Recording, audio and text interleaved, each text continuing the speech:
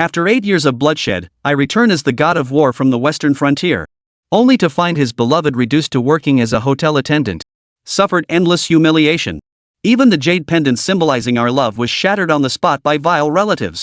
Can you stand this? I immediately hit back with an exorbitant compensation claim. 10 million. How dare a few punks come to my door to collect debts from my wife?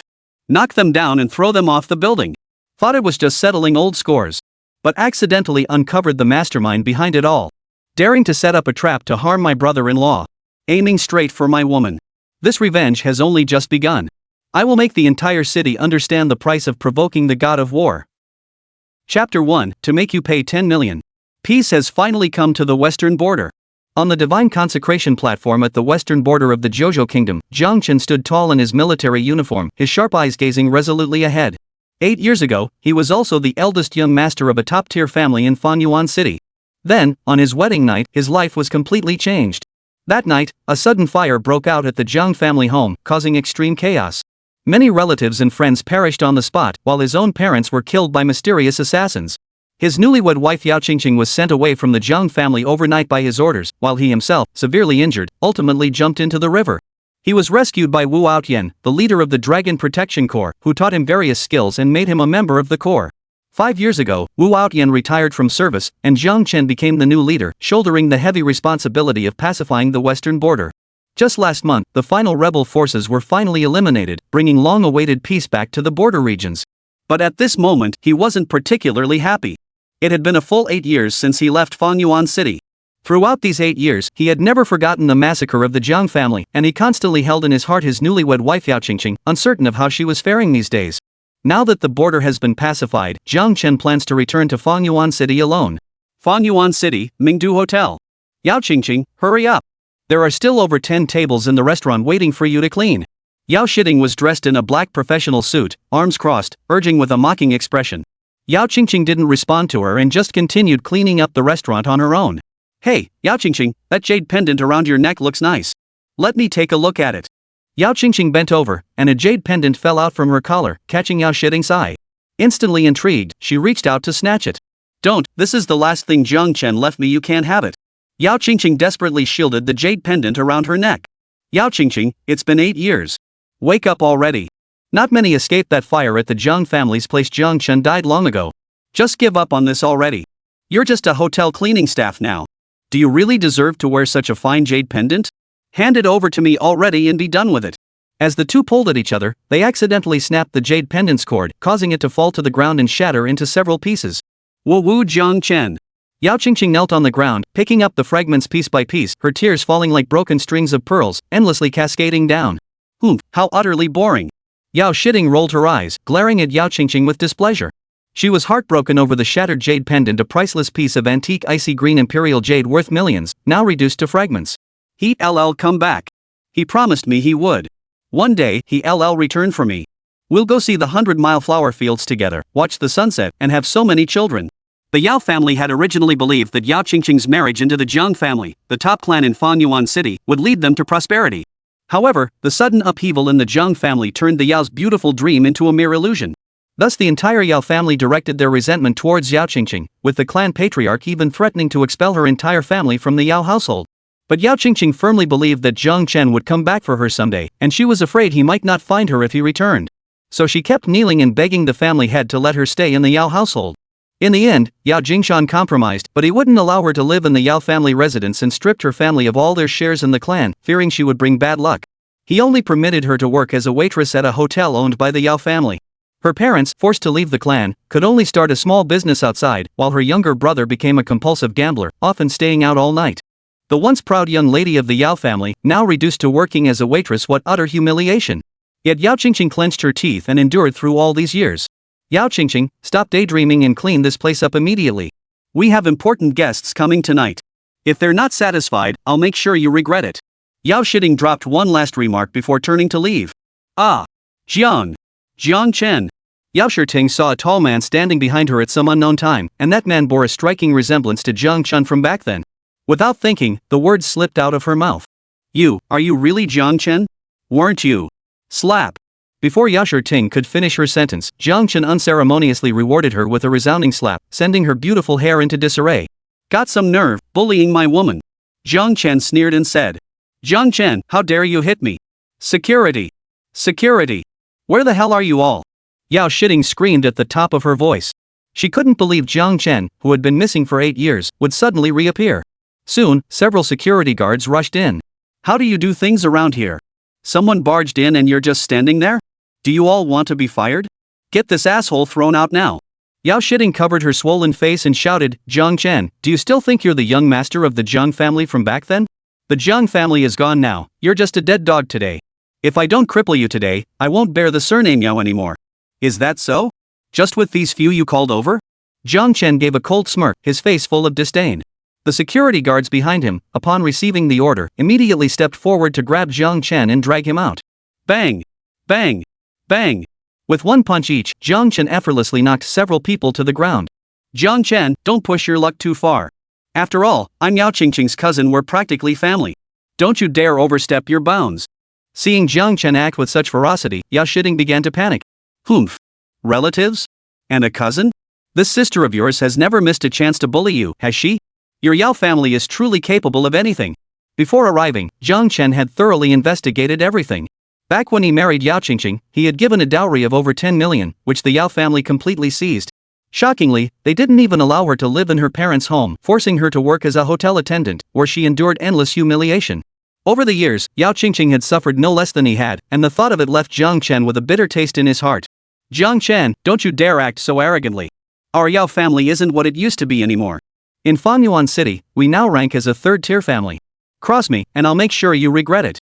Yáo Shītíng clenched her silver teeth, eyes wide with fury as she glared at Jiāng Chén. Ha, boasting about being a third-tier family? 10 million. Jiāng Chén extended one finger, sneering coldly as he spoke. What 1 million?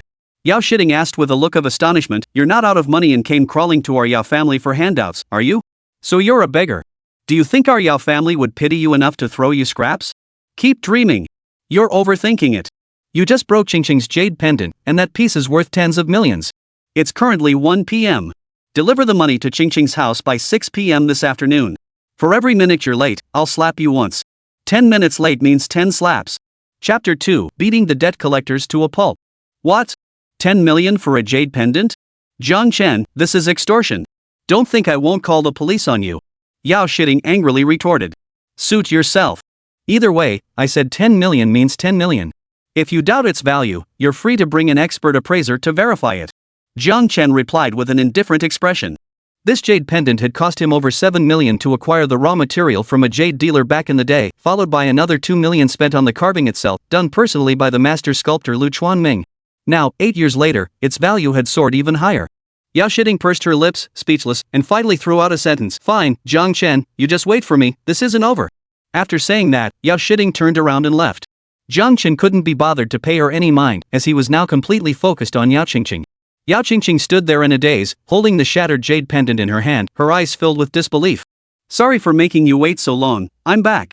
Jiāng Chén slowly walked up to Yáo Qīngqing, gazing at her gaunt face filled with guilt. Yet Jiāng Chén's simple words struck like a thunderclap, jolting Yáo Qīngqing awake from her daze with a shudder. Realizing what had happened, Yáo Qīngqing threw herself into Jiāng Chén's arms. You bastard, since you're still alive, why didn't you come find me? Why was there not a single piece of news? Do you know how I've survived these 8 years? Do you know how worried I've been about you? Yáo Qīngqing kept pounding Jiāng Chén's chest with her fists, her tears soaking through his clothes. For 8 years, she had endured endless humiliation, countless times wanting to give up even to end her own life, but she persevered in the end, all because of that stubborn belief in her heart. She was convinced Jiāng Chén hadn't died, that he would surely return for her. Jiāng Chén held her tightly and said, It's all right. I'm back, and everything will get better. Let's go home. Not now, I still have a lot of things to finish here. Yáo Qīngqing raised her head and looked at Jiāng Chén as she spoke. Since I'm back now, I won't allow you to do these dirty and exhausting jobs anymore. Let's go home right away. Looking into Jiāng Chén's determined eyes, Yáo Qīngqing smiled and nodded. She originally stayed at the Yáo family to work just to wait for Jiāng Chén's return. Now that her man was already back, why should she remain here any longer? The two of them left the hotel. Jiāng Chén followed Yáo Qīngqing to a nearby old residential area, a neighborhood dating back to the 1990s. Most of the residents here were elderly, as the younger generation had long since moved away. Do you live here? The neighborhood didn't have an elevator, so Jiāng Chén followed Yáo Qīngqing up the stairs, unable to hold back his question.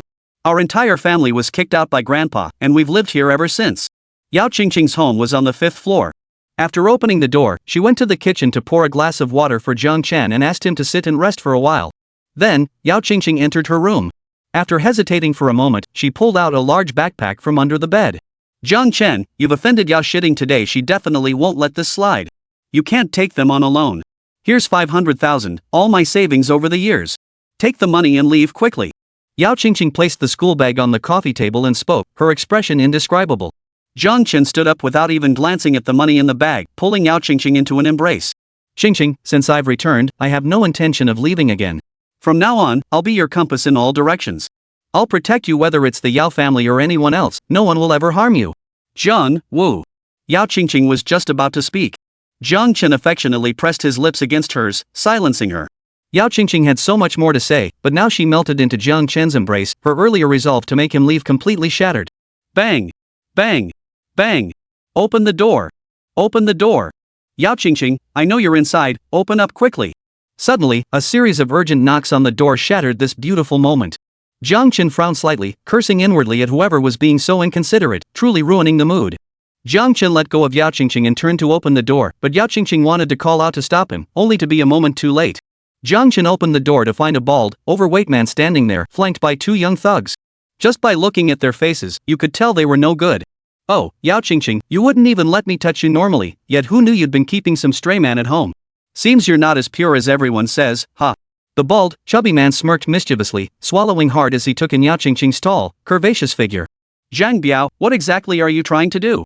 Yáo Qīngqing, upon seeing the visitor, immediately became furious and stepped forward to shoo them away. Haha, what do you think? Your little brother Yáo Bing lost a bet and owes me 2 million. I'm here to collect the debt. He owes you money, go ask him for it. I don't have any, get out of here now or I'll call the police. From their words, Jiāng Chén could tell that these people were definitely not causing trouble for her for the first time. As for Yáo Bing, whom Zhang Biao had mentioned earlier, Jiāng Chén had some recollection of him. He's Yáo Qīngqing's younger brother, who I met at a wedding banquet 8 years ago. Back then, he was just a good-for-nothing youth, and who would have thought after all these years, he'd still be the same old sorry sight. Paying debts is only natural. Since your brother's gone missing, who else am I supposed to ask for the money if not you? If you're broke, that's fine, just keep me company for a fun night, and I'll give you a few more days. How about that? Zhang Biao kept sizing up Yáo Qīngqing from head to toe. The few hoodlums behind him also wore mischievous grins on their faces. If you don't want to die, get the hell out of here now. Jiāng Chén said coldly. Well, Yáo Qīngqing, the pretty boy you're keeping has quite the temper. Kid, do you even know who your daddy is? Scram while you still can, or I'll break all 3 of your legs. Slap. Without hesitation, Jiāng Chén swung his arm in a full circle and delivered a resounding slap that sent Zhang Biao spinning on the spot. Ouch. Zhang Biao saw stars, clutching his cheek as he howled in pain. Damn, there really are people who aren't afraid to die. You actually dared to hit me. Brothers, get him. Throw him off this building. Seeing their boss getting beaten, the 2 punks in the back immediately rushed forward. Jiāng Chén kicked one away with a single foot, then stepped forward, grabbing them one by each hand and lifting them up. You want to throw me down, huh? Fine, I'll throw you down first. Jiāng Chén spoke while directly throwing those 2 thugs down the stairway. The 2 thugs tumbled down the stairway, landing in a disoriented heap. Then, Jiāng Chén grabbed Zhang Biao by the neck and lifted him up. Zhang Biao, his face filled with terror, flailed his legs in the air and pleaded, Big bro, I know I was wrong. I failed to recognize Mount Tai. I had no idea you were such a tough guy. Come to collect debts, huh? My slaps are priceless, but today I'll give you a few extra for free. As he spoke, Jiāng Chén swung his arm wide and proceeded to slap him dozens of times in succession, beating him into a swollen mess resembling a pig's head, then similarly tossed him down the stairwell. The 2 thugs hurriedly helped their boss up, and the 3 of them desperately ran downstairs for their lives. Chapter 3, What kind of relatives are these? After dealing with a few people, Jiāng Chén still took the time to walk over to the window and look down below. 3 figures stumbled painfully down the stairs before sprinting toward a nearby grove. Suddenly, a vaguely familiar face darted out from the trees and began whispering with Zhang Biao and his 2 companions. Jiāng Chén, are you okay? Yáo Qīngqing rushed out anxiously from her home. She certainly didn't want to see Jiāng Chén get into trouble right after returning.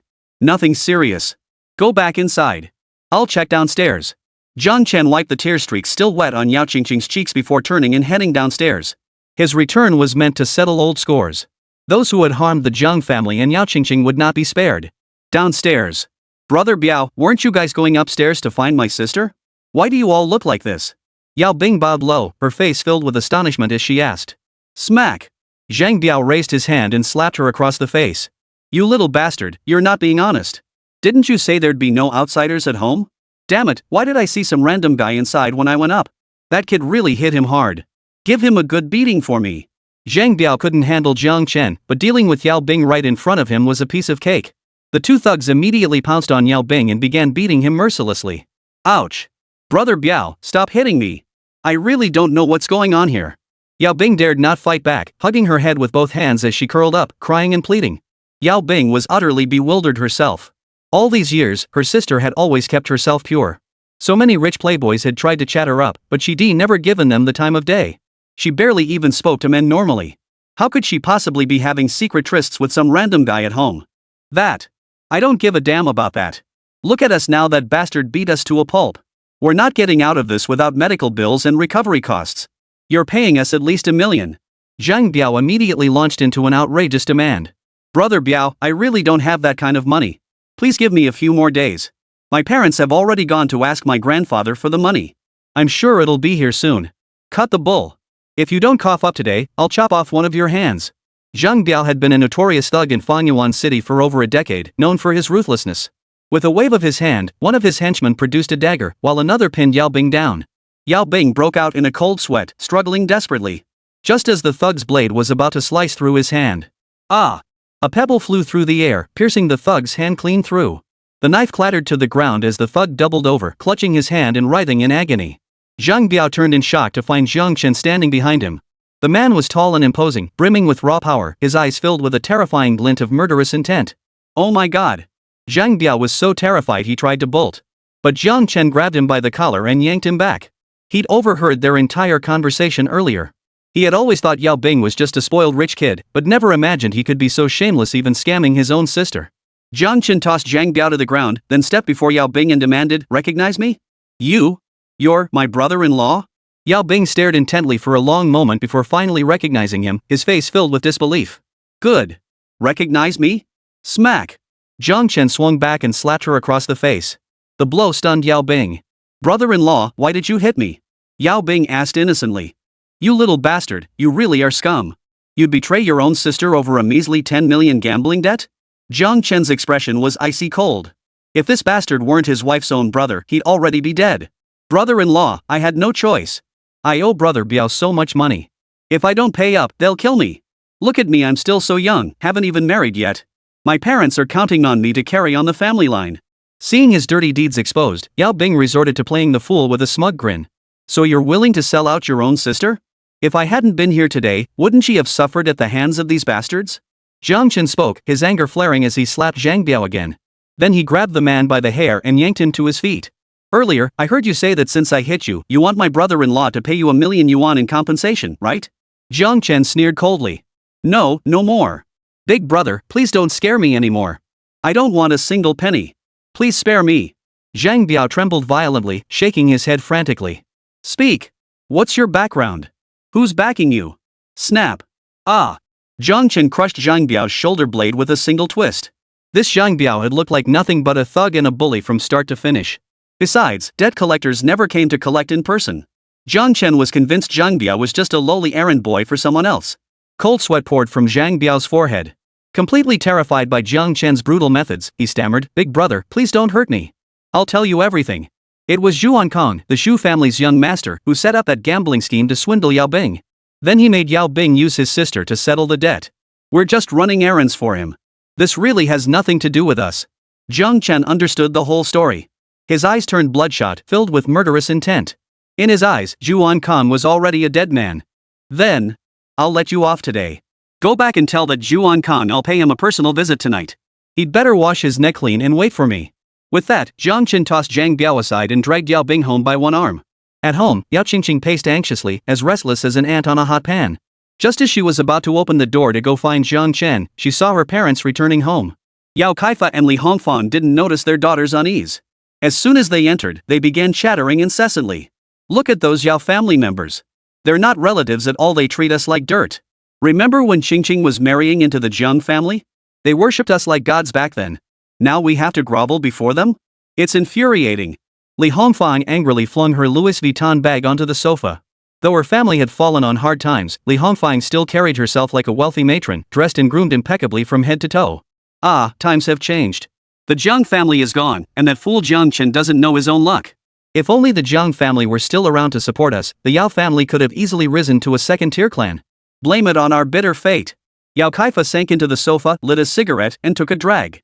Seeing their demeanor, Yáo Qīngqing knew they must have gone to ask grandfather for money again today and gotten turned down. Chapter 4, I'll be fine.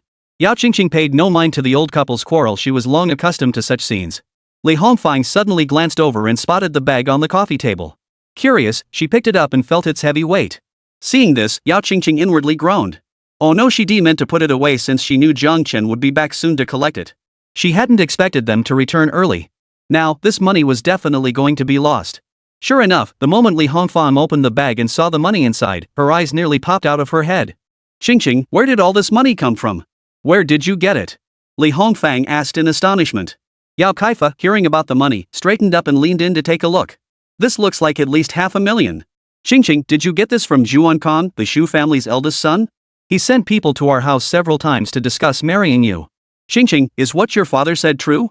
You stubborn girl finally came to your senses. You should have agreed to marry young Master Zhou long ago. Then we wouldn't have to run to the Yáo family, begging for favors and enduring their condescending looks. Even though this money is a bit meager, it can be used to pay off Bingbing's debts. At least it'll give her some breathing room, and she won't have to suffer so much. Li Hongfang's mind was consumed solely by her son. As for this daughter, she was nothing more than a tool for making money. If someone offered a price that satisfied her, she'd even be willing to sell her daughter into prostitution. Old man, hurry up and call. Tell Bingbing to come back. Let him know we have the money now. Get him to take it over immediately to cover the emergency. Li Hongfang urged her husband.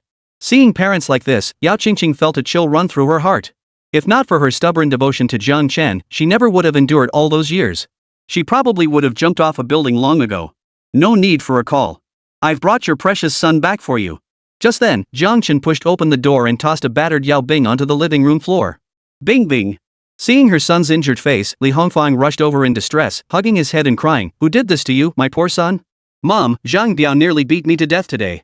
I almost didn't make it back." Yáo Bing hid in his mother's embrace, looking like a wounded little child, his face full of grievance. "Bingbing, don't be afraid. Mom and Dad are here. Look, we have money now. We'll definitely help you pay it back." You're Jiāng Chén." Yáo Qīngqing stared at Jiāng Chén standing at the doorway, his face frozen in shock. "You actually came back. Jiāng Chén. What are you doing back here?" Li Hongfang had been so preoccupied with her son's injuries that she hadn't noticed Jiāng Chén standing before her. Now that she realized it, she immediately lashed out at him. "Our Qīngqing has just started developing feelings for Zhū Ānkāng, the young master of the Zhou family. Do you know who the Zhous are? They're a first-class family, a genuine aristocratic clan. Are you here to ruin her entire life's happiness?" In their eyes, how Jiāng Chén had fared over the past 8 years was utterly irrelevant. Their minds were consumed solely with how to climb the social ladder by attaching themselves to the Zhou family, and how to earn the admiration of their Yáo relatives. Is that so? Do you truly believe Zhū Ānkāng's feelings for Qīngqing are genuine? Is the Zhou family really worth your groveling? Or do you honestly think you could ever climb high enough to reach them? Come on, spill everything you've done. Jiāng Chén kicked Yáo Bing as he spoke. Yáo Bing glanced at Jiāng Chén, too terrified to refuse. She immediately crawled over to Yáo Qīngqing. "Sis, I'm sorry. I'm not human." Yáo Bing confessed every single one of her misdeeds in detail. Yáo Qīngqing's eyes widened as she covered her mouth with her hand. Her fragile heart had been stabbed once more. Though she knew her brother gambled habitually, she never imagined her own flesh and blood would betray her like this. At that moment, Li Hongfang stepped forward again to defend her child. "Why are you being so harsh on my son? Bingbing is only 25 this year. He's still a child. Didn't he just say it? It was all a trap set for him. You can't blame him entirely for this." Yáo Qīngqing chimed in, "That's right. While Master Zhu's methods were questionable, he's loved our Qīngqing for a long time. I believe he acted impulsively out of desperation. If Qīngqing truly ends up with him, Master Zhou will treat her well." "Dad. Mom. Is this even human speech? You've spoiled him since childhood.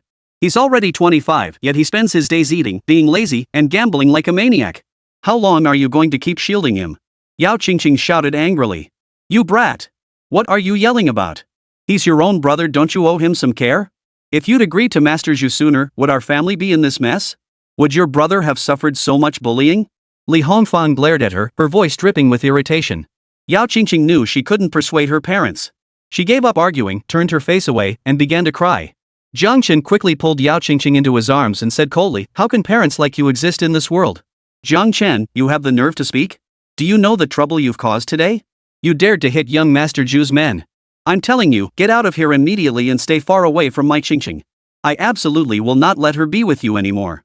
She can only marry young Master Zhu. Li Hongfang pointed toward the door, shouting furiously as she tried to drive Jiāng Chén away. Yáo Qīngqing is my wife. We got married 8 years ago. Anyone who dares lay a finger on her, I won't hesitate to kill them. An invisible aura of menace radiated from Jiāng Chén, sending shivers down both Li Hongfang and Yao Kaifa's spines. It was a presence he'd cultivated over years of battle. Fine, if you want to die, I won't stop you. But just wait until Master Zhu comes looking for you. I'll see how you handle that. Li Hongfang forced herself to remain calm as she spoke. Jiāng Chén, promise me don't go around fighting and killing people over every little thing. I've finally gotten to see you again. I don't want anything to happen to you. Yáo Qīngqing nestled into Jiāng Chén's embrace, her beautiful eyes brimming with concern as she spoke. Mei-cham, don't worry. I promise you, I won't get hurt. Jiāng Chén smiled gently. As the leader of the Dragon Guard Legion, these so-called aristocratic families were mere weeds to him. If anyone dared cross his line, wiping them all out would be as easy as flipping his hand. Just then, Yao Kaifa's phone rang. He answered it, and his expression quickly turned grim. It's ING calling. She says Dad wants us to come over. No idea what it's about, but she insists we bring Qīngqing along. Yao Kaifa hung up and told his wife. Yáo Qīngqing voiced her concern. She must have gone back to tattle. Grandpa's going to give me a hard time. Don't worry. That Yao Ing broke the jade pendant I gave you. I'm going to make her pay for it. Jiāng Chén chuckled. Chapter 5, Malice. The 5 of them arrived at the Yao family villa. Inside the mansion, the Yao patriarch and other core family members were already seated in the grand hall, waiting. Among them, some wore stern expressions, clearly here to confront them, while others looked on with schadenfreude, eager for a spectacle. Li Hongfang felt a pang of panic at the sight of this scene. She glanced at Jiāng Chén beside her, her face twisted with disgust. It's all your fault, you bringer of misfortune. You've barely returned and already caused such a huge disaster for our Qīngqing. Yao Ing stepped forward to scold Yáo Qīngqing. Yáo Qīngqing, grandfather summoned you. Why did it take you so long to come? Do you even respect grandfather anymore? Yao Ing had deliberately delayed informing them, aiming to make things difficult for Yáo Qīngqing so that old Master Yao would vent his anger on her behalf. Smack! Smack! Just as Yao Ing was gloating, Jiāng Chén stepped forward and delivered 2 sharp slaps across her face without hesitation. The sharp, crisp sound of the slaps echoed clearly, heard distinctly by everyone present. Jiāng Chén, what are you doing? Have you lost your mind? Li Hongfang and Yao Kaifa both jumped in surprise, taking a step back. They never imagined Jiāng Chén would dare slap Yao Ing right in front of the Yao family. Those slaps weren't just aimed at Yao Wing's face, they were a direct slap in the face to the entire Yao family. Jiāng Chén, how could you be so impulsive? Yáo Qīngqing, standing nearby, ripped Jiāng Chén's sleeve tightly. She was worried about his recklessness. After all, the Yao family of today was not the same as the one 8 years ago. They were now a third-tier family, while the Jiāng family had been destroyed. How could Jiāng Chén, alone, possibly stand up to the Yao family? Jiāng Chén, how dare you hit me? Yao Ing clutched her cheek, glaring at Jiāng Chén. Have you forgotten what I told you at noon? You broke the jade pendant I gave Qīngqing. You have to bring 10 million yuan by 6 p.m. to compensate. It's already 2 minutes past the deadline. Jiāng Chén said indifferently, glancing at his watch. Another minute has passed. Smack! Without another word, Jiāng Chén delivered another sharp slap. Jiāng Chén! Don't push your luck. At that moment, old Master Yao, seated at the head of the main hall, slammed his hand on the table and rose to his feet, shouting angrily. Exactly. Jiāng Chén, your Jiāng family has been destroyed for 8 years now. You're no longer the young master you once were, yet you still have quite the temper. Uncle, if your sister were struck, could you really keep your composure? The speaker was Yao Tian, the son of the third branch of the Yao family and Yáo Qīngqing's cousin. Yao Ying's father, Yao Quan, spoke coldly. Jiāng Chén, Yáo Qīngqing is your wife. During your 8 years of disappearance, our Yao family never expelled her from the family registry. She still works at our family hotel. We've supported your wife for 8 years, yet the moment you return, you assault my daughter? Do you think this is appropriate? Wha, Grandpa? See? I wasn't lying earlier. This Jiāng Chén is nothing but an ungrateful bastard. He hit me at the hotel just now, and now he's hitting me right in front of you all. Grandpa, you have to stand up for me. Yao Ing covered her face, feigning tears as she ran to Grandfather Yao's side to complain. Grandpa Yao patted her hand gently, soothing her. Ing, don't be afraid. With Grandpa here, justice will be served. Jiāng Chén, your audacity is unforgivable. If you don't give us a proper explanation today, you won't leave the Yao residence. An explanation? Fine. Since you demand one, let's talk it out properly. The Jiāng family has never owed your Yao family anything. When I married Qīngqing, I presented 30 million yuan as a dowry. That money went straight into your Yao family's pockets. Qīngqing and her parents didn't receive a single penny. But what did you do?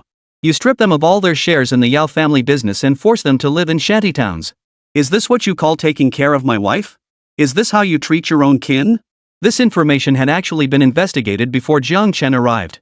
He cast a cold glance around at the Yáo family members seated there and continued, "Today, Yáo Qīngqing accidentally broke the jade pendant I gave Yáo Qīngqing at the hotel. It's worth 10 million. Adding that to the 30 million dowry money, that's a total of 40 million. Today, I want every single cent of it back." "Jiāng Chén, what nonsense are you spouting?" Yáo Qīngqing leapt to her feet, shouting, "Which eye of yours saw me break her jade pendant? It clearly fell and shattered on its own. And as for the betrothal money you gave her, our Yáo family never took a single cent. That money was clearly taken by her gambling-addicted brother and lost at the tables." Yáo Qīngqing gripped Jiāng Chén's clothes, her palms sweating as she whispered, "Jiāng Chén, we can't fight them." Jiāng Chén patted her hand, offering a reassuring glance. "They treated you like this," he said gently. "I won't let them get away with it. I'll make sure justice is served for you." Jiāng Chén pulled a USB drive from his pocket and tossed it in front of Yáo Qīngqing. "Over the past 8 years, your Yáo family climbed from a lowly minor clan to a third-tier family. Everything your Yáo family did that was utterly shameless is stored here. Old Master Yáo, you can take your time enjoying it yourself." Yáo Qīngqing initially thought Jiāng Chén was putting on airs. He had someone fetch a computer, plugged in the USB drive, and opened the files inside. To fuel their rise, the Yáo family had indeed engaged in some shady dealings behind the scenes. They believed every detail had been meticulously covered up. But upon seeing the contents of the files, Yáo Qīngqing felt utterly devastated. The shady accounts, the underhanded deals, every transaction was laid bare, in even greater detail than what the core family members knew. Many of the revelations were unknown even to him, the head of the Yáo family. For instance, Yáo Qīngqing and her father had secretly transferred all of Yáo Qīngqing's family shares into their own names. Furthermore, they had embezzled large sums in kickbacks from family projects, lining their own pockets. Yáo Qīngqing's eyes burned with venom as he fixed his gaze on his eldest son before slamming the laptop shut. Yáo Qīngqing's gaze sent a chill down Yáo Qīngqing's spine. "Jiāng Chén, these past years, I admittedly relaxed my oversight of the company. I can personally arrange for Yáo Qīngqing's family to have their shares returned. I will also give them the 30 million yuan dowry money. But you must leave these documents in my possession." Yáo Qīngqing spoke calmly, his expression unreadable. This money and those shares represented a substantial sum to Yáo Qīngqing. He was unwilling to simply hand them over. Yet Yáo Qīngqing knew his son's intentions all too well. Before he could speak, a piercing glare silenced him. Seeing her father back down, Yáo Qīngqing immediately interjected, "Grandpa, I've endured so much injustice. Are you really going to hand over our things just because of their so-called evidence? Keep your mouth shut." Yáo Qīngqing shot his daughter a warning glance, signaling her to keep quiet. Yáo Qīngqing waved his hand reassuringly. Rest assured. Grandfather knows his limits. I'm getting old, and eventually, the position of head of the Yáo family will still fall to your father." Yáo Qīngqing's words amounted to an official announcement, filling both Yáo Qīngqing and Yáo Qīngqing with quiet joy. The position of head of the Yáo family was something far beyond mere shares or a dowry. Chapter 6, Running an Errand. Jiāng Chén watched the family chatting away happily and couldn't help but snort derisively. "Mr. Yáo, you're all chatting so happily without even asking if I agree? Do you really think this little steak will buy your Yáo family peace and quiet?" Jiāng Chén saw through it all. This family showed not a shred of genuine remorse. If he agreed, the Yáo family would truly have no worries. Who knew? They might even step up their oppression of Yáo Qīngqing. Then what would be the point of getting those shares and money back? "Jiāng Chén, I advise you to take what you've got and walk away. Otherwise, you won't get a single penny," Yáo Qīngqing threatened. "Exactly. You're nothing but a stray dog, Jiāng Chén. Do you really think your measly evidence can take down the Yáo family? Let me tell you straight, my fiancé is the deputy commissioner of the Fanyuan City Police Department. Do you believe I could have you thrown in jail with just one phone call?" Yáo Qīngqing said with utter indifference. Jiāng Chén's lips curled into a smirk. How could he not know what Yáo Qīngqing was talking about? But he'd never given the police department a second thought. As for Li Hongfeng, she was always one to chase pleasure. The other party had already agreed to return their shares and even give back the 30 million yuan dowry. She was perfectly satisfied with that. Now that she heard about their powerful connections, she naturally didn't want to stir up any more trouble. She immediately grabbed Jiāng Chén's arm and snapped, "Jiāng Chén, have you lost your mind?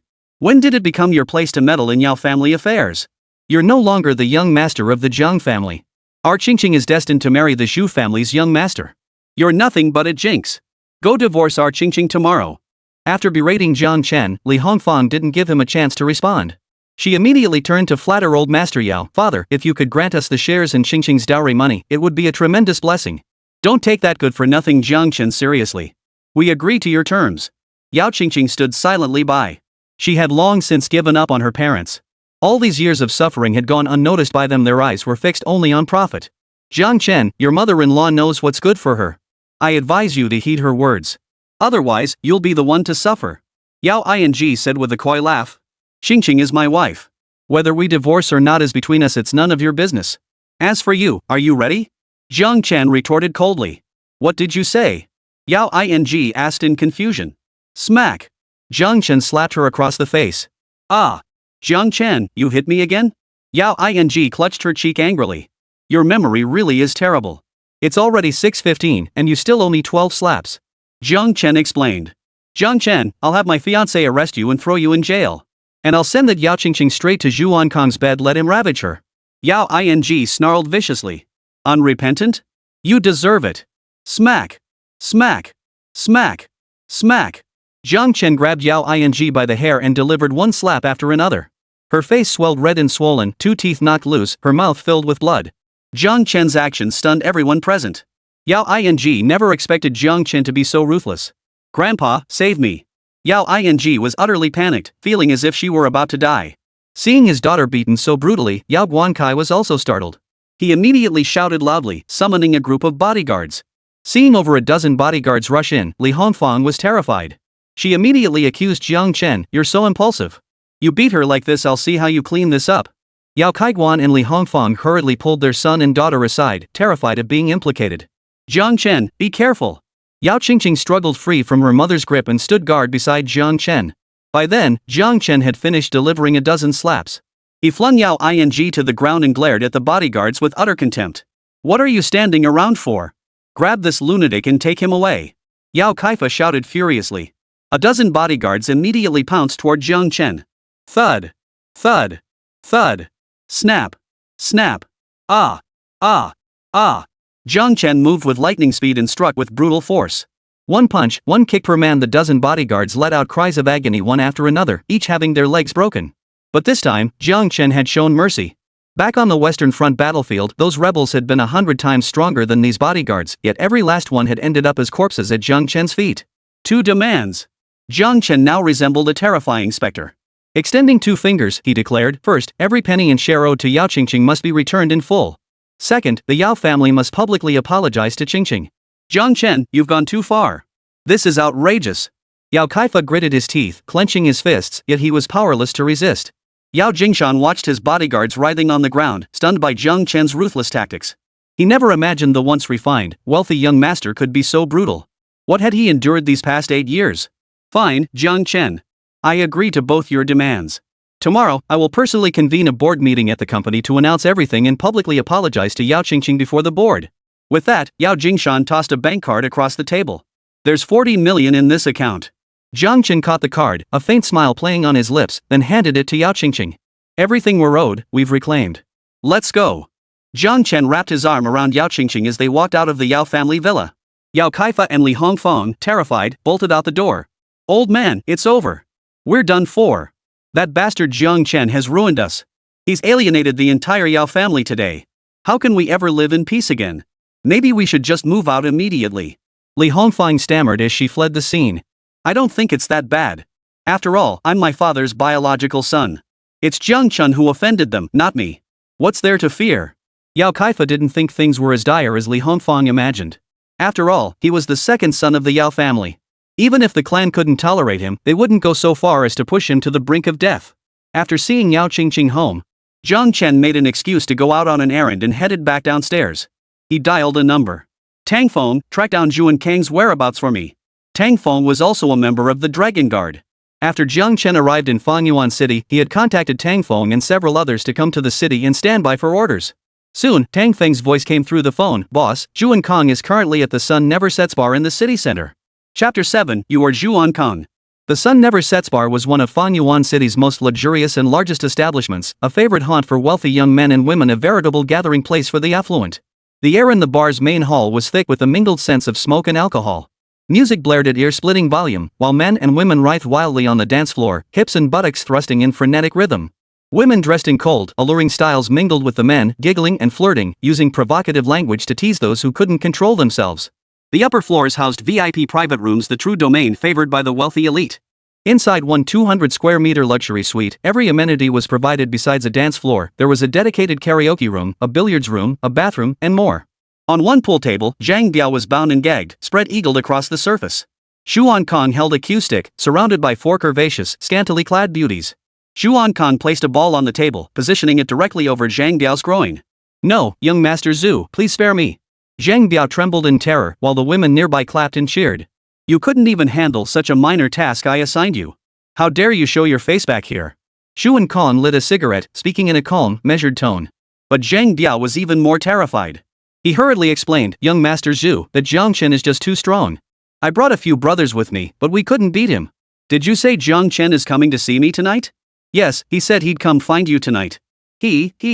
In Fanyuan City, who the hell have I ever feared? If he's got the guts, let him come. I'll cripple him tonight. Clang. With that, Zhū Ānkāng swung his cue stick. The cue ball shot out like a bullet, smashing squarely into Zhang Biao's crotch. A blood-curdling scream, like a pig being slaughtered, erupted from Zhang Biao. "Nice shot.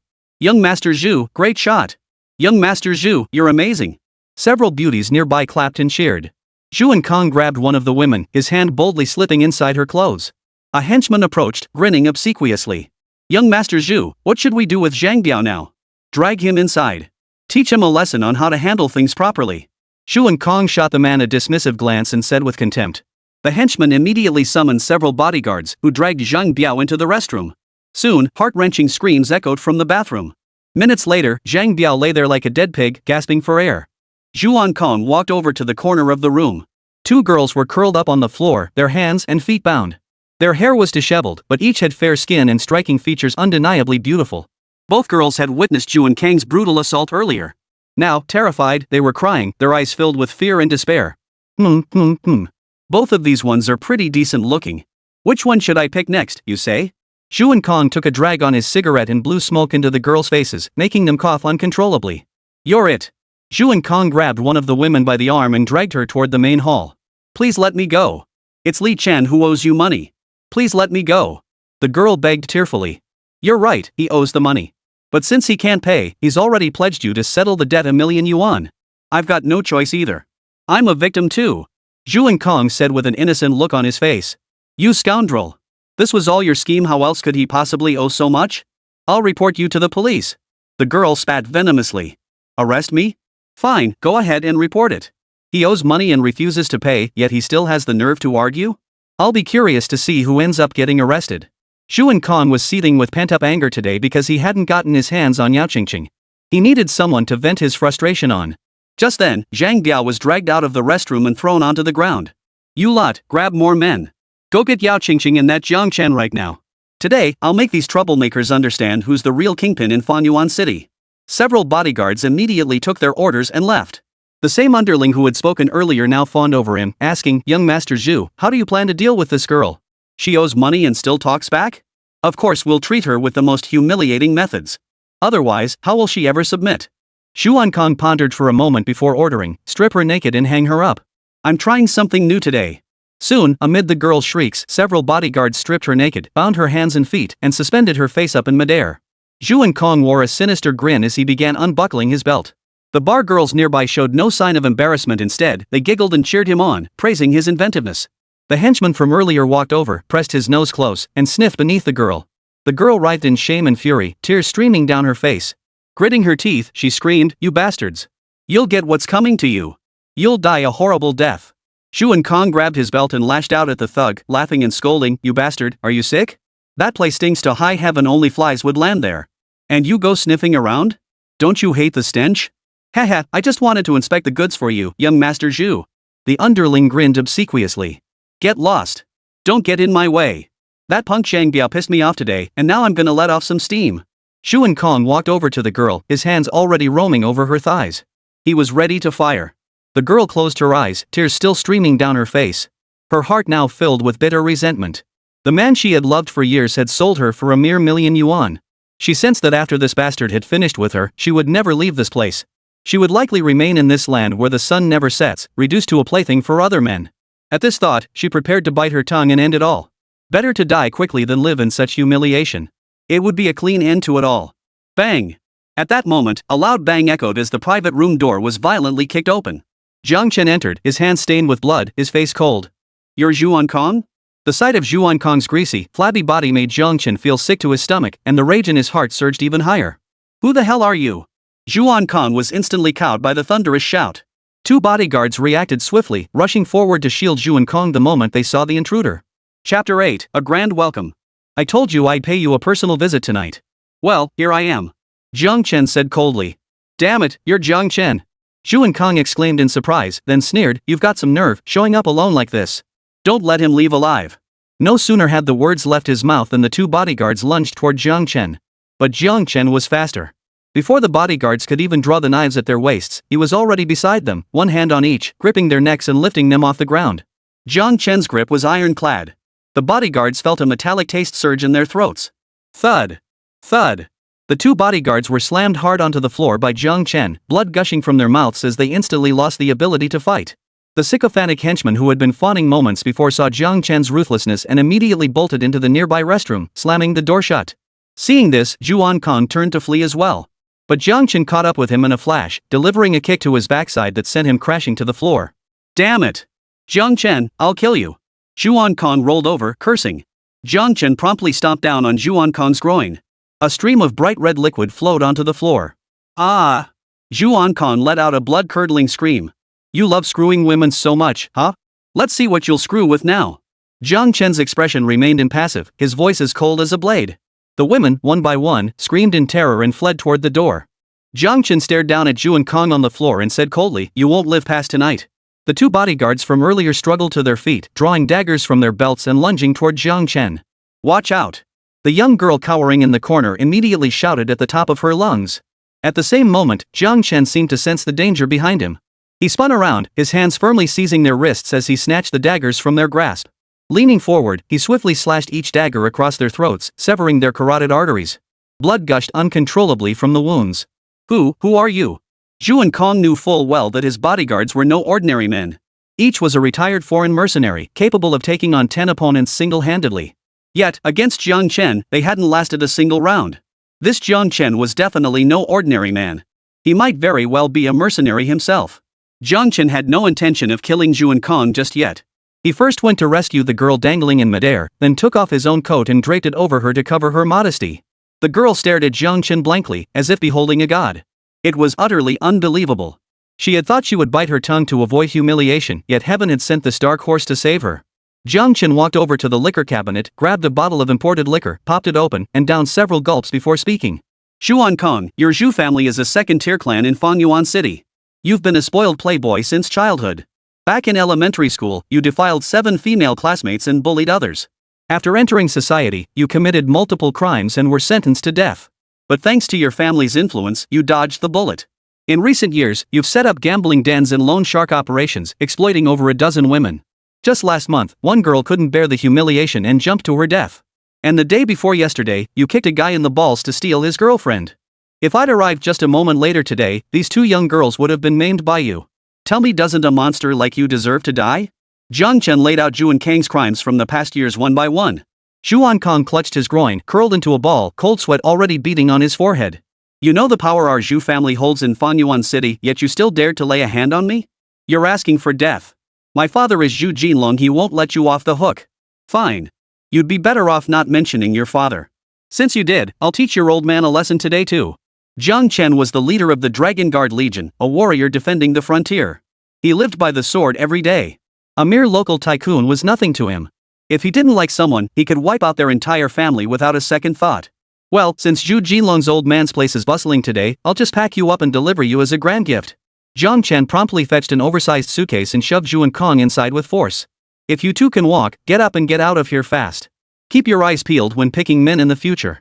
Jiāng Chén warned the 2 girls as he prepared to leave. The 2 girls had been staring in utter shock the entire time. Was this even human? The eldest son of the prestigious second-tier Zhū family had been crippled on a whim. All those bodyguards hadn't stood a chance against him. And now he was packing up a living person as a housewarming gift? This feat was truly unprecedented. For Sea's manor. Lakes lay before it, mountains rose behind. A veritable paradise nestled between mountains and waters. The Zhou family's mansion, spanning over 5,000 square meters and costing over $1 billion to build, showcased their formidable status in Fanyuan City. Inside the mansion, lights blazed brightly. Servants bustled in and out, busy as bees. Luxury cars filled the driveway, resembling a high-end auto show. Zhou Jinlong had invited Fanyuan City's wealthiest business tycoons and prominent figures to a banquet tonight. The rich are heartless, they deserve to die. Jiāng Chén, his expression stern, carried his suitcase through a small grove by the lake and arrived at the Zhou residence. He strode directly onto the red carpet leading to the estate's entrance. Since many of the invited guests belonged to first-class families, the occasion was exceptionally grand. To emphasize its grandeur, a red carpet stretching over 300 meters had been laid out from the entrance. When Jiāng Chén stepped onto the red carpet with his working-class appearance, he stood out like a sore thumb, utterly out of place. The elegantly dressed crowd at the entrance erupted into murmurs upon seeing him. Who is he? Could he be the son of some wealthy family in Fanyuan City? Look at his clothes, he doesn't look like any kind of wealthy family. He looks like a factory worker who just ran away from the factory. Maybe he's just a servant from the Zhou family. A servant walking through the main gate? Walking the red carpet? That's outrageous. What does that make us? The Zhou family really has no sense of decorum. Suddenly, murmurs erupted among the crowd, with many criticizing the Zhou family's hospitality. Chapter 9, The Jiāng Family's Young Master. Amidst the storm of murmurs, Zhou family steward Zhuge Yanghua hurried over. Who are you? Get your filthy paws off that red carpet. This is no place for someone of your station to be trampling on. Zhuge Yanghua shouted as he ran. With so many wealthy merchants and prominent figures attending the Zhou family's banquet tonight, an event crucial to the family's future prospects of joining the ranks of the top-tier clans, Zhou Jinlong took it extremely seriously. How could he allow such an undignified stranger to ruin everything? If the master found out, he'd be skinned alive. But Jiāng Chén paid no heed to Zhuge Yanghua's shouts and curses, continuing to stride effortlessly across the red carpet. You deaf bastard? I told you to stop and get your filthy feet off this carpet. Zhuge Yanghua had already rushed up close. Seeing this, he was instantly enraged, his beard bristling and eyes bulging. You worthless piece of trash. How dare you come and bring misfortune upon the Zhou family? Are you trying to get yourself killed? Zhuge Yanghua snarled through gritted teeth. His roar summoned a dozen or so thugs standing nearby, who quickly closed in, shouting and cursing. This pack of guard dogs looked ready to tear Jiāng Chén to shreds. Thud! Jiāng Chén halted at the bottom step of the Zhou family's entrance, then flung his suitcase forward. A guest is a guest. Is this how the Zhou family, a second-tier clan in Fanyuan City, treats visitors who've traveled far to see them? Besides, I didn't come empty-handed, I brought gifts. Jiāng Chén stood with his hands behind his back, chest puffed out, challenging them with his words. In that instant, the imposing aura radiating from him, commanding respect without a word, made his already towering figure seem even more majestic, like a cloud of imperial canopy. In an instant, it stunned all the dignitaries gathered at the entrance. Without a doubt.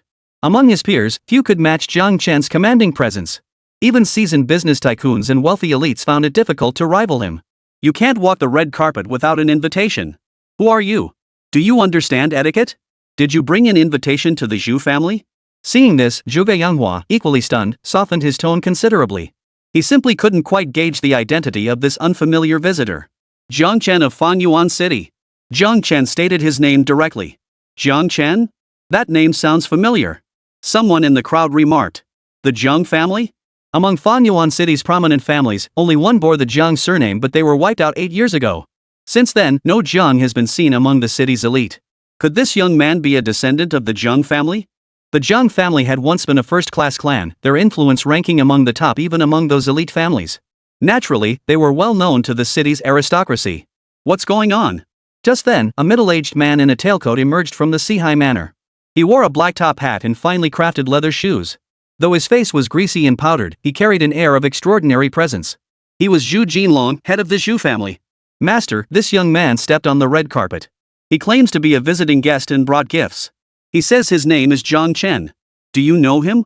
Upon seeing the patriarch emerge, the butler Zhuge Yanghua hurriedly reported and inquired from across the steps. Zhou Jinlong stood amidst the crowd, his piercing gaze scrutinizing the youth below the steps. Soon, he shook his head decisively. I don't know you, and the Zhou family has no need for your paltry gifts. Lick the red carpet clean of the filth you've trampled, then get the hell out of here. Zhou Jinlong declared haughtily. Upon hearing this, the surrounding dignitaries turned their heads in unison, their eyes clearly filled with awe. The head of the Zhou family stood high above all. What arrogance and power! Truthfully, the moment Zhou Jinlong heard Jiāng Chén's name, he had already guessed his identity. But the Jiāng family was, after all, a thing of the past. In the past, he would have treated Jiāng Chén with utmost respect, as the most honored guest. But now, 8 years later, times had changed. The Jiāng family no longer existed. It was best to keep his distance from such a man. After all, how the Jiāng family had been wiped out back then, and which powerful figure they had offended in the process, remained an unsolved mystery within Fangyuan City's wealthy circles for years. Indeed, everyone tacitly avoided mentioning it, fearing it might bring misfortune upon their own families. "You really won't take a look at the gift I brought? It's quite valuable, you know," Jiāng Chén said with a faint, ambiguous smile. "Not necessary." Zhu Jinlong refused outright. "What are you standing around for? Get him to lick the red carpet clean immediately. The important guest will arrive shortly. If they see the carpet soiled, won't they blame the Zhu family for poor hospitality?" Zhu Jinlong ordered his steward, Zhuge Yanhua. "Master, that suitcase looks rather large. It must contain quite a few valuable gifts. Why not reward our enforcers with the gifts he brought?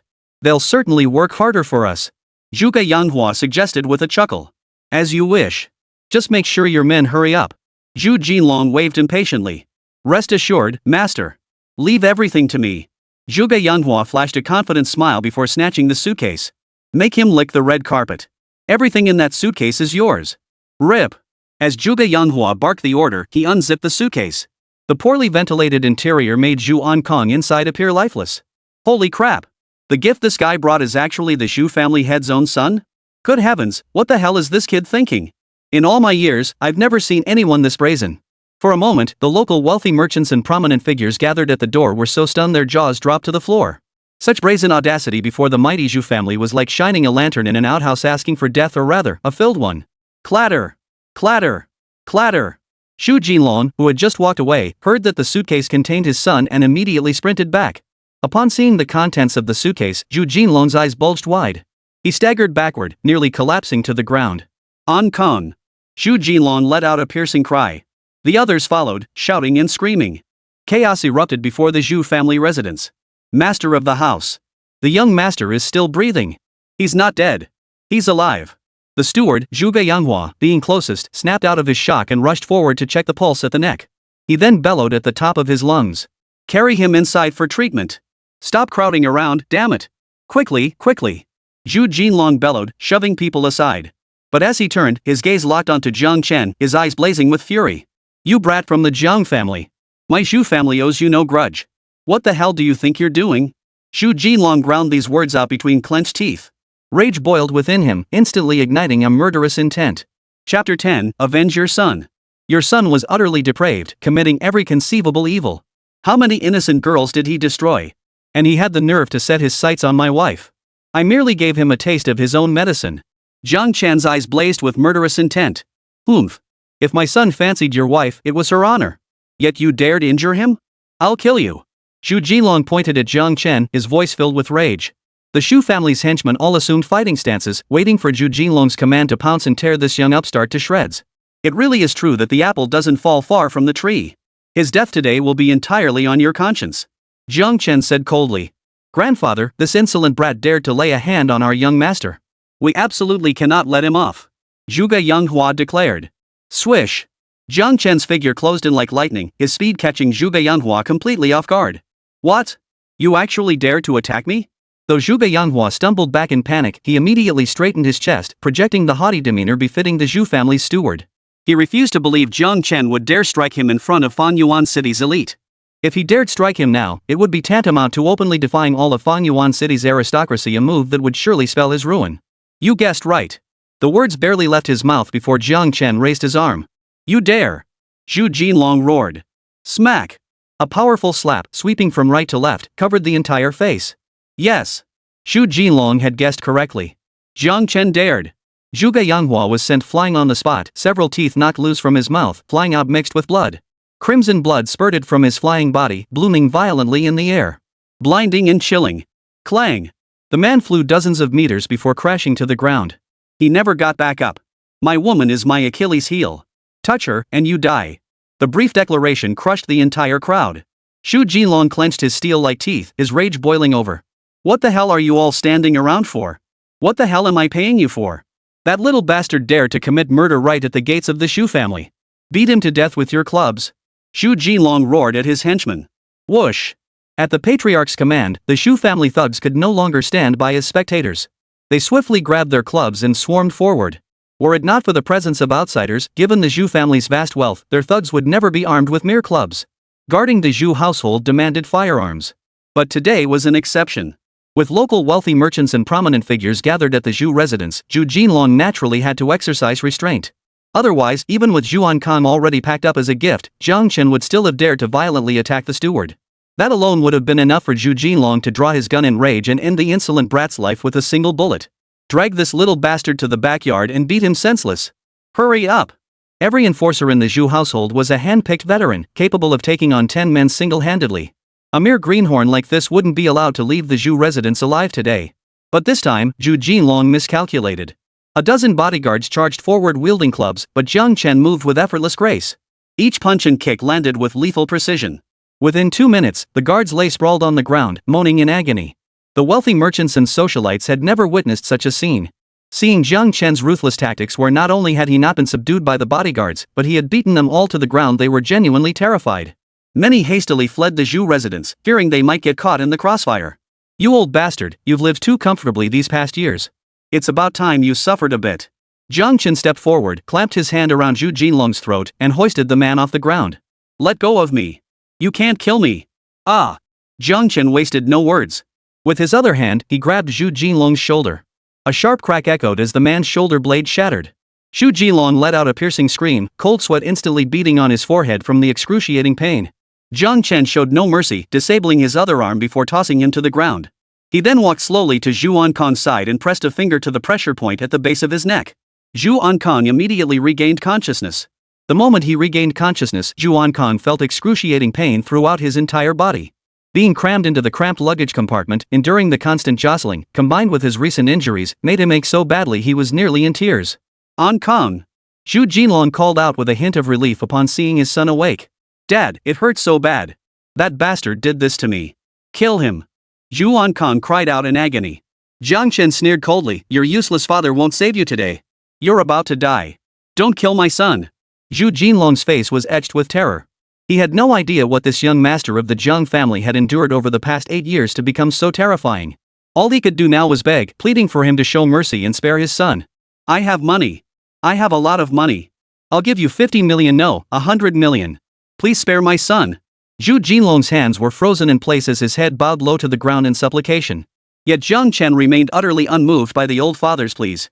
Countless enemies had begged for mercy on the battlefield, but reality had taught him never to spare anyone he intended to kill. Jiāng Chén, you, gurgle gurgle. Zhū Ānkāng tried to speak, but Jiāng Chén grabbed his head and snapped his neck with one twist. Blood spurted from Zhū Ānkāng's mouth as his eyes bulged wide, life extinguished. Ānkāng! Zhou Jinlong cried out in anguish. Witnessing his son brutally killed before his very eyes as a father possessing billions in assets yet utterly powerless to save his son's life, this agonizing pain defied description. Jiāng Chén spoke coldly to Zhou Jinlong, if you wish to avenge your son, I'll be waiting for you anytime. With that, Jiāng Chén turned and walked away.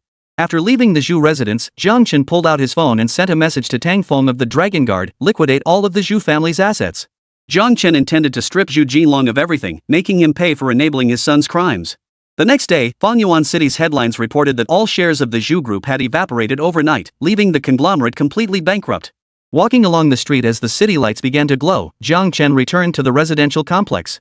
In the darkness, 2 members of the Dragon Guard Legion nodded slightly upon seeing him. As soon as he entered the building, Jiāng Chén spotted Yáo Qīngqing and Li Hongfang, laden with bags and luggage, dragging Yáo Bing and Yáo Qīngqing as they prepared to slip away. It's so late. Where do you plan to go? Jiāng Chén frowned and asked. Chapter 11, We didn't force you. Yáo Qīngqing, seeing Jiāng Chén return, immediately rushed over happily. She grabbed his hands, examining them carefully up and down. Only after confirming he was safe and sound did she finally let out a sigh of relief. Qīngqing, where are you all going? Jiāng Chén asked again. Jiāng Chén, my parents are leaving this place, and I simply couldn't stop them. Yáo Qīngqing sighed. Li Hongfang clutched the large backpack containing 500,000 yuan Yáo Qīngqing savings accumulated over many years. Jiāng Chén, you vanished for 8 whole years. Now you're back, but you've brought such trouble upon us the moment you returned. We don't want to be dragged down by someone like you. Neither the Yáo family nor the Zhou family can we afford to offend. It's best we leave here as soon as possible. Li Hongfang shot him a withering glance. Yáo Qīngqing frowned and added, yeah, the Yáo family has issued their final ultimatum. They demand you hand over all the evidence within 3 days. Otherwise, not only will we be stripped of everything, but Yáo Ying will have her deputy director fiancé lock us all up. Yao Bing looked troubled as she added, brother-in-law, after brother Biao returned, Zhu Xiao crippled him. We don't even know if he's dead or alive. Now all of brother Biao's men are like madmen, threatening to kill me. I can't stay in Fangyuan City anymore. I have to go to the countryside to lie low. Brother-in-law, you should leave too. You messed up young master Zhu's business. He won T let you off. He is known as Zhu the tyrant in Fangyuan City. Even many first-tier family scions dare not provoke him. Jiāng Chén finally understood. He'd only been gone a few hours, yet they'd already faced threats and pressure from multiple sides. Such small fry couldn't withstand that kind of intimidation. No wonder they were frantically packing to flee. Jiāng Chén, don't worry. I'll stand by your side through thick and thin. Yáo Qīngqing clasped Jiāng Chén's hand, her eyes flashing with resolve as she looked at him. Then, turning to her parents, she declared, Mom and Dad, Jiāng Chén did all this for me. Do you really want us to be bullied by those people for the rest of our lives? Li Hongfang raised an eyebrow and retorted, being bullied by others is still better than rotting in prison or getting hacked to death on the street, right? Li Hongfang checked the time on her phone and urged, hurry up. If we don't leave soon, we'll miss the flight. Jiāng Chén gave a wry smile and shook his head. Qingqing, Mom and Dad, don't worry. I have a way to handle this. You two should stay here and rest easy. Without waiting for their response, Jiāng Chén grabbed the suitcase and pulled Yáo Qīngqing back home. Jiāng Chén, you sure talk a good game. These messes are all you started. How exactly do you plan to fix them? Think you're still that Jiang family scion from 8 years ago? Wake up! You're nothing but a stray dog now. In your current state, you're begging Qingqing for scraps just to eat. If you stop causing trouble, we'll be praying for your soul. Li Hongfang immediately rushed over to grab the box from Jiāng Chén's hands. Yáo Qīngqing immediately blocked her, saying, Mom, if it weren't for Jiāng Chén, our family would have been drained dry by Yao Wing's clan long ago. If it weren't for him, your precious son would have been crippled by loan sharks. And today, thanks to Jiāng Chén, I'll never get back that dowry money in this lifetime. Li Hongfang's eyes darted nervously as she stammered, I'm not ungrateful. I'm deeply thankful for everything he's done for our Yao family. But he's provoked those powerful figures. The Zhou family is a second-tier clan. And Yao Wing's fiancé, we can't afford to cross any of them. If we don't run, what else can we do? Yao Kaifa chimed in from the side, Qingqing, your mom's right. Things wouldn't have gotten so tense with your grandpa and your uncle's family if you'd just agreed to marry Zhu's son. He's liked you for ages. If you'd said yes, none of this mess would have happened. Even now, the Yao Kaifa couple still blamed everything on Jiāng Chén and Yao Ying. Yao Bing stood nearby, smoking a cigarette with a carefree air, not uttering a word. To him, where he went or who he followed didn't matter as long as he got paid. Yáo Qīngqing felt utterly disillusioned, tears falling like beads from a broken string. She knew her parents better than anyone. Hearing these words from them came as no surprise. From childhood onward, her younger brother had always been the center of this household. As their daughter, she had merely been a tool for them to exploit for their own gain. If you want to leave, go ahead. I'm staying with Jiāng Chén, she declared stubbornly, gritting her teeth. Jiāng Chén felt a warmth in his heart as he stepped forward from the side. Speaking calmly, he said, after all this talk, you're just afraid that because of me, the Yao and Zhu families will seek revenge. If that's the case, Qingqing and I will move out. You can stay here and continue living. I believe they won't come looking for you without reason. His words left them all stunned. Yáo Qīngqing stared at him in disbelief. Jiāng Chén, what are you talking about? She couldn't quite believe it. This house was the only thing the entire family had left after being bullied by the Jiang family. If the two of them moved out, where would they live? Sleep on the streets? But Yao Kaifa and Li Hongfang hadn't considered these practicalities at all. Though old and worn, the location was prime right in the city center, with a school district nearby. Their apartment could easily fetch over 10 million yuan on the market. The thought of moving truly tugged at their hearts. You said it yourself. We didn't force you. Li Hongfang hurriedly added. Jiāng Chén nodded and added, but that Zhū Ānkāng you mentioned? He's probably finished. I just got word that all his assets including the Zhou family's holdings have been seized. His whereabouts are unknown. Li Hongfang snorted in disbelief, about to retort, when Yao Bing approached with her phone. Mom, my brother-in-law seems to be right. The sun never sets bar was raided overnight. Many people were injured inside. Zhū Ānkāng's fate is unknown, it's already on the news. Breaking news, the sun never sets bar, long entrenched in Fangyuan City, has been rocked by a sudden incident suspected to be a major revenge attack. Multiple casualties have been reported. Zhū Ānkāng, the bar's actual controller, was not present at the time and his whereabouts remain unknown. Police have intervened, and Fangyuan City News will continue to provide updates. Only then did they believe that Zhū Ānkāng, the powerful figure they'd long dreamed of aligning themselves with, had fallen. Chapter 12, This is all our money. How could this be? How could this be? The Zhou family is a second-tier clan with vast wealth and influence. How could they just collapse like this? Li Hongfang's face darkened. With Zhū Ānkāng's downfall, her dream of marrying Yáo Qīngqing into a wealthy family had vanished. She slumped into a chair, utterly distraught. Jiāng Chén seized the moment. Don't worry. After Qingqing and I move out, we'll send you 100,000 yuan monthly for living expenses. Consider it Qingqing's filial piety as your daughter. Li Hongfang's eyes darted nervously. She knew deep down that at this point, there was no other choice. If she didn't kick Jiāng Chén out of the house soon, she might end up suffering with him someday. Besides, 100,000 yuan in monthly living expenses? Why not take it? If Master Zhou turned out to be unharmed, there might still be room to maneuver. You said it, no backing out. She eyed Jiāng Chén skeptically. Jiāng Chén grabbed paper and pen from the side. Words alone aren't proof. Let's put it in writing. He wrote down every clause before turning to Yáo Qīngqing as he signed. Do you trust me? Though still doubtful, Yáo Qīngqing nodded firmly. Yes. Li Hongfang eagerly snatched the pen and signed her name first, followed by Jiāng Chén. From now on, we won't interfere with each other. I'll handle matters between the Yáo and Zhou families myself without involving you. You must keep your promise too. Don't come bother us unless it's urgent, Jiāng Chén said calmly, a barely perceptible smile playing at the corners of his mouth. Li Hongfang rolled her eyes. She couldn't wait to get away from this plague. Whoever seeks you out is a fool. I warn you, it's written in black and white. If you don't transfer the money on time every month, I can sue you. Jiāng Chén smiled brightly. Rest assured. 100,000 yuan. Deposited on the 10th of every month, without fail. He then pulled out his phone and dialed a number. It's me. Get my 680 square meter, 300 million yuan oceanfront villa at Zhū in Binchang ready. I'm moving in with my wife tonight. As soon as Jiāng Chén finished speaking, everyone froze again. Zhū villa? 680 square meters? Worth 300 million? Jiāng Chén, you must be out of your mind. Li Hongfang burst into laughter after her initial shock, her face twisted with contempt and mockery. Yao Kaifa glared at him with disappointment. A man should be grounded. Things have come to this point, we don't expect you to be wealthy beyond measure. But your extravagance, vanity, and reckless boasting, it's truly, deeply disappointing. No one believed Jiāng Chén could own a villa in Zhangshurhouding, their faces brimming with contempt and disdain. Zhangshurhouding was one of Binchang's top 3 luxury villa communities, backed by Dragon Head Mountain and facing the sea with unparalleled views, the most coveted estate for the wealthy. Even the smallest units there were at least 300 square meters, with a market value exceeding 100 million yuan. A Zhangshurhouding villa worth 300 million? Even if they sold every share they owned in the Jiang family and lived on nothing but air, it would take them over 3 years to save up that much. Believe it or not, Jiāng Chén said with a faint smile, taking Yáo Qīngqing's hand and turning to leave. As they stepped out of the compound, he smiled at Yáo Qīngqing. Do you believe it? Yáo Qīngqing's gentle smile warmed him like spring sunshine. She slipped her delicate arm through his and rested her head against his shoulder. Yes. I believe everything you say. Jiāng Chén's heart softened. When he married Yáo Qīngqing, he had resolved that as long as he could manage it, he would give this woman the happiest life in the world. Zhangshurhouding was purchased through a local friend before his return. He had originally planned to move there with Yáo Qīngqing's parents and younger brother. However, after witnessing the true colors of his in-laws over the past few days, he reconsidered and decided against it. He certainly didn't want these 3 people buzzing around like annoying flies, nagging at him daily in his future life with Yáo Qīngqing. Oh no! Jiāng Chén took that $500,000 in cash. Li Hongfang slapped her thigh hard at home and immediately rushed out to chase after him. She'd been so preoccupied with the monthly allowance of 100,000 yuan that she'd completely overlooked this crucial detail.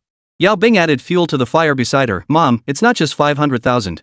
My sister has 40 million in her pocket. If we could get that back, it would be enough for the 3 of us to live comfortably for years. Quick, hurry after him.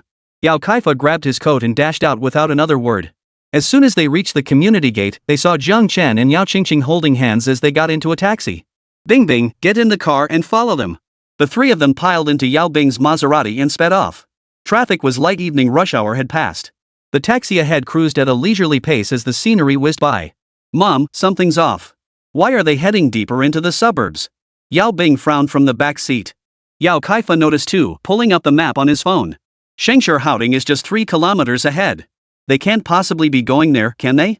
Li Hongfang snorted coldly, arms crossed in the passenger seat. Impossible.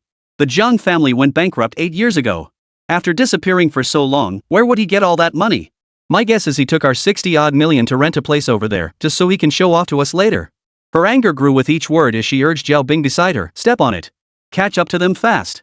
That's our money. We can't let Jiāng Chén squander it. Yao Bing nodded, slammed the accelerator, and the car roared to life, shooting forward. Just as they were about to catch up, the taxi had already pulled up smoothly at the entrance of Zhangshurhouding. Jiāng Chén and Yáo Qīngqing stepped out, pulling their luggage, and followed the security guard inside.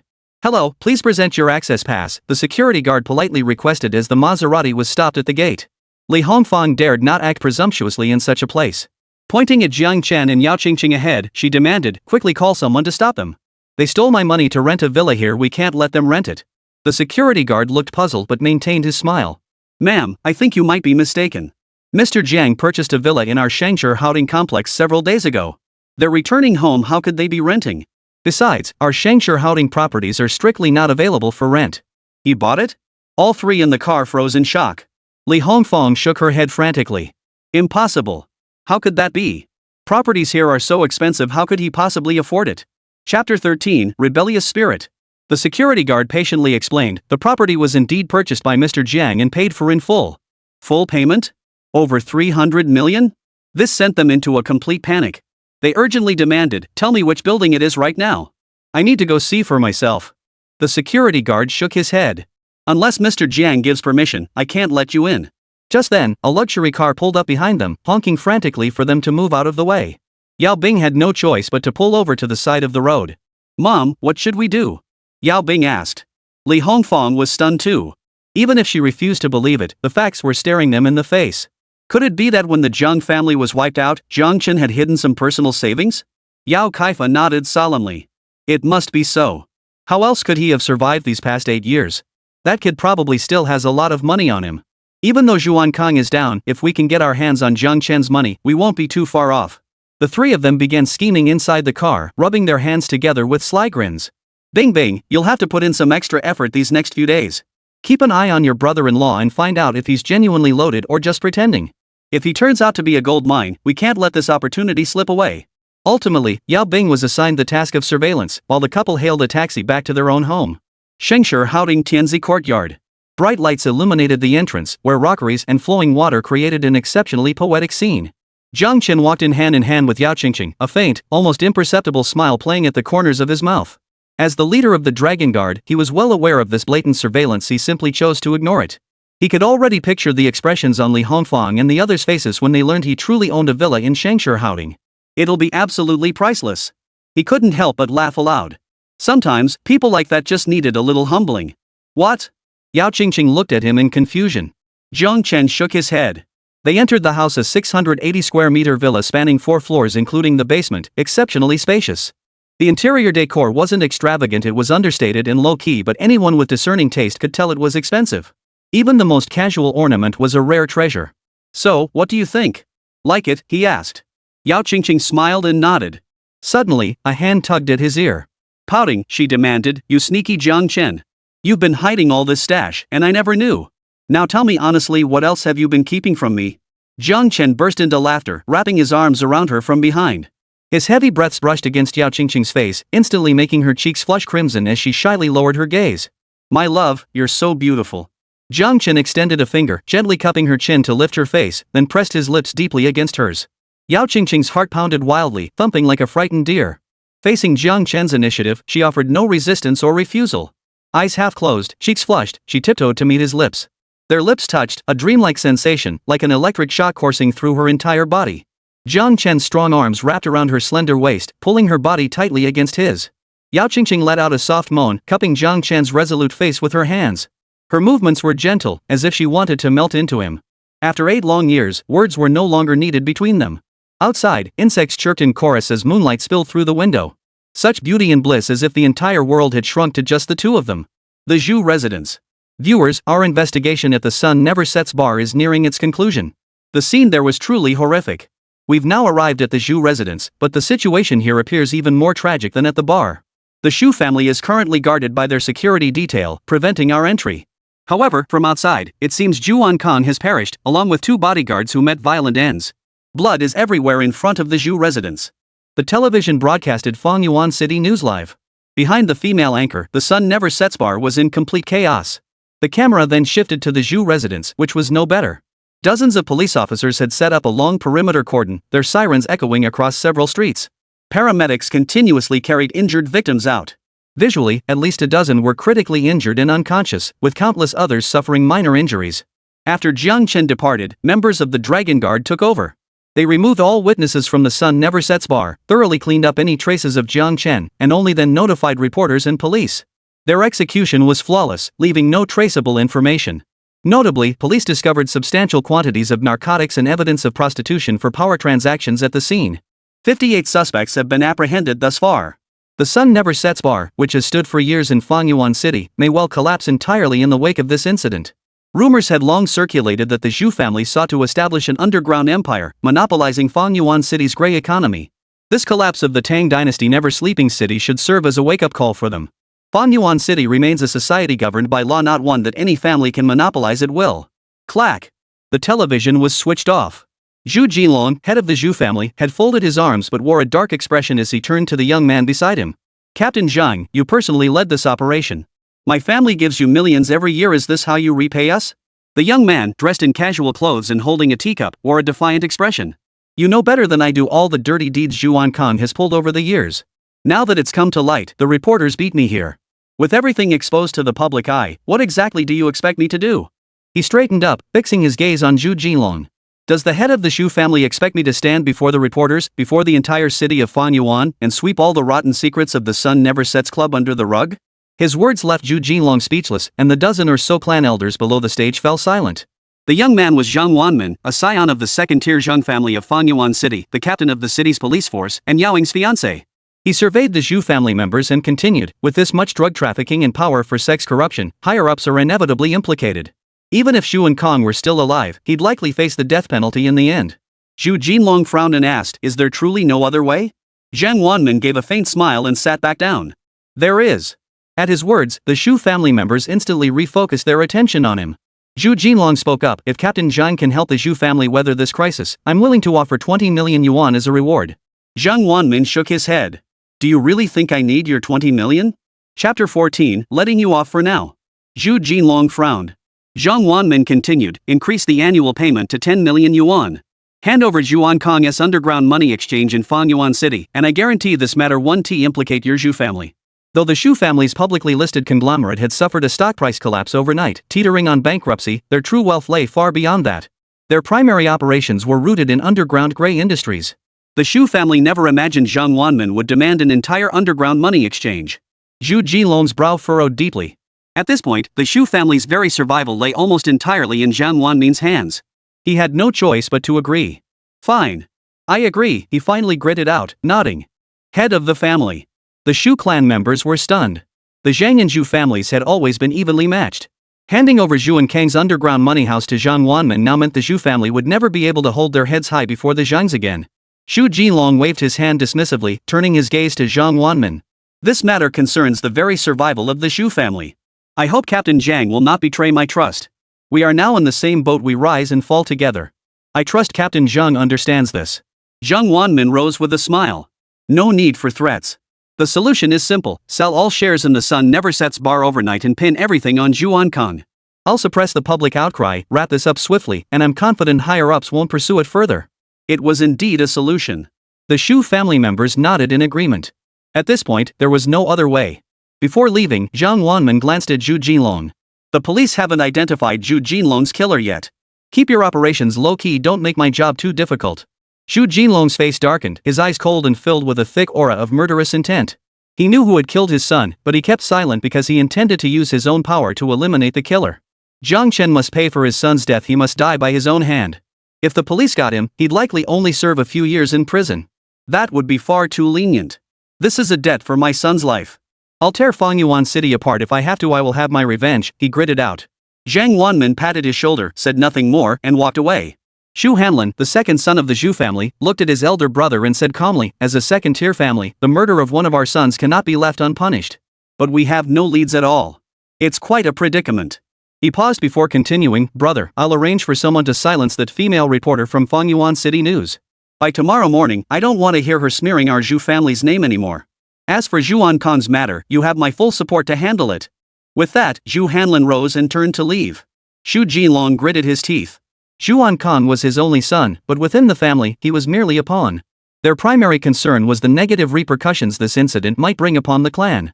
Upon returning home, he summoned the steward who attended to Zhū Ānkāng. Has Ānkāng offended anyone recently? Compile a list for me. He didn't believe Jiāng Chén would dare antagonize the Zhou family over a woman alone. There must be some other special connection behind this. He needed to get to the bottom of it. Half an hour later, he held the list in his hand, his brow furrowed. Zhū Ānkāng's arrogant and tyrannical behavior had earned him numerous enemies throughout Fanyuan City, but he had always paid to smooth things over. The entire sheet was densely packed with over 100 names, each followed by a checkmark signifying the matter had been settled. Only one name had been added today, the ink still wet, without a checkmark beside it. Jiāng Chén? Zhū Jinlong stared at the name. It was indeed him. Go. Investigate everything about this Jiāng Chén, his family, friends, associates. I want all the information on my desk by tomorrow morning.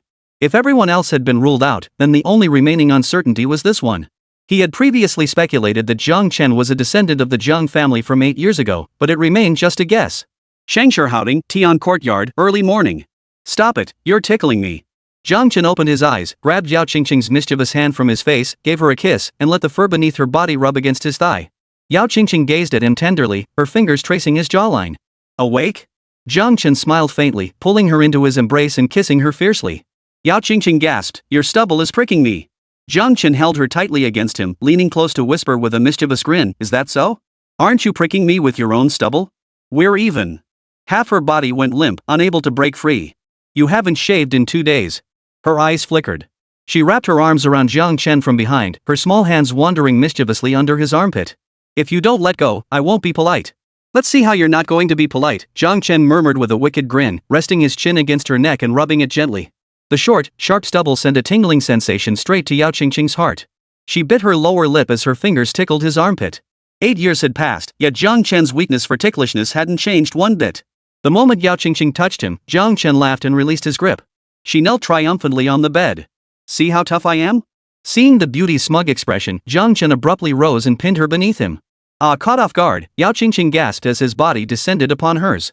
Just as she tried to resist, she realized her hands were pinned above her head, unable to break free. Gazing at the man she hadn't seen in so long, his muscular chest radiating that uniquely masculine heat, Yáo Qīngqing flushed instantly. Her voice softened as she pleaded, I surrender. She looked at Jiāng Chén pitifully. You've nearly worn me to pieces. Please let me rest for 2 days. I beg you. Jiāng Chén sighed helplessly. His gaze fell upon a streak of crimson on the sheets. His heart ached as he pulled her into his embrace, pressing a gentle kiss to her lips. I'll let you off for now. 8 years ago, on their wedding night, before they could consummate their marriage, their family faced a sudden catastrophe. Jiāng Chén had fled with Yáo Qīngqing that very night. So, in a sense, last night was their first true night together. I'll make breakfast for you. Yáo Qīngqing smiled as she rose. Jiāng Chén's white shirt barely covered her thighs, yet it couldn't hide her limping gait. Slow down, Jiāng Chén teased. Yáo Qīngqing couldn't help but turn back, giving him a reproachful look. You're still laughing. It's all your fault. Jiāng Chén laughed heartily, watching her retreating figure. In that moment, he felt an overwhelming sense of peace. As she got dressed, her well-proportioned figure was revealed. Her bronze skin bore numerous scars, each telling its own story. A white shirt concealed these scars. Jiāng Chén turned on the television, and a news report immediately caught his attention. Chapter 15, Arrogant and Reckless. Breaking news, Fanyuan News female anchor suspected of drug possession. Police received an anonymous tip and raided her residence overnight, discovering a large quantity of narcotics. The anchor has been arrested. Stay tuned to Fanyuan News for updates. Jiāng Chén furrowed his brow. He recognized the anchor she'd been covering the Sun Never Sets bar incident. He hadn't expected her to be targeted so soon after. Looks like Fanyuan City is a deep pool, he murmured to himself. Beyond the Zhou family, there were likely even greater backers and protectors lurking in the shadows. He turned off the TV and was about to wash up when Yáo Qīngqing's shrieks echoed from downstairs. Who are you people? Who let you in?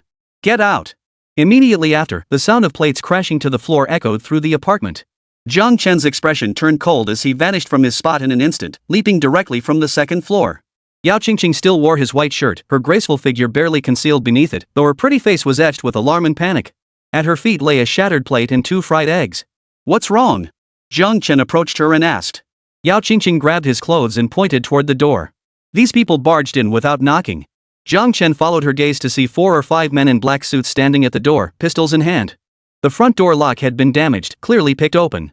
You're Jiāng Chén? The young man leading them eyed Yáo Qīngqing up and down, swallowing hard. A hint of lechery flashed in his eyes as he pulled an ID from his pocket. Zhang Wanmin, chief of the Fanyuan City Police Bureau. After collaborating with Zhū Jinlong to forcibly apprehend the female anchor from Fanyuan News, he had come straight here at first light. Originally, he had gone to the old neighborhood where Yáo Qīngqing used to live. Upon hearing that someone from the police department was looking for Jiāng Chén, Li Hongfang revealed his whereabouts without hesitation. Jiāng Chén caught every glance Li Hongfang cast toward Yáo Qīngqing, his brow furrowing with a hint of displeasure. It's me, he said flatly, already guessing that this man must be the fiancé Yáo Qīngqing had mentioned. Zhang Wanmin sneered coldly, waving his hand behind him. Take him away. 4 or 5 plainclothes officers stepped forward, flashing their shiny handcuffs, ready to act. Yáo Qīngqing rushed forward, blocking Jiāng Chén. What are you doing? What did my husband do wrong? What gives you the right to arrest him? Zhang Wanmin forced himself to suppress the fiery glint in his eyes as he sneered. We received a tip that Jiāng Chén is in possession of illegal drugs.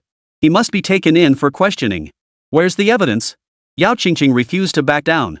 You can't take him away without proof. Evidence?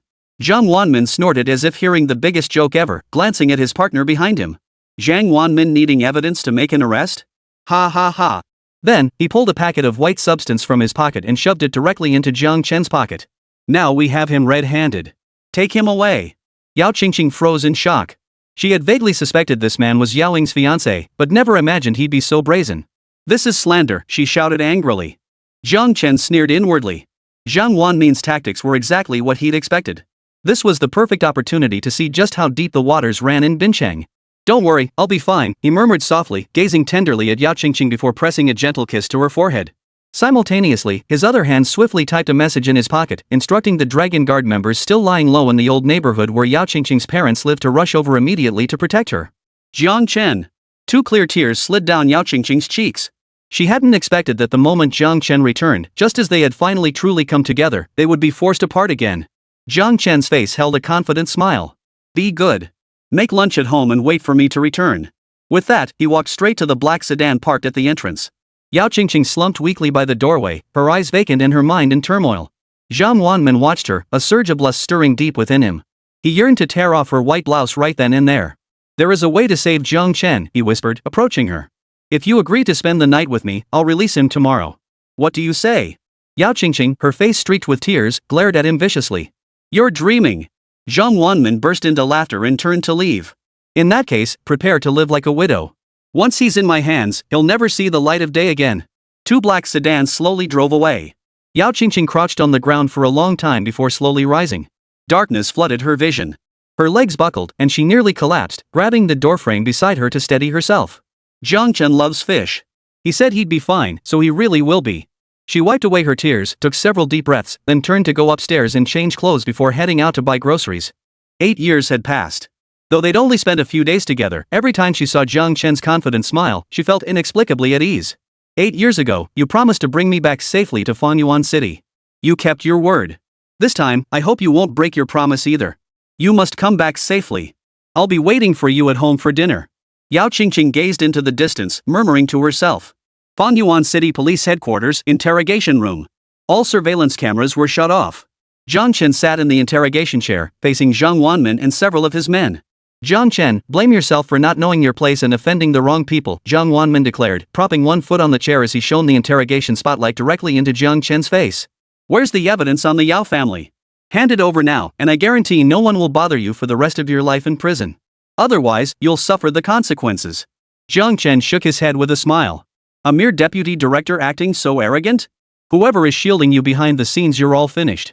Zhang Wanmin doubled over, laughing as if he'd heard the most absurd joke imaginable. Then he slammed his fist on the table, thrusting his massive face inches from Jiāng Chén's. You still think you're some scion of the Jiang family from Jiangdu province like 8 years ago? Now you're nothing but a homeless stray dog. In this city, if I want you to live, even the king of hell wouldn't dare take you. If I want you dead, not even the heavenly king himself could save your worthless life. He pulled out his phone and sent a message to Yáo Qīngqing. Jiāng Chén is mine now. Jiāng Chén watched his arrogant display without a flicker of emotion. I'll see how you plan to frame me. Zhang Wanmin snorted coldly. Looks like you're choosing to drink the punishment wine instead of the complimentary one. He turned to the subordinate recording the interrogation and asked, Is it all written down? Chapter 16, A Foolhardy Provocation. The subordinate nodded and handed over a sheet of paper. It was filled with Jiāng Chén's confessions to charges including drug possession and assault crimes that, taken together, were enough to warrant a life sentence. Zhang Wanmin placed the paper before Jiāng Chén and picked up a pen from the side. Don't waste time. Sign it, then hand over all the evidence against the Yao family. You'll be better off. What if I refuse? Jiāng Chén asked calmly, studying him. Zhang Wanmin sneered coldly. 2 henchmen behind him stepped forward, each holding a rubber baton. Then we'll see if your bones are harder than the batons in my hands. Zhang Wanmin tapped his baton on the table, his words dripping with provocation. You beat Yao Ying's face to a pulp. Even if she recovers, who knows what scars might remain. But rest assured, once you're locked up, I'll take good care of your wife. She won't be left a widow. He stood high above them, his expression smug and calculating, grinning lewdly as if already envisioning Yáo Qīngqing such a prime specimen beneath him. Jiāng Chén lifted his head, his eyes cold and fierce, a faint glint of murderous intent visible. Dare to glare at me? Jiāng Wanmin leaned closer, his smile dark and vicious. So? Want to hit me now? I love that look on your face. The angrier you get, the more excited I am. I can't wait to see your expression when you see the photos of your wife pleasing me between my legs. It'll be even more spectacular than this. A dull thud echoed. Jiāng Wanmin let out a wretched howl as a massive hand slammed his head against the interrogation table, blood gushing instantly from his forehead. Jiāng Chén's handcuffs had been removed at some point. His face was expressionless, his eyes gleaming with murderous intent. Jiāng Wanmin felt dizzy, stars bursting before his eyes. When he lifted his head, he found Jiāng Chén staring at him coldly. Jiāng Chén, you. He barely got the words out before his head slammed against the table again. Blood spattered everywhere. Jiāng Wanmin thought he heard the crack of his skull shattering, letting out a blood-curdling scream like a pig being slaughtered. What the hell are you all standing around for? Get him, he roared. His henchmen behind him charged forward, wielding rubber truncheons. Jiāng Chén's hands moved like lightning. As the formidable king of the Shadow Division, these low-level officers were utterly no match for him. The sound of fists pounding flesh echoed through the interrogation room. Within mere moments, all the henchmen Jiāng Wanmin had brought in lay sprawled on the floor. Jiāng Chén. Assaulting an officer. Jiāng Wanmin swiftly drew the service pistol from his waist, the black muzzle pointing straight at Jiāng Chén. Blood streamed down his forehead, staining half his shirt crimson. He knew Jiāng Chén was a formidable fighter, but he never imagined the man would dare to attack within the police station. Playing with guns? A playful smile touched Jiāng Chén's resolute face. For some reason, the sight of that smile sparked a wave of despairing terror within Jiāng Wanmin. Blood streamed from his forehead into his eyes, forcing him to blink repeatedly, struggling to keep them open. Just as he reached to wipe it away, Jiāng Chén moved. He felt a sudden lightness in his hand, the pistol vanished. When he finally opened his eyes again, the look on his face shifted from shock to sheer terror. Just a pile of scrap metal. Did you really think it could harm me? With one hand, Jiāng Chén dismantled the pistol, then tossed all the disassembled parts onto the ground. Clink, clink. Each bullet hit the ground with a sharp, metallic sound that struck Jiāng Wanmin's heart like a thunderclap. He wasn't stupid. If Jiāng Chén was skilled in combat, he could understand that as some martial arts prowess. But to disassemble a firearm into such scattered pieces in an instant? That was beyond the capability of an ordinary person. At the very least, after 4 or 5 years as a police officer, he prided himself on knowing this gun inside out. Even he couldn't disassemble it with such effortless fluidity. Who the hell are you? Terror gripped him as he flung open the interrogation room door and turned to flee. From Jiāng Chén's eyes, he could tell that if he didn't run, he would truly die here. Help! He had barely taken 2 steps when a tremendous force slammed into his back. Jiāng Chén's kick sent him flying backward, crashing into several desks in front of him. The sudden commotion stunned everyone in the office. Several quick-thinking officers swiftly drew their service weapons, aiming them at Jiāng Chén as he stepped out. Freeze! 5 or 6 handguns locked onto Jiāng Chén, but he ignored them completely, striding purposefully toward Jiāng Wanmin. Jiāng Chén. You're finished. With all these officers and cameras watching, let's see how you dare make a move now. Jiāng Wanmin lay on the floor, blood trickling from his nose and mouth, yet he laughed wildly, his face twisted with smug satisfaction. He glared viciously at Jiāng Chén. Assaulting the deputy chief of Fangyuan City Police Department in public? I'll see how you escape this. If you dare touch me again, I'll have them shoot you dead on the spot. Bang! But before his words had even faded, Jiāng Chén's iron fist slammed into his face. A few measly pistols? How could they possibly intimidate the formidable leader of the Dragon Guard Legion? Jiāng Chén ignored the pistols, raining punches down on Jiāng Wanmin's face. In the blink of an eye, he had beaten the man's face into a grotesque distortion, his nose broken and twisted to one side. Shoot! Shoot him! Kill him! Jiāng Wanmin roared furiously. The officers, startled, snapped to attention at his voice. They released the safety catches on their guns, aiming them at Jiāng Chén. Stop! Or we'll shoot! Chaos erupted throughout the entire police headquarters. Jiāng Chén hoisted the half-dead Jiāng Wanmin off the ground and demanded coldly, "That female news anchor from Fangyuan City, you framed her the same way, didn't you? How much did the Zhou family pay you to work so hard for them?" Jiāng Wanmin's mouth hung crooked, his nose broken. Blood foam bubbled from his lips whenever he tried to speak. He gave a wretched laugh. "I don't know what you're talking about. That news anchor and you were both caught red-handed with drugs in your homes. You'll never get out of prison. Jiāng Chén, you assaulted an officer in public. Just wait to be shot dead, ha ha ha." The angrier Jiāng Chén grew, the more delighted he became, laughing maniacally. "Come on. Hit me again. Go ahead, punch me one more time. Come on." he roared at Jiāng Chén, wildly taunting him. The commotion had already alerted the entire Metropolitan Police headquarters. Every officer inside drew their service weapons, aiming them uniformly at Jiāng Chén. If he dared to move another inch, he'd be riddled with bullets like a honeycomb. Jiang Wanmin cackled maniacally. Jiāng Chén, aren't you the tough guy? Weren't you so cocky just now? What's the matter? Scared now? He stared at Jiāng Chén, suddenly lowering his voice. Or is it that you want to live to see how I toy with your wife? Those words ignited a raging inferno of fury within Jiāng Chén. Bang! He raised his fist and slammed it hard into Jiang Wanmin's face. Bang! Bang! Bang! Simultaneously, 5 or 6 guns inside the room opened fire as every man pulled the trigger. Chapter 17, Such Brutality. Black muzzles spat flames as deafening gunfire echoed throughout the police station. Just as everyone thought Jiāng Chén was about to be shot dead on the spot, his figure vanished from the scene. How is this possible? Jiang Wanmin's teeth had been knocked out, his face severely twisted and deformed. His eyes were bloodshot and red, and he struggled to get up from the ground, shock evident in his gaze. The scorching bullets whizzed past his body, embedding themselves in the wall behind him. After landing a single punch, Jiāng Chén had vanished from his original spot. The police inside the house were all stunned and suspicious. Such incredible speed, dodging bullets like that. Is he even human? No one had seen how Jiāng Chén dodged. By the time they reacted, he stood in the courtyard. Freeze! A dozen armed police officers, clad in bulletproof vests, surrounded him. Each held a riot shield in one hand and a high-powered submachine gun in the other. A middle-aged man in his 50s, overweight and frowning, stared intently at him. So the big fish finally decided to show its face? Jiāng Chén sneered coldly. Facing a dozen submachine guns, his expression remained unflinching. His eyes locked onto the middle-aged man, cold and ruthless. Dad! Order them to shoot. Kill this madman. Jiāng Wanmin staggered out of the house. Earlier, he had deliberately taken Jiāng Chén's punch to provoke him, hoping the other officers would shoot him on the spot. Yet, he had failed. He approached the middle-aged man, gritted his teeth, and whispered something in his ear. The man's expression changed instantly. In that case, he must die. His name was Zhang Chongguang, deputy director of the Fengyuan City Police Headquarters, ranking above deputy commissioner and Jiang Wanmin's father. Jiang Wanmin nodded. This Jiāng Chén is unnerving. He dodged 5 or 6 bullets just now. But he already knows about our framing of the Fengyuan news reporter. Plus, he has a grudge against the Zhou family. I suspect Zhū Ānkāng's incident might be connected to him too. Zhang Chongguang nodded and ordered his men, prepare yourselves. This man is a depraved criminal illegally possessing drugs, murdering several people at the Sun Never Sets bar including Zhū Ānkāng, and now committing violence within our police headquarters. I command you to shoot him on sight. Jiang Wanmin smiled coldly. Father, you're brilliant. As long as we pin Zhū Ānkāng's death on him too, even if he surrenders now, we can kill him without consequence. Father and son had calculated well, unaware that Zhū Ānkāng had indeed been killed by Jiāng Chén. Deputy Commissioner, our orders are to assist you in controlling the suspect. Since he hasn't made any dangerous moves, we can't shoot him on sight. A member of the armed police frowned and spoke up. They weren't under the jurisdiction of the Fengyuan City Police Department. They belonged to an independent unit, merely temporarily assigned here.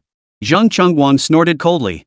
Didn't you see how badly Captain Jiang Wanmin was beaten by this maniac? He's an extremely violent criminal. We can't give him even the slightest chance. Shoot him now.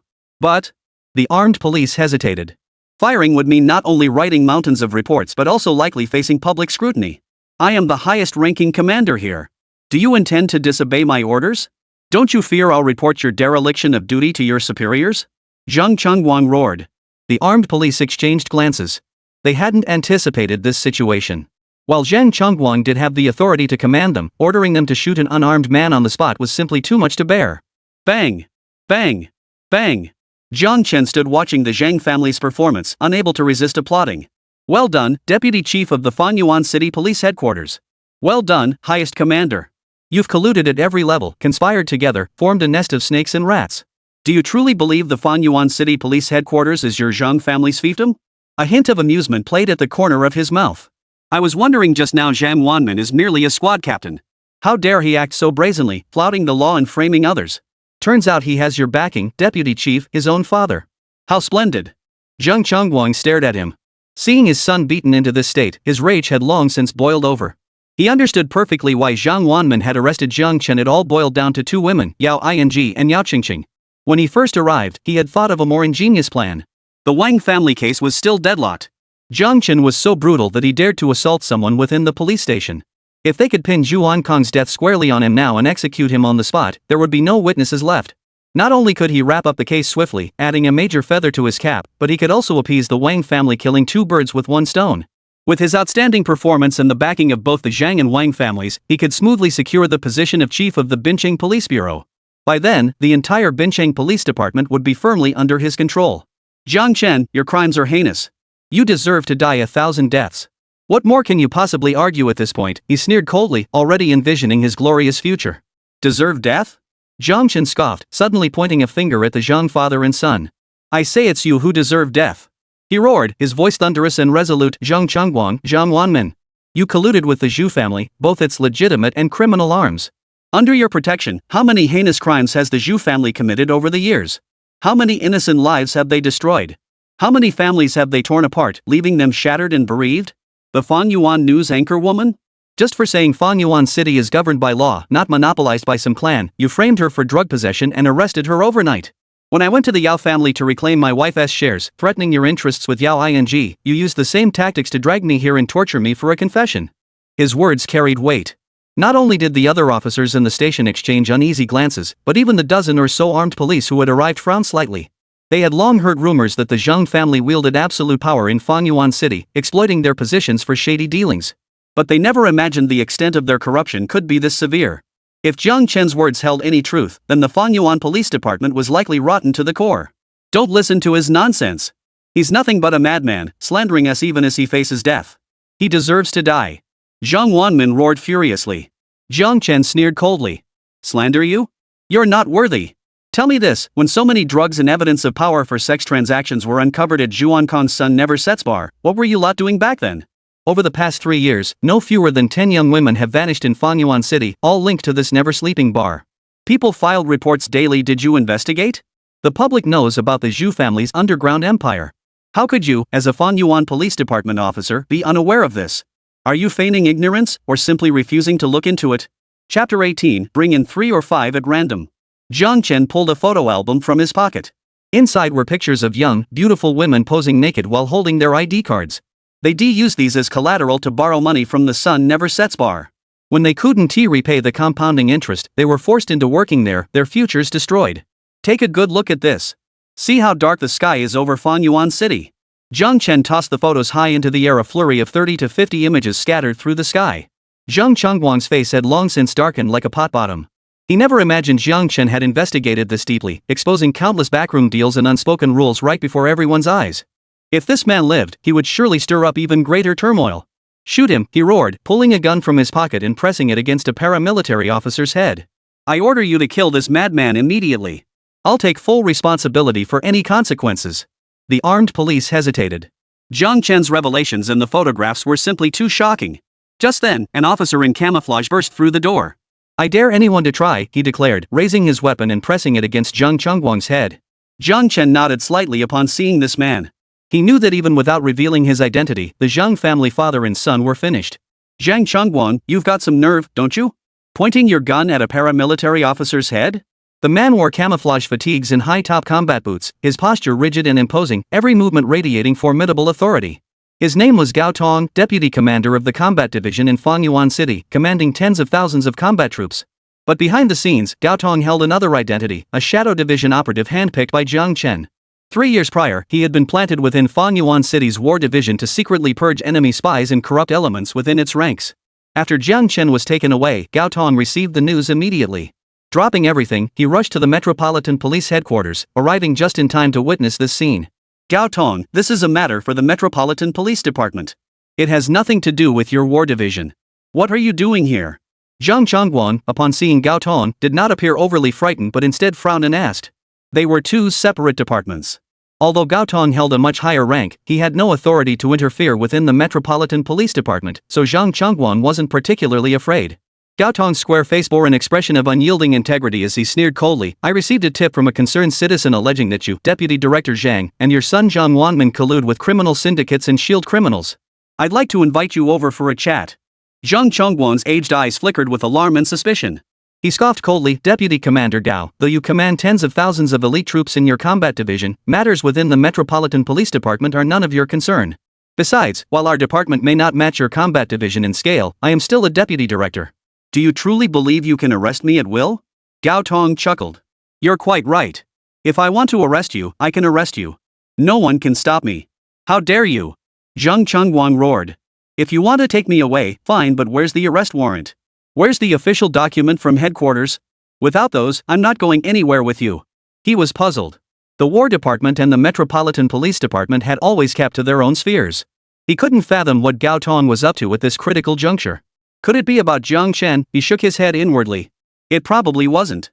Before arresting Jiāng Chén, he had already sent people to investigate the man's background. 8 years ago, he was the scion of a first-class wealthy family in Jiangsu province. After his family was wiped out, he had been living abroad, with no official connections whatsoever. It was absolutely impossible for him to have reached a level that would warrant the attention of the War Department. Without another word, Gao Tong pressed the gun in his hand against Jiāng Chengguang's head. Deputy Director Zhang, whether you go or not is not entirely up to you. Gao Tong. This isn't your War Department, you can't act with such impunity. Jiāng Chengguang roared. Police officers within the Metropolitan Police Department raised their guns, all aimed at Gao Tong. A dozen armed police exchanged glances before also aiming their weapons at him. Though they harbored doubts about Jiāng Chengguang's actions, they were, after all, officers seconded from their own units. With their temporary superior now in danger, they had no choice but to fulfill their duty, however reluctantly. Oh, you're trying to outnumber me? Gao Tong remained unflinching as a dozen guns pressed against his forehead, unable to suppress a laugh. Jiāng Chengguang's face darkened. Gao Tong, I advise you to think carefully. You barged into the Metropolitan Police headquarters armed, threatening me, the deputy commissioner. Even if I shot you dead right here, no one would bat an eye. With these armed police present, he felt much more secure, his words carrying weight. Gao Tong rolled his eyes, placed his left hand over his mouth, and blew a loud whistle. Outnumber me? Think you can pull that off? His face wore utter contempt. As the whistle faded, the sound of marching footsteps echoed from outside the Metropolitan Police headquarters, the rhythmic thudding causing the entire building to tremble slightly. 1, 2, 1. 1, 2, 1. The piercing whistle echoed deafeningly as row after row of combat troops clad in camouflage uniforms, high boots, and long rifles slung across their waists ran in from outside. First row. 2 rows. 3 rows. 4th row. 5th squad. Jiāng Chengguang and everyone inside the Metropolitan Police headquarters were utterly dumbfounded. By the time they finished counting, they had become completely numb. The vast Metropolitan Police headquarters was now completely filled with these warriors from the Combat Division. Looking around, it felt like stepping into the Combat Division's training ground neatly arranged, with at least 1,000 people visible at a glance. Attention! Gao Tong bellowed. The soldiers snapped to attention in unison, then drew the guns from their belts with perfectly synchronized movements, all barrels trained on the Metropolitan Police Department personnel. The armed police exchanged glances and slowly lowered their weapons. A dozen men against 1,000, brave as they weren't about to throw their lives away. Moreover, these were national heroes who had fought on real battlefields. Even if it were just 3 or 5 of them, not just 1,000, the dozen or so officers wouldn't stand a chance. Gao Tong raised an eyebrow at Jiāng Chén, his face betraying unchecked pride like a parent eagerly awaiting praise for a child who'd finally made something of themselves. Jiāng Chén smiled and nodded, acknowledging his observation. Gao Tong, designated Shadow 37 in the Dragon Guard Legion, ranked somewhere in the upper middle tier. He had always kept a low profile within the Legion, yet after 3 years in the War Department, his personality had surprisingly transformed into such an extroverted one. As his superior, Jiāng Chén was genuinely pleased for him. Gao Tong. This is a serious violation of Dragon Nation law. I'm reporting you. Jiāng Chengguang's face was ashen, his expression so dark it seemed ready to rain. A vague sense of foreboding gripped him. Why would the War Division mobilize so many forces? Could it be that the higher-ups were truly preparing to take action against them? Chapter 19, Vision and Desire. Gao Tong holstered his gun, drew a hemp rope from his waist, and bound Jiāng Chengguang tightly. We'll talk when you return safely. Guards, take him away. Jiāng Chengguang and Zhang Wanmen were escorted away by War Department personnel, forced into a vehicle, and departed the Metropolitan Police headquarters under the escort of over 1,000 guards. Gao Tong then called the superiors of these armed police officers, canceling their assignment. Only then were they released and allowed to return to their base. The entire Metropolitan Police headquarters was now fully under the control of the Combat Division personnel. Everyone inside was detained for interrogation. Shadow 37, reporting to the leader. Gao Tong approached Jiāng Chén, standing rigidly at attention and lowering his voice. Within the Dragon Guard Legion, members addressed each other solely by numerical codenames, never revealing their true names or identities. No one but the leader knew who they truly were or where they came from. Jiāng Chén waved his hand dismissively. They were outside now, their Dragon Guard Legion identities must not be exposed. You mobilized such a large force this time. Aren't you afraid the Grand Commander of your War Division will come looking for trouble? He asked. Gao Tong scratched his head sheepishly, revealing a timidity visible only to fellow Dragon Guard members. It was too sudden. All I could think about was getting you out. I didn't have time to consider anything else. Jiāng Chén smiled faintly, feeling a warmth in his heart. How's the investigation into the war division progressing? Gao Tong's expression turned serious. We've captured 2 spies. They're still being interrogated. They should break within days. He paused, then added, Commander, perhaps you should let me return to the Dragon Guard.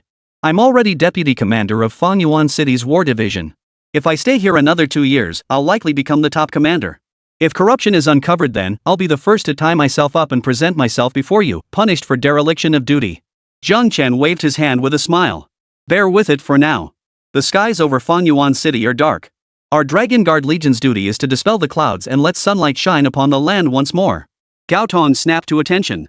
Though grumbling inwardly, he understood his duty. I won't fail in my mission. Then, with a hint of frustration, he asked, Zhu, what about the Zhang family? I left in such a rush that I didn't have proper authorization to arrest them. We can't hold them for long. If they turn around and make accusations against us, it'll be a real headache. Jiāng Chén's eyes grew deep as he gazed into the distance. Detain them as long as possible. Gao Tong was puzzled. Everyone knows the Zhang family colludes with both sides of the Zhu family. Dealing with them is simple. Should I contact higher-ups to have them dealt with directly? Jiāng Chén shook his head. They're merely bait. I want to see what kind of big fish I can reel in. The rot in Fangyuan City extended far beyond the Metropolitan Police Department. Swiftly eliminating the Zhangs would only alert their powerful backers, causing them to retreat into hiding. By then, taking action would be far more complicated. Cast a long line to catch a big fish. When the time comes, we'll sweep them all away and restore Fangyuan City to its former blue skies and white clouds, he said calmly. Gao Tong nodded. Understood. Jiāng Chén handed him a USB drive. This contains evidence of the Yao family's illicit gains over the years. Deliver it to the Fangyuan City Chamber of Commerce, let them decide what to do with it. Gao Tong couldn't help but give him a thumbs up. Boss. Sacrificing family for justice, you're the real deal. Emerging from the Metropolitan Police Headquarters, Jiāng Chén's mood was complex. The Zhang family and Zhu family affairs were merely the tip of the iceberg in Fangyuan City's underworld. Thoroughly rooting out the rot here would take considerable time. By comparison, the money the Yao family had secretly amassed was insignificant. A few $100 million in fines as a warning would likely suffice. A white Maserati sped away nervously in the distance, drawing a faint smile from Jiāng Chén. He wondered what Yao Kaifa and Li Hongfang would think when Yao Bing returned home and told them about her actions at the police headquarters. Shengshihouting, Courtyard Tian. Yáo Qīngqing sat at the dining table, her eyes red and swollen, staring blankly ahead. The table was laden with over a dozen dishes: braised crushing-carp and fermented bean paste, blood-curd hotpot, braised beef and sauce, cucumber dipped in sauce, all Jiāng Chén's favorites. Besides that, she opened a bottle of erguotu liquor and filled both glasses to the brim. Jiāng Chén, you won't be in danger. You promised me you'd come back. Yáo Qīngqing stared blankly at the glass before her. Tears streamed down her face despite her efforts to reassure herself that she must believe in Jiāng Chén. Yet, worry still overwhelmed her. The wall clock read noon. Outside, the world was eerily quiet, broken only by the summer cicada's incessant chirping, a noise that grated on the nerves. No! I have to go check. She couldn't sit still any longer and rose to leave. The villa's front door swung open, revealing Jiāng Chén's towering figure. Like a mountain, he stood before her, blocking all light from outside. Jiāng Chén, you're back safe. Yáo Qīngqing could no longer hold back. She threw herself into his arms, sobbing uncontrollably, her small hands pounding desperately against his chest. Why didn't you call to let me know you were safe? Why do you always make me worry so much? Jiāng Chén embraced her delicate frame, his eyes brimming with tenderness as he gently stroked her hair. Honey, I'm hungry. Yáo Qīngqing's tears turned to laughter as she playfully smacked him. Reluctantly pulling away, she wiped her face. The food's cold. I'll warm it up for you. Jiāng Chén nodded, washed up briefly in the bathroom, then sat at the dining table watching Yáo Qīngqing bustle about in the kitchen. An unprecedented sense of peace washed over him. He longed for this life to last forever, unconcerned with the world's turmoil and wars, indifferent to society's judgments and desires. The two of them together, raising 2 children, keeping a dog and a cat, planting fruits and vegetables in front of their villa. Never worrying about food or money, that was the ideal life, nothing more. But he couldn't. He wasn't just Yáo Qīngqing's husband. He was also the leader of the Dragon Guard Legion of the Great Dragon Nation, and he was Jiāng Chén, a descendant of the Jiāng family. Too many duties weighed upon him. His clan had been annihilated, and he still had no leads. The Great Dragon Nation faced both external threats and internal strife, with war looming at any moment. This world still needed him. It needed Jiāng Chén. It needed its leader. Dinner's ready. Eat while it's hot. Yáo Qīngqing carried the dishes over, her hands red from the steam. She quickly grabbed her earlobes to cool them down. Jiāng Chén glanced at the lavish spread before him. 8 years.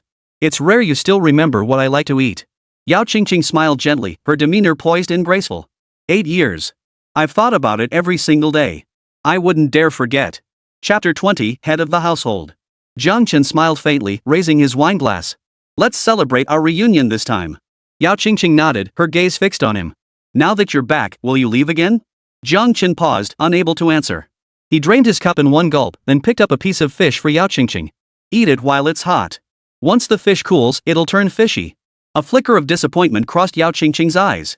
She sighed inwardly and took a sip of wine. So spicy. Her small hand fanned her mouth as she hurriedly gulped down some water. Watching her reaction, Jiāng Chén felt a pang of guilt. Suddenly, he asked, Qīngqing, aren't you curious about what I've been doing these past 8 years? Yáo Qīngqing paused, offering a bitter smile as she picked a piece of fish for him. If you didn't tell me, it must be for a reason. I trust you. Jiāng Chén felt warmth in his heart. Yáo Qīngqing was gentle, generous, and understanding, truly a rare gem. I'm sorry, But the more she accepted his silence, the heavier his guilt grew. The Dragon Guard Legion was the final line of defense for the Great Dragon Nation. Few in the entire nation even knew of its existence, and his identity as its leader was the highest level secret known to fewer than 10 people. All Dragon Guard Legion members' records were encrypted and stored away. Living in this world, they truly existed like shadows. He desperately wanted to tell Yáo Qīngqing, but he couldn't. His identity was too crucial. Silly man, isn't mutual trust the most important thing between husband and wife? It's actually good you can't tell me now. I'll wait for you to surprise me big time in the future. Yáo Qīngqing gave a playful smile, her eyes brimming with affection as she looked at him. Now eat up.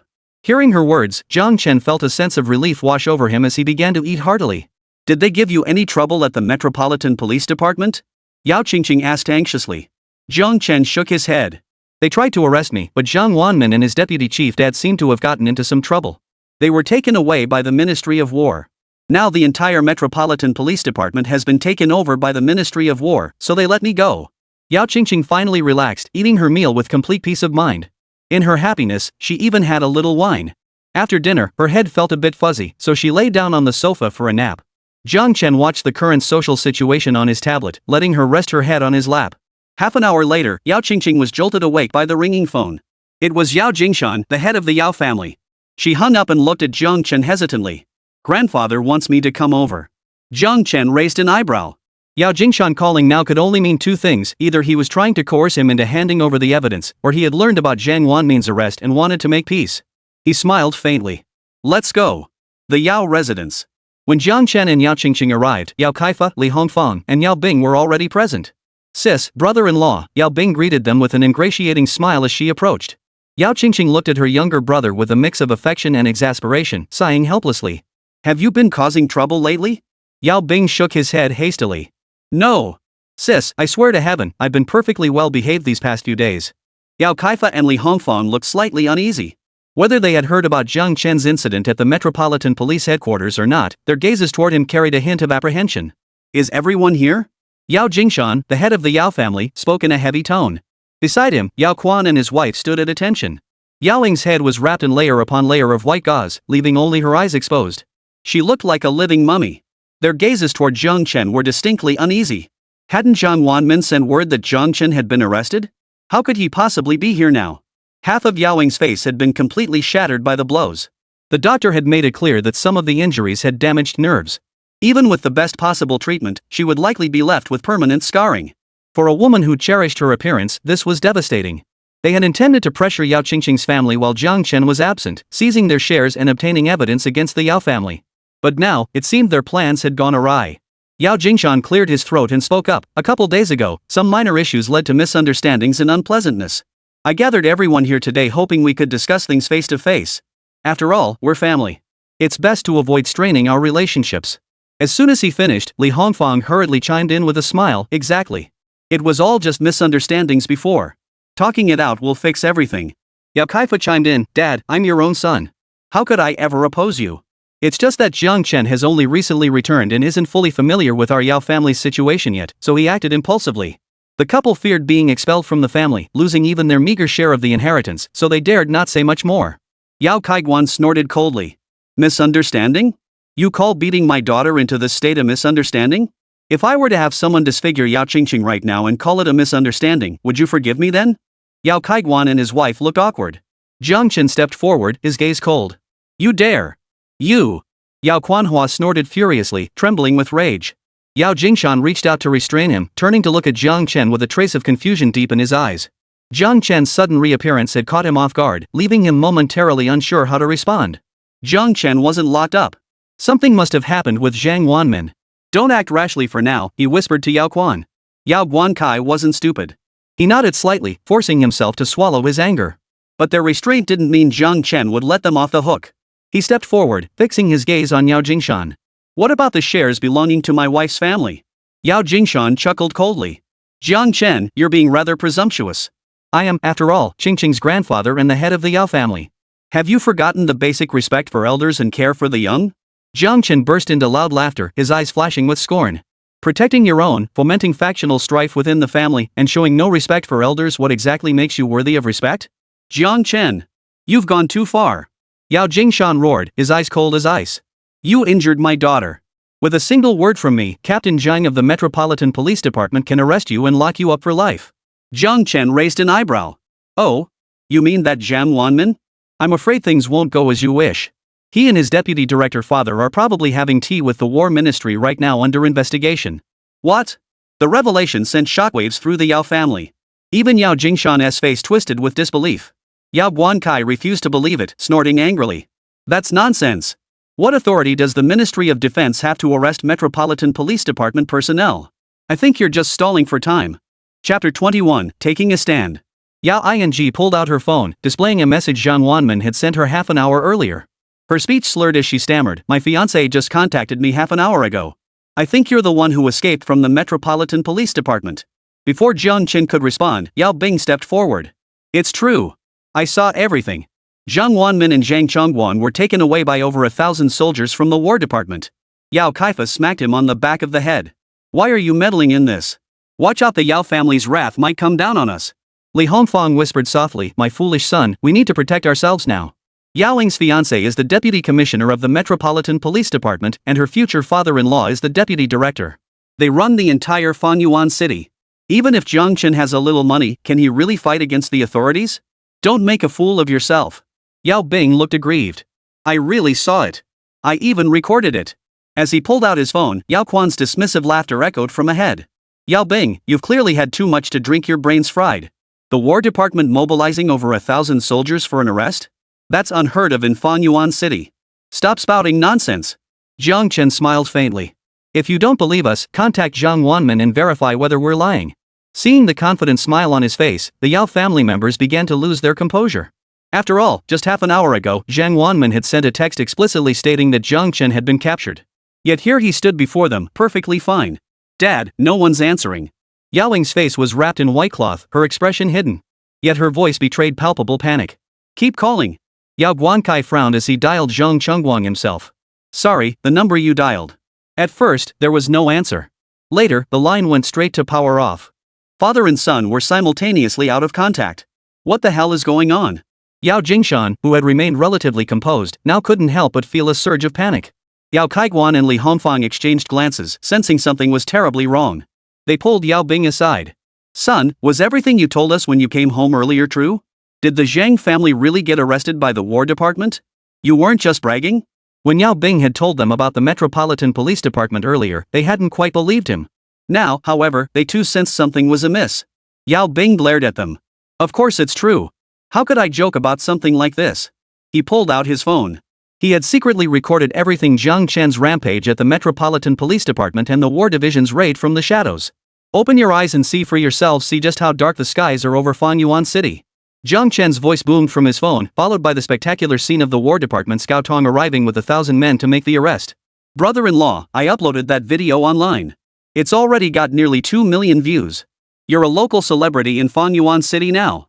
Yao Bing proudly held up her phone, leaving Jiāng Chén feeling somewhat helpless. He turned to Yao Jingshan. I'm giving you one last chance. Hand over the shares and apologize to my wife's family. You can still live comfortably in this Yao household. Otherwise. He didn't finish the sentence. A faint smile played at the corners of his mouth. He had already seized complete control of the situation. Yao Jingshan's face turned ashen, his expression so dark it seemed like it could rain any moment. The video footage was shaky and unstable, failing to capture the earlier scene of Jiāng Chén beating Zhang Wanmin. But even this was more than enough. Even if the Zhangs survived this blow, they'd be hard-pressed to assist them anytime soon. I must admit, you're incredibly lucky. Had the War Department not suddenly intervened, you likely wouldn't have walked out of these police headquarters today. He took a deep breath before speaking slowly. Both he and Zhang Chongguang had investigated Jiāng Chén's background. Nothing suspicious had surfaced.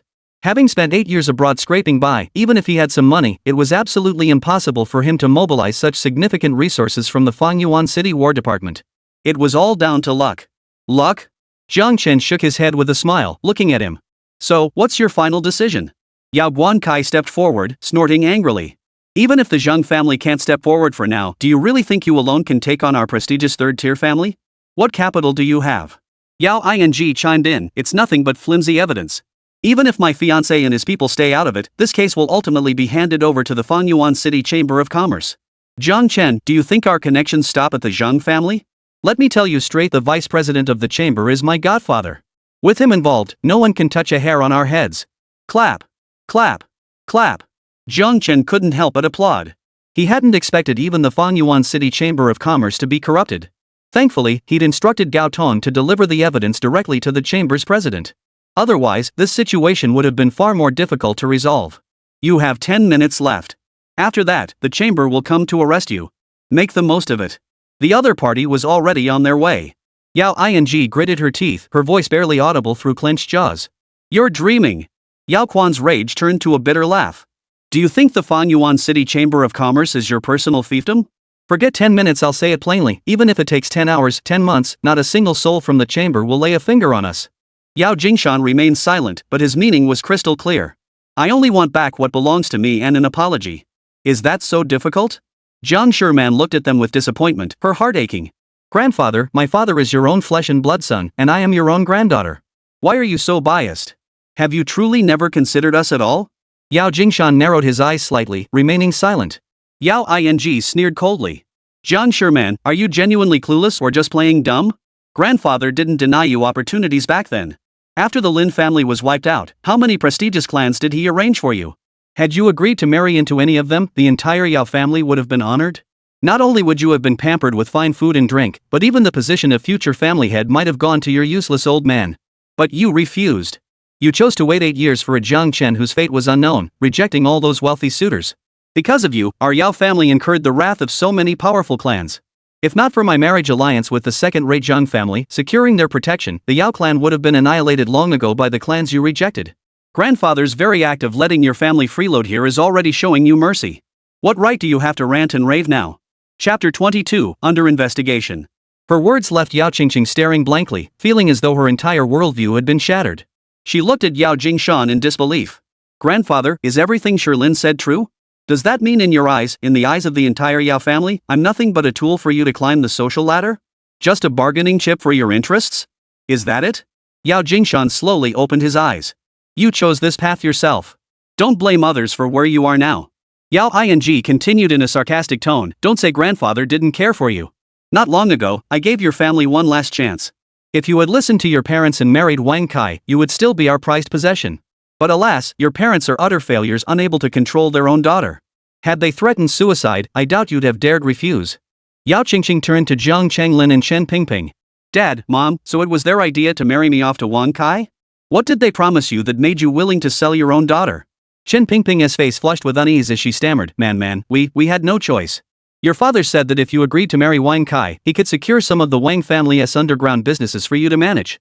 You know how lucrative the underground economy is in Fangyuan City. In just 3 to 5 years, we could rival the current Yao family. That's why. She had indeed contemplated threatening suicide, but ultimately couldn't bring herself to take that step. Now she felt a tinge of relief, otherwise, she truly would have pushed her daughter into an abyss.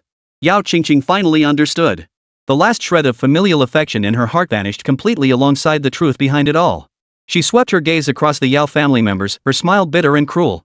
Well done, Yao family. Well done, so-called relatives. Jiāng Chén clasped her small hand tightly. A family that can't even protect its own kin, a patriarch who can't safeguard his own descendants staying here any longer holds no meaning. Yao Ing snorted with contempt. Jiāng Chén, what are you playing at? The 10 minutes are up. Where are the merchants? If you've got the guts, let them come arrest me. Yáo Qīngqing sneered coldly. It was precisely because they had the dual protection of the Metropolitan Police Department and the Merchants Association that they dared to pull strings behind the scenes. Yáo Qīngqing snorted heavily. At this point, you still refuse to repent. I hereby decide to expel the entire Jiāng Chén family from the Yáo clan. You shall retain only your names in the family registry, and all clan assets will be confiscated. But no sooner had the words left his mouth than the villa's front door swung open from the outside. Two men in their 50s or 60s, dressed in black suits, entered with solemn expressions. Behind them followed two military personnel in camouflage uniforms. Godfather! Yáo Qīngqing exclaimed to one of the elders, her voice brimming with excitement. Her gaze toward Jiāng Chén and Yáo Qīngqing brimmed with defiance. See that? That's my godfather, vice president of the Fangyuan City Chamber of Commerce. Yáo Qīngqing rushed forward excitedly, reaching to wrap her arm around the man on the left, only to be pushed away with a look of disgust. Godfather, what's wrong? She asked, puzzled. The vice president snorted angrily, pulling documents from his coat pocket. He scanned the Yáo family members before fixing his gaze on Yáo Qīngqing. Yáo Qīngqing, we've received a formal complaint alleging your involvement in economic crimes and bribery of Fangyuan City officials. You are hereby taken into custody for investigation. We expect your full cooperation. The entire Yáo family froze in shock, Yáo Qīngqing's face etched with utter bewilderment. Godfather, what are you talking about? I don't understand. Yáo Qīngqing, her head wrapped in gauze, smiled as she brought over a cup of tea. Godfather, it's so hot outside. You must be thirsty. Have some tea. The vice president frowned deeply and snorted coldly. Miss Jiang, please behave yourself. I have never acknowledged you as my goddaughter. Yáo Qīngqing grew flustered. But, Godfather, I just gave you a 3 million yuan red envelope last year to formally recognize you as my godfather. How could you? Shut up. Cold sweat beaded on the vice president's forehead as he barked, stop spouting nonsense, or I'll have you arrested too. Ranzhong, the Chamber of Commerce president beside him, chuckled. Vice President Qian is truly blessed to have such a beautiful, uniquely styled goddaughter. She's so devoted to you. Though I've only ever heard of elders giving red envelopes to juniors. This is the first time I've heard of one given to a godfather and for such a large sum. Chairman Ren, don't listen to her nonsense. The Yáo family clearly hasn't given up their criminal schemes. Seeing their own investigation looming, they're trying to drag me down with them. They're framing me. Vice Chairman Qian's legs trembled slightly with fear as he desperately tried to explain. Ranzhong waved his hand dismissively. Whether it's slander or not, we'll investigate everything once we return. Trust the organization, justice will be served. Vice President Qian nodded obsequiously, inwardly cursing Yáo Qīngqing for her utter stupidity. He had originally planned to conceal his identity and pull strings behind the scenes, hoping to minimize the Yáo family's troubles. Now, not only could he not help him, but he himself was in grave danger. Yáo Qīngqing, seated on the high platform, had also sensed something amiss.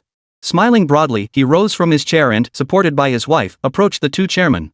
Honorable Chairman, we apologize for failing to greet you properly upon your arrival. Ranzhong gave a slight nod, adopting a polite yet firm tone. Mr. Yao, we have received a formal complaint. We request your cooperation in returning with us for an investigation. Yáo Qīngqing smiled and nodded. With both chairmen personally visiting, this old man will naturally cooperate. But I, Yáo Qīngqing, have lived an upright life. I wonder who could be so bored as to report me. Ranzhong glanced at Jiāng Chén, who gave him a slight nod. Only then did he speak. It is precisely this Mr. Jiang. He too felt a pang of curiosity. Who could this person be? Someone influential enough to have Gao Tong, the deputy commander of the war division, personally deliver evidence. A flash of malice flickered in Yáo Qīngqing's eyes, though his expression remained composed. Misunderstandings, nothing but misunderstandings. Jiāng Chén is my granddaughter's husband. We had a minor disagreement over trivial matters. I never imagined this young man would act so impulsively as to involve the esteemed presidents of the Chamber of Commerce. Truly, this is a colossal misunderstanding. He personally poured 2 cups of fine tea for them, continuing, these are family matters. There's no need for the two chairmen to trouble yourselves with a visit. Rest assured, I will handle this properly and give you a satisfactory resolution. Though chamber presidents weren't officially government personnel, being leaders of privately established organizations, they wielded substantial, tangible power. Chapter 23, Wrongly Accused. Not only did they oversee a city's trade, but they also maintained connections with the War Department, the Police Bureau, and other agencies. They possessed the authority to investigate certain economic crimes, ultimately handing them over to official courts for judgment. That's why Yáo Qīngqing dared not take this lightly or try to sweep it under the rug. Jiāng Chén scoffed coldly. Family matter? Chairman Yao, you jest. I've filed a formal complaint against you for economic crimes involving bribery of police officers. In the Great Dragon Nation, that's a major crime. When did it become a family matter? I think you're the one misunderstanding. Yáo Qīngqing's face flushed with embarrassment. Young people are so impulsive. You just want to secure more shares for your wife, right? We're family. We can sit down and discuss this properly. Seizing a moment when Rinzhong wasn't looking, he whispered into Jiāng Chén's ear, Jiāng Chén. The evidence you have won't be enough to take me down completely. At most, I'll face a few $100 million in fines. As long as I'm still standing, the Yáo family won't fall. You just want your wife's family's shares, I'll give them all back to you. In cases like this, the authorities rarely pursue matters if the victim doesn't press charges. If Jiāng Chén withdrew his report, Yáo Qīngqing could pull some strings and even avoid the fines altogether. But if Jiāng Chén dug his heels in, even if Yáo Qīngqing ultimately walked free, the Yáo family would be skinned alive. He never imagined Jiāng Chén actually had the connections to deliver the evidence to the Chamber of Commerce president. Not even the vice president dared protect them now. At this point, however unwilling he felt, he had no choice but to bow before Jiāng Chén. I gave you a chance, but you didn't know how to cherish it, Jiāng Chén sneered coldly before raising his voice. Earlier, I tried to negotiate with you. How did you repay me? Knowing full well I held evidence against you, you still drove my wife and her family out of the clan and confiscated all their assets. I'd like to ask, does the Yáo family head truly defy the law, believing it can't touch him? Or does he feel protected by some powerful patron, hence his utter recklessness? As he spoke, he deliberately glanced at Vice President Qian standing nearby, letting out a cold laugh. You! Yáo Qīngqing's face turned ashen. You're ruthless. I admit defeat this time. Just tell me, what will it take for you to drop the charges? Jiāng Chén remained silent, turning to Yáo Qīngqing. What do you think, dear? All eyes focused on her. At this moment, the fate of the Yáo family, Yáo Qīngqing, and every member of the Yáo clan rested entirely in her hands. Yáo Qīngqing. He's your own grandfather. Are you really prepared to sacrifice family ties for righteousness, only to be condemned for the rest of your life? Yáo Jingshan roared. Yáo Qīngqing was utterly panicked, her hands trembling with fear. With her protectors falling one after another, she was genuinely terrified this time. Yáo Qīngqing sighed softly within herself. Even now, you still don't believe you've done wrong. You still refuse to offer me an apology. Grandfather, do you truly believe that it was me and Jiāng Chén who drove you to this point? Qīngqing, if you'll just get Jiāng Chén to drop the charges, I'll personally apologize to you and return all the shares. Yáo Jingshan panicked, seeing a glimmer of final resolve in Yáo Qīngqing's eyes. Yáo Qīngqing shook her head. If Jiāng Chén hadn't brought in the Chamber of Commerce president, I doubt I'd ever hear those words, even on my deathbed. Yáo Qīngqing roared, Yáo Qīngqing. Don't push your luck. The family head has personally apologized to you. Do you really intend to drive your own grandfather to ruin? Yáo Qīngqing turned her head, her tone sharp and confrontational. And if Jiāng Chén hadn't brought the Chamber of Commerce president here? Would you have apologized and returned the shares then? No. You would have driven our entire family out of the clan, stripped us of our property. It's you who want to wipe us out completely. Her gaze was unwavering as she looked toward Rinzhong, about to speak, when Yáo Bing suddenly darted forward. Sis. I'll take the blame for this injustice and disloyalty. He grinned at Rinzhong. Chairman, sorry, but we won't drop the charges. Take him away. Yáo Bing. Yáo Jingshan gritted his teeth in fury. He never imagined his most despised grandson would be the one to personally send him to prison. Yáo Bing puffed out his chest proudly. Grandfather, reform yourself properly inside. Sister and I will come visit you. Yáo Jingshan seethed with rage, wanting to roar at the heavens. He never imagined he'd ultimately fall at the hands of his own flesh and blood. Two camouflage-clad soldiers from the War Department stepped forward, flanking him on either side as they escorted him away. Rinzhong gave Jiāng Chén a slight nod before turning to the Yáo family members. The investigation results will be shared with you all as soon as they are available. Additionally, all your assets will be frozen until the final outcome is announced. He turned and left with his men, leaving the Yáo family utterly devastated. With Yáo Jingshan's arrest, they understood all too well that this signaled the complete downfall of the third-tier Yáo family. Though their crimes couldn't be compared to those of the Zhang and Zhou families, the charges of economic crimes and official bribery alone would result in fines severe enough to rapidly bankrupt the Yáo family, knocking them from their position as a third-tier clan. Not to mention, Yáo Qīngqing would likely face imprisonment. Jiāng Chén. You people are heartless. Yáo Qīngqing gritted his teeth in fury, seething with hatred. Jiāng Chén gave him a cold glance. If you don't return my wife's shares, I'll send you to prison the same way I sent your father. Yáo Qīngqing choked on his fury, utterly powerless. Fine. I'll give them back. Yáo Qīngqing shook her head frantically. Dad. We can't give it back to them. We worked so hard to get it. Yáo Qīngqing sighed. At this point, we can't risk any more trouble. We must stay out of it and find a way to rescue your grandfather. He had someone bring the share agreement. Both parties signed it, and Yáo Qīngqing's family finally reclaimed the shares that rightfully belonged to them. Jiāng Chén didn't linger. Taking Yáo Qīngqing's small hand, he turned and walked out. News came from the War Department's high command. The female anchor from Fengyuan City who had been framed and arrested had been proven innocent and released. Brother-in-law, you're incredible. You even got the old man involved. That's amazing, absolutely amazing. All along the way, Yáo Qīngqing gazed at Jiāng Chén like he was her idol, chattering nonstop as she poured out every compliment she knew. These 2 days of shadowing had left a deep impression on Yáo Qīngqing, the fickle opportunist. Whether it was the mansion in Shangshihouting, the audacity displayed during the police station incident, or now single-handedly turning the Yáo family upside down, Jiāng Chén was no ordinary man. Once Yáo Qīngqing recognized this, he became like a sycophant, constantly trailing behind him with praise. They didn't rush back to the villa but instead accompanied Yáo Qīngqing to the old house to retrieve a few things. Chapter 24, Taking Her Away. Mom, we're leaving. Take care of yourselves, Yáo Qīngqing said to her parents after gathering some personal clothing. Li Hongfang seemed hesitant. Why don't you stay for dinner tonight? I'll cook your favorite braised pork belly myself. Yao Kaifa quickly chimed in, I've got 2 bottles of fine wine. Let's have a proper drink with my son-in-law tonight. The two beamed with genuine happiness. With the old patriarch of the Jiāng family ousted, they had reclaimed their shares. Though their accounts were currently frozen and funds couldn't be withdrawn immediately. But even if the Yáo family faced penalties later, they could still liquidate these shares for tens of millions. To them, it felt like money falling into their laps. Dad, your own father's locked up, aren't you worried at all? Yáo Qīngqing asked Yao Kaifa with a playful grin. Yao Kaifa shot him a glare before sighing helplessly. I admit I lack ambition and have no interest in the family head position. But you've all seen how your grandfather treated our family these years. Sometimes it wasn't that your parents forced you, it was simply unavoidable. Li Hongfang nodded in agreement, glancing cautiously at Jiāng Chén. Jiāng Chén, we were in the wrong before. Please don't hold it against us.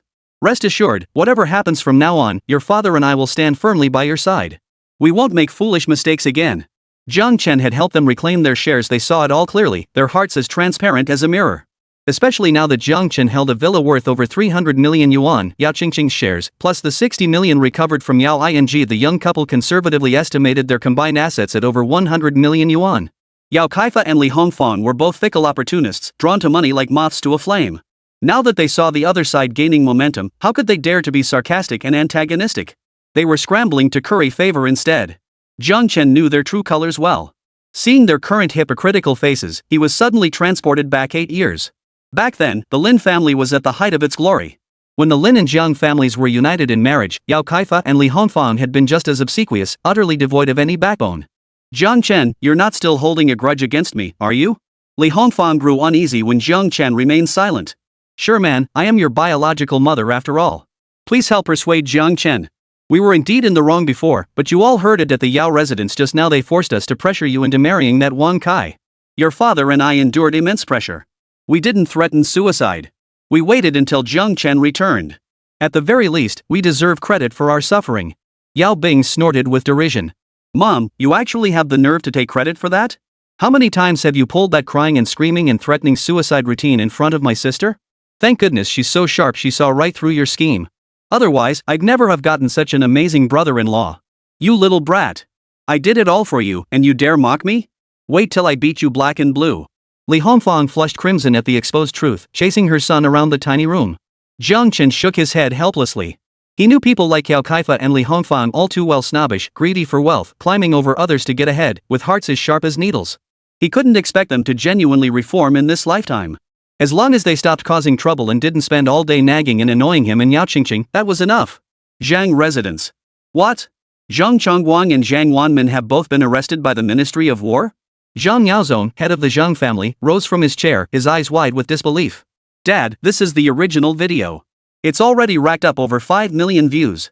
His eldest son, Zhang Chongtian, handed him the phone, his expression grim. Open your eyes and see how dark the skies are over Fangyuan City. Jiāng Chén scattered the photos everywhere. Immediately after, War Department agents arrived and took away the entire Zhang family.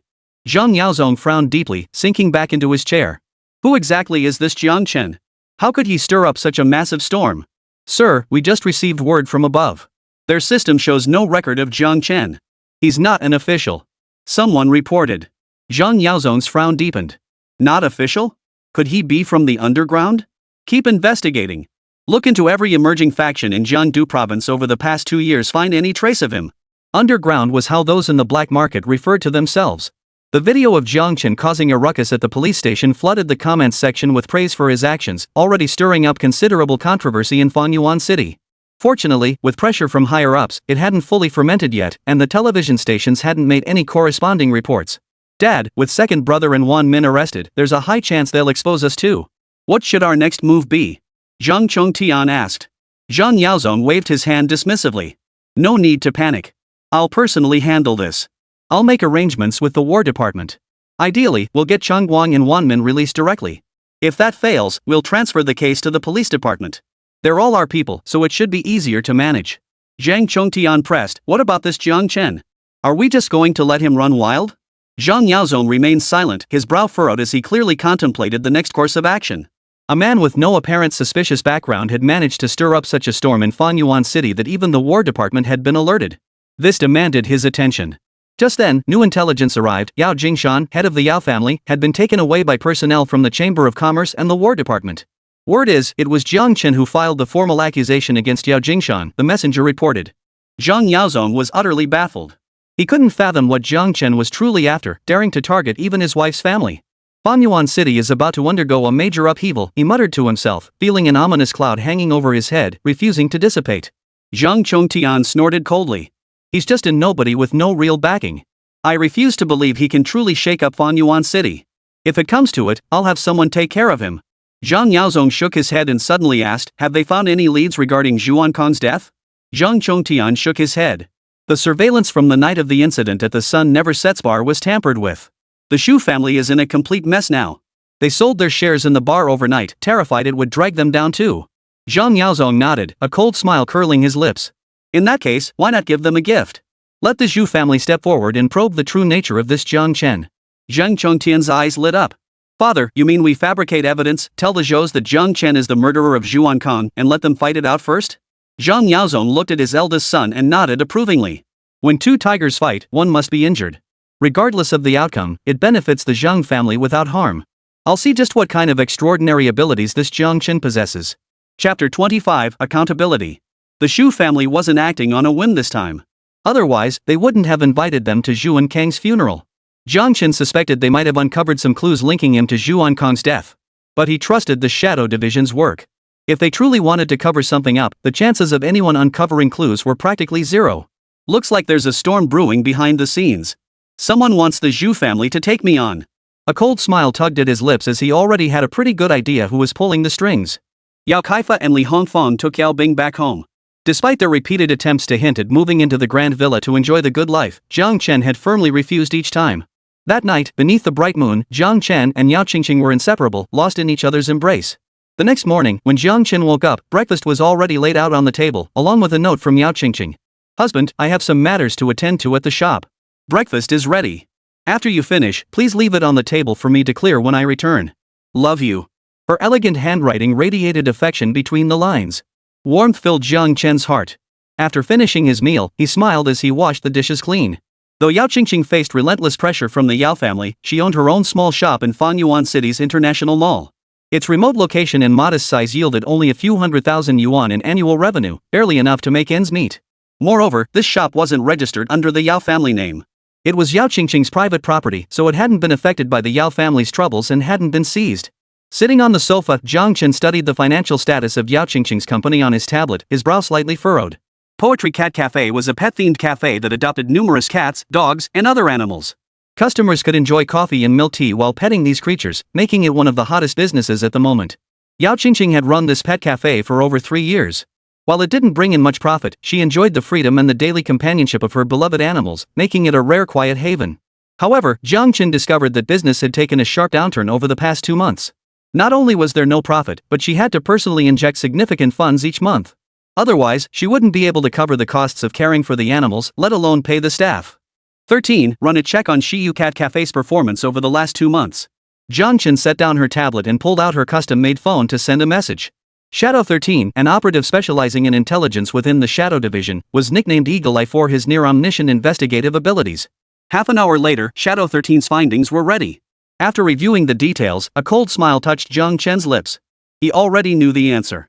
Shiyu Cat Cafe was located within Binhai International Mall, Fanyuan City's largest shopping complex, housing nearly every luxury brand and mainstream retailer in the city. The mall manager wielded immense power, commanding deference from nearly every storefront and even demanding monthly tribute payments. 2 months ago, a new floor manager arrived at Binhai International Mall. He set his sights on Yao Qīngqing at first glance. When his advances were rejected, he began sabotaging her business. This morning, he had her storefront pushed into the most remote corner of the mall. Contact the owner of Binhai International. I've bought this mall. Jiāng Chén spoke no further words before setting his phone down. Half an hour later, a new message arrived. Binhai International had been sold for 10 billion yuan. You are now the mall's largest shareholder. Boss, the owner of Binhai International wishes to meet with you, Shadow 13 promptly relayed the message. Jiāng Chén replied indifferently, no meeting. Setting his phone aside, he glanced at the share transfer documents Shadow 13 had sent. A cold smile touched his lips once more as he rose and headed straight for Binhai International Mall. Binhai International Mall stood 26 stories tall. The bottom 4 floors housed retail shops, the 5th floor was the Binhai International Hotel, and above that lay the Binhai International Apartments. The entire complex formed an integrated structure, one of Fangyuan City's most distinctive landmarks. It was the weekend, and the mall was already packed with shoppers from the moment it opened early. In a corner of the 4th floor, a rarely visited spot remained eerily quiet. A solitary shop stood open at the narrow passageway entrance, wedged between the restrooms and the smoking room. Poetry Cat Cafe. The transparent glass boxes containing cats, originally used for promotions on the 1st floor, had all been moved upstairs and casually placed near the entrance. Even though the mall's cleaning staff maintained impeccable cleanliness, the mingled odors were still noticeable near the restroom entrance and smoking room. Manager Chen, my lease for the previous shop hasn't expired yet. I still owe 6 months' rent. How could you force me to move here? Yáo Qīngqing glared at the middle-aged man before her, her face twisted with resentment. Miss Yao, over the past 2 months, I've received numerous complaints that the cats and dogs in your store are seriously compromising customer safety and posing risks to other shops. As the floor manager, I have no choice but to act. Manager Chen appeared to be in his 30s, sporting a large belly and wearing an oversized suit. His face was greasy and shiny, and when he smiled, the flesh on his face jiggled everywhere. Behind him, 4 or 5 security guards had cornered Yáo Qīngqing inside the store. Anger flashed across Yáo Qīngqing's face. She had just finished making breakfast this morning when she received a message from her staff. Without even taking a bite, she rushed straight here. But she was still too late. Manager Chen and his security guards had forcibly relocated her shop to the space between the restroom and the smoking room. Watching the kittens and puppies in their cages, their eyes stinging shut from the smoke as they paced anxiously back and forth, her heart ached. My animals are all locked in cages, and the shop doors are tightly shut. How could they possibly threaten or endanger customers or other shops? Tell me who reported me, I'll confront them. Yáo Qīngqing declared, unwilling to accept this. She knew exactly why Manager Chen was treating her this way, and her sense of injustice only grew. Manager Chen gave a cold laugh. Without an informant, how could he possibly confront anyone? Miss Jiang, moving back to your original spot is simple. Just agree to have dinner with me and accompany me to a movie. I'll make sure those people shut up. He leaned close to Yáo Qīngqing's ear, his voice dripping with smug satisfaction. You're shameless. Yáo Qīngqing recoiled in disgust, gritting her teeth. Abusing your authority like this, aren't you afraid the mall's higher-ups will hold you accountable? Manager Chen roared with laughter. Accountability? Every shareholder of Binhai International is a high-ranking, busy executive. Who would bother with such trivial nonsense? Besides, I was recruited here as an expat with a hefty salary. Even if you complained to the general manager, you wouldn't get anywhere. His eyes burned as he appraised Yáo Qīngqing from head to toe. The Yao family is finished. If you can't even keep this pet cafe afloat, you'll end up begging on the streets. Be smart. Agree to my terms, and I guarantee you the prime golden spot in the mall. Let me be clear, at Binhai International, I, Chen Baowan, call the shots. One word from me, and I'll make sure you get 0 customers. Yáo Qīngqing gritted her teeth in fury, but against such a scoundrel, she couldn't think of a good countermeasure on the spot. What an impressive display of authority. Jiāng Chén's voice suddenly echoed from behind them. A cold smile played at the corners of his mouth as he looked at Manager Chen. Control everything? Aren't you afraid I'll break that hand of yours? Chapter 26, Not a single penny spent. Jiāng Chén struggled from the bedroom to the living room, his clothes soaked through with cold sweat. 8 years. Who exactly used you to hurt me back then? He drew a dagger from his waist, blood red in hue, its blade glinting coldly in the darkness. Even someone as formidable as Jiāng Chén felt the chill radiating from the blade as he gripped it. Engraved on the hilt were 2 ancient characters, Black Moon. They seemed to possess a soul-stealing power. Staring at them too long could make one lose themselves. Tiny blood-red lines snaked along the blade's edge like human veins. If one looked closely, crimson blood seemed to flow within them, bathing the dagger in a deep, blood-red glow. 8 years ago, the Jiāng family was annihilated. Overnight, their home was destroyed and their lives extinguished. Jiāng Chén's parents chose to stay behind and fight the enemy, sacrificing themselves to allow him and Yáo Qīngqing to escape safely. They were swallowed by the raging flames. While shielding Yáo Qīngqing during their escape, they were caught by the pursuers. The assailant wielded this very dagger, named Black Moon, slashing his chest. Jiāng Chén fought back in desperation, killing his attacker. This dagger became his only clue. Ever since that night, whenever the full moon bathed his body in its silvery light, Jiāng Chén would lose all reason, transforming into a bloodthirsty demon driven solely by the urge to kill. He craved blood, craved slaughter, his reason shattered in an instant. For 8 long years, Jiāng Chén searched relentlessly for any trace of the Black Moon Demon Blade, yet found nothing, as if it had never existed in this world. Whoever you are, I will find you.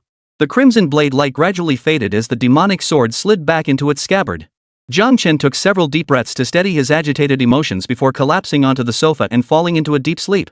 Jiāng Chén, Jiāng Chén? Through the haze, he heard Yáo Qīngqing's voice. Overwhelming fatigue washed over him as he forced his eyes open. The intense light stung his eyes, and Yáo Qīngqing's voice grew louder as she approached. Jiāng Chén, why are you sleeping on the sofa? Get up and go to bed. Yáo Qīngqing wore his white shirt, the hem barely covering her thighs. Her well-proportioned figure was unmistakable curves in all the right places, her silhouette graceful. She looked at him with genuine concern. Jiāng Chén struggled to sit up. He'd been tormented by nightmares all night, feeling as if he'd been transported back to that night 8 years ago. He desperately tried to make out the face in the darkness, but no matter how hard he strained, a thick fog shrouded his vision, impossible to dispel. You're awake. He forced a smile, downing a full glass of water to suppress the nightmare. Yáo Qīngqing nodded, looking at him with confusion. How did you fall asleep on the sofa? You're covered in sweat. Did you have a nightmare? Jiāng Chén smiled as he ruffled her hair. Probably just too tired yesterday. Must have drifted off without realizing it. Yáo Qīngqing gently cradled his head against her chest, her delicate hands softly stroking his back. I'm sorry. All this mess at home. I can't even give you 2 days of rest after you just got back. Jiāng Chén shook his head with a smile, saying nothing as he savored the warmth of her embrace. Hungry? I'll make you some noodles. After a long moment, Yáo Qīngqing blushed as she released him and turned toward the kitchen. By the time Jiāng Chén finished washing up, a steaming bowl of fragrant noodles was already waiting for him. Just as he was about to dig in, the video doorbell rang. Mr. Jiang, hello. This is the security guard from the West Gate. These 3 individuals claim to be your family members and wish to come in for a visit. It was a video call from the West Gate security. The moment he answered, Li Hongfang's face appeared on the screen. Her face was flushed with excitement. Jiāng Chén, man, I have some wonderful news to share with you. Hurry up and tell the security guard to let me in. Yáo Qīngqing gave a helpless smile. They are my family. Please open the gate for them. As one of Bingqing's premier luxury residences, Shengshihouting enforced strict security protocols within the community.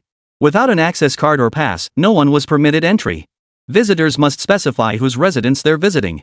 Security guards verify with the homeowner before allowing entry after the visitor registers.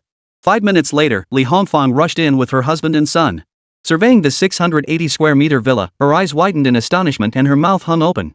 Goodness gracious. Rich people's homes are something else entirely. This place is enormous. Yao Kaifa and his son Yao Bing circled around a set of antiques from Jiāng Chén's collection. Brother-in-law, this bottle is quite nice. It'd make a perfect wine flask for my dad. Yao Bing asked with a smile.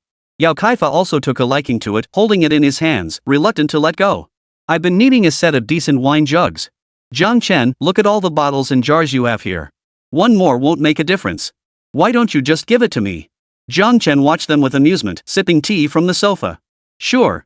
This is an imperial night pot from 500 years ago. If you don't mind, feel free to take it as a wine flask. Yao Kaifa looked puzzled at Yao Bing. What is a night pot? Could it be the legendary luminous wine cup the emperor used for drinking at night? Yao Bing shot him a dismissive glance. Dad, I told you to read more books, but you wouldn't listen. Now you're making a fool of yourself. That's called a nightlight cup. Yao Kaifa persisted. I know about the night glow cup, but what was this night pot for? Wasn't it a drinking vessel for nighttime use? Yao Bing pursed her lips in disgust. Don't ever say you're my dad in public, it's embarrassing. A night pot, as the name suggests, was an ancient emperor's chamber pot. Plain and simple, it was the emperor's urinal. Ha? Yao Kaifa was dumbfounded. Jiāng Chén watched him with amusement. Dad, this is an imperial night pot. If you take it home to use as a wine flask, that's practically royal treatment. This dragon urine has been settling for 500 years. In traditional Chinese medicine, it's a rare treasure and excellent medicinal ingredient. You could use it to steep liquor. Yáo Qīngqing burst into laughter at his words, playfully smacking him. You're such a smart aleck. 500 years of aged dragon urine? You'd poison my dad to death. Yao Kaifa flushed crimson, offering an awkward smile but refusing to let go. I was just joking with you lot. How could I not know what a chamber pot is? Since I'm afraid of the dark, I won't need to turn on the lights when I get up to use the bathroom at night. I'll just enjoy this imperial chamber pot. Jiāng Chén ignored him, letting him be. The night pot's current market value hovered around 20 million yuan, a gift from the friend who'd helped him buy this apartment. He hadn't spent a single penny on it. Besides, among all the antiques in the entire apartment, if Jiāng Chén hadn't misjudged, this chamber pot was probably the least valuable piece. Li Hongfang gave Yao Kai a light, exasperated slap before leaning in mysteriously toward Jiāng Chén and Yáo Qīngqing. Jiāng Chén, man, I've got some bad news. Jiāng Chén raised an eyebrow, and Yáo Qīngqing couldn't help but ask, Mom, what's wrong? Li Hongfang glanced around before whispering, early this morning, the Wang family personally sent someone to deliver a white invitation card. They said they're holding a funeral for Wang Kai the day after tomorrow and want our whole family to attend. Fearing they might not grasp the gravity, she continued, think about it, the Wang family is one of Bingqing's second-tier clans. They have connections everywhere. And they were trying to set you up with that dead Wang Kai before. This time, they're definitely up to no good. Yáo Qīngqing frowned, sensing something was amiss. Jiāng Chén, however, raised an eyebrow. Well, that's perfect. I'll see what tricks the Zhou family has up their sleeves this time.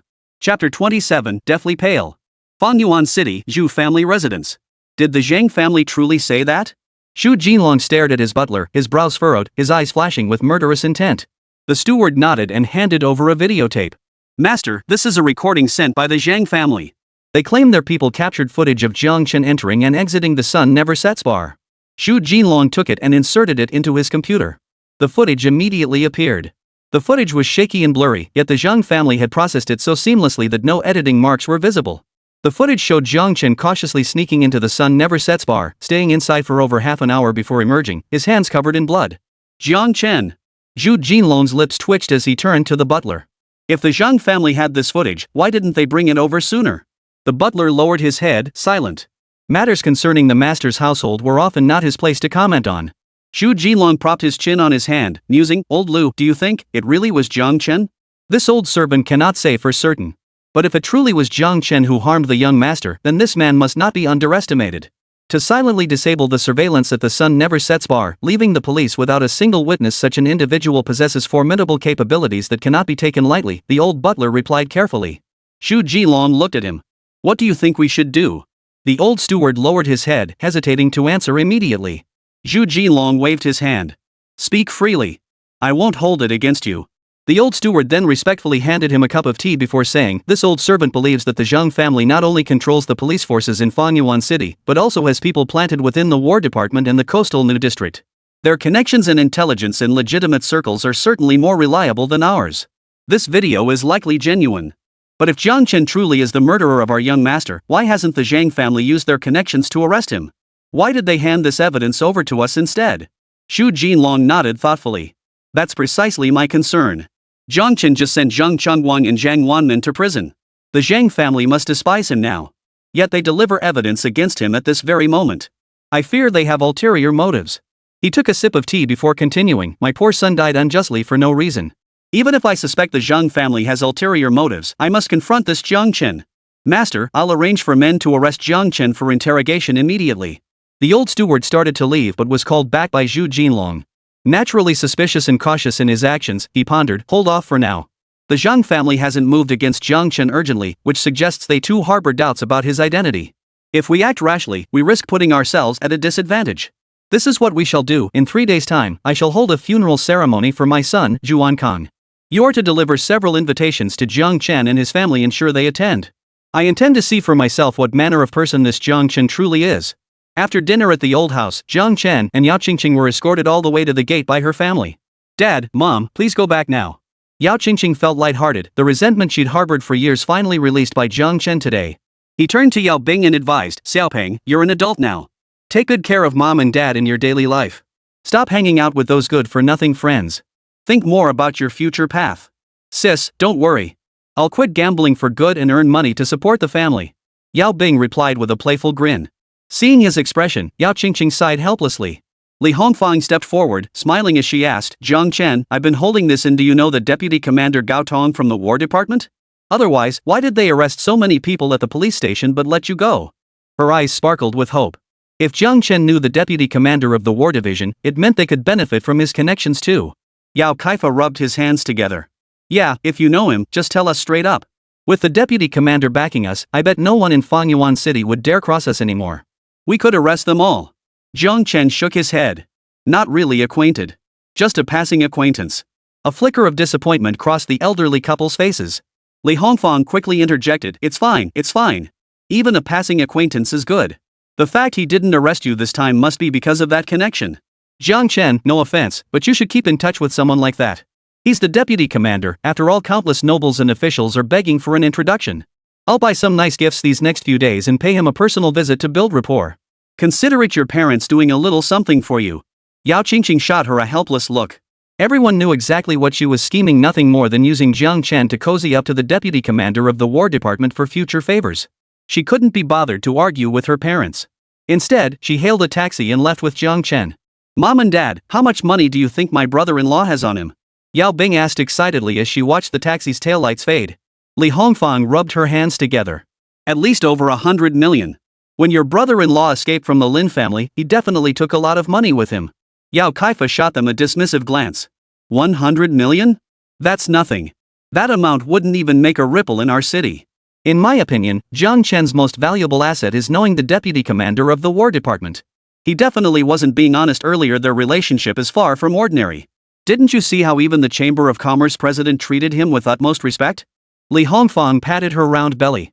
Regardless, this disaster has turned into a blessing. Though the Lin family is gone, Jiāng Chén's connections with these big shots will surely propel him to great heights. We absolutely must keep a tight leash on him. No chance of him escaping our family. After returning to Shangshihouting, Jiāng Chén took a quick shower. Yáo Qīngqing, exhausted from the day's activities, had already retired to bed early. Watching his wife's peaceful slumber, he felt a sense of peace he'd never known before. Outside, the moon's shadow stretched westward as a full orb hung high in the sky. Its silvery light streamed through the window, bathing Jiāng Chén in its glow. Put!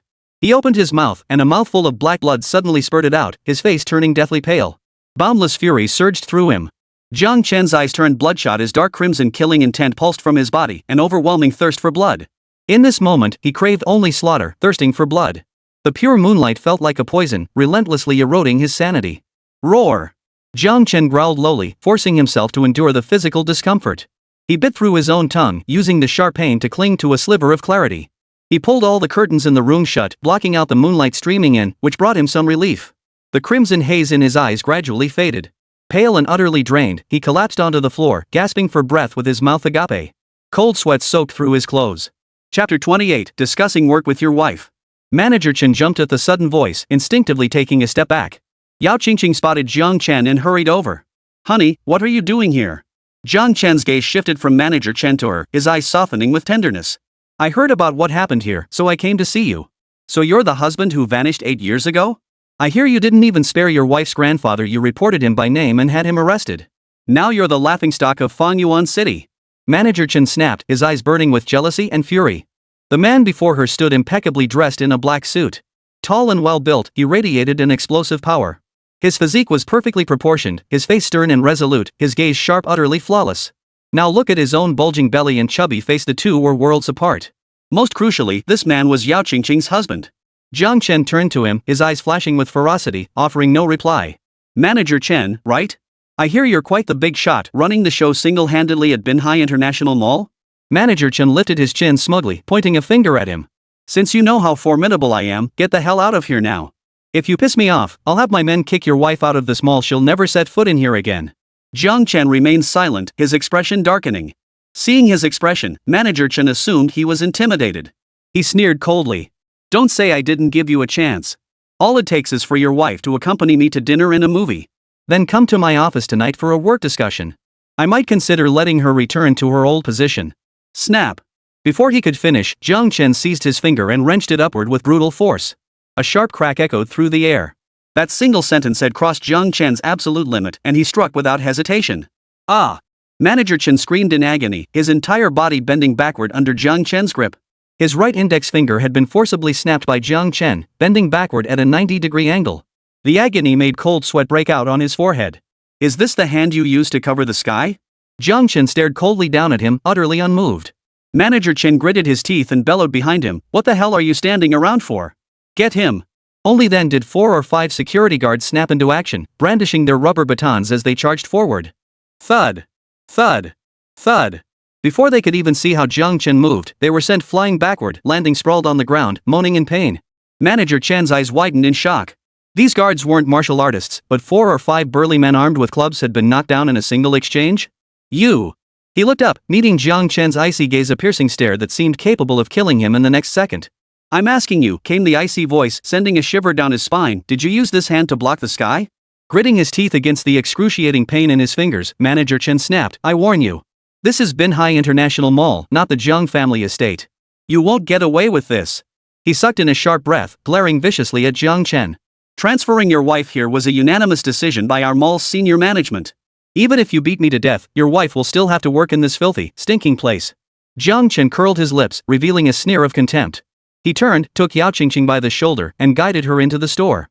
You go inside and tend to these little creatures. I'll have a proper chat with Manager Chén. Yáo Qīngqing looked worried. Jiāng Chén, I can handle this.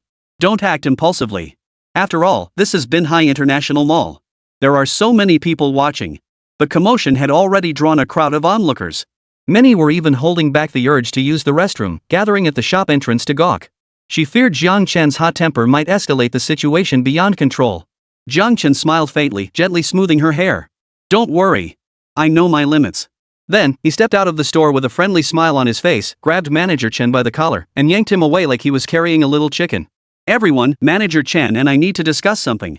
Please disperse. Holding it in too long isn't good for your health. Manager Chén's obese frame weighed at least 200 pounds. Now held aloft by Jiāng Chén, his feet dangling in the air, all his struggling was futile. The onlookers stared wide-eyed. Look! That guy looks like the handsome cop from the Brain Police Department a couple days ago. Yep, it's him. Too bad that trending topic got taken down so fast now we can't even catch a glimpse of his imposing figure. My aunt works here. I heard this Chén manager often harasses young, pretty girls. Looks like he finally met his match. Not necessarily. Manager Chén's uncle is one of the mall's shareholders.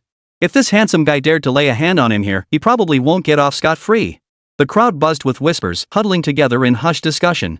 Yáo Qīngqing's face was etched with worry as she watched Jiāng Chén disappear from view. Her heart pounded wildly, yet she felt utterly helpless.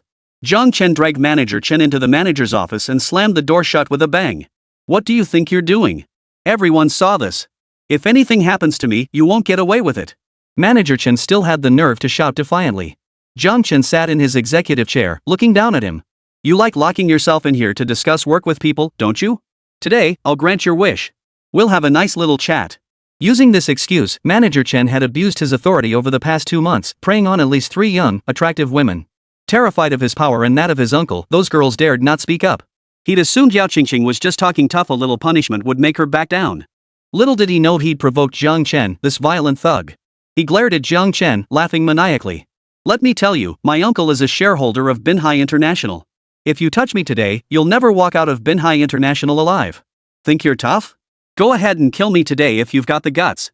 Otherwise, my uncle won't let you off. Then I'll make sure to discuss business with your wife right in front of you, so you can see just how green your hat is.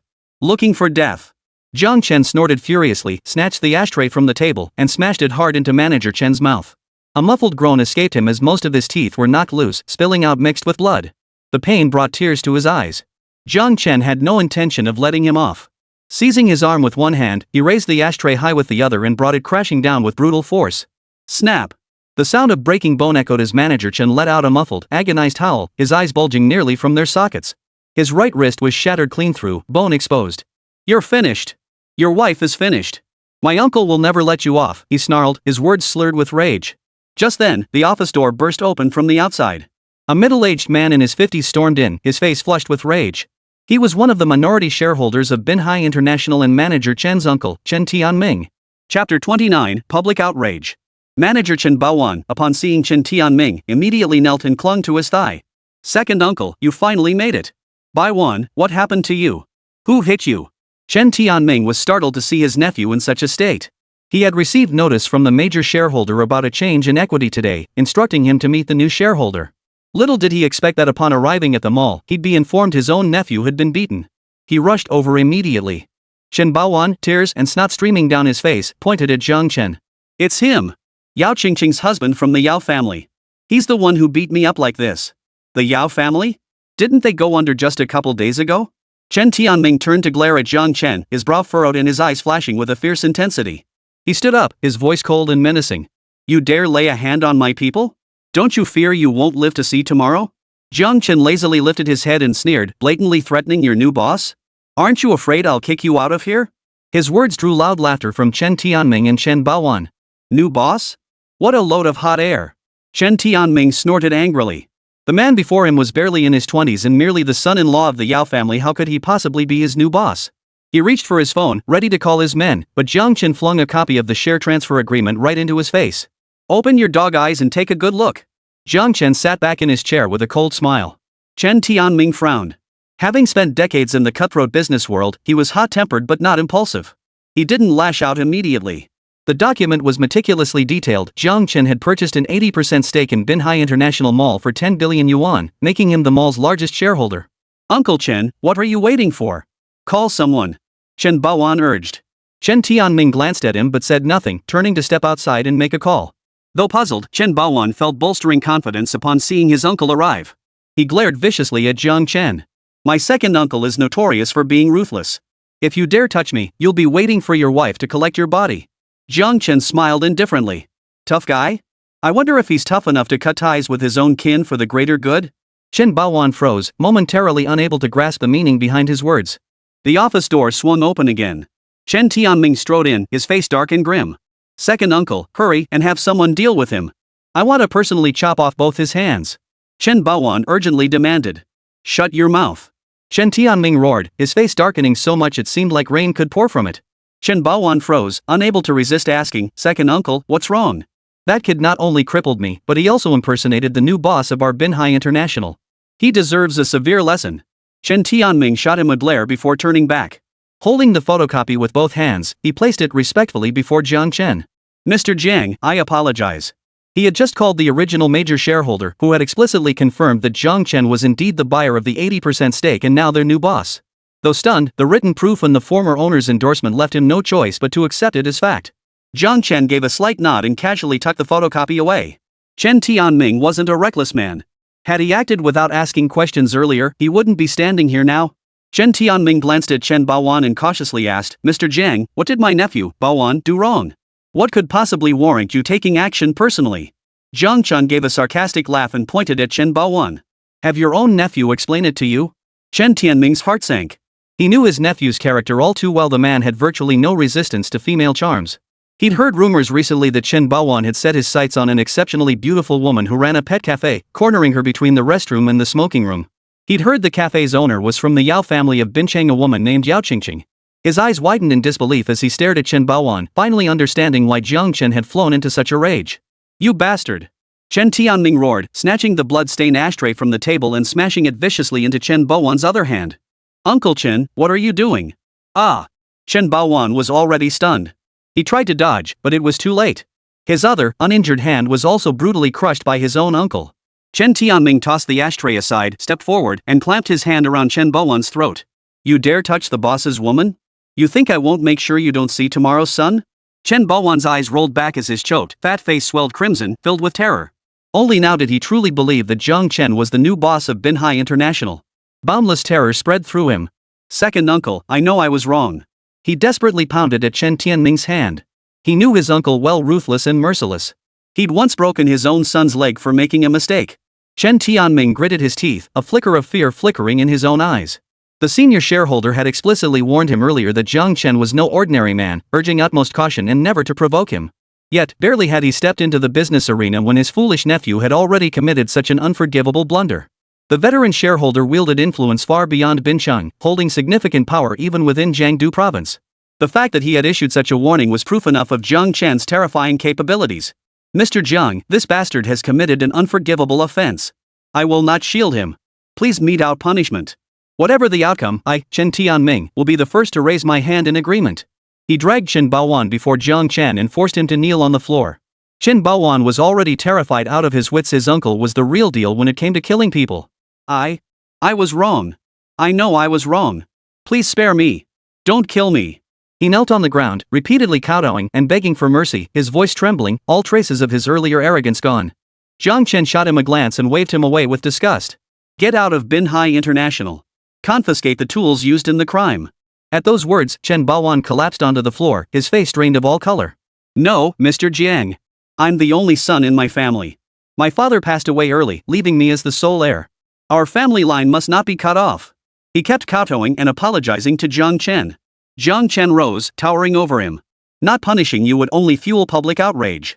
Assaulting 2 girls and even attempting to harm his wife, sparing Chen Baowan's life, was already an act of mercy.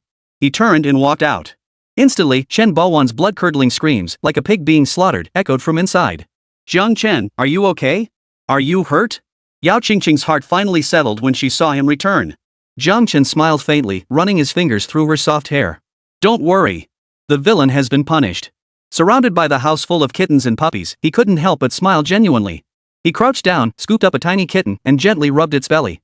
This one's Tang Yuan, a tabby. Just 2 months old. Yáo Qīngqing approached, her face still tinged with worry. Jiāng Chén looked at the kitten in his arms. Its body and back were covered in tabby markings, yet its 4 tiny paws were unusually white and clean, as if wearing white gloves. Tang Yuan's belly was also white and incredibly soft. It lowered its head to lick Jiāng Chén's hand, meowing in a high-pitched voice, meow. Jiāng Chén laughed heartily. Little one, you seem to like me? Want to come home with me? Yáo Qīngqing sighed inwardly, then caught sight of Chen Tianming hurrying toward them. She quickly shielded Jiāng Chén behind her back and declared stubbornly, Mr. Chen, I was the one who hit your nephew, Chen Baowan. My husband had nothing to do with it. I'm willing to accept any punishment. Chapter 30, Tang Yuan. Chen Tianming froze upon hearing Yáo Qīngqing's words, shifting his gaze awkwardly toward Jiāng Chén. Miss Yao, you've misunderstood. That good-for-nothing nephew of mine truly deserved a beating. I came here specifically to thank Mr. Lin in person for teaching that little brat a lesson, he said with an awkward smile. Joking aside, this was the matriarch of Binhai International, the biggest boss in town. How could he dare say anything more? Yáo Qīngqing was bewildered. She'd always heard that Chen Tianming fiercely protected his own, shielding the Chen family's offspring with unwavering loyalty. If anyone dared to touch Chen Baowan, he'd be the first to stand up for him. That's why Chen Baowan could strut around Binhai International so arrogantly. Mr. Chen, I can leave Binhai International, but I won't stand idly by regarding Chen Baowan's actions. I'll report him to the police, she stated calmly. Chen Tianming gave a bitter smile. Miss Yao, I sincerely apologize on behalf of Chen Baowan for the inconvenience this incident has caused you. To compensate for your losses, I will secure you the best retail space available on the 4th floor and waive the rent for 3 years. Would that be acceptable? Yáo Qīngqing remained silent, turning her gaze toward Jiāng Chén instead. Chen Tianming's attitude left her momentarily baffled. If not for Jiāng Chén's intervention, she wouldn't have known how to resolve this situation today. Jiāng Chén smiled faintly. You may handle this however you see fit. I trust Mr. Chen won't shield such a scoundrel and will ensure justice for you and the other girls. Seeing the confidence on his face, Yáo Qīngqing took a deep breath and declared firmly, I am indeed a victim, but fortunately my husband arrived in time to prevent worse consequences. However, as far as I know, over the past 2 months, Chen Baowan has been running rampant in the mall, relying on you, Mr. Chen, as his protector. At least 3 girls have been victimized by him. We should leave this matter to the police to handle. Chen Tianming felt bitter inside but dared not say more. After all, the facts were undeniable. Miss Yao, rest assured. I will personally report this bastard to the police and have him arrested. For committing such heinous crimes, he deserves to rot in prison for the rest of his life. After speaking, he bowed deeply to Jiāng Chén and Yáo Qīngqing, dialed the police station in front of them, and then departed. Though Chen Tianming was protective of his own, he wasn't unreasonable. Previously, he'd only thought Chen Baowan was a bit of a scoundrel, so he turned a blind eye to his arrogance. He never imagined this bastard could be so despicable, committing such heinous acts. If he continued to shield him, who knew what kind of trouble it might stir up? Honey, this Mr. Chen doesn't seem as protective of his own as the rumors suggest, Yáo Qīngqing asked, a hint of confusion in her voice. Jiāng Chén smiled faintly. No one who climbs to this position is a pushover. If he kept shielding Chen Baowan like a mindless bodyguard, it would only destroy him in the end. Chen Tianming understood this precisely, which is why he made this decision. Half an hour later, Chen Tianming returned with several security guards. Miss Yao, I've had our staff prepare the prime location for you. The security team will assist you in moving your belongings over now. Yáo Qīngqing accepted without hesitation. Sandwiched between the restroom and the smoking room, even if she could tolerate it, her cats and dogs certainly couldn't. The new location was indeed excellent. Its massive transparent glass doors allowed customers arriving via the escalator to see inside immediately. The expanded space not only accommodated all the pet cages but also provided ample room for the kittens and puppies to roam freely, helping customers unwind. Sis Yao, your husband is so handsome. He looks so refined, but who knew he'd beat that Chen million into a pig's head for you in public? A suit-wearing thug. Shop assistant Xiaoli tugged at Yáo Qīngqing's sleeve, her face full of envy. Another staff member, Xiaowu, gushed with starry eyes, handsome guy paired with a beauty, I'm totally shipping this couple. Seeing the girl's expressions, a blush crept onto Yáo Qīngqing's pretty face. Her gaze drifted to Jiāng Chén, who sat in the corner playing with the round, tabby kitten in his lap. A genuine smile spread across her face. It took nearly 2 hours to finally finish tidying up the new storefront. Sis Yao, hurry up and go enjoy some alone time with your hubby. We've got the shop covered. Xiao Li nudged Yáo Qīngqing toward Jiāng Chén. Xiao, who also chuckled, brother-in-law, come hang out more often. With a handsome guy like you here, we'll definitely attract lots of young ladies to come spend money. As the leader of the Dragon Guard, Jiāng Chén could face the leader of the evil dragon cult without flinching. Yet, being praised like this by these two fresh-faced graduates made his face flush despite his age. Am I really that handsome? He asked, touching his cheek. You're so handsome you don't even realize it. You're absolutely perfect, the two girls teased. After leaving Binhai International, Jiāng Chén hoisted Tang Yuan onto his shoulder, took Yáo Qīngqing's hand, and drove back to Shangshihouting. Yáo Qīngqing drove a red Beetle. The cramped interior was pure torture for someone of Jiāng Chén's stature. Sitting inside, it was difficult even to keep his back straight. Honey, I'll get you a new car soon. This one's way too small, he said with a smile. Once home, Tang Yuan hopped off his shoulder and sniffed her way through every room upstairs and downstairs, familiarizing herself with the new surroundings. Yáo Qīngqing shook her head as she organized the pet supplies brought back from the store. I've been driving this car for 7 or 8 years. I'm used to it. I wouldn't get used to a new one anyway. Let's not waste the money. This was the car she'd bought 8 years ago for convenience, right after Jiāng Chén had sent her back. She hadn't replaced it in all that time. Jiāng Chén didn't press the issue, quietly tucking the matter away in his mind. By evening, Tang Yuan had fully acclimated to the new home. The 2-month-old kitten followed Jiāng Chén around, mewing softly and getting along splendidly with him. Yáo Qīngqing bought a bunch of his favorite dishes and bustled around the kitchen for over an hour, preparing a table full of delicious food. Dinner's ready, Yáo Qīngqing called out cheerfully, seeing Jiāng Chén happily playing with Tang Yuan. Jiāng Chén tossed the cat toy aside, letting Tang Yuan play on its own. He washed his face and sat down at the table, then made a surprising remark, this little guy is incredibly smart. If trained, its execution skills wouldn't be any worse than a dog's. Yáo Qīngqing served him his meal and asked with a smile, then why didn't you just bring home a puppy? Jiāng Chén laughed heartily. This is where the challenge lies. He had just taken 2 bites when his phone in his pocket suddenly rang. This was the number he'd specifically set up for personal use since returning. The caller ID showed it was Li Hongfeng. Why is mom calling you? Yáo Qīngqing asked curiously. Jiāng Chén didn't know either. The moment he pressed the answer button, Li Hongfeng's wailing voice filled the receiver. Jiāng Chén, my dear son-in-law. Help me. If you don't come soon, I'll be beaten to death. Chapter 31, the third time. Galaxy Plaza, just 1 street away from the garden community. After dinner, residents from nearby neighborhoods often came here for evening strolls. Elderly folks danced in the square while young people played basketball or rode skateboards, creating a lively atmosphere. Finished your call? On the basketball court, a dozen middle-aged women in their 40s and 50s faced off against a group of 10 or so young punks, forming 2 opposing camps.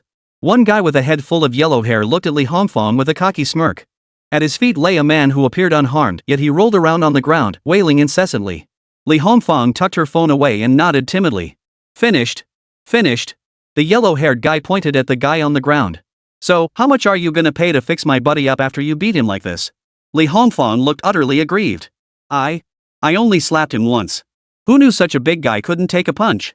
Besides, we were just minding our own business dancing here. If you hadn't come over to chase us away, I wouldn't have hit him. Her voice trailed off, clearly feeling guilty. The blonde-haired thug raised his hand, ready to strike. Damn it!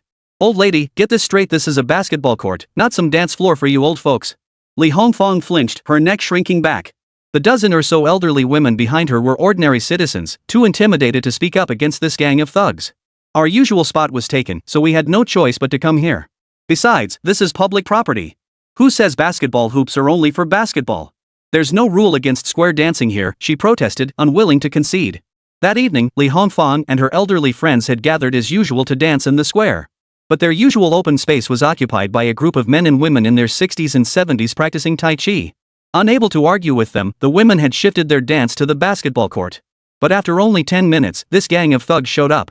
These guys were even more troublesome than the elderly folks, quick to resort to violence over the slightest disagreement.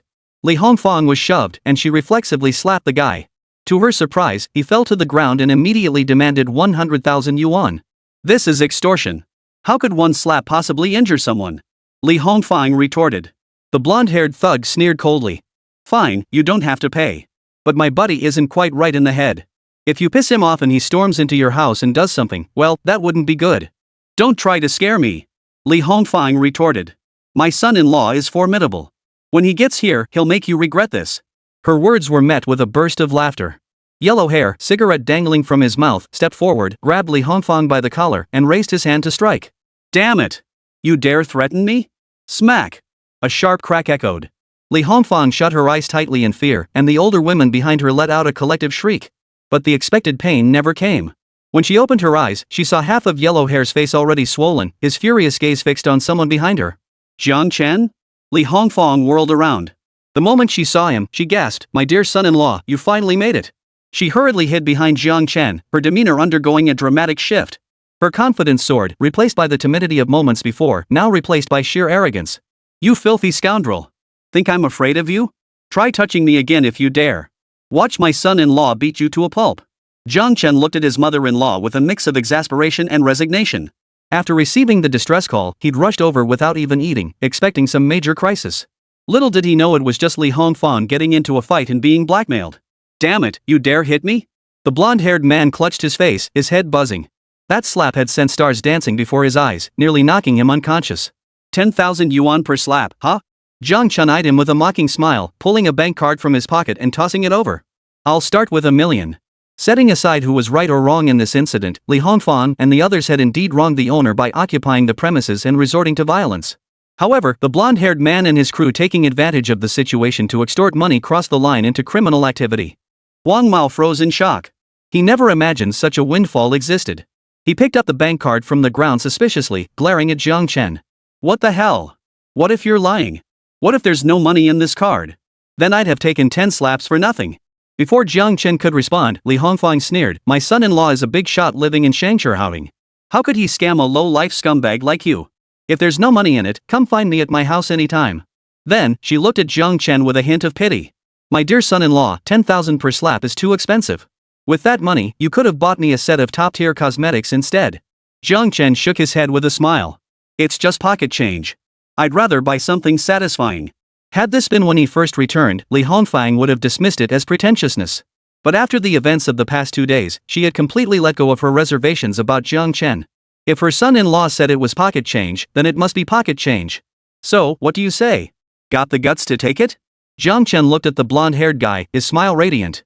With Li Hongfang's assurance, the blonde-haired guy naturally believed him. After all, the other party was from the Yao family. Even a starving camel is bigger than a horse. Their garden villa alone was worth over 10 million. "Fine. Today I'll bankrupt you." He gritted his teeth. Opportunities like this didn't come often. 100,000 yuan per slap. If he could endure it, he'd become a millionaire overnight.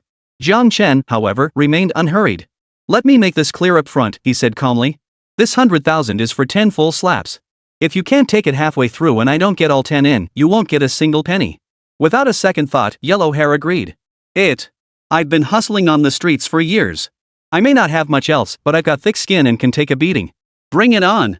He planted his feet firmly, centered his energy, and felt supremely confident in his thick skin. Jiāng Chén watched him, smiling brightly. Before the man could react, a slap landed squarely across his face. Smack! A sharp crack echoed as the blonde-haired guy let out a wail of pain. Before he could react, the force of the blow sent him crashing to the ground. Holy, what kind of strength is that? He spat out 2 teeth mixed with blood, half his face already swollen and red. The blonde shook his head, stars dancing before his eyes, but staggered back to his feet. Smack! This slap, Jiāng Chén used only 2% of his strength. That was the first one. This is the third. Ah! The blonde let out a blood-curdling scream as he was sent flying backward, knocking over several of his henchmen behind him. Brother Mao, are you okay? The henchman hurriedly helped him up. His left cheek was torn open, blood streaming down. Most of the blonde-haired thug's teeth were knocked out. Saliva mixed with blood flowed from the corners of his mouth whenever he opened it. Brother Mao, just let it go. Damn it, this guy's got way too much strength, someone pleaded. The blonde-haired man shook his head, regaining some clarity. He gritted his teeth fiercely. No way. If I give up now, those 3 slaps I took earlier would have been for nothing. Keep going. Truly, men die for wealth, birds die for food. Jiāng Chén flexed his wrist, increasing the force to 30%. This intensity was the absolute limit Huang Mao could endure. Another fraction of force would have beaten him to death. Chapter 32, Breaking Your Legs. Smack! The slap landed. This time, Yellow Hair didn't even scream. His body flew backward like a kite whose string had snapped. Brother Mao! His henchmen cried out in alarm, rushing over to check on him. The sight was horrifying. Seeing his condition, they could find no other words to describe it. His nose was broken, blood gushing from his mouth, nose, and eyes. Half his face was exposed bone, twisted and lopsided from the blow. This was only because Jiāng Chén had shown mercy, striking the other side of his face. Otherwise, that single blow would have left yellow hair paralyzed from the waist down, if not dead. They were merely extorting a little money, not exactly heinous criminals, so Jiāng Chén hadn't finished him off. Gurgle, the blonde-haired man tried to speak, but blood foam gushed from his mouth the moment he opened it. He'd never seen anyone with such brutal strength before, someone who could send a living person flying with a single slap. Jiāng Chén stepped forward, towering over the blonde-haired thug. Want to keep fighting? The blonde-haired man couldn't speak, shaking his head. Another blow would surely kill him. Jiāng Chén didn't press him further. He bent down and retrieved the bank card clenched tightly in the man's hand. In that case, I'll take this money back.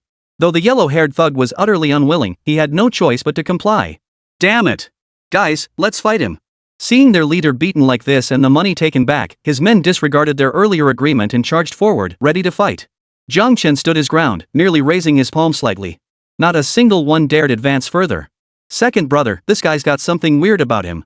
We probably won't get anywhere fighting him. How about calling for backup, someone suggested. The one called second brother gritted his teeth and glared at Jiāng Chén. Kid, hand over the money if you know what's good for you. We won't bother you anymore. Otherwise, don't blame us for being ruthless. That's right. Our boss is the notorious brother Biao. If you don't know when to back down, we'll call him over to finish you off, the other thugs shouted from behind. Hearing this, Jiāng Chén couldn't help but chuckle. Last time he took down Zhū Ānkāng, brother Biao had been knocked unconscious by the target and thus avoided being taken away by the Shadow Division. Little did he expect to run into one of his men again here. Well then, I certainly won't be giving you this money now. He grinned, tucking the bank card back into his pocket. Go ahead and call him. I happen to need to discuss something with him. Second brother and his crew were stunned. In this area of over a dozen neighborhoods, no one heard the name brother Biao without fear. After all, with the backing of the second-tier Wang family, no one wanted to cross him. Kid, if you want to die, don't blame us. Second brother snarled, pulling out his phone to call brother Biao. Biao good, brother Mao got beaten up at Galaxy Plaza. The other side refuses to cover his medical expenses. Could you bring a few dozen brothers over to back us up? After hanging up, he turned to Jiāng Chén with a cold sneer. Kid, I'm giving you one last chance. Hand over the money now, and we'll pretend nothing happened. Otherwise, once brother Biao shows up, $1 million won't be enough to settle this. Jiāng Chén smiled silently, ignoring him. Half an hour later, a commotion erupted nearby. What the hell? You dare touch my brother Biao's men? Who the hell are you? Damn it, push that damn wheelchair faster. Turning to look, a procession of 30 or 40 men marched in force. Two underlings pushed a wheelchair at the front. Big brother Biao had bandages wrapped around his head and body. Even before he arrived, his slurred shouts could be heard from afar. Second brother spotted them and rushed forward with a smile, as if greeting family. Biao Ge, it's that guy. He nearly beat brother Mao to death. Biao glanced down at the blonde-haired man, who lay unconscious, his face a gruesome mess of blood and mangled flesh, his original features completely unrecognizable. Holy! He followed Urge's pointing finger, but before he could finish his sentence, the rage in his eyes instantly turned to terror. Holy, you mean that kid? That's him? Brother Biao stared at second brother in disbelief, his mouth twitching. Second brother nodded urgently, turning to Jiāng Chén. Kid, now that brother Biao's here, I'll give you one last chance. Hand over the $1 million, or else. But before he could finish, big brother Biao's bandaged hand came down hard across the back of his head. Damn it! You want to get me killed. He urged the men behind him, his voice frantic. Damn it, move! Push me out of here, now! Seeing Jiāng Chén again, brother Biao looked like he'd seen a ghost. His first thought was to flee, the farther the better. After all, most of the injuries on his body had been inflicted by this very demon before him. The horrific ordeal from just 2 days prior was still vivid in his mind. Jiāng Chén had left an indelible mark on his psyche. Second brother was so stunned he hadn't grasped the situation yet. He grabbed hold of Biao's wheelchair. Biao, Mao's been following you since he was a kid. He's always looked up to you like his own dad. Now he's been beaten up. You can't just let this go without standing up for him. Biao felt like killing him. His bandaged hand kept slapping him. Damn it! Let go. Let go now. Forget him worshipping me like a father. Even if my own father showed up now, I wouldn't dare cross that guy. Second brother couldn't understand why big brother Biao, who'd always been fearless, was acting so cowardly now. He still hadn't let go. Biao Ge was on the verge of tears. Second brother, second master, can I call you dad? I beg you, let go. I don't want to die. Though he had no concrete proof, he knew better than anyone the grudge between Jiāng Chén and Zhū Ānkāng. When he heard Zhū Ānkāng had been castrated and killed, brother Biao immediately thought of Jiāng Chén. This guy was a killing machine. Second brother tried to intercede again, but Jiāng Chén had already strolled over at a leisurely pace. Biao Ge's face turned green at the sight of him. Sir! Mr. Jiang! What a coincidence, he. Jiāng Chén wore a kind smile as he gently pinched his arm, instantly drawing a piercing scream. Master Jiang. Old Eagle, I know I've messed up. Damn it, I had no idea that yellow-haired bastard had crossed you. If I'd known, I wouldn't have needed you to lift a finger. I would have beaten him half to death myself. Brother Biao was genuinely crying now, begging for mercy. Master Jiang, Zhū Ānkāng is finished. I've turned over a new leaf. Please, just let me off this time. Second brother stood beside them, stunned. Even he grasped the situation now. His voice trembled with fear. Biao Ge, this is the one who beat you up like this?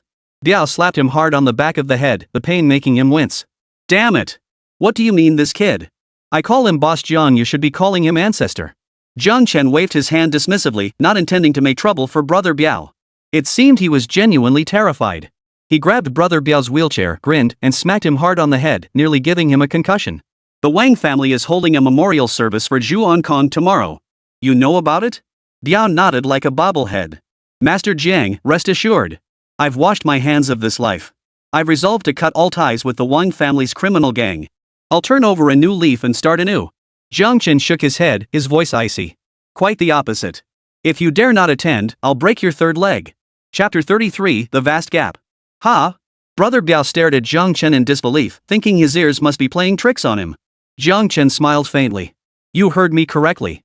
I need you to prepare a grand gift for the Zhū family. He then leaned close to Brother Biao's ear and whispered a few words. After hearing the plan, Brother Biao turned pale, his face contorted in despair. Master Jiang, if the Zhū family finds out I did this, they'll kill me. Jiāng Chén regarded him coldly. True. But if you refuse, I'll have you. He mimed slitting his throat, sending a chill down Brother Biao's spine. Rest assured, the Zhū family won't trace this back to you. This is your chance to atone. Accept or refuse, it's entirely up to you. Jiāng Chén patted Brother Biao on the shoulder and turned to leave. Mr. Jiang.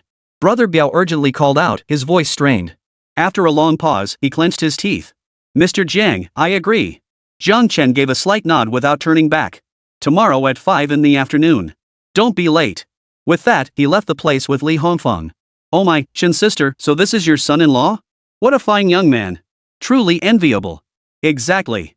He even intimidated a tough guy like Brother Biao. He's going places. Li Hongfeng, basking in the praise, beamed with pride. That's nothing. My son-in-law put both the deputy chief and the squad leader of the police station behind bars. He's got connections in the Ministry of Defense. If any of your families ever get into trouble, just tell me. I guarantee my son-in-law will smooth things over for you. Jiāng Chén turned and glanced at her. Li Hongfeng quickly corrected herself. Oh dear, my mouth.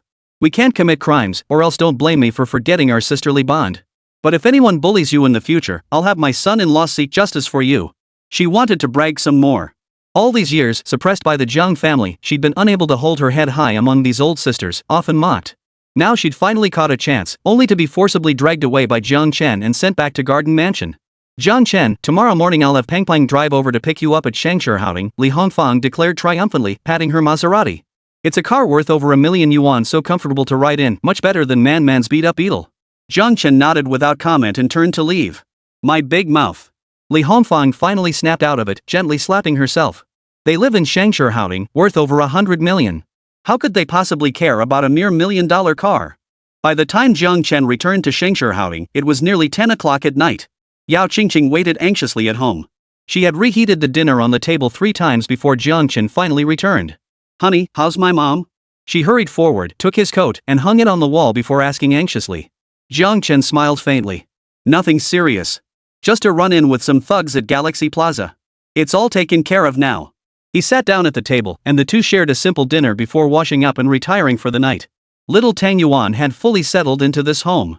After the lights went out, it whimpered softly, curled up between Jiāng Chén and Yáo Qīngqing, and fell asleep snoring. Early the next morning, Yáo Qīngqing was jolted awake by Li Hongfeng's call. Oh my goodness, why are you still sleeping? Hurry up and get up. Many prominent families have already gone to the Zhū residence. Little Tang Yuan let out a discontented whine, hopped off the bed, and found another cozy spot to curl up and continue sleeping. Today, Binchang was in turmoil. The Zhū family's funeral for Wang Kai became Binchang's biggest news story over the past 3 days. The banquet hosting Binchang's influential figures dominated the headlines almost every day. Across the vast city of Binchang, 3 first-tier families, 8 second-tier families, and over a dozen third-tier families including the heads of hundreds of enterprises large and small all received notice from Zhū Jingwei of the Zhū family 3 days prior. Moreover, the Zhū family had even invited journalists to conduct a live broadcast specifically at the entrance of the Wang mansion. Next to enter the mansion is the Han family, a first-tier clan and the only first-tier family attending today's funeral. The camera panned as a Maybach Pullman glided past, its windows obscured by small curtains, concealing the occupants inside. First-class families held an unparalleled status in Bincheng, their influence deeply intertwined and firmly rooted across the city's major industries. The Li, Shen, and Han families divided the city among themselves, reigning supreme. Among them, the Han family was the most high-profile, nearly monopolizing Bincheng's entire entertainment industry, restaurants, bars, KTVs, nightclubs, and more. Their daily revenue equaled the monthly net profit of a second-tier family, a staggering figure. The Han family is also widely acknowledged as Bincheng's underground emperor. While all their ventures operate in the gray zone, their enduring success over the years speaks to the formidable protection they command. A black Maybach Pullman rolled into the mansion grounds, its front adorned with two small flags fluttering in the wind, each bearing a large, imposing character, Han. The following vehicles waited until the Han family's car had completely entered before daring to proceed. Among them were the Zhang, Yang, and Su families' 4 second-tier clans in total arriving in a grand procession.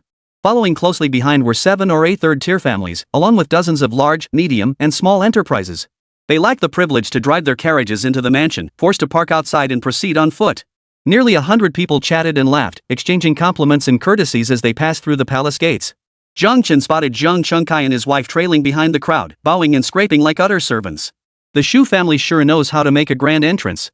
They're practically treating this funeral like a state reception for foreign dignitaries, he couldn't help but sneer. To maintain order, police officers were even stationed on both sides of the entrance. Jiāng Chén couldn't help but contact Gao Tong, the deputy commander of the War Division. Hasn't the War Division already taken over the police bureau, awaiting the investigation results concerning the Zheng family? Why are officers still stationed at the Zhou residence? Gao Tong gave a bitter laugh. Your Excellency, this order came directly from the Bincheng police headquarters. There's nothing I can do about it. Jiāng Chén hung up, his mind already made up. It seemed the Bincheng police headquarters had been thoroughly corrupted. Dozens of luxury cars were parked outside the Zhou residence, the cheapest costing over 2 million yuan. They were lined up in several rows, creating an exceptionally grand spectacle. Yao Bing's Maserati stood out like a sore thumb among these luxury vehicles, the stark disparity immediately apparent. Oh my, if we'd known the display would be this grand, we should have rented a fancier car. This is so embarrassing. Li Hongfang stepped out of the car, her eyes sparkling with envy as she watched the wealthy ladies emerge from the various luxury vehicles. White lanterns hung at the Zhou family's entrance, where Zhou Jingwei and his wife personally greeted guests. Master, this is Jiāng Chén, the butler approached, pointing discreetly at Jiāng Chén who had just stepped out of the car nearby. Zhou Jingwei gave a slight nod, his eyes flickering with anger and resentment. He smoothed his suit and put on a smile as he stepped forward. Brother Chang Jiang, sister-in-law. Forgive us for not greeting you properly at the gate. Forgive us. Zhang Changlin and Li Hongfang, flattered and surprised, hurriedly bowed and shook hands. Zhu Jingwei glanced at Jiāng Chén and sighed regretfully, it's a pity my son Wang Kai had such poor fortune. Had he lived, perhaps we could have become in-laws. Yáo Qīngqing's brows furrowed slightly, but Jiāng Chén merely smiled faintly and nodded earnestly. Mr. Wang speaks the truth. But, thankfully your son is dead. Otherwise, I'd be in real trouble. He died well, died perfectly. Chapter 34, neither humble nor arrogant. Jiāng Chén's words instantly turned Zhu Jingwei's face dark as storm clouds, so blooming it seemed moisture could drip from it. He had intended to test and mock Jiāng Chén, only to have his opponent strike his weak spot. Those words were like a sharp blade, plunging deep into his heart. What the hell did you say? Behind him, his second son, Zhu Xian, lunged forward, swinging his fist at Jiāng Chén. Zhu Jingwei made no move to stop him. He too wanted to see what this Jiāng Chén was made of, the man who had even earned the Zheng family's special regard. The fist whistled through the air, but Jiāng Chén merely sidestepped slightly, evading it effortlessly. He extended a foot, tripping Zhu Xian and sending him stumbling. Before the assembled guests, Zhu Xian fell flat on his face. Young Master Zhu, how careless of you. Your brother hasn't even been buried yet, why such a rush to kneel? Jiāng Chén looked down at Zhu Xian with a faint, mocking smile. Zhu Xian's knees ached from the impact as he landed hard on the ground, his face twisted in agony. You're asking for death. He sprang to his feet, signaling his henchmen behind him to attack. Zhu Jingwei reached out to restrain him, his smile forced. Guests are honored. Everyone, please come inside. Jiāng Chén and his group strode in with deliberate ease. Dad, there's definitely something wrong with this Jiāng Chén. Zhu Xian glared at their retreating backs, his voice dripping with venom. Zhu Jingwei remained silent, his eyes deep and filled with intense hatred. Zhu Xian, hot-tempered and every bit like his father Zhū Ānkāng, snapped, Dad. I'll take men and eliminate him in secret, avenge my brother. Zhu Jingwei quickly grabbed his arm. Don't act rashly. Anyone who can make the Zheng family so wary is no pushover. I don't want you getting hurt too.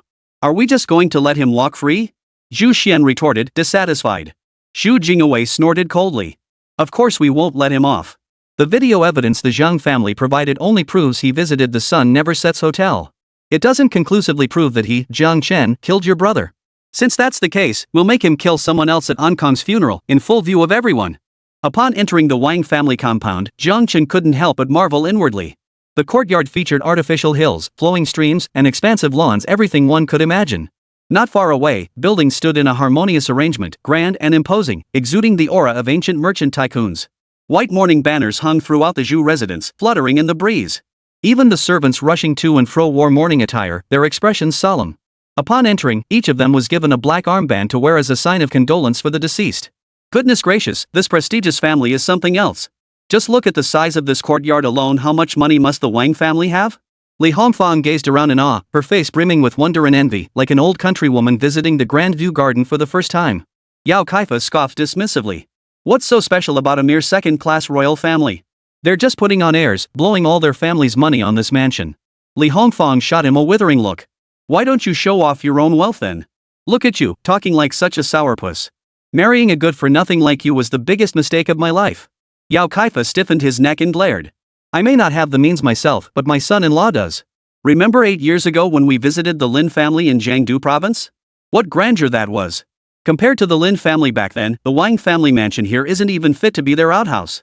Li Hongfang blurted out without thinking, you're talking about something that happened 8 years ago. The Lin family of Jiangdu? They're long gone, reduced to ashes. Mom! Yao Qīngqing interjected promptly, shooting her a reproachful glance.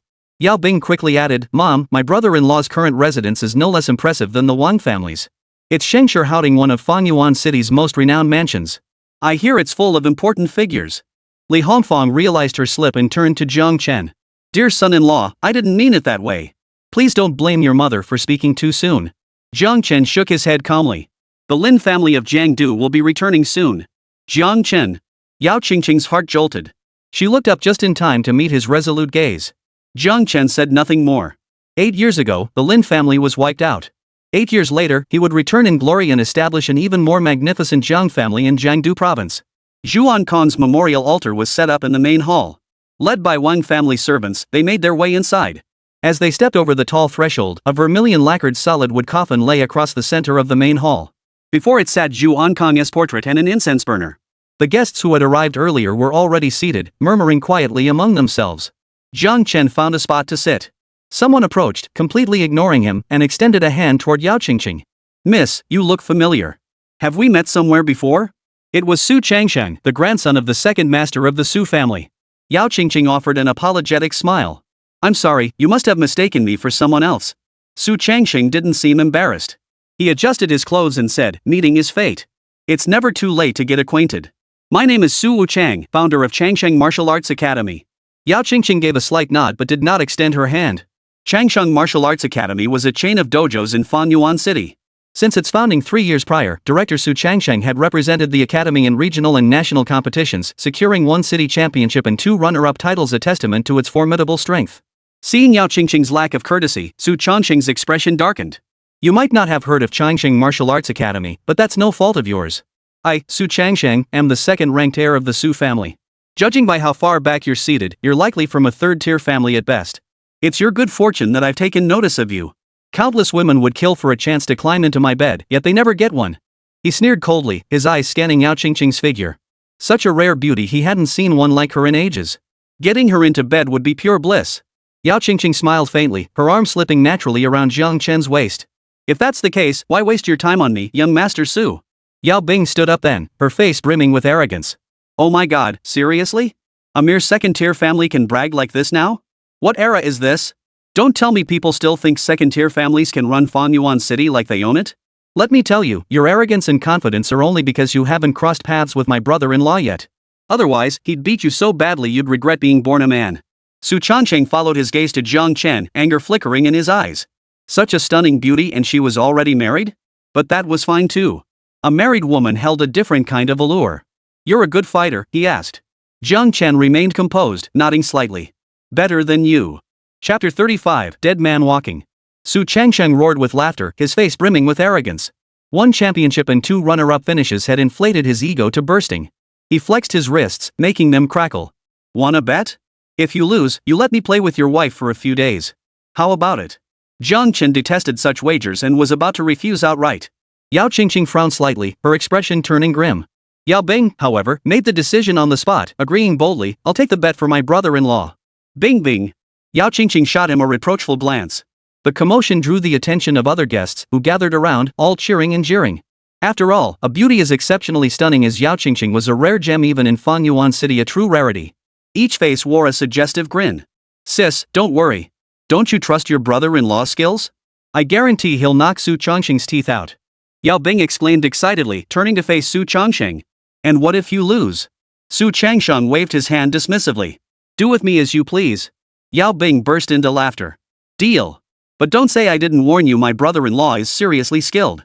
If he accidentally knocks you out cold, don't blame us. Zhū Ānkāng snorted coldly. He faced off against every formidable fighter in Fanyuan City and had never heard of this Jiāng Chén. In his mind, Yáo Bing was practically pushing his sister into his bed. Meanwhile, Zhu Xian had already instructed servants to prepare the poison wine. While everyone's distracted over there, swap the poison wine with the one beside Jiāng Chén's companion, the young master from the Yang family. Then toss the remaining poison at Jiāng Chén's feet. Once the Yang family's young master dies from the poison, we can pin it all on him. A servant approached cautiously, carrying a tray holding a glass of Western liquor identical to the one before the Yang family's young master. However, as he passed by Zhū Ānkāng, the foreign liquor on the tray was snatched away by the latter. Perfect timing. Drink this to liven things up. Today, I'll teach you a lesson, you arrogant fool. Zhū Ānkāng roared with laughter, tilting his head back to down the entire poisoned drink in one gulp. He then slammed the glass to the floor and charged toward Jiāng Chén. The servants were petrified and rushed back to find Zhu Xian. Zhu Xian stared in stunned silence. He hadn't expected someone to actually come looking for death. Second young master, what should we do now? A servant asked. Zhu Xian gave a cold, sinister smile. Zhū Ānkāng brought this upon himself. We bear no blame. Regardless of who wins this contest, once Zhū Ānkāng dies from the poison, we'll pin all the blame squarely on Jiāng Chén. He didn't order the servants to place the poison at Jiāng Chén's feet. After all, with so many witnesses seeing Zhū Ānkāng drink the poison wine himself, it would be difficult to connect the act to Jiāng Chén. Zhū Ānkāng's fists carried tremendous force, revealing over a decade of dedicated training. His stance was rock solid.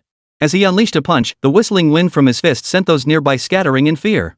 Yáo Qīngqing was pulled aside by Yáo Bing, her face etched with worry. Your wife is mine now. Zhū Ānkāng roared with laughter. But before his words faded, Jiāng Chén vanished from his sight. Immediately, excruciating pain erupted in his chest. His entire body felt as though struck by a speeding train, sending him flying backward with a muffled groan. Put! He spat out a mouthful of crimson blood, feeling several ribs snap within his chest. So powerful. That was Zhū Ānkāng's first thought. He hadn't even seen how the opponent had struck before being sent flying by a single punch. Such terrifying skill was absolutely beyond his ability to handle. Yet he refused to accept defeat. Gritting his teeth, he forced himself to his feet, took several deep breaths, and charged forward once more. The intense exertion made his blood surge through his veins, allowing the poison to corrode his body 10 times faster than usual. Mid-charge, darkness flooded Zhū Ānkāng's vision. His legs buckled, and he nearly collapsed. He shook his head, sensing something was wrong. The world before his eyes was already blurring. Yáo Bing thought of Zhū Ānkāng and wisely chose not to continue. Zhū Ānkāng, you lose, you pay. If you compensate my sister 20 million yuan for emotional distress right now, I'll let this matter drop. Otherwise, don't blame me for being impolite. He waited for what felt like an eternity, but Zhū Ānkāng remained silent, slumped against Zhū Ānkāng's coffin with his head hanging limply. Yáo Bing grew impatient and kicked him twice. Zhū Ānkāng, stop playing dead. Let me tell you, I've used this trick countless times. Playing dead won't save you. If you don't give me the money today, tomorrow I'll make sure everyone in Fanyuan City knows that Zhū Ānkāng couldn't land 2 blows against my brother-in-law and was beaten until he coughed up blood, leaving you utterly disgraced. Zhū Ānkāng still showed no reaction. Only then did Yáo Bing sense something was terribly wrong. He cautiously crouched down and lifted Zhū Ānkāng's head. Blood poured from all 7 orifices. Zhū Ānkāng was dead. He actually died. And in such a horrific way. Holy! Yáo Bing screamed, leaping back several feet. Zhū Ānkāng's body, now unsupported, slumped limply to the side. Black blood flowed from his mouth, nose, eyes, and ears. His eyes were wide open, refusing to close in death, and he was no longer breathing. He's dead. Someone, help! He's dead. A cry erupted from the crowd, instantly sparking chaos. Jiāng Chén frowned deeply and stepped forward to investigate. He was utterly confident in his control over his strength. Those 2 blows would have left the man bedridden for 3 months, but they certainly wouldn't have killed him. Just then, Zhu Xian strode over with his servants, grabbed Jiāng Chén's wrist, and roared with feigned fury, "You bastard, Jiāng Chén! How dare you kill someone at my elder brother's funeral in front of all these people? I'll see where you run this time. Jiāng Chén frowned. I didn't kill him. Zhu Xian sneered coldly. Not you? Then where's the proof? Over 100 people here saw it clearly. Young Master Su was full of life before the duel with you. How could he die after just 2 blows from you? If it wasn't you, then who else could it be? The servant beside him chimed in. That's right, he did it. They must have planned this. Earlier, that Yao Bing said his brother-in-law was formidable. He warned Su Gongzi not to blame them if he accidentally killed him. They definitely murdered him on purpose. Zhu Xian looked at the crowd and declared loudly, everyone, you saw it with your own eyes. Jiāng Chén couldn't stand young Master Su flirting with his wife, so he killed him. Such a madman, we absolutely cannot let him off today. Chapter 36, Poison in the Wine. Zhu Xian's words ignited the crowd's fury. The 2 servants who had accompanied Su Changsheng wailed as they threw themselves forward. Young master! You died so horribly. How can we ever explain this to the master when we return? Jiāng Chén, you killed my master. I'll fight you to the death, one of them roared as he charged forward. Jiāng Chén frowned and dodged to the side, sending the servant crashing face first into the mud. I told you, I didn't kill him. He looked at Su Changsheng's corpse, its 7 orifices bleeding a deep, dark color, clearly a death by poison. Su Changsheng wouldn't sacrifice his own life to frame Jiāng Chén. Someone else must be plotting against him in the shadows. Su Changsheng was merely an innocent victim caught in the crossfire. You say you didn't kill him? What proof do you have? We all saw it with our own eyes. You beat my young master to death in 2 blows. Murder demands retribution. I'm reporting this to the authorities immediately to have you, the murderer, arrested. The 2 servants were overcome with grief. With Su Changsheng dying in such a place as his attendants, the Su family would never let them off the hook. Jiāng Chén nodded in agreement. Let the police determine who the real culprit is. Zhu Xian sneered coldly. The police? Everyone knows you're connected to Gao Tong in the War Department. You 2 even framed the deputy commissioner and the squad leader of the Metropolitan Police Department, dragging them off for interrogation by the War Department. If the police show up, who knows whose side they'll take? What do you propose? Jiāng Chén frowned. Zhu Xian surveyed the crowd and declared loudly, everyone, murder demands retribution, and debts must be repaid. This is an immutable truth. Since Jiāng Chén has connections in the War Department that could save his life, how do you propose we handle this matter? Kill him, someone in the crowd shouted, instantly sparking a chorus of agreement. Zhu Xian waved his hand. We're all respectable merchants who abide by the law. We absolutely won't commit illegal acts like murder. Otherwise, how would we be any different from this murderer? He paused before continuing, however, the head of my Zhu family has already contacted the Bincheng police headquarters. As you can see, officers from the headquarters are stationed at the entrance today to maintain order. Even if Jiāng Chén has undisclosed connections within the War Department, before the police headquarters, he must confess to receive leniency. The police headquarters serves as the supreme authority overseeing all security forces within a city, exercising jurisdiction over the Metropolitan Police Department, armed police units, urban management departments, chambers of commerce, and even certain operations of the War Department, all of which require its approval. As Zhu Xian finished speaking, 2 officers in black uniforms entered from outside, flashing their gleaming handcuffs. Jiāng Chén, you are now a suspect in a homicide. Please come with us. Zhang Sherman stepped in front of Jiāng Chén, her expression resolute. My husband wouldn't kill anyone. Unless you take me with him. Zhang Peng was utterly dumbfounded. He never imagined things would escalate to this point. Zhang Changlin and Chen Pingping were too terrified to speak, fearing they might be implicated. Whether he committed murder isn't for you to decide. Once we get to headquarters, we'll uncover the truth, the 2 officers stated expressionlessly. Zhu Xian wore a cold smile. Once Jiāng Chén entered police headquarters, even his connection to Gao Tong wouldn't matter. The murder charge would be pinned on him without a doubt. Taking down Jiāng Chén would not only earn him immense credit within his family but also allow him to claim his stunningly beautiful wife. The thought alone sent a thrill through him. Jiāng Chén didn't kill anyone, a crisp voice rang out nearby. Silan walked gracefully toward them, her figure exquisite and her beauty peerless, carrying an air of cool detachment. Her appearance instantly captivated everyone present. Men swallowed hard, women felt inadequate, as if all eyes were fixed solely upon her. Miss C, what do you mean by this? Zhu Xian frowned slightly upon seeing Silan, though he dared not speak too harshly. The Si family, steeped in traditional Chinese medicine, stood apart from the conventional aristocratic clans. Though not even ranked among the third-tier families, their unique heritage commanded respect. Even the 3 foremost first-tier families of Bincheng treated them with courtesy. A faint, soothing scent of medicinal herbs always lingered about her. Young Master Su's 7 orifices bleeding black blood indicates poisoning, not being beaten to death, she stated calmly. Her voice was cool and distant, possessing an icy beauty that kept others at arm's length. Zhu Xian's face darkened.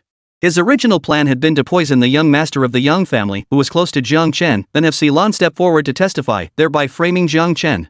Unexpectedly, the most crucial piece in his scheme had now become the very evidence clearing Jiāng Chén of suspicion, all because Zhū Ānkāng had sought his own demise. With everyone watching, it was too late to plant poison near Jiāng Chén and frame him. He forced a smile. Miss C, solving crimes is the police department's job. It has nothing to do with us common folk. Thank you for your kindness. Lan glanced at him before slowly crouching beside Zhū Ānkāng's body. She retrieved a silver needle from her backpack, dipped it in a drop of black blood, and watched it swiftly turn dark. She held it to her nose, her delicate brows furrowing slightly. Her slender, jade-like hands wiped the needle clean.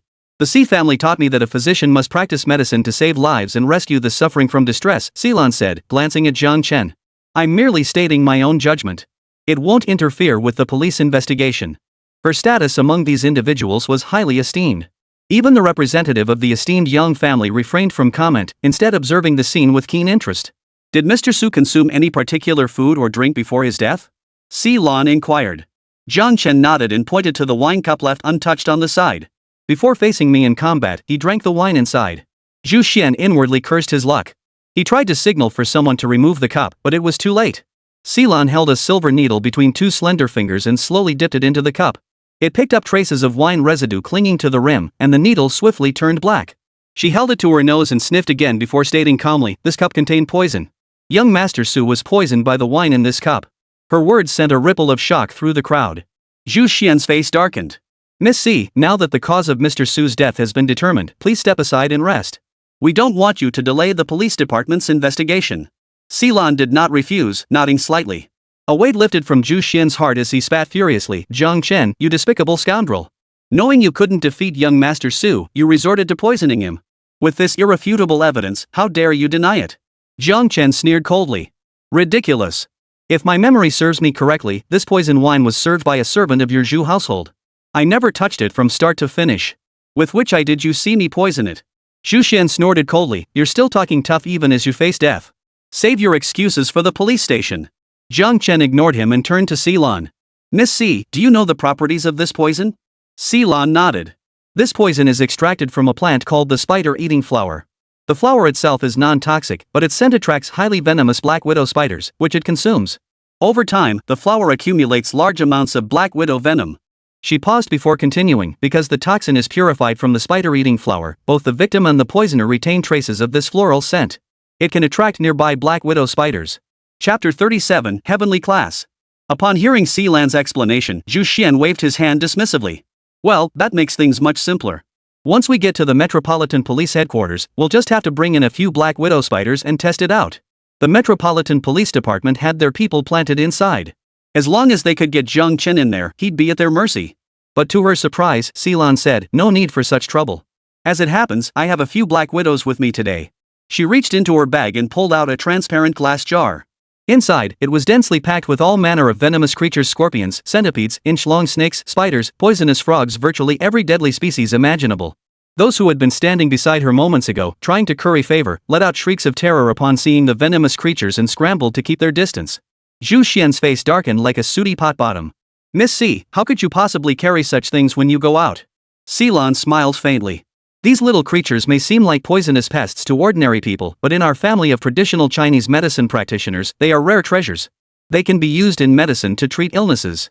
Almost every member of the C family carries some of these little creatures with them. As she spoke, she unscrewed the bottle cap. The creatures inside scrambled out as if released for a breath of fresh air, crawling onto the back of her hand. A faint smile remained on Lan's face as she gently lifted a thumb-sized black spider onto her palm before setting it on the ground. This is the Black Widow. At the sight of this tiny creature, everyone instinctively backed away. Though no larger than a thumb, the venom it carried was exceptionally potent. A single bite would cause a victim to bleed from all 7 orifices within an hour. After landing, the Black Widow didn't scurry about. Instead, it crawled straight toward Zhū Ānkāng's corpse, finally coming to rest on his face, motionless. This. The crowd gasped in astonishment. Lan placed another Black Widow on the ground and explained, Black Widows have a strong territorial instinct. You won't find 2 of them on the same pitcher plant. Sure enough, this Black Widow didn't head for Zhū Ānkāng's body. Instead, it crawled into the cup containing the poisoned wine. Immediately after, she produced a third. The tension in the room thickened. Barring any surprises, this Black Widow would reveal who had poisoned Zhū Ānkāng. The black spider scurried swiftly across the floor, not even glancing at Jiāng Chén. It headed straight for the foot of the servant standing beside Zhū Xian, climbing up his trouser leg until it finally settled on his right hand. Ah! Get away! Get away from me! The servant was terrified out of his wits, yet he dared not move, cold sweat pouring down his face. Seeing this, Zhū Xian realized she could no longer use Su Changqing's death to frame Jiāng Chén. He whipped his hand around and slapped the servant across the face. So it was you, you traitorous scum. Young Master Su was my elder brother's dearest friend in life. Speak! Why did you commit such a heinous act? The assembled guests were stunned. Who would have thought the Zhou family would cry thief when the real culprit was one of their own? Second young master, I. The servant stammered, unable to continue. Zhū Xian snorted coldly. The evidence is irrefutable now. You still intend to deny it? Rest assured, once you're inside, if you confess honestly, I'll take care of your mother in Bincheng and your wife and children. A threat, a blatant threat. The servant wasn't stupid, he understood the subtext. Still uneasy, Zhū Xian whispered, I'll connect you with someone inside the police department. I'll push for leniency. A few years inside, and you'll be out. I confess. The servant's knees buckled, and he collapsed to the ground with a thud, tears streaming down his face. Silan had already withdrawn the Black Widow from his body. Two police officers stepped forward, cuffed the servant, and led him away. Jiāng Chén gave Silan a slight nod. The latter returned a smile, and neither said much more. Young Master Wang Yáo Bing stepped forward. You falsely accused my brother-in-law of murder without cause. Don't you owe us an explanation? Zhū Xian's face turned ashen. Reluctantly, he apologized to Jiāng Chén. I'm sorry. Yáo Bing wasn't about to let her off so easily. If apologies were enough, why bother with money? You nearly framed my brother-in-law as a murderer. For that mental anguish, you owe us at least 20 million yuan. Yáo Bing, you dare extort even me? Zhū Xian gritted his teeth. Yáo Bing waved it off. How is that extortion? If your servant hadn't poisoned Su Changsheng, he would have lost to my brother-in-law. I was planning to demand 50 million from him. I'm giving you a discount out of respect for your dead brother. You should be thanking me. Zhū Xian wanted to slap him senseless. Yáo Bing's mouth was infuriating. Su Changsheng's body was claimed by the Su family, with his father, Su Zhion, personally coming to collect it. Shu family, my son died in your household. This matter will not end here. He delivered this statement before turning and leaving with his men. Brother-in-law, you don't think we're going to attend old Wang's funeral and then rush over to the Su family for short-lived Su's funeral, do you? Yáo Bing leaned in, wearing a face that practically begged to be slapped. Upon learning his son had botched things, Zhu Jingwei hurriedly declared the memorial service open. Zhū Ānkāng's coffin was righted once more, and mournful music filled the main hall. My son Zhū Ānkāng was murdered by villains. He died with eyes wide open. Heaven is blind. Zhu Jingwei delivered his speech with a face full of grief. Below, the crowd remained silent, listening quietly for half an hour. The viewing commenced, but due to the gruesome nature of Zhū Ānkāng's death, the coffin remained closed. Uncle Zhu, I heard Ānkāng loved sports cars most in life. This is a token of my respect. Please try to find comfort. Yang Mingwei, the young master of the Yang family, stepped forward and handed Zhu Jingwei the keys to a sports car worth 10 million yuan, his expression solemn. Brother Zhu, Ānkāng had his eye on a jade pendant at my place before he passed. I only regret arriving too late. Here are the keys to the Shengshi Haoding villa he loved most. I regret only being able to afford the earth grade, it's not as good as the heaven grade. These representatives all presented their token of remembrance. While ostensibly meant for Zhū Ānkāng, everything ultimately ended up in Zhu Jingwei's hands. Ordinary funerals call for monetary gifts, while the wealthy's funerals demand treasures. What a grand social occasion, Jiāng Chén couldn't help but sneer. This is how we do things in Bincheng. You've come to the memorial service, you haven't come empty-handed, have you? Yao Guankai's voice rang out.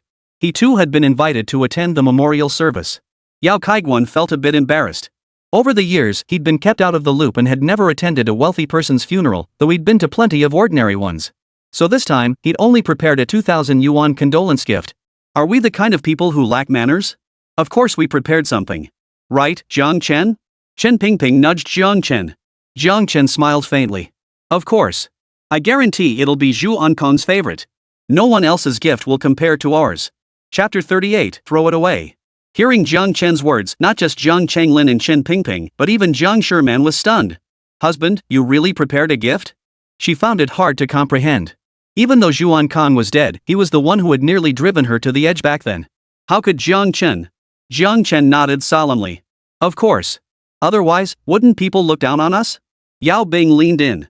Brother-in-law, Zhū Ānkāng was scum. If you have money to waste on gifts for a dead man, you'd be better off giving it to me. Yao Guankai roared with laughter. Everyone attending this memorial is either wealthy or influential. I'd love to see what gift you could possibly present that you dare claim is better than ours. That's pure fantasy. The other guests adopted a mocking stance. Their offerings were all lavish gifts, though ostensibly for Zhū Ānkāng, they all ended up in Zhū Jingwei's pockets. This was merely a social occasion disguised as a funeral. Jiāng Chén reached into his pocket, rummaged around for a while, and pulled out a porcelain bottle. He placed it on Zhū Ānkāng's coffin. I've long heard that young Master Wang has a taste for women. This is simply catering to his preferences. He grinned, his smile radiating pure delight. The moment the porcelain bottle was revealed, a potent scent of traditional Chinese medicine wafted out. The label read, Viagra. Also known as Viagra. Jiāng Chén, you're asking for death. Wang Xian erupted in fury upon seeing the bottle. Xu Jingwei's face turned ashen, his expression so dark it seemed like it could drip with water. Yáo Qīngqing froze for a moment before bursting into laughter. Jiāng Chén, it's common knowledge that Zhū Ānkāng was castrated before his death. Are you deliberately bringing out this bottle of medicine now? The other guests wore a mix of expressions. Zhū Ānkāng's death had been gruesome, his means of carrying on the family line had been brutally crushed. They avoided mentioning it altogether, fearing the Zhū family's wrath. Yet here Jiāng Chén was, producing this very medicine, a blatant slap in the face to the Zhū family. Young Master Wang was castrated? Jiāng Chén looked utterly bewildered. Neither the police nor the Zhū family ever reported this. I was just thinking how young Master Wang couldn't lose his manhood in the afterlife. Now it seems he's not even considered male anymore. Xu Jingwei's face turned ashen, his teeth gnashing with fury he couldn't vent. Jiāng Chén, I can tell you did this on purpose. Yáo Qīngqing snorted angrily. Jiāng Chén hastily waved his hands. Uncle Jiang, you're making a big deal out of nothing. How would I, an ordinary citizen, know about something neither the police nor the Zhū family has announced? He glanced around at the assembled guests and smiled faintly. But you haven't even seen the body. How do you know Zhū Ānkāng's most vital organ is missing? His words instantly silenced the entire room. These were influential figures in Fangyuan City, with connections reaching high places. Discovering such information should have been effortless for them. But for the Zhū family, this was the ultimate disgrace. The fewer who knew, the better. Uncle Jiang, you seem to know so much. Were you perhaps present at the scene? Or could it be that you are the real killer of young Master Wang? Jiāng Chén pressed on. Yáo Qīngqing hurriedly glanced at the other guests. Jiāng Chén, don't make such outrageous accusations. Who in Fangyuan City doesn't know about Zhū Ānkāng losing his manhood? I think you're deliberately trying to humiliate the Zhū family. Jiāng Chén nodded in sudden realization. So the entire city of Fangyuan knows Zhū Ānkāng became a eunuch? It seems I was indeed hasty. Yáo Qīngqing snorted coldly. Now that you realize your mistake, why haven't you apologized to the Zhū family? Enough! Xu Jingwei roared, his face darkening as he glared at Yáo Qīngqing. The police never reported my son Zhū Ānkāng's case. The Zhū family never made it public. None of you saw the body. How did Brother Jiang find out? Yáo Qīngqing froze, blurting out instinctively, the whole city knows. Ask anyone, don't they all know Zhū Ānkāng lost his manhood? The other guests all shook their heads, offering forced chuckles. Brother Jiang, you jest. We only just learned of this from you. You lot. Yáo Qīngqing was utterly dumbfounded. Only now did he realize he'd been baited by Jiāng Chén's words. Xu Jingwei snorted coldly. Two henchmen stepped forward. Brother Jiang must be tired. Let's escort him back. Yáo Qīngqing forced a smile. Brother Wang, I'm not tired. I still want to see my nephew off properly. I said you're tired, so you are tired, Xu Jingwei retorted, his expression darkening.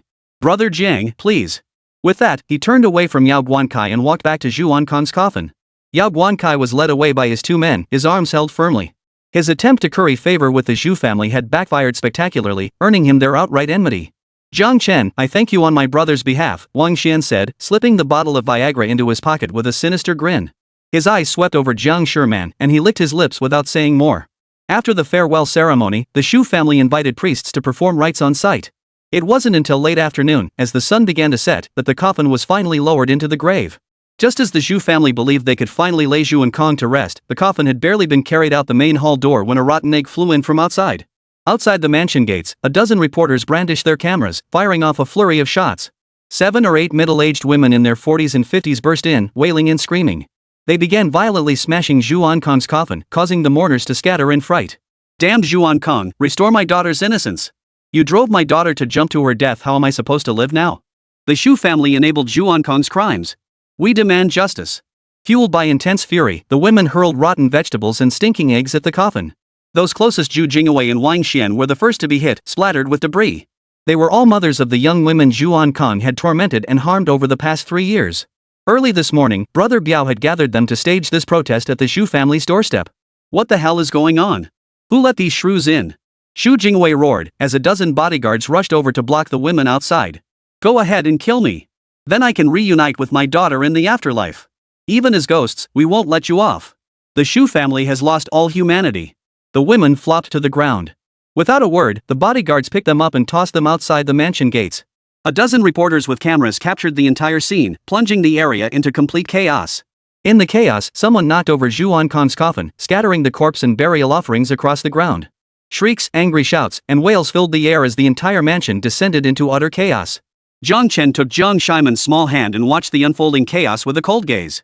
Let's go. Brother Biao had handled things reliably. To prevent injuries to the victims' families, he had discreetly arranged for numerous people to provide protection. Reporters on the scene documented everything, broadcasting it live. Jiāng Chén knew the Zhou family was finished. Chapter 39, Retiring to the Countryside. By early the next morning, footage from Zhū Ānkāng's funeral had flooded Fanyuan City. In an instant, the Zhou family found themselves at the center of a storm. Public outrage erupted, with people condemning them in every way possible. Some even drafted a blood-stained petition signed by 1,000 citizens, demanding the complete eradication of this cancer from Fanyuan City.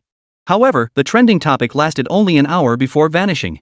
Anyone caught helping the Zhou family remove trending topics will be investigated immediately, Jiāng Chén issued this order. The entire city was gripped by fear, with no one daring to make any further moves. Brother Zhang, the Zhang family cannot stand idly by in this matter. Xu Hanlin, head of the Zhou family, sought out the Zhang family. Zhang Yaozong narrowed his eyes. Brother Zhu, it's not that my family won't help you. It's that no one in Fanyuan City dares to assist you anymore. A formidable figure has arrived in our city, one so powerful that even the police department dares not speak out. Your Zhu family is finished. Similar scenes unfolded across Fanyuan City, with everyone speculating who this powerful figure could be, someone capable of stirring up the stagnant waters of Fanyuan City without raising a ripple. Some speculated it was Jiāng Chén, but that theory was quickly dismissed.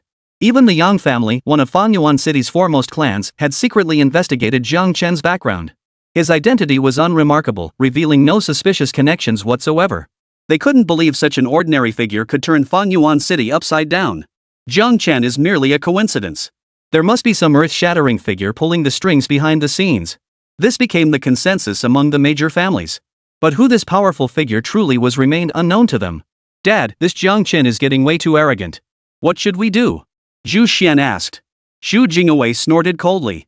He killed my son. I will make him taste the agony of losing a loved one. Offer a citywide bounty. Whoever brings me Jiāng Chén's wife, Yáo Qīngqing, will receive 10 million in reward. Xu Xian nodded and turned to leave. At Shengshir Houting, Yáo Qīngqing returned from work beaming with joy. Honey, you won't believe it. After I visited Binhai International today, they treated me with such courtesy. Yáo Qīngqing drank a glass of water and chattered on. The entire first floor was plastered with advertisements for our pet cafe. Not only that, but the mall also ran a promotion: spend 200 yuan at my store and you get 2 hours of free parking in Binhai International's underground garage. My shop was packed today. We made a month's worth of sales in a single day. I'm exhausted.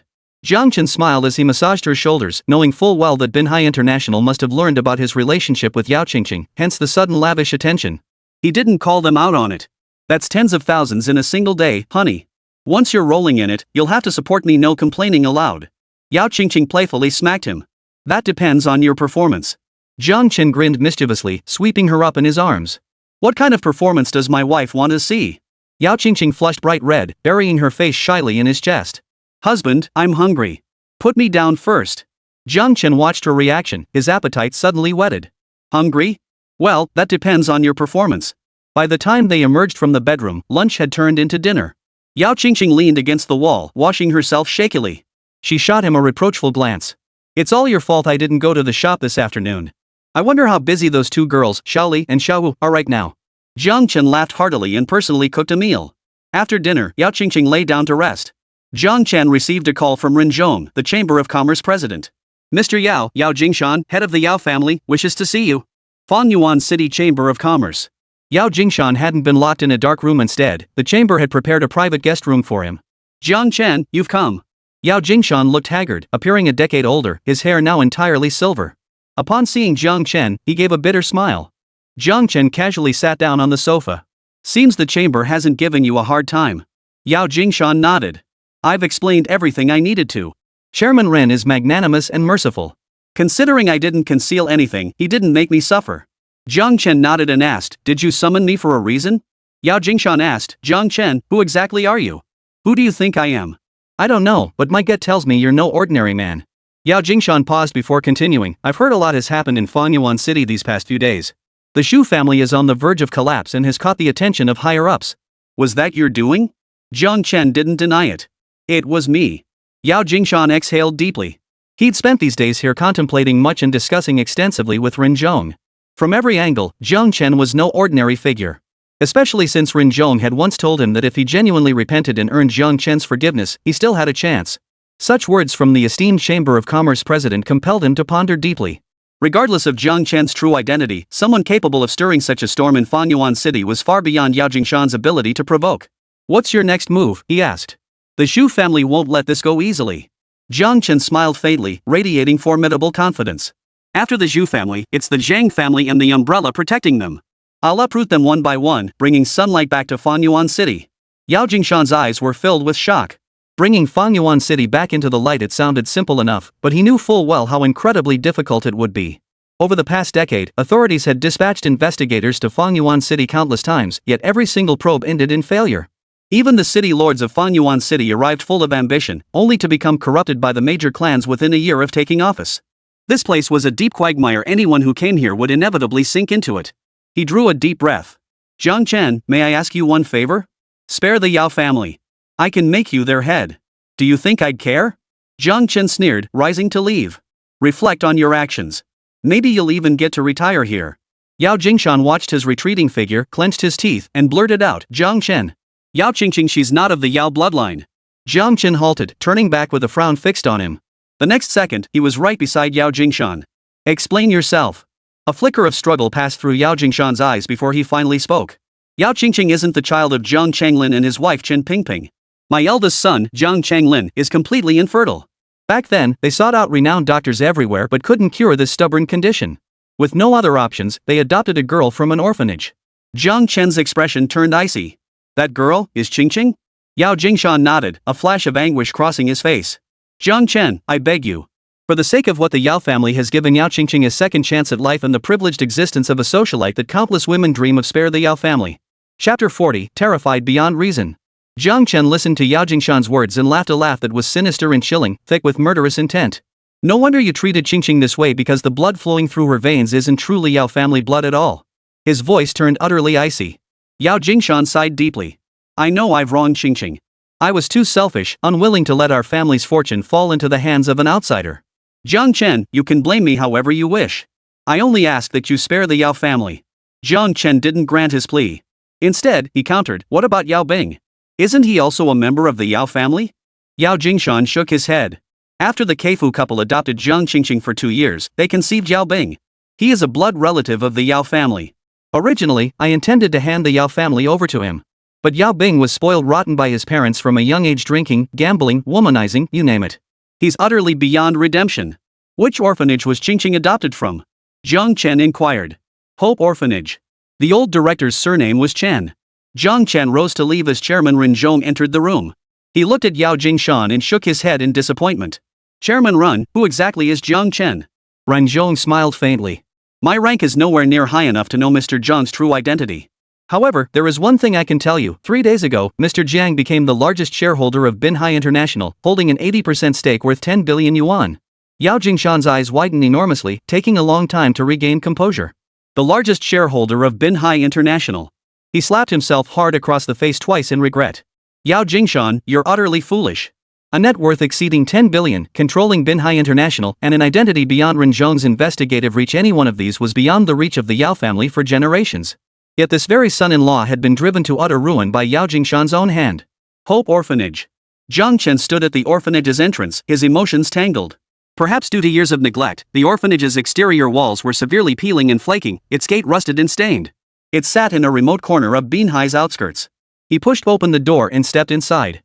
The interior was reasonably clean, though it felt eerily desolate. He saw no children anywhere. You old bastard, sign the papers now. We can both live in peace. Otherwise, I'll make sure you and these wild children end up homeless today. The moment he stepped inside, Jiāng Chén overheard these words. Director Chen, his hair streaked with gray, looked well over 70, his back bent from exhaustion. Before him stood several flashily dressed young men, documents in hand, cursing and ranting. I can't sign it. Unless you build the new orphanage first, tearing this place down will leave these children on the streets. Director Chén declared with heartfelt anguish. Not far from them, an excavator stood parked. You stubborn old fool, you're being ungrateful. The bald-headed leader cursed angrily, signaling the excavator operator to proceed with the demolition. Tear it down. Roar. The roar of the excavator's engine shook the ground. The massive bucket lifted high, then came crashing down toward the house below. You can't tear it down. Director Chen's frail figure spread his arms wide, blocking the path between the excavator and the house. If you insist on this demolition, then bury this old man right here with it. The bucket hovered inches from his head. The operator glanced at the bald man. Brother Chang, what should we do? Chang ran a hand over his shaved head and waved his massive hand. The stubborn old fool brought this on himself. Let him have his wish. We're doing this for the Zhū family. A worthless life like his? The Zhū family never cared about it anyway. Director Chén clenched his eyes shut, shielding the orphanage building as the excavator's bucket descended rapidly. The excavator could tear down buildings. If it struck now, Director Chén would be crushed into mincemeat in an instant. Stop. At that moment, Jiāng Chén roared, his figure vanishing from the spot. Crash! A deafening roar echoed as he shielded the old director with one arm while raising the other to forcefully halt the excavator's bucket mid-descent. Squeak! A shrill grinding sound emanated from the excavator. The operator, unaware of what had happened, frantically pushed the control lever, trying to force the bucket down. The immense forward shift in weight caused the entire rear half of the excavator to lift off the ground. Yet even so, the bucket remained utterly motionless, held firmly in Jiāng Chén's palm. Brother Chang, what's going on? The driver leaned out the window. When he saw Jiāng Chén beneath the bucket, he was utterly dumbfounded. Holy, it's Tarzan. Chang Ji rubbed his bald head hard, his eyes nearly popping out of his head. The force of a bulldozer's bucket descending was measured in tons. Not only would a person be crushed, but even a car beneath it would be instantly flattened. But Jiāng Chén, using just one arm, had braced it. Boom! His arm bent slightly as he pushed upward, sending the entire excavator reeling backward. The driver lost his balance and tumbled off the cab, clenching his teeth in pain. Dean Chen, are you alright? Jiāng Chén asked. Director Chén shook his head. He hadn't witnessed Jiāng Chén's heroic act. He'd kept his eyes closed, waiting for death. Now, seeing he was unharmed, he assumed the bald man and his crew hadn't dared to kill him. Young man, thank you. My old bones can die any time. As long as you're okay, he sighed. Jiāng Chén helped him to the side and stepped before the bald man. How dare Zhū's real estate commit such audacious acts, murdering someone in broad daylight? The bald man instinctively stumbled back, utterly terrified by that strange burst of strength. Sir, we're just doing our job for money. If this old fool doesn't sign today, the Zhū family will kill me. His face twisted into a wretched expression as he spilled everything without holding back. Zhū Real Estate had set its sights on the orphanage's land, planning to tear it down and build a large bathhouse complex. The original plan was to build a new orphanage elsewhere first. Once Director Chén moved all the children there, the old orphanage would be demolished. But the Zhū family didn't want to pay for that. They found some random factory building, didn't even bother renovating it, and got it approved as the new orphanage. The old director naturally refused to accept it. The place lacked even basic furniture like tables, chairs, and beds, let alone adequate rooms for the children or space for learning. Sir, with Zhū Changqing of the Zhū family just dead, old Master Zhū was in a foul mood.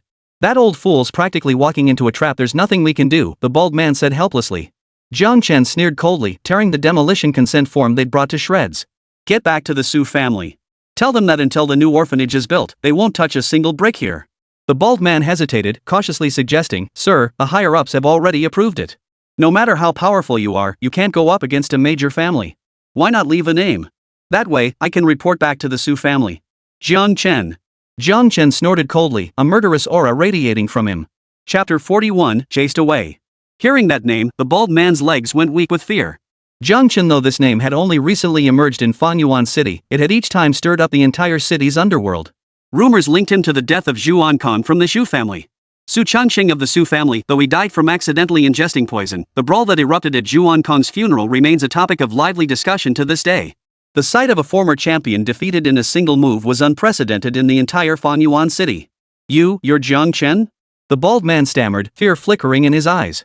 The legendary feat of lifting an excavator with one arm suddenly seemed entirely plausible when attributed to Jiāng Chén. Go tell the Zhū family to mind their own business and not follow the Zhū family's old path. Jiāng Chén offered no further words, simply grabbing the men and tossing them out. Leaving the excavator behind, the bald man led his men away as if fleeing for their lives. Young man, thank you. Director Chén, tears streaming down his aged face, approached and clasped Jiāng Chén's hand tightly. Grandpa Chén, did you beat the bad guys away? Will they come back to tear down our homes? A group of children burst out from the house. They wore simple clothes, their faces radiating innocent, childlike expressions. The oldest was barely a teenager, while the youngest had only just learned to walk. Director Chén gathered the children into his arms and sighed, "They're gone. Your big brother here chased them all away." He dared not promise no one would come to tear down the old orphanage again. After all, the Zhū family had obtained the qualification certificates and permits. Today, Jiāng Chén had helped them, but what about tomorrow? The day after? There will always be times when Jiāng Chén is absent. The Zhū family is a powerful second-tier clan. Jiāng Chén's actions today will only provoke them into even more frenzied retaliation. Dean Chen, rest assured. Before the new orphanage is built, I guarantee the Zhū family won't dare touch a single penny here, Jiāng Chén said calmly. Director Chen sighed, ushering him inside and personally pouring a cup of tea. Director Chen, I came today to consult you about something, Jiāng Chén said after taking a sip of tea, then explained the matter concerning Yáo Qīngqing. Director Chen paused, clearly surprised by the reason for his visit. Qīngqing. A faint smile touched his lips as memory surfaced. Back then, she was still in swaddling clothes when someone left her at the orphanage's doorstep. That winter, heavy snow fell for 3 full days and nights. When I found her, she was nearly buried beneath the snow. Dean Chen pulled open an old drawer and retrieved a jade pendant. I never met Qīngqing's birth parents. They left her at the door and departed. Only this jade pendant and a note were found in her cradle. The jade pendant was exquisitely crafted with intricate patterns, yet it was only half intact, clearly snapped in two. The yellowed paper bore elegant handwriting, unmistakably that of a well-bred young lady. The child is named Qīngqing. We earnestly request the director to take her in. We left half of this jade pendant to facilitate our reunion in the future, along with 100,000 yuan as a token of gratitude. Director Chen sighed. 100,000 yuan over 20 years ago was an absolute fortune. I've kept that money untouched all this time. Jiāng Chén studied the note, his brow furrowing slightly. The writing revealed that Yáo Qīngqing's birth mother came from a wealthy family, polite, generous, and with elegant handwriting. It was definitely not the kind of writing that could come from a poor family unable to afford raising a child. Later, the Jiāng family came to adopt a child. They immediately chose Qīngqing, saying they'd consulted a master who insisted they must adopt a girl to ensure they could have children of their own later. Qīngqing was such a sensible child from a young age, never crying or fussing, always smiling at everyone, so the Jiāng family fell for her instantly. I feared Qīngqing's birth mother might return and not find her, so I didn't want to let them take her away. But the Jiāng family wielded immense power, and as the director of a small orphanage, I was truly. As she finished, Director Chen's face was etched with regret. Later, I heard Qīngqing wasn't happy with the Jiāng family. I tried several times to get her back, but they refused outright, saying keeping her would secure them an extra share of the company stock. Jiāng Chen's expression darkened. Considering his in-law's character, he wasn't surprised at all. What happened next? Did Qīngqing's birth mother ever come looking for her? He asked. Director Chen shook his head. I've kept watch over these past 20-odd years, but to this day, her birth mother has never appeared. Jiāng Chén could now conclude that Yáo Qīngqing came from a distinguished family, at least no less prominent than the Jiāngs. Yet what had transpired back then to lead to her abandonment at the orphanage remained unknown. Director Chen was a kind soul. He didn't press the matter, leaving another 100,000 yuan before rising to depart. Young man, you absolutely mustn't do this. I haven't even touched the 100,000 yuan Qīngqing's birth mother left all these years. What are you doing? Director Chen hurried after him. Jiāng Chén smiled faintly. Old director, I'm Qīngqing's husband. This money isn't for you. I hope you'll use it to buy more food, clothing, and necessities for the children. It's a small token of Qīngqing's heartfelt wishes. With that, he strode away before Director Chen could catch up. His phone buzzed in his pocket. It was a text from Yáo Qīngqing. Husband, dinner's ready. When will you be back? A warm smile spread across Jiāng Chén's face as he tapped his phone. Right away. Shangshi Haoding. Night had fallen outside. The sky over Fengyuan City hung heavy and gloomy, with the sea wind howling, carrying scattered raindrops. Dark clouds blanketed the sky, obscuring the stars and moon, while the occasional muffled rumble of thunder echoed in the distance. Rumble. The oppressive gloom weighed heavily on the spirit. Yáo Qīngqing, wearing an apron, placed several dishes on the table, her face filled with concern as she gazed outside. She had been in contact with Jiāng Chén for 20 minutes now, yet he still hadn't shown up, and a faint worry began to creep in. It looks like a downpour is coming any minute. Jiāng Chén didn't bring an umbrella. What if he gets caught in the rain? Yáo Qīngqing murmured to herself, glancing at the umbrella by the door. She clenched her teeth, grabbed it, and was about to go out to meet Jiāng Chén. Ding dong. Just then, the doorbell rang suddenly. Yáo Qīngqing froze. That scatterbrain, he forgot his keys again. She smiled helplessly, set down the umbrella, and opened the door. A man wearing a raincoat and hood stood silently at the entrance. Who are you? Yáo Qīngqing asked, puzzled. A friend of Jiāng Chén's. He asked me to come pick you up. The man's voice was deep and slightly hoarse. Yáo Qīngqing's delicate brows furrowed slightly, her eyes flashing with caution, though her face remained calm. She reached for her phone. Is that so? Jiāng Chén never mentioned it. I'll give him a call to confirm. But before she could dial Jiāng Chén's number, the raincoat-clad man swatted her phone out of her hand. A gleaming dagger pressed against Yáo Qīngqing's throat. Ask him in hell. Torrential rain poured down, drenching the entire Fanyuan city. Chapter 42, The Expert. Jiāng Chén returned to Shengshihaoding, where a grim, murderous atmosphere hung heavy in the air. Torrential rain poured down, mingling with a stream of blood that flowed to his feet. Beside his courtyard, 2 members of the Shadow Division lay gravely wounded, one already dead. Zhū. The other man, clinging to life, struggled to crawl to his feet. What happened? Jiāng Chén helped the man up and examined his injuries. His throat had been savagely slashed from behind with a sharp blade, blood gushing wildly. The Shadow Division member had torn off his own clothing to make a makeshift bandage for the wound, preventing immediate death. The mistress has been taken. With each word, a torrent of blood spilled from his mouth. As the words fell, the Shadow Division member's head lolled to the side, and he breathed his last. Killing intent surged violently from Jiāng Chén's body. Both of these members were Xian-level experts. To be killed so silently and completely, the assailant had to be at least D-level. Beep beep. The alarm on his pocket phone sounded, and he hurriedly pulled it out. This was the locator he'd installed on Yáo Qīngqing's jewelry after returning. Should she face danger, a simple squeeze of the pendant around his neck would trigger an alert on his device. The red dot on the phone flashed continuously, pinpointing Yáo Qīngqing's exact location. Yáo Qīngqing was in danger. Jiāng Chén sprang to his feet, his eyes blazing like lightning in the torrential night rain, an unsettling sight. Zhū family, you're asking for death. His voice was cold and devoid of emotion. The tracking data confirmed that Yáo Qīngqing had been abducted by the Zhū family. Zhū family's secret chamber. Yáo Qīngqing was roughly tossed into a cage, guarded by a earth-tier expert who removed his hat and raincoat. Who are you? Why did you kidnap me? Yáo Qīngqing's eyes were filled with terror. Why kidnap you? That's a question best directed at your husband. Zhū Jingwei's voice echoed as he strode in, clad in a zhongshan suit, flanked by 2 bodyguards. We've delivered the hostage. Where's the money? The earth-ranked assassin's voice was cold and ruthless, concealed in the darkness. Zhū Jingwei chuckled, pulling out a bank card from his breast pocket. Here's 50 million. As long as you guard the entrance and keep Jiāng Chén and his men out, this money is all yours. The assassin shook his head. I only want my share 10 million. Stopping that man? Impossible. Having personally killed 2 Xian-level guards, he knew all too well how terrifying Jiāng Chén's methods were. In this world, the heavenly rankings existed, listing every individual of formidable strength. Beyond that, the heavenly rankings divided the world's strongest into 4 tiers: Heaven, Earth, Xian, and Huang. As an Earth-tier assassin, he understood exactly how formidable someone capable of hiring 2 Xian-tier guards truly was. It was highly likely they had already reached the Heaven rank. Is that Jiāng Chén really that powerful? Zhū Jingwei asked. The assassin nodded. At the very least, he's no weaker than me. 100 million. Zhū Jingwei didn't beat around the bush, immediately placing 100 million in chips. The assassin hesitated before nodding. If the target is a peak Earth-tier expert, they'll locate this place within about an hour. During that time, you'd best deploy your strongest forces to secure this location. Otherwise, even I won't be able to defeat them. Zhū Jingwei nodded. Rest assured. We have over a dozen elite snipers surrounding the perimeter. The moment he shows his face, I'll riddle him with bullets on the spot. He then turned to Zhū Xian beside him. Xianer, your brother loved this Yáo Qīngqing most in life. Now that he's passed away, you shall take his place and taste this woman's charms. Zhū Xian sneered coldly, positioning the camera to focus on Yáo Qīngqing's location. One of Binqing's 10 goddesses. I wonder how all of Binchang will view Yáo Qīngqing once this footage spreads. That madman Jiāng Chén will probably go berserk. With that, he switched on the camera, capturing every moment. Rip! Yáo Qīngqing's clothes were torn open in one swift motion, revealing vast swaths of skin beneath. A maniacal grin spread across Zhū Xian's face. The sight of her skin had already pushed him over the edge, and he lunged forward like a crazed beast. Jiāng Chén, husband, save me. Yáo Qīngqing felt utterly defeated.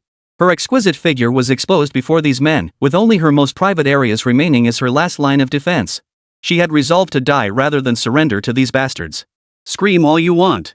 This is the Zhū family's secret chamber. Even if you scream yourself hoarse, no one will come to save you. Once I'm done enjoying myself, I'll send the video to your husband. Let Jiāng Chén watch his wife beg for mercy beneath me. Zhū Xian roared with laughter as he lunged forward. Bang! The thick stone door of the secret chamber was smashed open from the outside with a single punch. Shards of stone flew everywhere, dust settling thick on the floor. Who's there? Zhū Xian froze mid-charge, staring toward the doorway in shock and suspicion. This was 20 meters below the Zhū family estate. The stone door was over 20 centimeters thick, even a cannon might struggle to breach it. Tap. Tap. Tap. The crisp sound of leather shoes hitting the floor echoed, each step feeling like a hammer blow to Zhu Jingwei and Zhu Xian's hearts. Amidst the swirling dust, a figure seemed to emerge tall and straight-backed, advancing step by step toward them. Jiāng Chén. It's Jiāng Chén. Zhu Xian shouted. Bang. Bang. Bang. From high vantage points all around, a dozen sniper rifles fired simultaneously. The dull thuds of gunfire echoed throughout the entire chamber. The dust rippled violently from the impact, yet the figure amidst the ruins stood unshaken, as immovable as a deity. Bullets are merely the weapons of the weak, a cold voice echoed. Jiāng Chén emerged from the rubble, casually tossing a dozen sniper bullets onto the ground as he walked. His expression was utterly cold. Catching bullets barehanded wasn't terrifying, but catching so many sniper bullets at once could only be described as terrifying. What are you standing around for? Kill him. Ugh. Zhu Xian roared, and gunfire erupted once more, but Jiāng Chén had already vanished from his spot. The next second, he had his hands around Zhu Xian's throat, lifting him entirely off the ground. You have only one fate: death. The crisp snap of breaking bones echoed as Jiāng Chén tightened his grip. Zhu Xian's head slumped limply downward. Even in death, he couldn't comprehend how it had come to this. He had over a dozen sniper rifles. He had a Earth-tier expert by his side. Why did he die? The scene spun violently before his eyes as Zhu Xian's corpse was casually discarded on the ground. Jiāng Chén turned, his eyes bloodshot and filled with boundless murderous intent. He grinned, his teeth bared. The Shu family is finished today. Chapter 43, Brutal. Son. Zhu Jingwei watched Zhu Xian die before his very eyes, his own eyes reddening as he screamed wildly, his eyes bulging with fury. Yáo Qīngqing, already severely traumatized, collapsed into unconsciousness the moment she saw Jiāng Chén arrive, her nerves finally snapping. No need to cry. You'll soon join your son underground. Jiāng Chén's tone was icy. Seeing Yáo Qīngqing was unharmed, he felt a slight relief. However, the sight of his wife's torn clothing, revealing vast swaths of exposed skin, reignited his fury. A crimson mist swirled around him like a demon crawling from hell, his eyes blazing with murderous intent. I'll kill you. Zhu Jingwei yanked the pistol from his waist and fired wildly at Jiāng Chén in a frenzy. Dull gunshots echoed through the underground chamber. Even after emptying the magazine, he kept pulling the trigger. The bullets halted a meter before Jiāng Chén, halted by the crimson mist and suspended mid-air. What are you standing there for? Kill him. Zhu Jingwei roared at the Earth-ranked assassin. Simultaneously, a dozen ambushed snipers opened fire once more. The highly penetrative sniper bullets sliced through the air, whistling as they hurtled toward their target. I told you, bullets are the weapons of the weak. Jiāng Chén's voice was icy cold. The sniper bullets froze mid-air, then reversed course at an even faster speed. Thud. Thud. Thud. The sound of bullets tearing through flesh echoed repeatedly. Without even a groan, the snipers had holes bled open in their foreheads. Bodies fell like torn sacks from the rooftop, crashing down around Zhu Jingwei's feet. Blood stained the ground crimson, transforming the scene into a veritable hellscape. The Earth-tier expert felt his heart sink. He was confident he could catch bullets barehanded, but simultaneously redirecting so many bullets to precisely kill over a dozen snipers? That was beyond his capabilities. Jiāng Chén's terror in his heart skyrocketed, propelling him from the peak of the Earth tier straight to the realm of a Heaven-tier powerhouse. Heaven, Earth, Mystic, Yellow Heaven represented the pinnacle, the ultimate combat power in this world.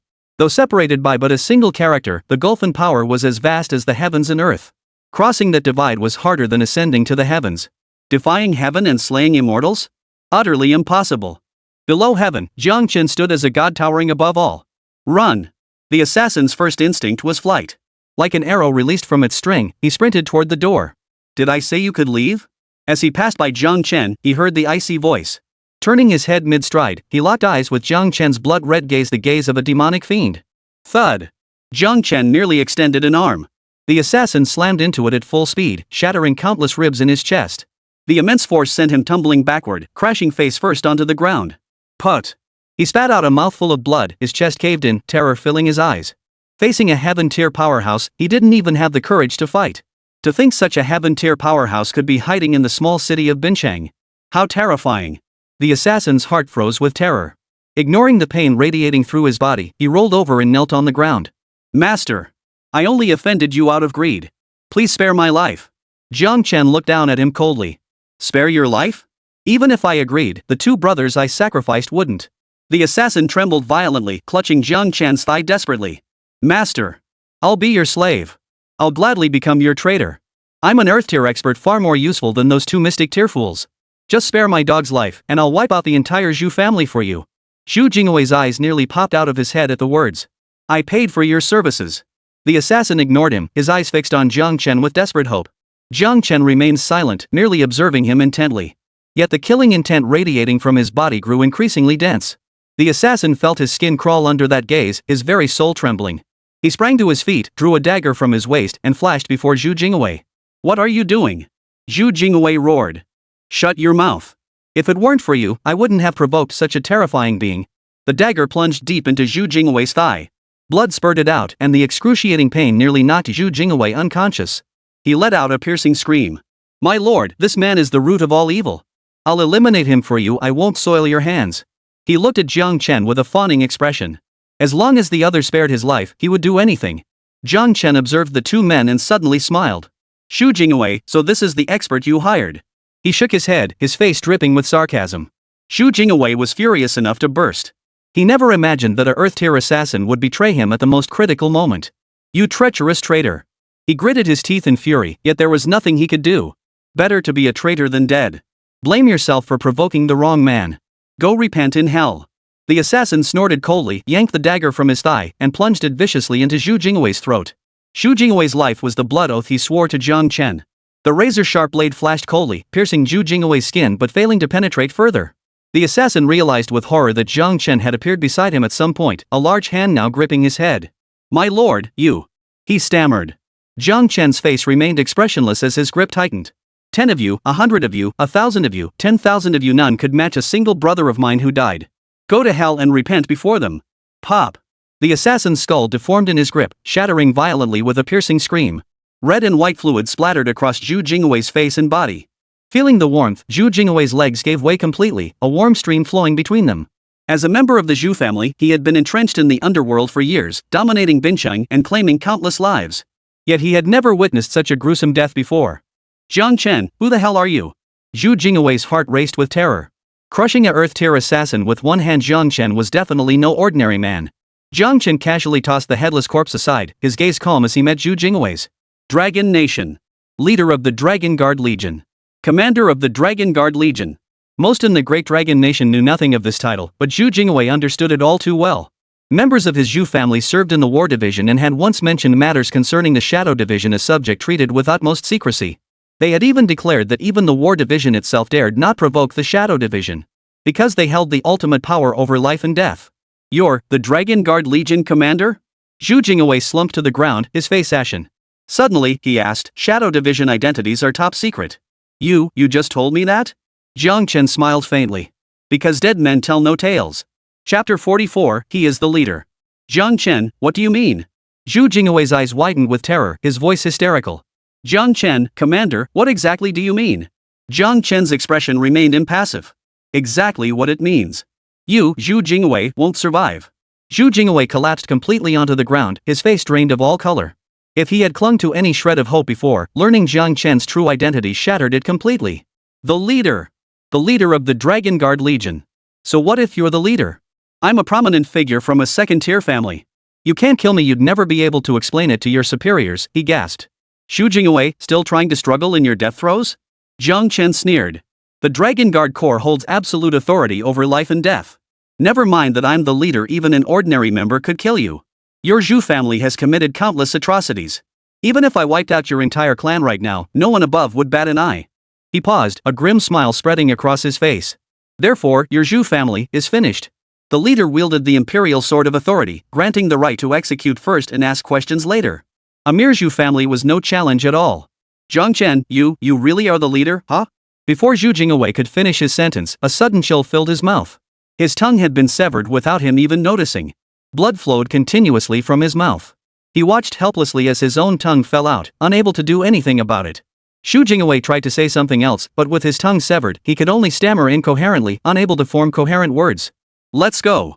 We're heading to the Zhu family headquarters to meet with your family's higher-ups. Jiāng Chén spoke indifferently, one hand gripping Zhu Jingwei's collar as he strode toward the exit. Two men clad in black swiftly entered. Both were elite members of the Dragon Guard Legion. They untied Jiang Shimon's bonds, draped a blanket over her, and escorted her out. At the Zhu family ancestral home, Zhu Hanlin, the family patriarch, sat enthroned upon a high seat. Below him, elders from various branches of the Zhu family sat with heavy expressions, their brows furrowed in worry. My brothers and cousins, Zhu Hanlin addressed them, our family now faces its most perilous hour. Have none of you devised a strategy? One step forward, head of the family. This matter was caused by Zhu Jingwei. No matter what entity he offended, our Zhu family should not bear the blame for him. That is misguided. Even if Zhu Jingwei has committed countless errors, he remains a member of our Zhu family. Now that he has caused such a major incident, the Zhu family cannot simply ignore it. How can we intervene? This Jiāng Chén is clearly no ordinary man. If we force ourselves into this, the entire Zhu family could be wiped out. The Zhu family is a second-tier clan. How could we be annihilated by some unknown upstart? Absurd. Opinions clashed. Some deemed Jiāng Chén too mysterious to provoke, while others dismissed him as merely lucky with a simple background, insisting the Zhu family must uphold its prestige. Enough. Zhu Jingwei is my son. Regardless of how this matter unfolds, I cannot abandon my own flesh and blood. Zhu Hanlin spoke calmly, his gaze sweeping over the assembled crowd. News of Zhu Jingwei's abduction of Jiāng Sherman had already spread throughout the entire Zhu family. They could only hope Jiāng Chén hadn't acted so swiftly. But no sooner had Zhu Hanlin finished speaking than a commotion erupted outside the door. Bang! The conference room door was violently kicked open from the outside, and Zhu Jingwei was tossed inside like a dead dog. Blood splattered across the floor. Zhu Jingwei lay sprawled on the ground, eyes wide with terror. Jingwei! Zhu Hanlin leapt from his seat, his eyes wide with shock. Zhu Jingwei opened his mouth, emitting an indistinct cry. His uncle, Zhu Hanon, rushed to his side. After inspecting the injuries, he erupted in fury. Who dared to cut out your tongue? The entire hall erupted in commotion. Zhu Hanlin hurried down the steps. Seeing his son's pitiful state, his lips trembled with rage. Who could have inflicted such terrible wounds upon you? Even if it means mobilizing the entire Zhu clan, we will avenge you. Terror filled Zhu Jingwei's eyes as he shook his head frantically, trying to warn his father and clan members to flee. The assailant was none other than the merciless commander of the Dragon Guard Legion. Son, do not fear. Our Zhu family is a proud second-tier clan. We even have kin within the War Department. We will avenge you. Zhu Hanlin's face darkened. The enemy had cut out Zhu Jingwei's tongue and tossed him into the Zhu family's sacred meeting grounds, a blatant provocation and humiliation. Do they think the Zhu family has no one? Someone roared in fury. Zhu Jingwei's eyes darted frantically as he reached out, dipping his fingers in his own blood to write on the ground, desperate to reveal Jiāng Chén's true identity. Thwack! A pebble flew in from outside, striking his wrist and shattering the bones.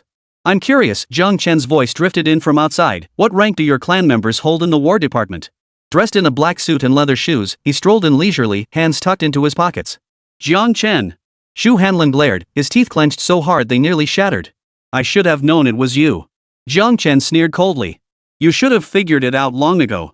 Does that mean you already know why I'm here? Zhu Hanlin snorted furiously. Jingwei may have captured your wife, but she didn't cause any real harm. Since you're here now, it means Jiāng Sherman is safe. Yet you resorted to such cruelty, slicing out my son's tongue. This is utterly outrageous. If I don't crush you today, what honor would remain for the Zhu family? Zhu Jingwei shook his head frantically, nearly crying from desperation. The moment he saw Jiāng Chén, he knew it was too late for anything.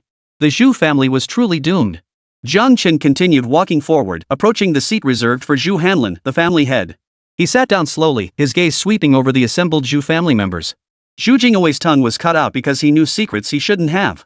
He paused, then suddenly sneered. I might as well tell you all Zhu Kai was also killed by me. A deathly silence fell. The Zhu family members had long suspected it, and with the Zhang family's video evidence, Jiāng Chén had been irrefutably identified as the murderer. Yet hearing it spoken directly from his own mouth delivered an extraordinary shock. Zhu Hanlin stared at him, his expression so dark it seemed to drip with venom. You have the audacity to strut in here today and confess your crimes. You must be utterly confident you can handle my Zhu family, right? Jiāng Chén rested his right elbow on the armrest, propping his cheek with his hand as he tilted his head. He nodded earnestly. If you have any last words, speak them now. I'll send you on your way. Chapter 45, Slitting Throats. Zhu Hanlin roared with laughter at his words. Well done, Jiāng Chén. You dare spout such arrogance after entering the Zhu family. Guards! Seize this insolent fool! He bellowed toward the entrance, and instantly a dozen agile guards burst in. Each held a semi-automatic rifle, muscles bulging, exuding formidable presence. After bursting in, they cornered Jiāng Chén against the family head's high chair, all their rifles trained on him. Jiāng Chén glanced at them sideways, a sneer curling his lips. Just a dozen ordinary men?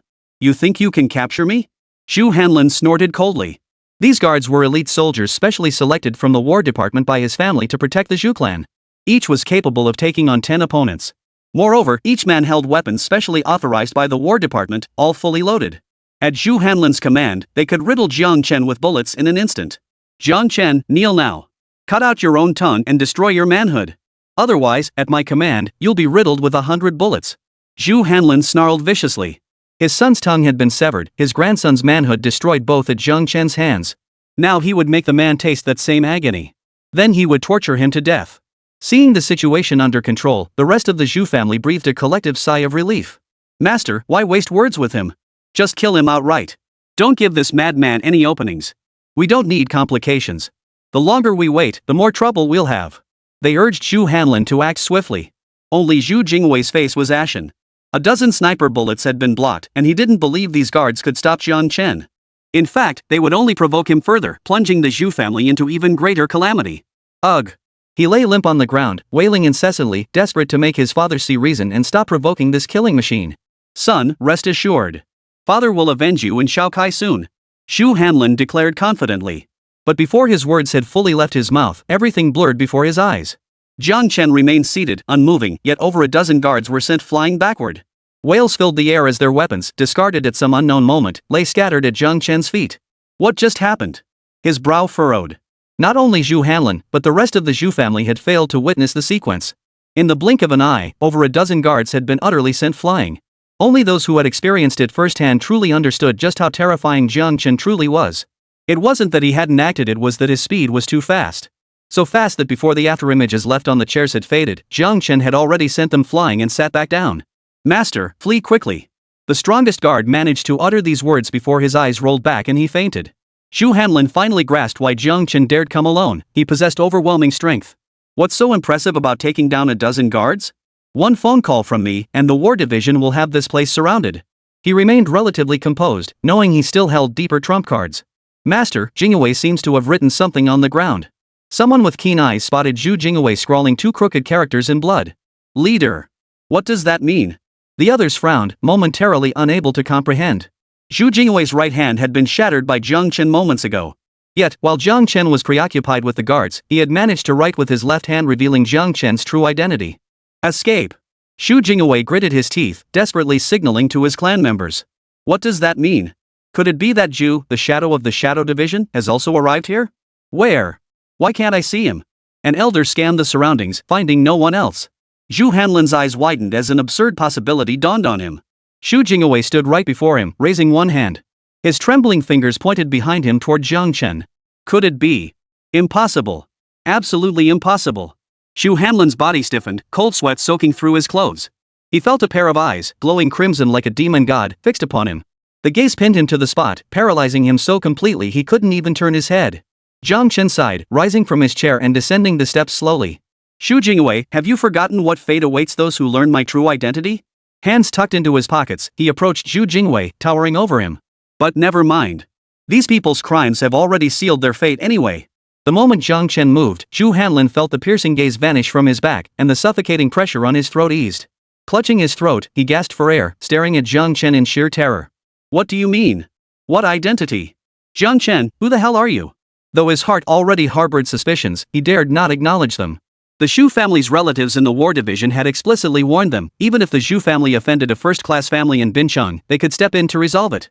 But they absolutely must not draw the attention of the Shadow Division. Otherwise, utter ruin. You don't trust the information your son risked his life to deliver? Jiāng Chén looked at Zhu Hanlin with a hint of amusement. He crouched down, leaning close to Zhu Jingwei's ear with a chilling smile. I'm not worried about exposing my identity. I simply refuse to slaughter the innocent. You may not know this, but the Shadow Division operates under ironclad rules.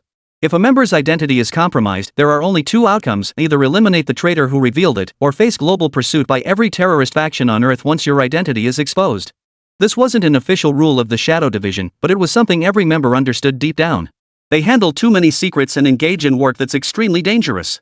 If their identities are exposed, it won't just bring catastrophic disaster upon themselves, it could also implicate other Shadow Division members and even threaten national security.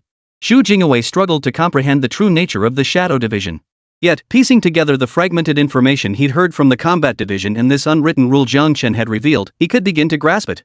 Shadow Division members lived every day in a hellish realm. The leader was the ruler of that hell. Ugh. Zhu Jingwei's eyes widened to their limits. His face froze in utter terror as his head slumped limply to one side. He had been scared to death. Zhu Hanlin could no longer bear the grief of losing his son. At this point, he had come to fully believe Jiāng Chén's identity. The leader, how had the Zhou family dared provoke such a terrifying entity? Thud. Zhou Hanlin collapsed to his knees, drawing a dagger from his waist and pressing it firmly against his own throat.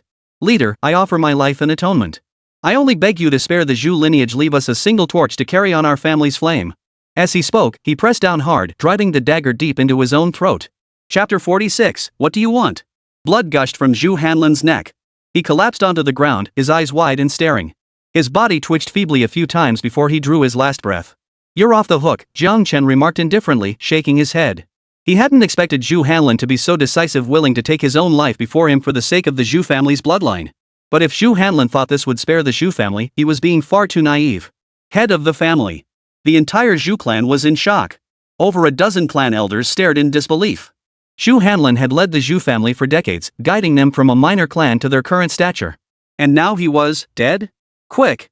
Notify Zhou Long in the war division, tell him to return to the clan immediately, a clan elder shouted.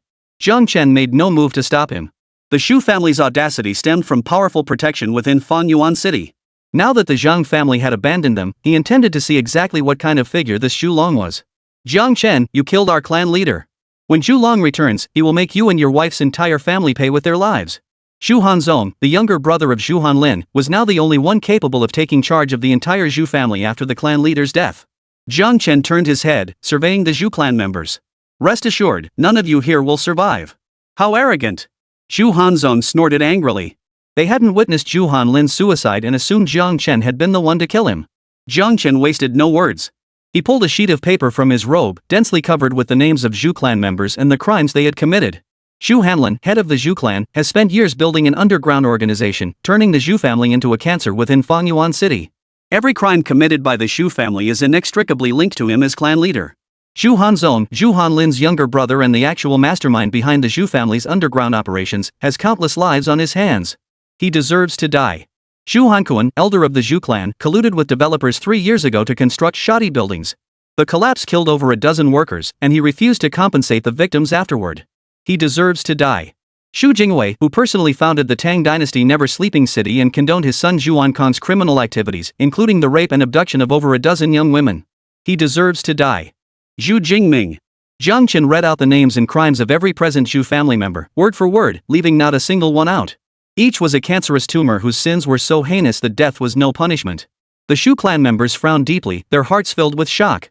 They never imagined Jiāng Chén had investigated to such an extent. Every single case listed was something they had done in the past. Weren't these matters buried long ago? Everyone who knew the truth is dead. How could Jiāng Chén have this? Could he truly be the legendary leader of the Dragon Guard, using its resources to uncover long-buried secrets?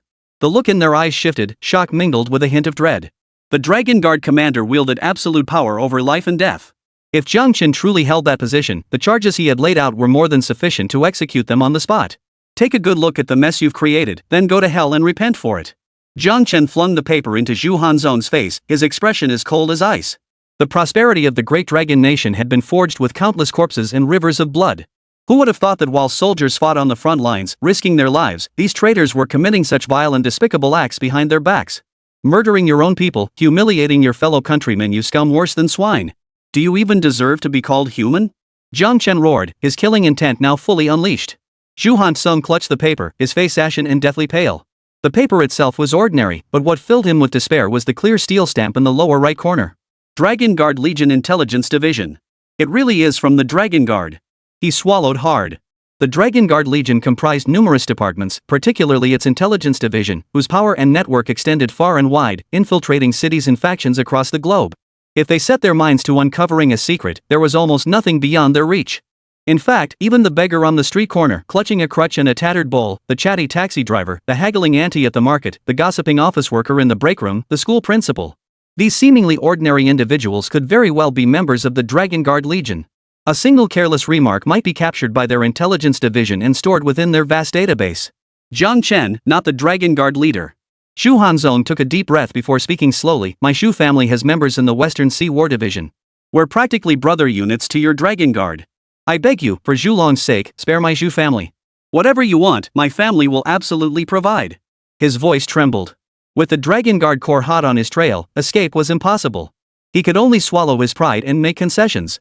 If you agree to spare my Zhou family, we can elevate your wife's clan directly to a second-tier family and install her as its head. Jiāng Chén shook his head with a cold laugh. A mere second-tier family in Fanyuan City?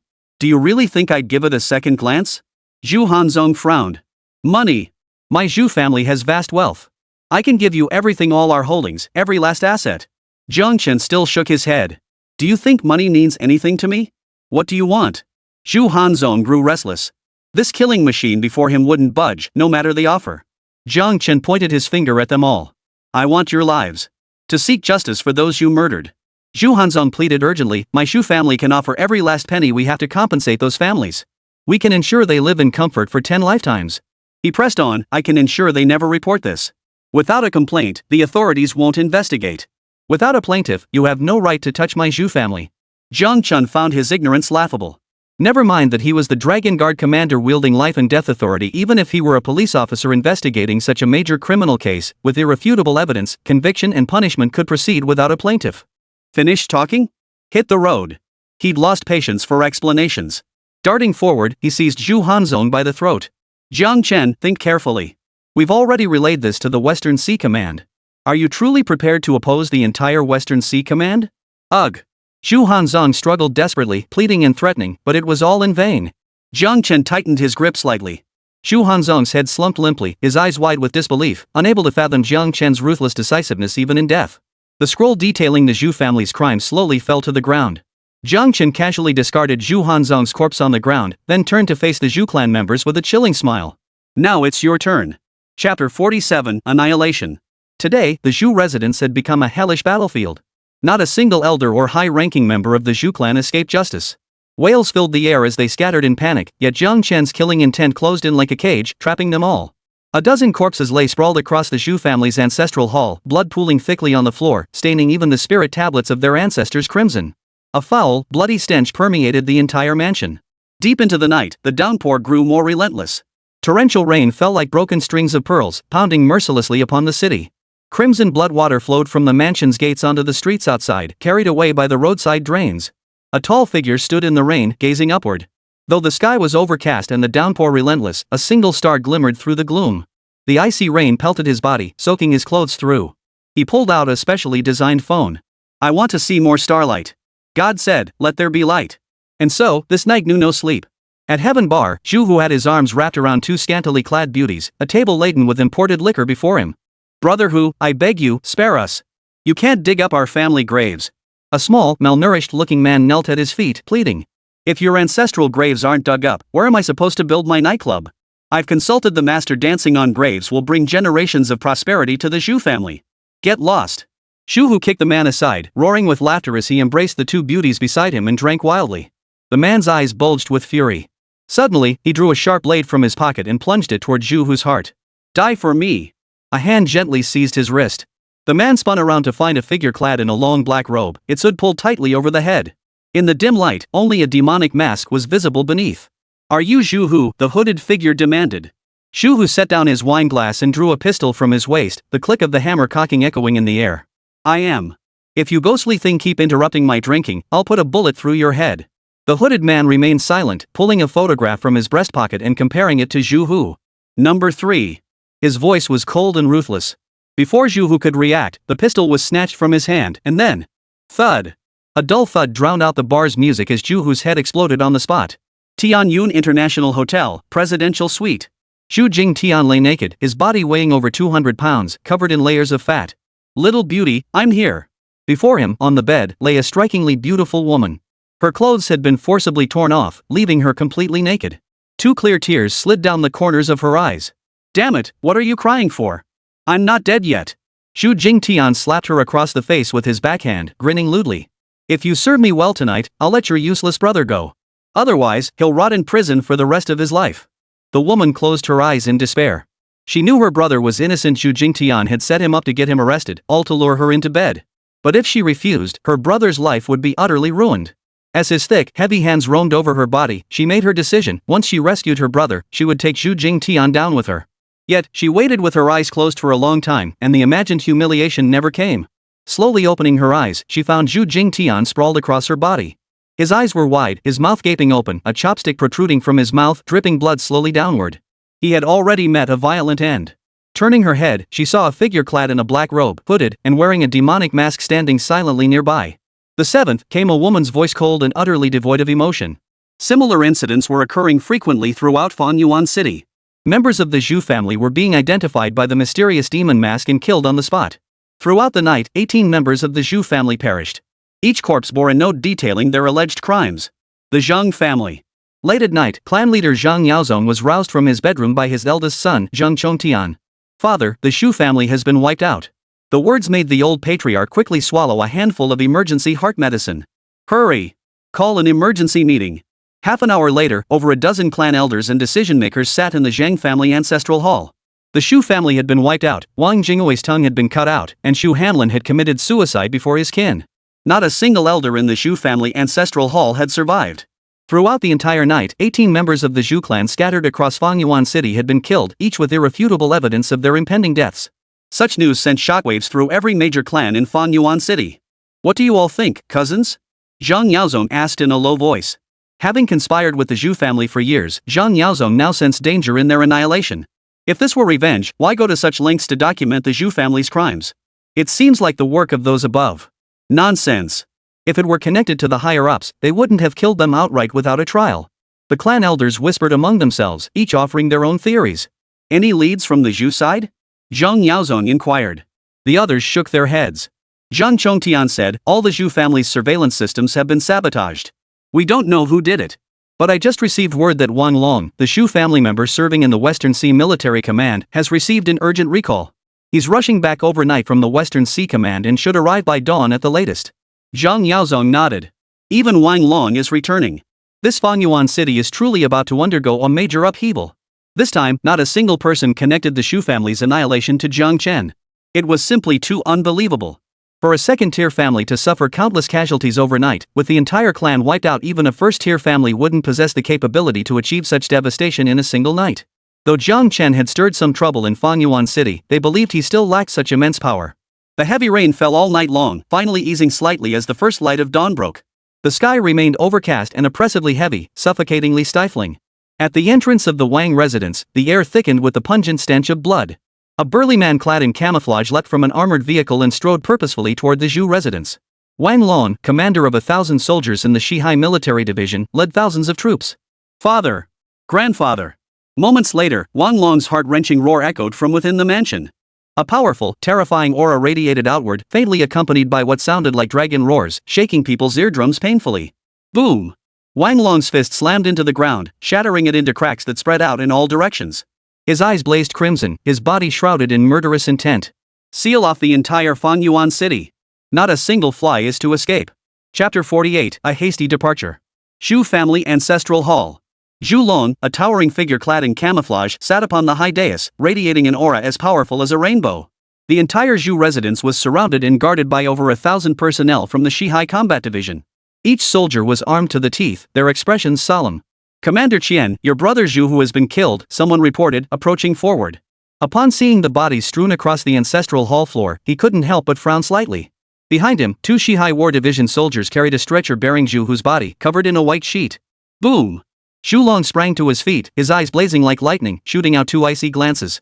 The temperature within the ancestral hall instantly plummeted several degrees, making everyone feel as if they had fallen into an ice cellar. He strode down the steps, stopping beside the stretcher. His large hands gripped a corner of the white cloth, yet he hesitated to pull it back. Commander Qian, someone below emerged, sensing not a man before them, but a wounded beast. Zhū Long took a deep breath, clenched his teeth, and violently ripped the cloth away. Zhū whose corpse lay before them, eyes wide open, a circular bullet hole piercing his forehead. His face still bore the fierce and triumphant expression he had held in his final moments. Xiao Hu! My brother! Zhū Long wailed, 2 tears rolling down his cheeks. A subordinate handed him a note. Commander Qian, this was found beside Zhū Hu's body. Zhū Long snatched it and clenched it tightly in his fist. Zhū Hu, for forcibly demolishing the Feng family's ancestral tomb and killing 5 members of the Feng household, death penalty. The scrawled handwriting radiated fury. Commander Qian, Zhū Hu's body was found at Paradise Bar. Eyewitness accounts describe a hooded man in black robes carrying out the act. His face was obscured, but surveillance footage captured the incident. The man below pulled out his phone and played the footage. Zhū Long watched the shadow on the screen. The execution was clean and decisive, without a hint of hesitation. The perpetrator was at least a mystic-level expert. In a small place like Fangyuan City, could there really be such a skilled assassin? He furrowed his brow, racking his brain but unable to fathom who would hire such a master. Meanwhile, outside, bodies of other Zhou family members kept arriving, 18 in total, all core members. Each had died differently, yet every corpse bore a note beside it, detailing their alleged crimes. Commander Chén, we've investigated the crimes listed on these notes, are all true, the messenger reported cautiously.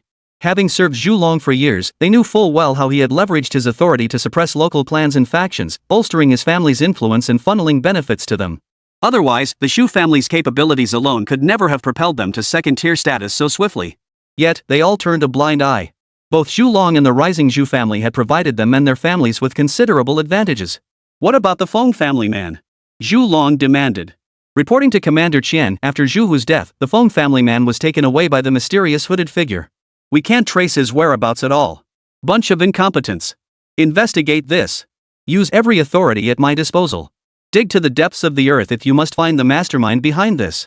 Commander Chén, your entire clan's leadership has been wiped out. Commander Chén, Zhang Yaozong of the Jiāng family requests an audience. Someone entered and whispered. Early morning. Jiāng Chén took a shower in the bathroom, dry cleaned his soaked clothes, and sat on the bed in his pajamas. After Jiang Sherman was brought back by the Shadow Division, she remained unconscious until now. Rest assured, Miss Jiang is merely suffering from severe shock. She'll be fine.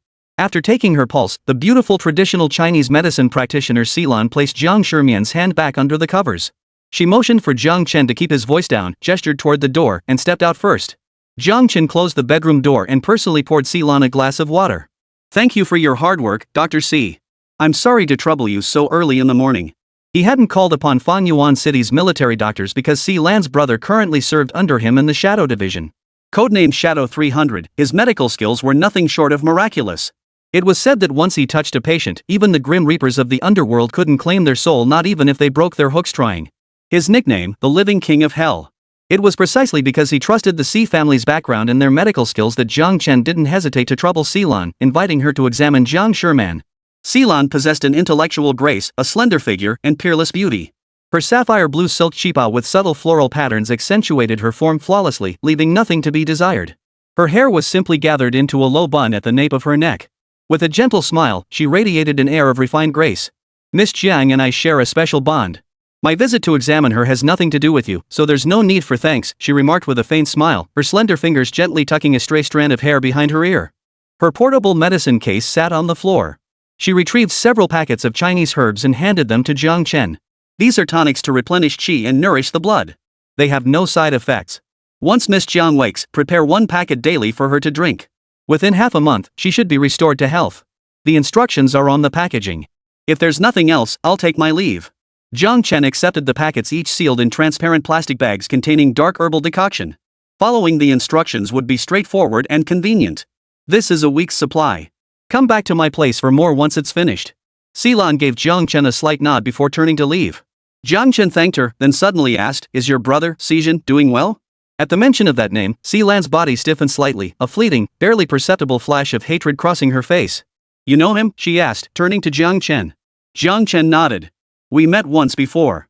He heard I was returning to Fangyuan City and asked me to tell you all he's doing well out here. No need to worry about him. Xilan's calm composure shattered. She clenched her teeth, her fists balled tightly. Xijin was the Xi family's most brilliant prodigy. Before turning 20, his medical skills had already surpassed those of all previous generations of the Xi clan. Hailed as a genius defying the heavens, he was even considered capable of leading traditional Chinese medicine to the pinnacle of the world stage. But on that night 3 years ago, amidst torrential rain, Xijin raped and murdered 3 young women before fleeing abroad. To this day, there has been no trace of him. The incident plunged the Xi family into turmoil, nearly causing them to be expelled from Fangyuan City altogether. Since then, the Xi family disowned this wayward son, and Xilan no longer acknowledged him as her brother. To this day, Xilan cannot fathom how her once cheerful and kind-hearted brother, the Xijin who couldn't bear to harm even stray cats and dogs, could commit such heinous crimes. My brother died 3 years ago. The Xijin you speak of has no connection whatsoever to my family. She fought back the rage welling inside, turned, and hurried away. Watching Xilan's retreating figure, Jiāng Chén sighed. 3 years ago, he had recognized Xijin's medical talent and secretly recruited him into the Shadow Division. He had long anticipated this reaction from the Xi family. He pulled a special phone from his pocket, composed a text message, and sent it to an unfamiliar number. The honey back home is sweet. I'll bring you some next time. Moments later, the reply came, thanks. Just 2 words, but Jiāng Chén could imagine how deeply moved Xijin must be. This was a special request Xijin had made before Jiāng Chén returned to Fanyuan City. Now that their secret code had been successfully established, Xijin could carry out his overseas missions with greater peace of mind. Outside the door, a man clad in a black robe, hooded in darkness, and wearing a demonic mask slipped silently inside. All those sentenced to death in the Zhou family have been executed, he reported. He paused. Gao Tong, deputy commander of Fanyuan City's combat division, is en route. Should we intercept him? Chapter 49, Comatose for an entire day. Jiāng Chén waved his hand dismissively. No need. I have my own plans for the war division. Ordinary members of the Dragon Guard Manor knew nothing of each other's identities, much less their current assignments. They could only communicate with their immediate superiors or the leader. In fact, aside from a handful of members Jiāng Chén trusted implicitly, the vast majority remained unaware of his true identity. Once you return, discreetly signal to the major clans that Jiāng Chén is highly likely the mastermind behind the hooded man incident. Yes. The members silently withdrew, vanishing back into the shadows. Half an hour later, Gao Tong appeared in Jiāng Chén's living room. Shadow 37, reporting to the leader. Tall and imposing, Gao Tong still wore the uniform of the Bincheng Combat Division as he saluted Jiāng Chén with utmost respect. Jiāng Chén nodded, gesturing for him to sit. You know about the Zhou family incident? Gao Tong nodded. The Shu clan had been nearly wiped out overnight, and the entire city of Bincheng was already abuzz with speculation about who had carried out the attack. Zhu. I can handle this matter. We'll say the Shu family committed heinous crimes, and this operation was led by the Bincheng Combat Division, he stated. Jiāng Chén waved him off. That's not why I summoned you. The Shu family's destruction is merely an appetizer. The big fish behind it all hasn't surfaced yet. Let this mysterious hooded man force fan the flames a little more. Moreover, your war division must participate. Encourage active public reporting and stage a citywide manhunt for the hooded men. This will convince the big fish behind the scenes that the authorities aren't involved. Only then will they not be scared into hiding. Although Hulong Manor has tentacles reaching across the globe, gathering evidence requires time. They can't simply storm in and make arrests that would alert the target and leave them with no evidence. Understood. Gao Tong was sharp, instantly grasping Jiāng Chén's intent. Jiāng Chén sat on the sofa, tapping his finger rhythmically on the coffee table. As for the Zhou family, aside from those marked for death, the war division should hold off on the rest for now. There are bait. Gao Tong nodded. Leader, the Zhou family member stationed in the Western Sea War Division has returned. Oh? Jiāng Chén raised an eyebrow. Tell me what kind of big shot could possibly make the Zhou family act so brazenly? Although the Great Dragon Nation had only one Dragon Guard manor, its military bases were scattered across the land, firmly controlled by the 5 great war gods of the Northeast, Southwest, Northwest, Central Plains, and Central regions. Bincheng belonged to the Central Plains region, under the jurisdiction of Plains Zhou. He rarely participated in external wars and was currently stationed in Longdu, primarily responsible for protecting the Dragon Lord's safety. The Western Sea War Division, under the Western Sea Thunder God, specialized in naval warfare. Though not a war god himself, Zhu Long was a trusted confidant of the Earthshaker war god, having been personally promoted by him. Indeed, the Thunder God had heard rumors of Zhu Long's actions. Yet, impressed by Zhu Long's fierce bravery in battle, he chose not to interfere, allowing him to develop freely. Chief, this Zhu Long may only be a 1,000-soldier commander, but he has the Western Sea's Earthshaker war god backing him. If that one finds out the Dragon Guard Manor is behind this, he won't let it rest, Gao Tong said with a headache. The problem was that Zhu Long belonged to the Western Sea War Division. This Thunder God was notoriously protective of his own. If his men made mistakes, he could scold or punish them however he pleased. But if anyone else so much as uttered a word of criticism, he'd draw his blade and fight them. All 5 war gods knew of Dragon Guard Manor's existence, but only Ping Yuanyu understood that Jiāng Chén was the true leader. Just because he killed a few enemies and earned some medals, he thinks he can run amok and slaughter civilians? Let that Thunder God stay out of this. If he really wants to meddle, I wouldn't mind Dragon Guard Manor intervening and thoroughly investigating his Western Sea War Division. I'd love to see if his Thunder God status can withstand my leader's scrutiny. Jiāng Chén snorted coldly. If he truly launched an investigation, it was doubtful any of the 5 great war gods would emerge unscathed. He dismissed the matter and asked instead, what about that father and son from the Zhang family? Did they say anything? Gao Tong shook his head, a bitter smile on his face. Those bastards know I have no evidence. They're playing dead and waiting for their higher-ups to bail them out. Any movement from outside forces? Not yet. But Zhang Yaozong, the clan head of the Zhang family, has invited Zhu Long to stay as a guest. If I'm not mistaken, something should happen within the next couple of days. Jiāng Chén frowned. He hadn't expected the higher-ups to be so patient. Did they truly not fear Zhang Chengguang and Zhang Wanmin exposing them? Leave them be for now. He had his own plans, a confident smile curling his lips. After Gao Tong left, Jiāng Chén acted as if nothing had happened outside. That evening, he personally cooked a feast of sumptuous dishes. Jiāng Chén was awakened by the mouth-watering aroma of the food.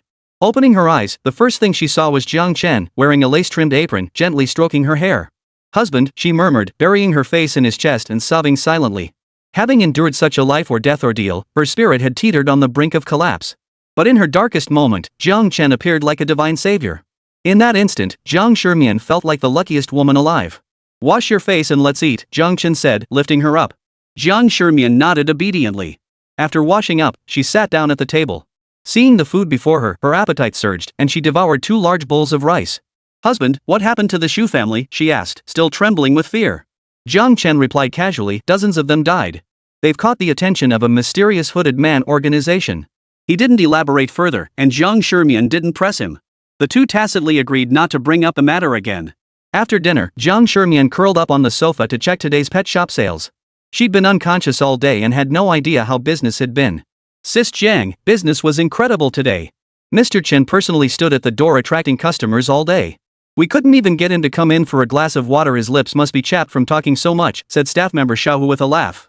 Another employee, Xiaoli, looked skeptical. "Sis Jiang, do you think this Mr. Chen has a crush on you?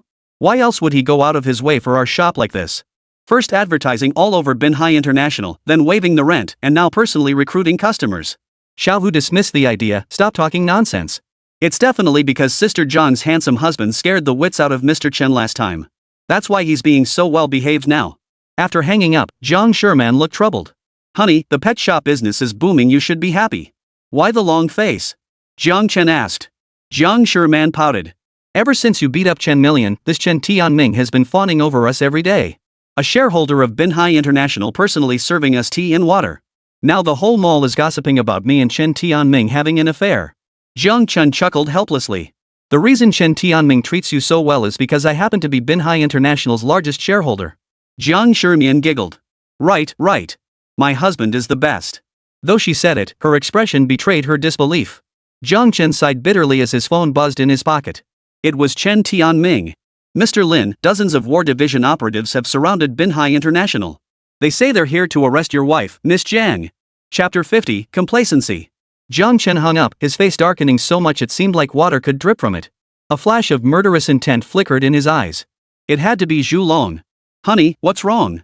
Yáo Qīngqing asked, her voice tinged with concern. "Nothing. Didn't you say you wanted to go to the pet store?" "I'll take you there," Jiāng Chén replied with a forced smile. Yáo Qīngqing paused. "Now. The mall's about to close. Why not tomorrow?" Jiāng Chén stood up. "Don't worry. The mall won't be closing that early today." Half an hour later, the two arrived at the entrance of Binhai International. "Who goes there?" "Halt!" The entire Binhai International complex was surrounded by Shihai military command personnel. Barricades had been set up outside, with over a dozen guards standing at the perimeter, fully armed and preventing anyone from entering or leaving. Yáo Qīngqing jumped in fright, instinctively grabbing Jiāng Chén's hand. "Husband, what's going on? Why are there so many War Department soldiers?" Jiāng Chén gave a cold laugh and looked at her. "Do you trust me?" Yáo Qīngqing didn't understand why he suddenly asked that, but nodded earnestly. "You're my husband. Of course I trust you." Jiāng Chén tightened his grip on her hand and addressed the soldier in front of them. "Go tell Zhu Long. He wanted to arrest my wife, didn't he? Well, I, Jiāng Chén, am delivering her to him personally." The soldier froze, sizing up Jiāng Chén before turning and hurrying away. 10 minutes later, he returned, rifle pointed at Jiāng Chén. "Get inside." Yáo Qīngqing was still dazed, unsure of what had happened. "What are you doing?" "I just came to see my daughter." "How could you arrest me?" The moment she stepped inside, Chen Pingping's voice echoed through the room. She was being held by 2 soldiers, her movements restricted. "If you call your daughter right now and tell her to come here, I'll let you go." Zhu Long sat on the glass partition beside the elevator on the 4th floor, dangling his feet outside. "What's wrong with my daughter? Why are you looking for her? Who are you?" Chen Pingping demanded.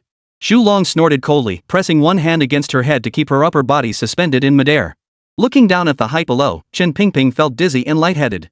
"What's wrong? So many of my Wang family members died, and the only person they had a grudge against in life was your daughter. What do you think is wrong? I suspect you hired someone to kill them." Chen Pingping was startled. She had heard about the Wang family tragedy, dozens dead, the scene beyond description. "Officer, you must have misunderstood. Our Jiang family is finished. Besides, my daughter is just a helpless woman. How could she possibly commit murder?" she stammered with an awkward smile.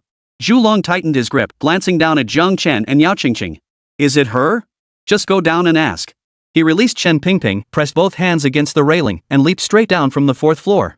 Thud!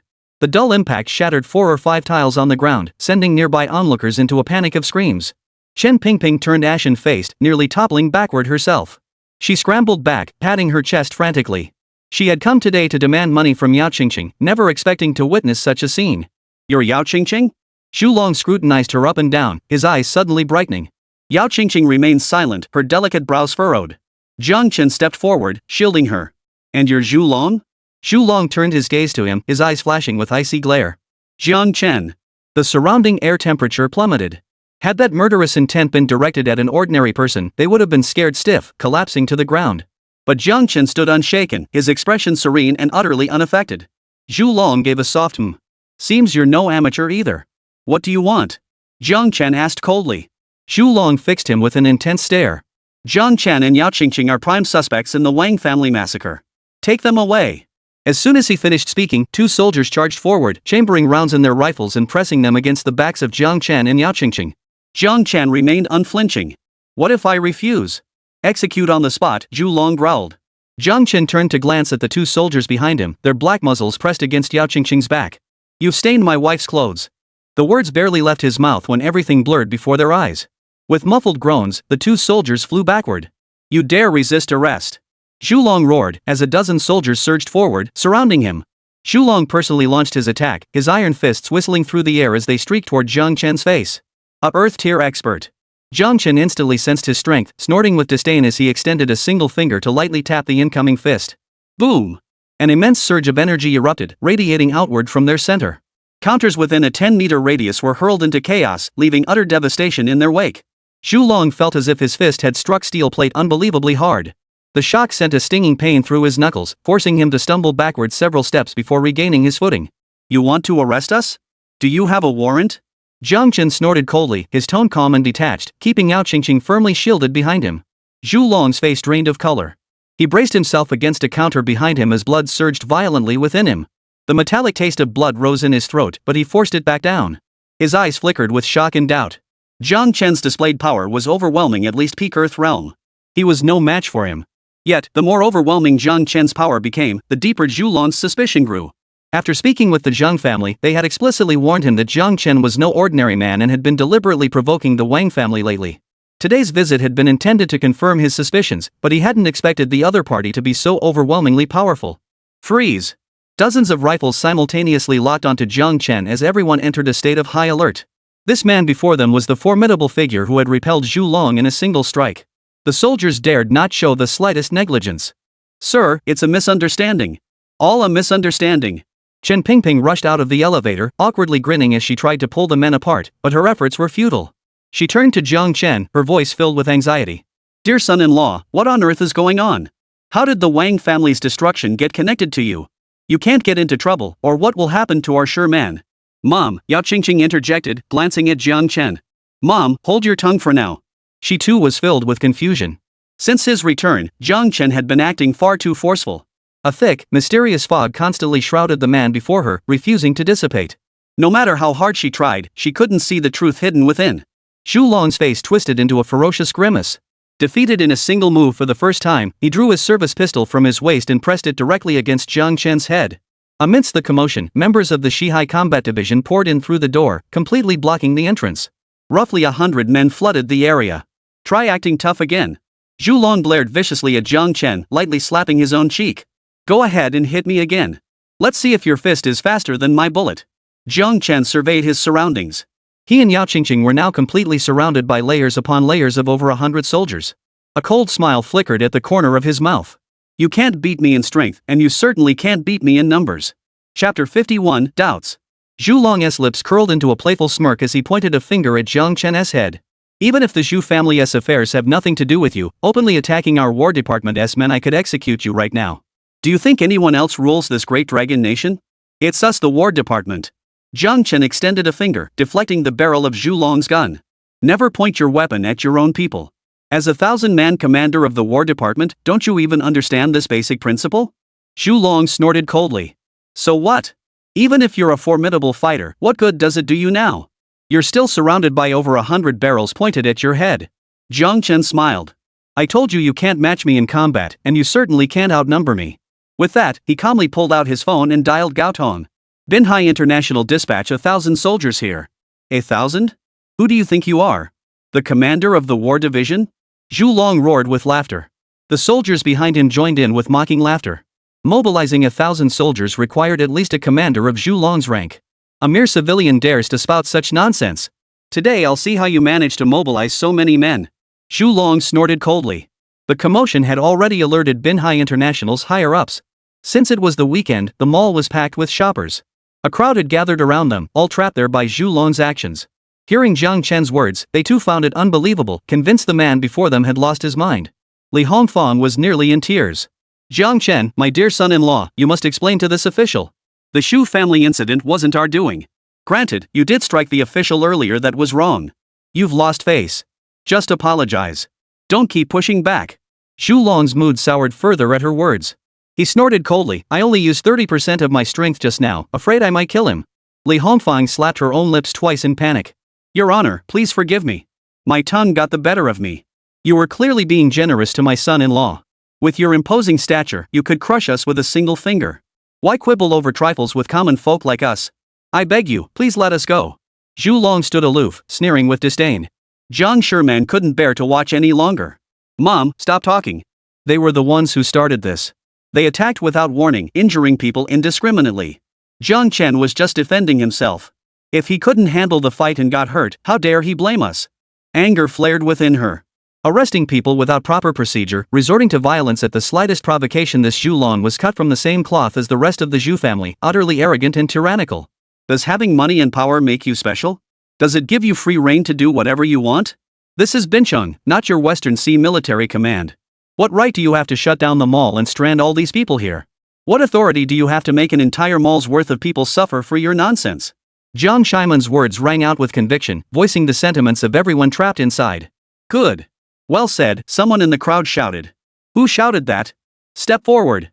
Zhu Long roared, but no one responded. Clap. Clap. Clap. A sparse round of applause broke out. Zhu Long instantly turned to look, but before he could erupt in anger, more applause erupted. Everyone was applauding and cheering for Jiang Shimon's words. Western Sea people, get out of Bincheng. Bincheng isn't your Western Sea War Division's playground. Get out. Shouts of abuse rose from the crowd, wave after wave. Zhu Long's face turned ashen, his expression so grim it seemed it could drip with anger. Damn it, you're asking for death. He cocked the trigger and fired into the sky, the gunshot echoing throughout the entire Binhai International. A chandelier shattered under the impact of his bullet, crashing into the crowd below. Luckily, they dodged quickly, otherwise, casualties would have been inevitable. Dead silence fell. After Zhu Long actually fired, the civilians were clearly terrified and dared not utter another word. Bunch of cowards, Zhu Long sneered contemptuously. He turned to Jiāng Chén. I'm tired of playing these childish games with you. Where are your 1,000 warriors? Take him away. Not far away, Chen Tianming, feeling uneasy, was about to step forward to intervene. Another shareholder held him back. Don't rush. This is our chance to see what kind of man this Mr. Lin really is. All the shareholders had now gathered, none making a move. They wanted to see how Jiāng Chén, this newly parachuted shareholder, would handle the situation. Commander Qian, it's bad. A large contingent from the Bincheng Military Command has arrived outside. There appear to be at least over 1,000 of them. The guard at the door rushed in, his face pale with fear. Zhu Long frowned as the clamor outside grew louder. 1, 2, 1, 2. The sound of footsteps reverberated across the ground, perfectly synchronized. Water in the glasses displayed in the glass cases rippled and swayed with each vibration. The sound shook the earth. Attention! With the command, silence fell once more. A flicker of shock crossed Zhu Long's face. He didn't recall deploying troops to this sector. Could it really be Jiāng Chén who summoned them? A commoner? How could that be possible?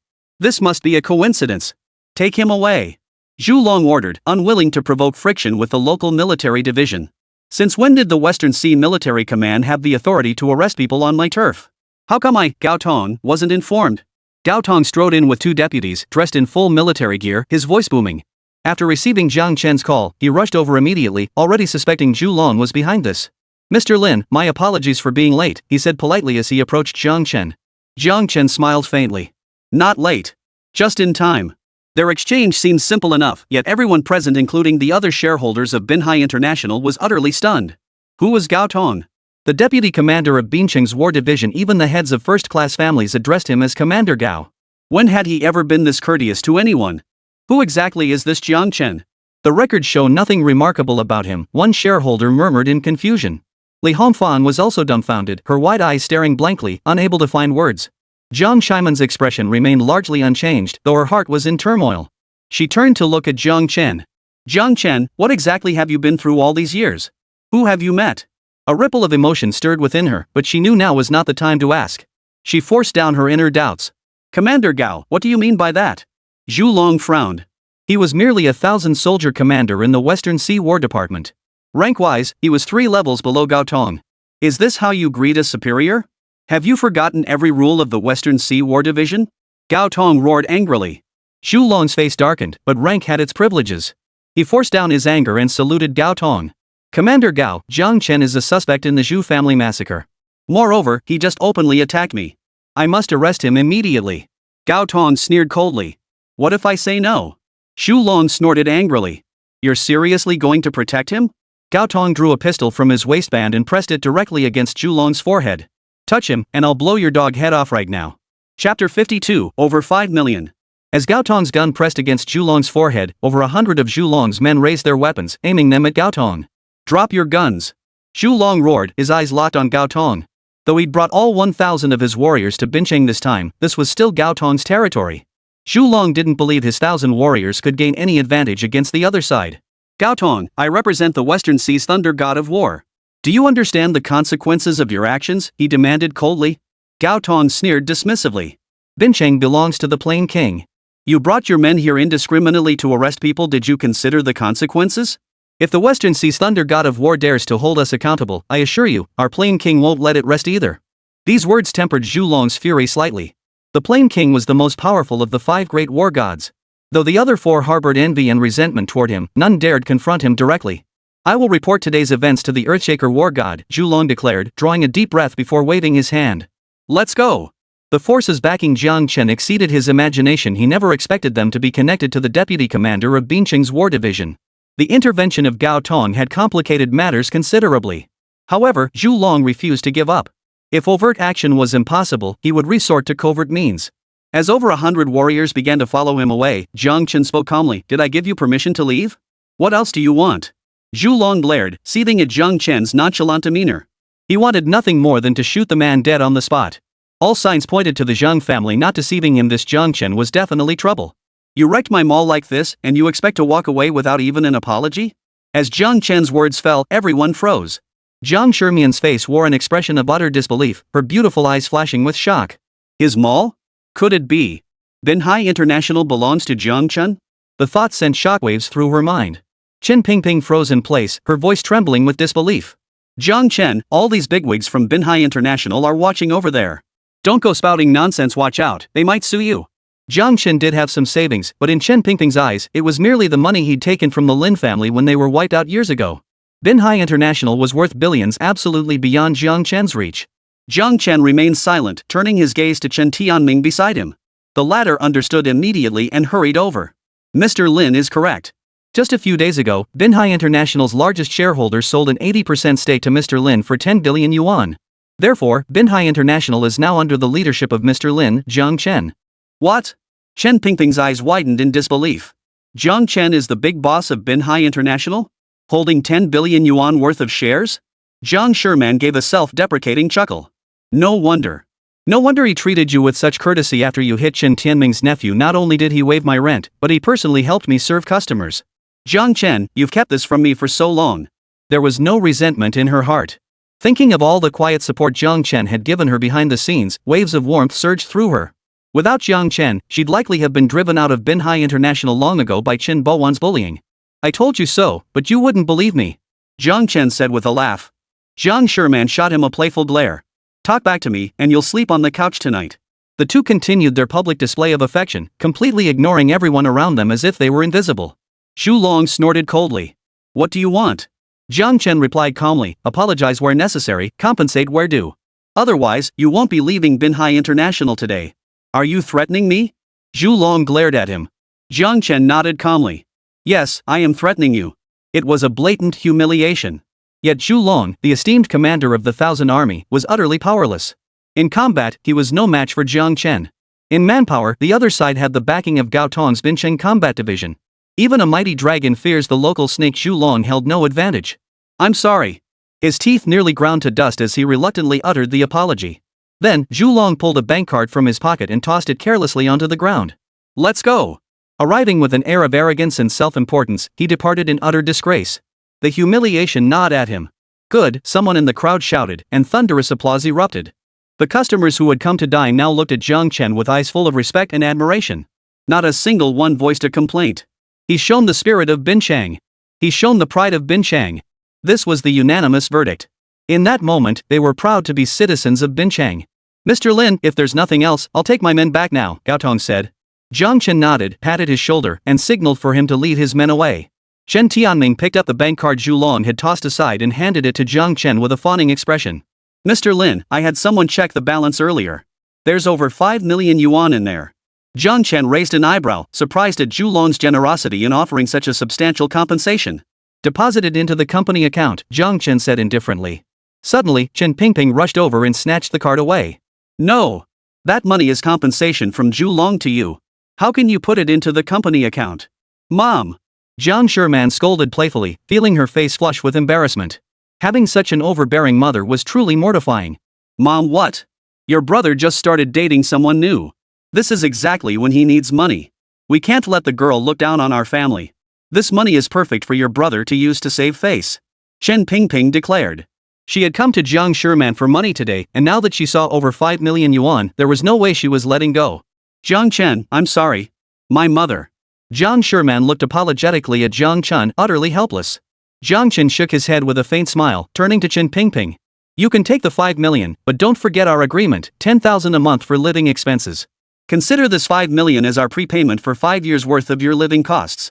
For the next 5 years, don't even think about getting another cent from us." Chen Pingping froze upon hearing this, hastily returning the bank card to Chen Tianming. "No, absolutely not. Suddenly, Xiaopeng's new girlfriend doesn't seem so great. She's clearly after our money. Let it go, then."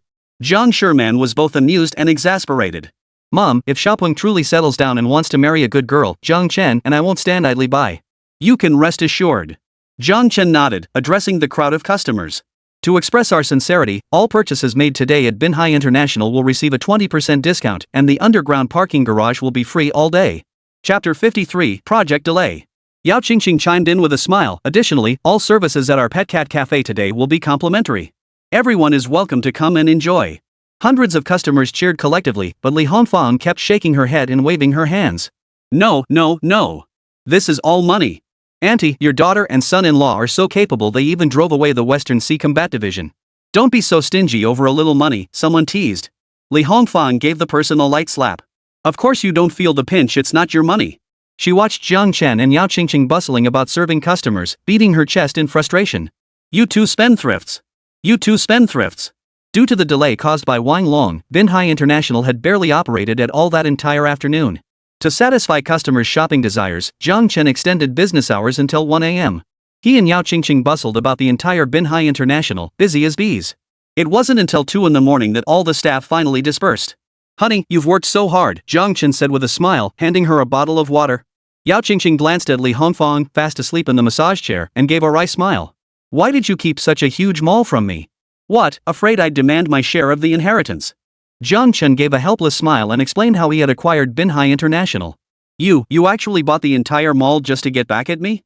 Yáo Qīngqing stared at him in disbelief, her face frozen in shock. Jiāng Chén nodded proudly, waiting for her praise. Instead, Yáo Qīngqing clenched her tiny fist and gently punched his chest. "Are you crazy? Spending 10 billion just to get back at someone, buying 80% of the shares? What if this mall goes bankrupt? What if the revenue is negative? You'd lose over 10 billion for nothing." Though her words were sharp, her face radiated happiness. To have a man willing to sacrifice so much for her in this lifetime had made her life worthwhile. "Mr. Jiang, here are today's sales figures. I had the accountant work overtime to calculate the losses." Chen Tianming was so exhausted he was staggering, yet the excitement on his face was impossible to hide. "Just tell me the result," Jiang Chén said coolly. Chen Tianming fought to suppress his inner excitement. "We originally thought that such a massive promotional push, combined with free parking all day in Miss Yao, no, the chairman's wife's cat cafe being open for free, would lead to new losses and a huge financial hit. But guess what? Tonight's sales hit an all-time high since Binhai International opened. Not only did we avoid losses, but our net profit tripled compared to normal days. Yáo Qīngqing had already snatched the sales reports in excitement, but Jiāng Chén remained perfectly composed. Even with the 20% discount, all products were still profitable. It simply shifted to a strategy of selling at lower margins but higher volume, exactly as I anticipated. Chen Tianming couldn't help but express his sincere admiration. Mr. Jiang, with your leadership, I believe Binhai International will one day truly become a world-class shopping mall. Jiāng Chén smiled faintly, only to turn and find Yáo Qīngqing had fallen asleep, exhausted, clutching the reports against his shoulder. Go upstairs and book 2 suites for us. We'll be staying here tonight, he instructed Chen Tianming. Binhai International wasn't just a shopping mall, above it stood the Binhai International Hotel. Though not officially star-rated, its clean, hygienic environment offered affordable lodging better suited for ordinary people. Jiāng Chén carried Yáo Qīngqing, gently laying her on the bed. Watching her peaceful slumber, he suppressed his own restlessness. Unable to bear disturbing her further, he wrapped himself in a blanket and slept on the living room sofa. Li Hongfang was also escorted back to her hotel room. Over the next 2 days, Yáo Qīngqing worked tirelessly, arriving early and leaving late, immersing herself in managing every detail of Binhai International. She was thoroughly engrossed in her tasks, already embodying the demeanor of a boss's wife. During these 2 days, with Jiāng Chén's deliberate prodding, the true nature of the mysterious hooded man organization gradually came to light. Chief, Jiāng Chén has been in frequent contact with the mysterious hooded man these past 2 days. Master, there's a mysterious hooded man secretly monitoring the orphanage. Commander Qian, a hooded figure, has been lurking near the Wang residence these past 2 days. His build strongly resembles Jiāng Chén. Similar reports circulated incessantly within the major clans. Numerous surveillance feeds captured Jiāng Chén interacting with the hooded figures, mysterious and enigmatic, almost confirming he was the mastermind behind the organization. Clan Chief Zheng, what are your thoughts on this matter? Asked Su Lingtian, head of the Su family, in the Wang family ancestral hall. Wang Long had personally invited both Zhang Yaozong, the head of the Zhang family, and Su Lingtian, the head of the Su family, to gather here. Ever since Wang Kai was killed, I've suspected this Jiāng Chén. It turns out it was him after all. Zhang Yaozong remarked calmly, his demeanor composed yet his heart trembling with shock. At the time, they had only intended to fabricate evidence to frame Jiāng Chén, sparking a feud between him and the Wang family. Little did they expect their words to become prophecy. The forces backing Jiāng Chén far exceeded their wildest imaginings. What good does it do to talk about this now? The 2 men your Zhang family had captured back then, haven't they still not been released? Su Lingtian remarked, his tone neither warm nor cold. Among the 3 major families, his Su family had suffered the least from Jiāng Chén's actions, merely having a subordinate beaten and the orphanage project delayed. He turned his gaze to Wang Long. Wang Long, I haven't even settled the score with your Wang family for poisoning my Su family's heir, Su Changsheng. And now you dare summon me here? Wang Long's face was as cold as ice. Su Changsheng's death was undeniably proven. He had no defense. If the Su family seeks vengeance, take it out on me. I, Wang Long, will face it all. He glanced at Su Lingtian. However, we have a more pressing common enemy to deal with right now, Jiāng Chén. Su Lingtian, enraged by his arrogant tone, slammed his fist on the table. Wang Long, don't think your minor position in the Western Sea War Division grants you free reign. Let me tell you this, my Su family doesn't give a damn about a lowly 1,000-man commander like you. Wang Long sneered coldly. Oh? So the Su family has someone more powerful backing them now? Su Lingtian snorted coldly. Zhang Yaozong waved his hand at both men. Gentlemen, the matter isn't resolved yet. Let's not squabble internally. Our immediate priority is figuring out how to deal with this Jiāng Chén. If we let him continue growing, even our major clans could be in danger. Su Lingtian snorted furiously. Fine. I'll give up the orphanage project. And I'll never ally with the Wang family. As he rose to leave, a cold, gleaming blade silently pressed against his throat. You have 2 choices, die or join forces with us. Wang Long tightened his grip slightly, slicing a deep gash into Su Lingtian's skin. Chapter 54, finishing him off. Zhu Long, you dare touch me? Su Lingtian blared, frozen in place. He was merely a businessman powerless against a battle-hardened warrior like Zhu Long. Zhu Long snorted coldly. If you refuse to be an ally, then you'll be treated as an enemy. Zhang Yaozong watched the 2 squabble without adding another word. Each harbored their own calculations, driven solely by the interests of their respective clans. Their current alliance was born of necessity. Jiāng Chén has Gao Tong, the deputy commander of the war division, backing him. Even you, a 1,000-soldier commander of the West Sea War Division, couldn't handle him. What could we merchants possibly do? Su Lingtian sneered. Zhu Long smiled coldly. Gao Tong only aids Jiāng Chén because the benefits offered are substantial enough. I've already had people investigate. 2 days ago, Jiāng Chén transferred a huge sum to Gao Tong's private account. Once we make this evidence public, Gao Tong will inevitably lose public support. Once Jiāng Chén loses Gao Tong's protection, he'll be nothing but a clown at our mercy. Zhang Yaozong nodded in agreement. I'll contact higher-ups to launch a thorough investigation into Qualcomm. Family head Su, Binhai International and the Yao family are Jiāng Chén's financial pillars. We're counting on you to handle those fronts. The three reached an immediate agreement and quietly adjourned the meeting. Gao Tong, has the compensation for those two brothers been dispersed? Jiāng Chén called Gao Tong from within the Shengshi Haoding residence. The large sum Zhu Long had uncovered was money Jiāng Chén had personally transferred to Gao Tong, instructing him to compensate the two Shadow Division brothers who had sacrificed themselves during Yáo Qīngqing's kidnapping. Back then, he had instructed Gao Tong to arrange for their burial under the banner of the Combat Division. Such was the fate of Shadow Division members. Even in death, they could never attain legitimate status. King, these two brothers have been laid to rest as martyrs. I've also compensated their families with a substantial sum. Everything is settled. Rest assured. Only then did Jiāng Chén relax. Every brother in the Shadow Division was dear to him, and losing any one of them pained him deeply. A member of the Shadow Division entered silently from outside. King, the remaining Yao family businesses in Binhai International have been targeted by the Su family. In just one day, their combined losses exceed 200 million. Jiāng Chén nodded. It seems someone from the Su family couldn't resist taking action. Additionally, Gao Tong from the War Division was taken away by the Purification Envoys. They say he's suspected of accepting bribes. The news is currently under strict lockdown. Jiāng Chén raised an eyebrow.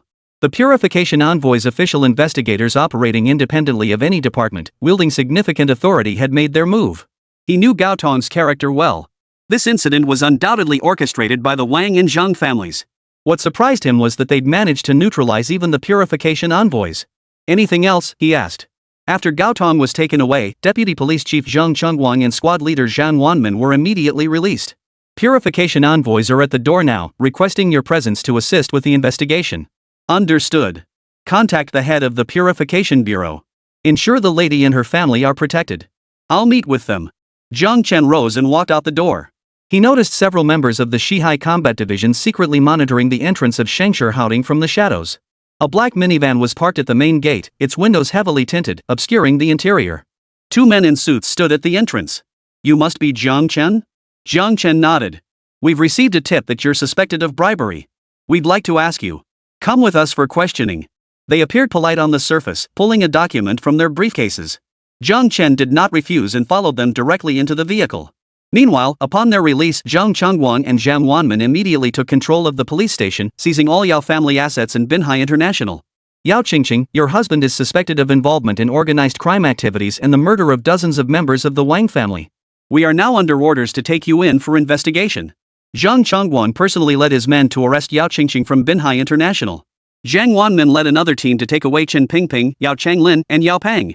Simultaneously, Yao family members including Yao Chengkai were also brought back to the police station. Members of the Shadow Division silently followed behind, resisting the urge to intervene despite multiple opportunities. The opposing force had arrived with proper documentation. If they intervened forcefully, it would only put Yáo Qīngqing at a disadvantage, branding her as a fugitive. Notify the Shadow King immediately. We must await further orders. They did not act rashly, fearing that revealing themselves too soon might disrupt Jiāng Chén's subsequent plans. After Jiāng Chén entered the black SUV, the two Purification Envoys remained silent. The vehicle moved steadily forward, coming to a stop at the Purification Institute half an hour later. Jiāng Chén was led into a small room and waited for about half an hour. The door opened from the outside, revealing a familiar face. Zhu Long. A cold smile played on his lips as he slammed the service pistol from his waist onto the table before him. Jiāng Chén, we meet again. Jiāng Chén returned the smile, his expression cool. It certainly was quick. So quick that seeing your obnoxious face makes me want to vomit. Zhu Long sneered coldly. Still sharp-tongued even as death approaches? Know why we captured you? Jiāng Chén shook his head, silently calculating. Purification Envoys held immense power and influence, not something a mere second-tier family could meddle with. Zhu Long, stationed in the Western Sea Military Command, didn't have that kind of reach. This time, it was highly likely one of the three major first-tier families was behind it. Zhu Long's presence here meant higher-ups had greenlit his operation, aiming to eliminate both him and Gao Tong completely. The big fish has taken the bait, Jiāng Chén murmured, a faint smile playing on his lips. Zhu Long snorted coldly. You still have the nerve to smile? You're in my hands now. You'll never walk out of here alive. Jiāng Chén regarded him impassively, speaking with measured calm. Is that so? I don't believe it. His fingers tapped the tabletop rhythmically as he inquired, may I ask the grounds for my arrest? Whom exactly did I bribe? Zhu Long declared, "A few days ago, you transferred 40 million yuan to the account of Gao Tong, deputy commander of the Bincheng military command. The evidence is irrefutable. Under Dragon Nation law, such a massive sum means both of you could rot in prison for life. No wonder Gao Tong has been shielding you at every turn. Turns out you two have been secretly exchanging money all along. Jiāng Chén, you put on this righteous, incorruptible act, but behind closed doors, you're nothing but a scoundrel, a fox in sheep's clothing. From now on, drop that high and mighty, self-righteous facade in front of me. You don't deserve it. Who said I bribed anyone?" Jiāng Chén sneered dismissively, his gaze fixed on Zhu Long. He pulled a document from his pocket and tossed it onto the table. "Open your dog eyes and look closely. I've never been like scum like you." Chapter 55, We're Innocent. Zhu Long's expression shifted as he saw the document on the table. He hurriedly picked it up. It was a donation document, clearly stating that Jiāng Chén had personally donated 40 million yuan to the families of 2 fallen martyrs from the War Department, entrusting Deputy Commander Gao Tong to deliver the funds. At the bottom, not only was the War Department's official seal affixed, but there was also certification from a third-party verification agency, giving it strict legal validity. When Jiāng Chén had handed the money to Gao Tong, he had anticipated the possibility of this matter being exploited, so he had prepared these documents well in advance. "So what if you have this document? Here, I say you're guilty of bribery, and you are." Zhu Long maintained a composed exterior, though his inner turmoil was already stirring. Superiors had explicitly warned him, if Jiāng Chén had indeed bribed Gao Tong, they would clear all obstacles to swiftly apprehend both men. But if Jiāng Chén and Gao Tong were in the clear, higher-ups would play it safe and avoid overstepping. Jiāng Chén producing this document now had completely disrupted Zhu Long's plans. "Whether it's true or not, why don't you investigate where that 40 million went?" Jiāng Chén wore a confident smile. Zhu Long snorted coldly and slammed his fist on the table. "Jiāng Chén, I advise you not to be so stubborn. Gao Tong has already confessed everything next door. Standing your ground now won't do you any good. If you spill everything now, I'll lock up only you. Otherwise, your wife and his family are already sipping tea at the police station. Do you want to reunite with Yáo Qīngqing behind bars?" Jiāng Chén's eyes flashed with icy glints as his voice turned cold. "If you dare touch a single hair on their heads, I swear you won't have a place to bury your dead." Zhu Long met his gaze, a flash of panic crossing his mind. He recalled the scene 2 days ago at Binhai International, where the man had defeated him with a single finger. "You dare threaten War Department personnel?" he snarled. At that moment, Jiāng Chén received a message from Shadow. He didn't order them to act rashly. "I'm not wasting my breath on you. Send Zhang Jianzhong to see me." Zhang Jianzhong, the head of the Purification Institute, was known for his incorruptible integrity. During the era of the old Shadow King, he had been a member of the Shadow Division. Later, he was injured during a mission and could no longer continue his work as a Shadow Division member. Because of his sense of justice, the old Shadow King transferred him to Bincheng to serve as the head of the Purification Institute. Over the years, he had diligently fulfilled his duties, investigating and bringing down at least 8 to 10 officials in Bincheng. People nicknamed him Iron-Faced Judge. Even someone as arrogant as Zhu Long couldn't help but frown upon hearing Zhang Jianzhong's name. This man was said to be someone who wouldn't even give face to the commander-in-chief of the War Division. Back then, when the commander-in-chief's brother-in-law was caught embezzling and corrupt, it was Zhang Jianzhong who personally sent him to prison. The supreme commander flew into a rage over the incident, yet remained powerless against the director. Rumors swirled that Zhang Jianzhong had even deeper connections behind him, making him untouchable. "You think you can see old Zhang? You're dreaming." Zhu Long roared with laughter, his face twisted in scorn. "Jiāng Chén, let me tell you this today, even if the Real Iron-Faced Judge Bao himself showed up, he couldn't save you." No sooner had he finished speaking than the interrogation room door swung open from the outside. An elderly man with snow-white hair, his back ramrod straight, strode in with purposeful steps. Following behind him were 2 men in suits. Jiāng Chén recognized them as the purification agents who had brought him here initially. "Am I, Zhang Jianzhong, some kind of demon or monster? Is my presence so unbearable that others can't stand to see me?" Zhang Jianzhong entered and, upon seeing Jiāng Chén, flashed a hint of respect in his eyes before nodding slightly to him. He turned to Zhu Long. "Zhu Long, you're a 1,000-soldier commander of the Western Sea War Division. Do you think it's appropriate to come to my Purification Institute in Bincheng and flex your authority? Do you even acknowledge me as the director here?" Zhu Long's face darkened. He glanced at the 2 purification envoys behind him, shooting them a questioning look. Headquarters had explicitly stated that Zhang Jianzhong would be attending a meeting today and wouldn't be at the Purification Institute all day. They could use any means necessary. How had he returned so quickly? No need for those glances. While en route to the meeting, I received word of misconduct at my Purification Institute. I came to investigate. Zhang Jianzhong sneered coldly. Who would have thought? I, Zhang Jianzhong, have served as the head of this Purification Academy in Bincheng for nearly a decade, bringing down countless corrupt officials. Yet in the end, my own backyard has bred some rotten vermin. The two purification envoys behind him flushed crimson, holding their breath in silence. Zhu Long offered an awkward smile. Director Zhang, you're overreacting. This Jiāng Chén isn't just a bribery suspect, he's also the mastermind behind the mysterious hooded men causing such a stir in Binchang lately. I'm merely consolidating the cases to save time. What a clever consolidation of cases, Zhang Jianzhong retorted, his anger bordering on amusement. Had he not known Jiāng Chén's true identity, he might have believed Zhu Long's preposterous claim. He sneered coldly. The hooded men fall outside my purification bureau's jurisdiction, I have no authority over them. But I can state unequivocally that this Mr. Lin shows no evidence of bribery. You've arrested the wrong man. The wrong person? The two purification agents behind him froze, then hurriedly explained, Director, our investigation confirmed Jiāng Chén transferred 40 million yuan to Deputy Commander Gao Tong's private account 2 days ago. The evidence is irrefutable, there's absolutely no mistake. Irrefutable evidence? Zhang Jianzhong roared, snatching the documents from Jiāng Chén's desk and flinging them into their faces. Mr. Lin donated to honor 2 fallen heroes from the war division, yet you label it bribery? Is this your so-called irrefutable evidence? Is this how I taught you to conduct yourselves? Or is someone pulling strings behind the scenes? Both purification envoys froze in shock. Despite their thorough investigations, Jiāng Chén had still produced compelling evidence. Director! It was a momentary lapse. We've never done anything to betray the Purification Institute. We're being framed, they shouted. You two are dismissed pending investigation. I will pursue this matter to its very end. Hearing Zhang Jianzhong's words, their faces drained of color as they collapsed limply to the floor. Purification envoys entered from outside and carried them away. Zhu Long's expression flickered between shock and suspicion as he cautiously ventured, Old Zhang, this matter is extremely complex and involves higher-ups. I advise you not to get involved. Zhang Jianzhong turned to him. Higher-ups? Which higher-ups? Does this involve our Prince of Pingyuan? Or the dragon sovereign of our great dragon nation? Or perhaps your Western Sea War Division's thunderous war god is involved? Let me tell you this, Zhu Long. Now that I, Zhang Jianzhong, know about this, I will investigate it to the very end. Go back and tell whoever is behind this better not let me find any evidence against you. Otherwise, I'll strip them down to their underwear. You! Zhu Long seethed, his lips twitching. Zhang Jianzhong, you'd better watch your back. He shot Jiāng Chén a piercing look before turning and storming out. Once everyone had departed, Zhang Jianzhong closed the door and saluted Jiāng Chén. Former Shadow Division member Shadow 18, reporting to the Shadow King. Chapter 56, Bloodied and Battered.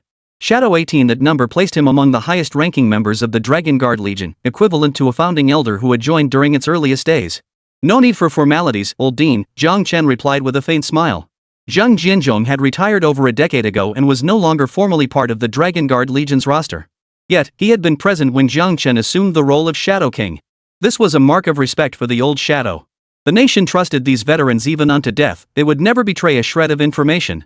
Shadow King, I have failed to purge the evil forces from Binchang over these 10 years and restore its clear skies.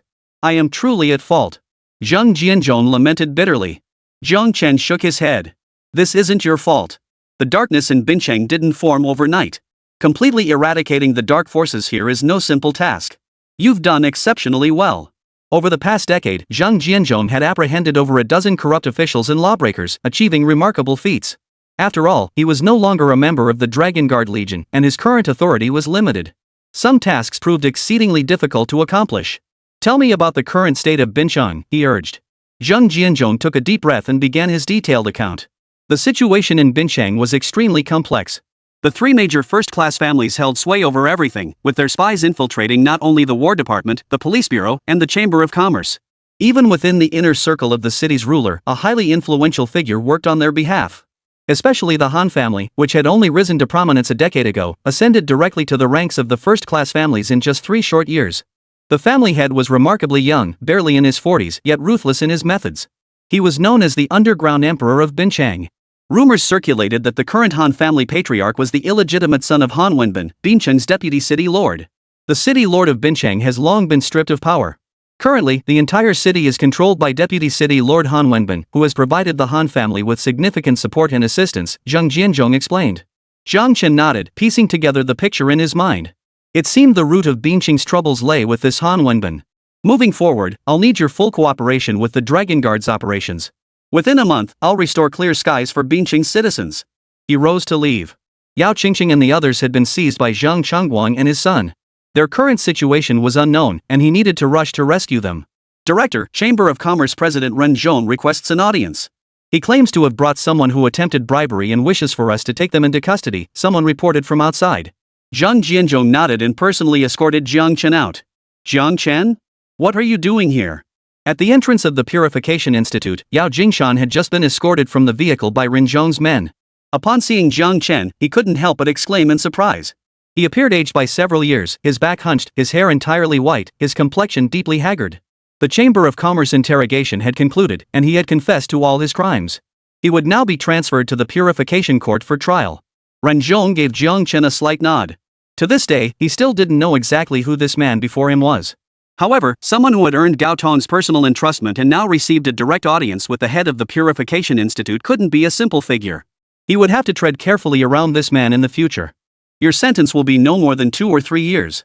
Behave well inside and strive to reintegrate into society sooner, Jiāng Chén said without elaboration, patting Yao Jingshan on the shoulder.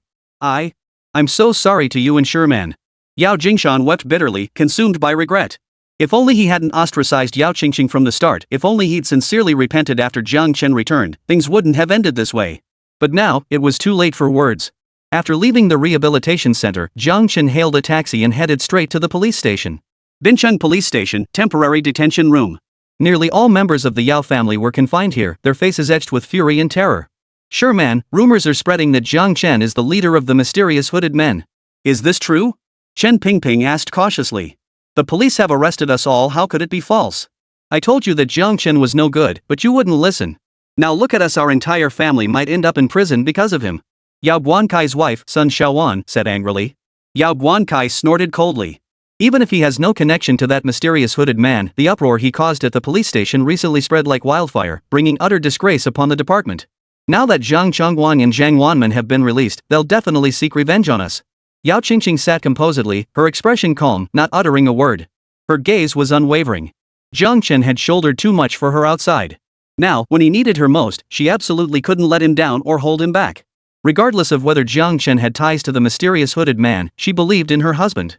Yao Qīngqing, I'll ask you one last time, what exactly is Jiāng Chén's relationship with that mysterious hooded man? Zhang Wanmin yanked her hair violently, his voice dripping with malice. Yao Qīngqing stared back at him, her eyes cold. Want to know? Go ask him yourself. Damn it! A sharp crack echoed as Zhang Wanmin's hand slammed into her face. Instantly, one side of her cheek swelled, turning red and puffy. The entire Yao family fell silent, frozen in terror. You son of a! How dare you hit my sister? Yao Ping roared, charging forward with fists raised. I'll kill you. Thud. Zhang Wanmin kicked him square in the chest, sending him crashing to the ground. Xiao Peng! Chen Pingping gasped, rushing to help her son up and pull him into her arms. She glared at Zhang Wanmin. What did Jiāng Chén do wrong? If you think you can arrest him, go ahead. What does that have to do with us? Zhang Wanmin snorted coldly, glaring at the Yao family. Refusing to talk, huh? I've got plenty of ways to make you talk. I'll give you 2 hours max. If Yao Qīngqing doesn't reveal Jiāng Chén's connection to that mysterious hooded man, every single one of you will spend the rest of your lives behind bars. Yao Qīngqing, if you want to die, don't drag us down with you. Yao Guan roared furiously. Dad, you can't reason with this. Yao Shilin, her face still bandaged, limped over to Yao Qīngqing and slapped her across the face. Seeing Yao Qīngqing's swollen face filled her with satisfaction. Back at the Yao residence, Jiāng Chén had beaten her face to a pulp. Now, she finally had her chance for revenge. You little, are you going to talk or not? Yao Shilin's hand kept coming down. Within moments, blood trickled from the corners of Yao Qīngqing's mouth as her eyes fixed on Yao Shilin with unyielding intensity. You dare look at me? Yao Shilin's next slap sent her crashing to the floor. Yao Ping roared in fury, Yao Shilin, you dare hit my sister? You're dead meat. My brother-in-law won't let you off. You're finished. If not for Yao Qīngqing and Chen Pingping holding him back, he would have charged forward already. That good-for-nothing Jiāng Chén is probably locked up in the Purification Institute by now. I'll see how he dares to be arrogant with me in the future.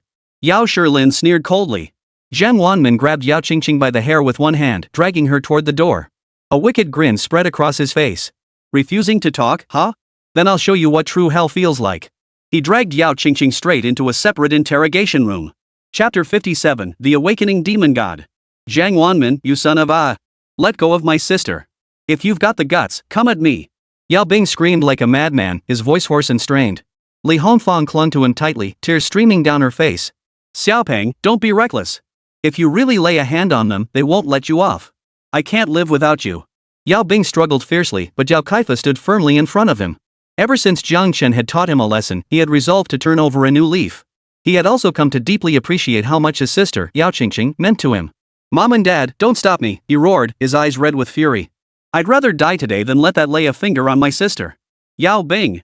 Yao Kaifa roared, letting out a long sigh. "Sure man, she isn't your biological sister." A deathly silence fell as the entire Yao family stared at him like spectators at a play. This truth was known to the older generation of the Yao family, including Yao Qīngqing and his wife. Yao Ying's eyes widened in shock. This was the first time she'd heard it too. "Dad, what did you say?" Yao Bing stared at him in disbelief, convinced she'd misheard. To prevent his son from doing something foolish, Yao Kaifa sighed. "Sure man is a child your mother and I adopted from Hope Orphanage. She isn't our biological daughter, and she certainly isn't your real sister." Yao Bing was struck as if by lightning, her eyes filled with shock and fury. He had just resolved to turn over a new leaf, to treat his sister well from now on and make amends for past mistakes. Never did he expect. "Pangpang, even if you charge in now, it won't change anything. This is a police station, not the outside world. If you make a single move, the officers outside will have reason to shoot you. Sure man can't be saved. We can't lose you too." Yao Kaifa said with heart-wrenching grief, tears streaming down his aged face. Yao Bing shook her head in disbelief. "So you're going to stand by and let her die? My sister did nothing wrong, yet she has to suffer so much. Why? Just because she's not your biological daughter? Just because her blood isn't Yao family blood?" He roared furiously, "Is your Yao family royal blood? Do you have an imperial throne to inherit? Does that mean my life matters, but my sister's life doesn't? Even if she isn't my biological sister, everything she's done for me and this family over the years is plain for all to see. I absolutely cannot stand by and watch her be defiled by such a beastly creature. Never!" Yao Bing tore free from their grasp and charged out like a madman. "Quick, stop him!" Yao Kaifa yelled, grabbing him tightly from behind. Li Hongfang hurriedly undid Yao Kaifa's belt and bound Yao Bing tightly, pinning him to the spot. "Let me go!" Yao Bing roared, then broke into a desperate sob. "Brother-in-law, where are you?" Inside the interrogation room, Yáo Qīngqing sat disheveled, her hair tangled, cheeks swollen, and blood trickling from the corner of her mouth, a pitiful sight. Zhang Wanmin tossed her onto the interrogation table before him, unbuckled his own belt, and bound her hands behind her back. He pressed her head down hard onto the table, forcing her to face away from him. "One last chance. Talk or not?" He had already unbuttoned his shirt, admiring Yáo Qīngqing's slender figure with growing lust. Yáo Qīngqing, forced into this humiliating position, gave a cold laugh. "Look at you, raging with impotent fury. Enjoying your time locked up by the War Department, are you? Since you can't touch Jiāng Chén, you pick on ordinary people like us. Aren't you afraid that when Jiāng Chén finds out what happened here, he'll kill you in a fit of rage?" Even in this dire situation, she remained steadfast in her belief. She believed Jiāng Chén would come to rescue her. She believed he would lead her safely out of this place. This was the confidence Jiāng Chén had instilled in her, a confidence that had never failed her. Zhang Wanmin, stung by Yáo Qīngqing's words, flushed with shame. He cursed loudly, then ripped the back of her shirt to shreds, exposing her smooth, white back. He pulled out his phone, activated the camera, and pointed it at Yáo Qīngqing. "My men are heavily guarding the perimeter outside. Hundreds of police officers are armed to the teeth. Jiāng Chén's ally, Zhenbu Gaotong, has already been arrested. I'll be damned if he can come to your rescue. I'd be damned if he didn't come. When Jiāng Chén arrives, I'll hold his head down and make him watch his wife cry and beg for mercy beneath me." Zhang Wanmin burst into maniacal laughter, stripping off his own shirt. One hand pressed down on Yáo Qīngqing's head while the other held the phone, ready to pull down her pants. "Report. Trouble. Strong enemies have invaded. We can't hold them off. Ah!" Suddenly, the walkie-talkie at his waist crackled to life, accompanied by screams and the crackle of gunfire. Zhang Wanmin's movements froze, panic flashing across his face. Yáo Qīngqing lay sprawled across the desk, laughing hysterically. "What? Scared? Where's all that arrogance gone? Jiāng Chén is here. I can sense him. Zhang Wanmin, you're finished." Zhang Wanmin grabbed her hair and slammed her head hard against the table in front of him. Blood gushed from her head, but Yáo Qīngqing didn't even utter a sound. "How many enemies? What's the situation outside now?" he asked into the walkie-talkie. "Reporting, only one enemy, wearing a demon mask." Yes. The mysterious hooded man. "Ah." The radio fell silent, dead quiet. Zhang Wanmin had no time to humiliate Yáo Qīngqing now. He hurriedly pulled his shirt over his head, cocked his pistol, and flung open the interrogation room door, ready to charge out. "Damn it, useless bunch. Can't even handle one person." He opened the door, but before he could finish his sentence, he froze in place. A man stood silently in the doorway, clad in a hooded black robe, his face concealed by a red demon mask, his features twisted into a hideous grimace. "Ah!" Zhang Wanmin recoiled in shock, instinctively stumbling backward and crashing to the floor. The mysterious hooded figure saw Yáo Qīngqing sprawled across the table, her clothes torn, blood streaming from her head. Boom! A violent surge of malevolent energy erupted, scattering wildly as if countless demons were reveling in the interrogation room. The air itself seemed to compress violently, distorting into an unnatural warp. Jiāng Wanmin felt this savage, malevolent energy and was filled with terror. It felt as though he wasn't facing a human being, but a demon god resurrected from hell. He screamed in horror. Don't come any closer. He frantically pulled the trigger. The whistling bullets halted mere centimeters from the figure's eyes, unable to advance further. The hooded man took a step forward, his blood-red eyes fixed intently on Jiāng Wanmin. He extended a hand, peeling back the hood. Slender fingers rested on the grotesque demon mask, slowly removing it. A face of utter coldness appeared before Jiāng Wanmin, chiseled and angular, radiating boundless fury. Jiāng Chén. Jiāng Wanmin screamed in terror, retreating like a madman, a wet patch spreading between his legs. Jiāng Chén watched him silently, like a wolf king toying with its prey. No matter how much you struggle, fear, scream, or break down, you can never escape your fate. Die. With a chilling smile, Jiāng Chén's hand grew larger before Jiāng Wanmin's horrified eyes, clamping down on his skull with deadly grip. Chapter 58, Ignorance of the Past. Jiāng Wanmin's eyes bulged wide, glimpsing only Jiāng Chén's cold face through the gaps between his fingers. Jiāng Chén, you can't kill me. I'm a police officer. His face contorted with terror, his features distorted as if crushed. It seemed he could hear the cracking of his own skull. Don't insult the word police. Jiāng Chén's voice held no emotion, long since transcending anger. He raged at Jiāng Wanmin for daring to lay a hand on his wife, and he raged at the police force for harboring scum like Jiāng Wanmin. The world wasn't twisted, nor was Jiāng Chén. What was twisted were the scum within this world. Thud. The sound of a watermelon shattering echoed as Jiāng Wanmin's headless corpse slumped lifelessly to the ground. Even in death, he couldn't believe it. Husband, you're here. Yáo Qīngqing stood up, her clothes torn, tear-stains still wet on her cheeks, yet a smile graced her face. She glanced at Jiāng Wanmin's corpse, no horror, no pity, only calmness. I'm sorry for all the suffering you endured. Jiāng Chén removed his suit jacket, draped it over Yáo Qīngqing, and gently pulled her into his embrace. Yáo Qīngqing shook her head, took the demon mask from his hand, and gently placed it over her own face. While no one knows your identity, you must flee immediately. A resolute glint flashed in her eyes. I am the mastermind behind the mysterious hooded man.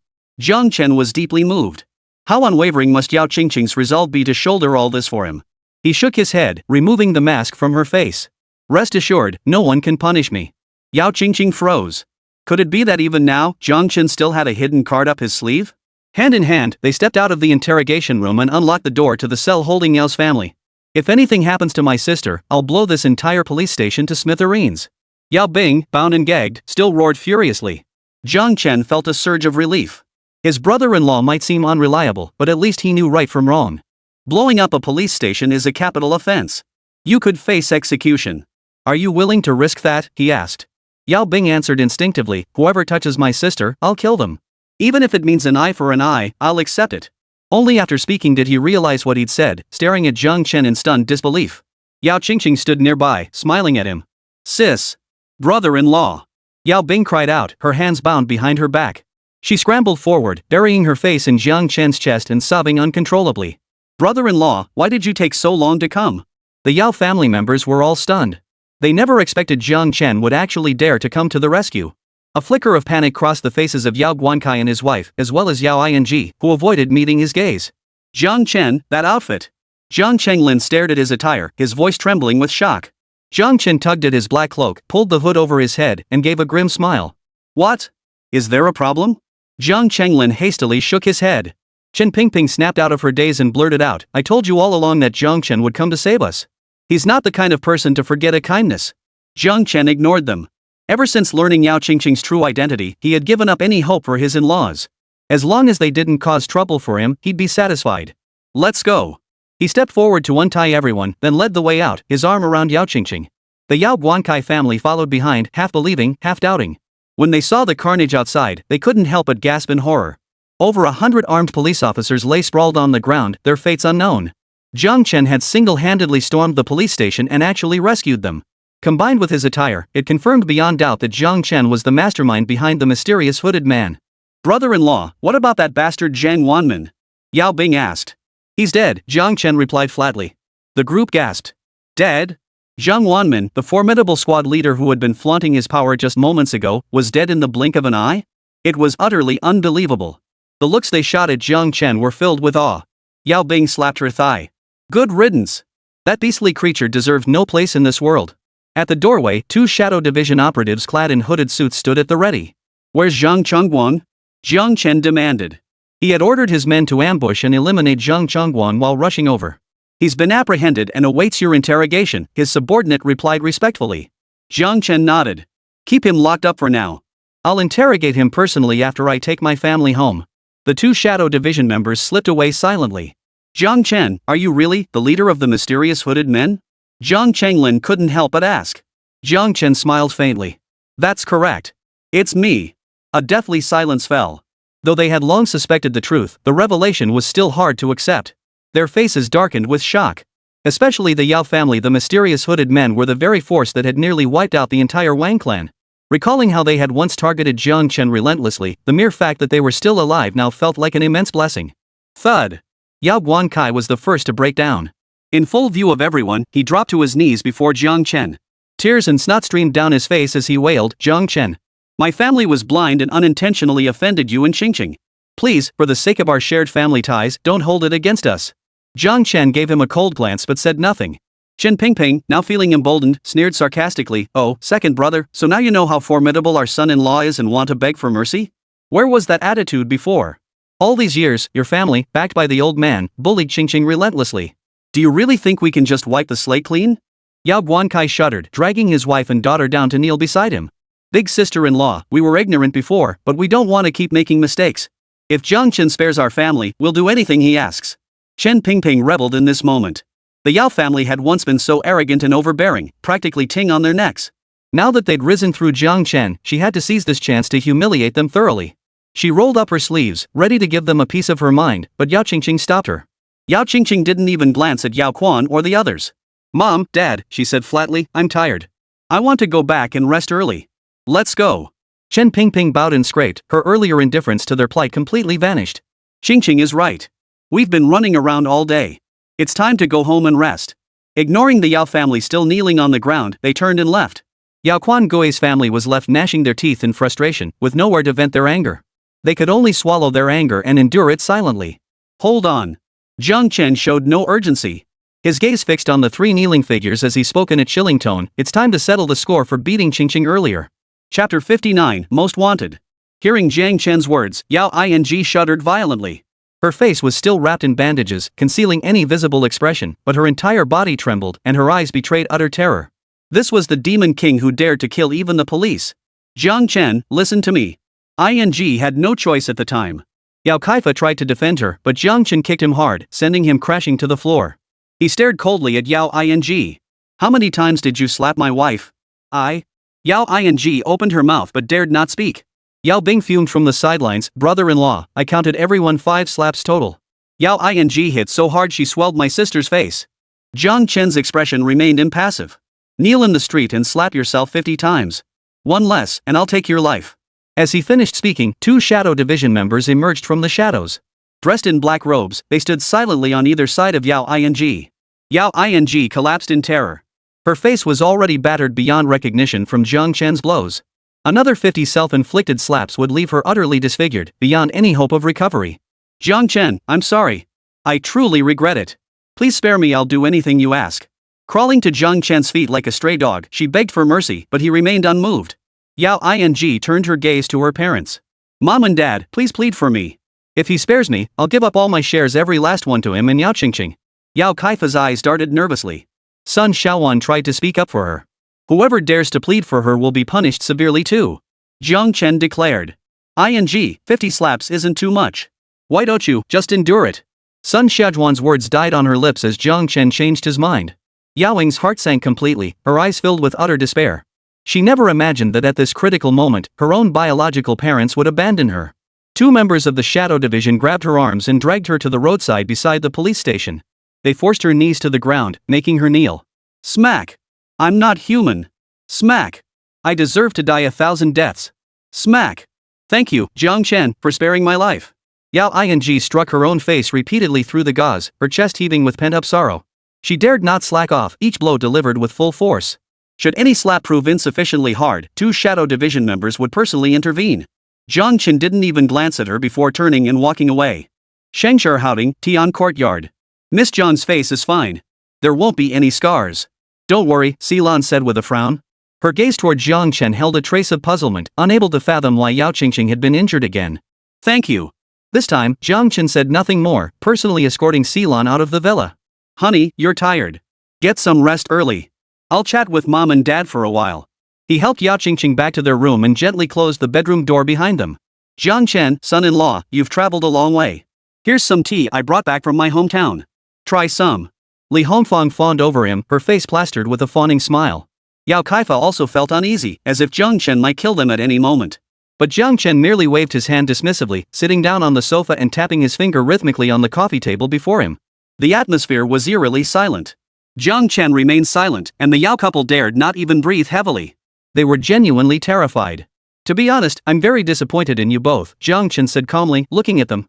Li Hongfang hurriedly offered a forced smile. We had no choice. If we hadn't stopped Xiaopeng, I feared that bastard Zhang Wanmin wouldn't have spared him either, so... Jiāng Chén ignored her, turning to Yao Bing. You did well this time. Though he hadn't been needed, at least he demonstrated his resolve and stance. Of course. Xiaopeng is like a son I raised. He never lets me down in critical moments, Yao Kaifa declared proudly. Shut your mouth. Jiāng Chén roared, his eyes flashing crimson, startling them both. His gaze fixed on the two of them, his voice icy. Out of respect for raising Qingqing for 20 years, I won't hold this against you. But if there's a next time, don't blame me for cutting ties. I, Jiāng Chén, always keep my word. No, there won't be a next time. I promise. Yao Kaifa and Li Hongfang both pledged, not daring to argue. At this moment, they possessed not a shred of the dignity or authority expected of elders. All these years since you adopted Qingqing, has anyone ever come looking for you? Jiāng Chén asked. Yao Kaifa and his wife exchanged glances, shock evident in each other's eyes. They hadn't expected Jiāng Chén to know about this matter. No. Yao Kaifa dared not conceal anything and answered truthfully. Jiāng Chén pulled a half-piece of jade pendant from his robe. It was the only half left behind by Yáo Qīngqing's birth mother all those years ago. The jade was smooth and lustrous, its intricate patterns clearly marking it as no ordinary object. Have you seen this jade pendant before? Both shook their heads. Li Hongfang took it, examining it closely for a long time before saying, This is Dongshan jade, unique to Jiangdong City in the provincial capital of Jiangdu Province. It's very famous locally but rarely seen elsewhere. Though the quality is excellent, it holds little value due to its obscurity. Having long moved in wealthy social circles, she was well versed in such matters. Jiangdong City. Jiāng Chén furrowed his brow slightly. His own Lin family was also from Jiangdong City. Could Yáo Qīngqing's true identity be connected to the same city as his? Office of the Police Commissioner. What did you say? Zhang Wanmin was killed? Over 100 armed police couldn't stop the assailant? Commissioner Zhou Aimin, nearing 60, wore a look of utter shock. In his over 2 decades as chief of the Bincheng Police Department, he had never encountered such a situation. Not only that, but Deputy Commissioner Zhang Chengguan remains missing. It appears he's been secretly detained by that mysterious hooded group, the messenger reported. This is sheer audacity. Zhou Aimin slammed his fist on the table. This was a blatant provocation against his police department, utterly unforgivable. Issue a red notice. Hunt down this Jiāng Chén citywide dead or alive. Raging with fury, he ordered the highest level manhunt. Once issued, the red notice became household knowledge. Jiāng Chén's wanted poster plastered every street and alley. All 4 police precincts in Bincheng mobilized, officers armed and on high alert, meticulously checking every passing vehicle. Dozens of police officers took turns guarding the perimeter of Shangshi daily. The moment Jiāng Chén showed his face, he would be apprehended immediately. In less than a day, Jiāng Chén transformed from a despised, useless son-in-law into Bincheng's most wanted, a ruthless, bloodthirsty killer. Yet even knowing he was inside Shangshi, the police dared not act rashly. His combat prowess had long surpassed their wildest imaginings. Early the next morning, a bombshell broke. Deputy Chief Zhang Chengguan was dead.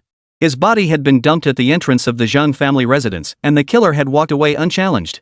Chapter 60, The Car Dealership. In the Zhang family ancestral hall, Zhang Yaozong stared at Zhang Chengguang's corpse, overcome with grief and fury. Jiāng Chén, I'll tear you limb from limb, he roared. His eldest son, Zhang Chongtian, wore a grim expression. The mysterious hooded men's organization had grown far too brazen. Jiāng Chén had stormed the police station alone, leaving Zhang Wanmin dead and dismembered. Now Zhang Chongguang's body had been returned. This was a blatant provocation. Deploy the dark flower. At any cost, I want Jiāng Chén dead. Ultimately, the Zhang family issued their command. Shangshi Courtyard Tian. Leader, here is the list of personnel Zhang Chengguan confessed to. Please review it. The shadow member stood nearby, his presence barely noticeable. Jiāng Chén took it and glanced over it briefly, a cold smile curling his lips. The head of the Han family, Han Wenbin, deputy city lord of Binchang, the supreme commander of the war department, each one wields immense power and influence, dominating Binchang with an iron fist. Just as he had anticipated. These powerful figures had formed an alliance, treating the vast city of Binchang as their personal backyard, manipulating millions of citizens and businesses at their whim. Gao Tong stood on the other side, also released by the Purification Institute's director. Your Highness, Police Commissioner Zhou Ānkāng has issued a red notice for your arrest. Should I handle negotiations with him? Jiāng Chén pondered. Zhou Ānkāng wasn't on this list, but that didn't mean he was completely clean. Go ahead. I hope Zhou Ānkāng doesn't take the wrong path. A red notice from the police department would restrict his movements, which was indeed inconvenient. Over the next 2 days, another wave of figures lurked in the shadows at the entrance of Shengshihouting. These were the hidden agents hired by the Zhang family assassins and criminal forces lurking in the darkest corners of Binchang. The Zhang family is offering a 100 million yuan bounty for Jiāng Chén's head. This news sent shockwaves through Binchang's underworld, with every major faction scrambling to get a piece of the pie. Honey, the weather's lovely today. Let's go for a stroll, Jiāng Chén said with a smile. The closure of Binhai International didn't worry him in the slightest. On the contrary, he felt more liberated. The mall's reopening was inevitable, but during this sensitive period, he was more intent on exposing the Han family Binhai city's most malignant tumor. Sealan's medical skills were truly exceptional. Jiang Shimon's facial injuries had vanished without a trace. She voiced her concern. Red notices for your arrest are everywhere now. I fear something might happen if we go out. Jiāng Chén smiled. Gao Tong had already spoken with Zhou Ānkāng. Although the red notice hadn't been completely revoked, at this stage, the police wouldn't blindly arrest him. Zhou Ānkāng was a good official. After an all-night discussion with Gao Tong, he too was determined to catch the real mastermind behind the chaos in Binchang.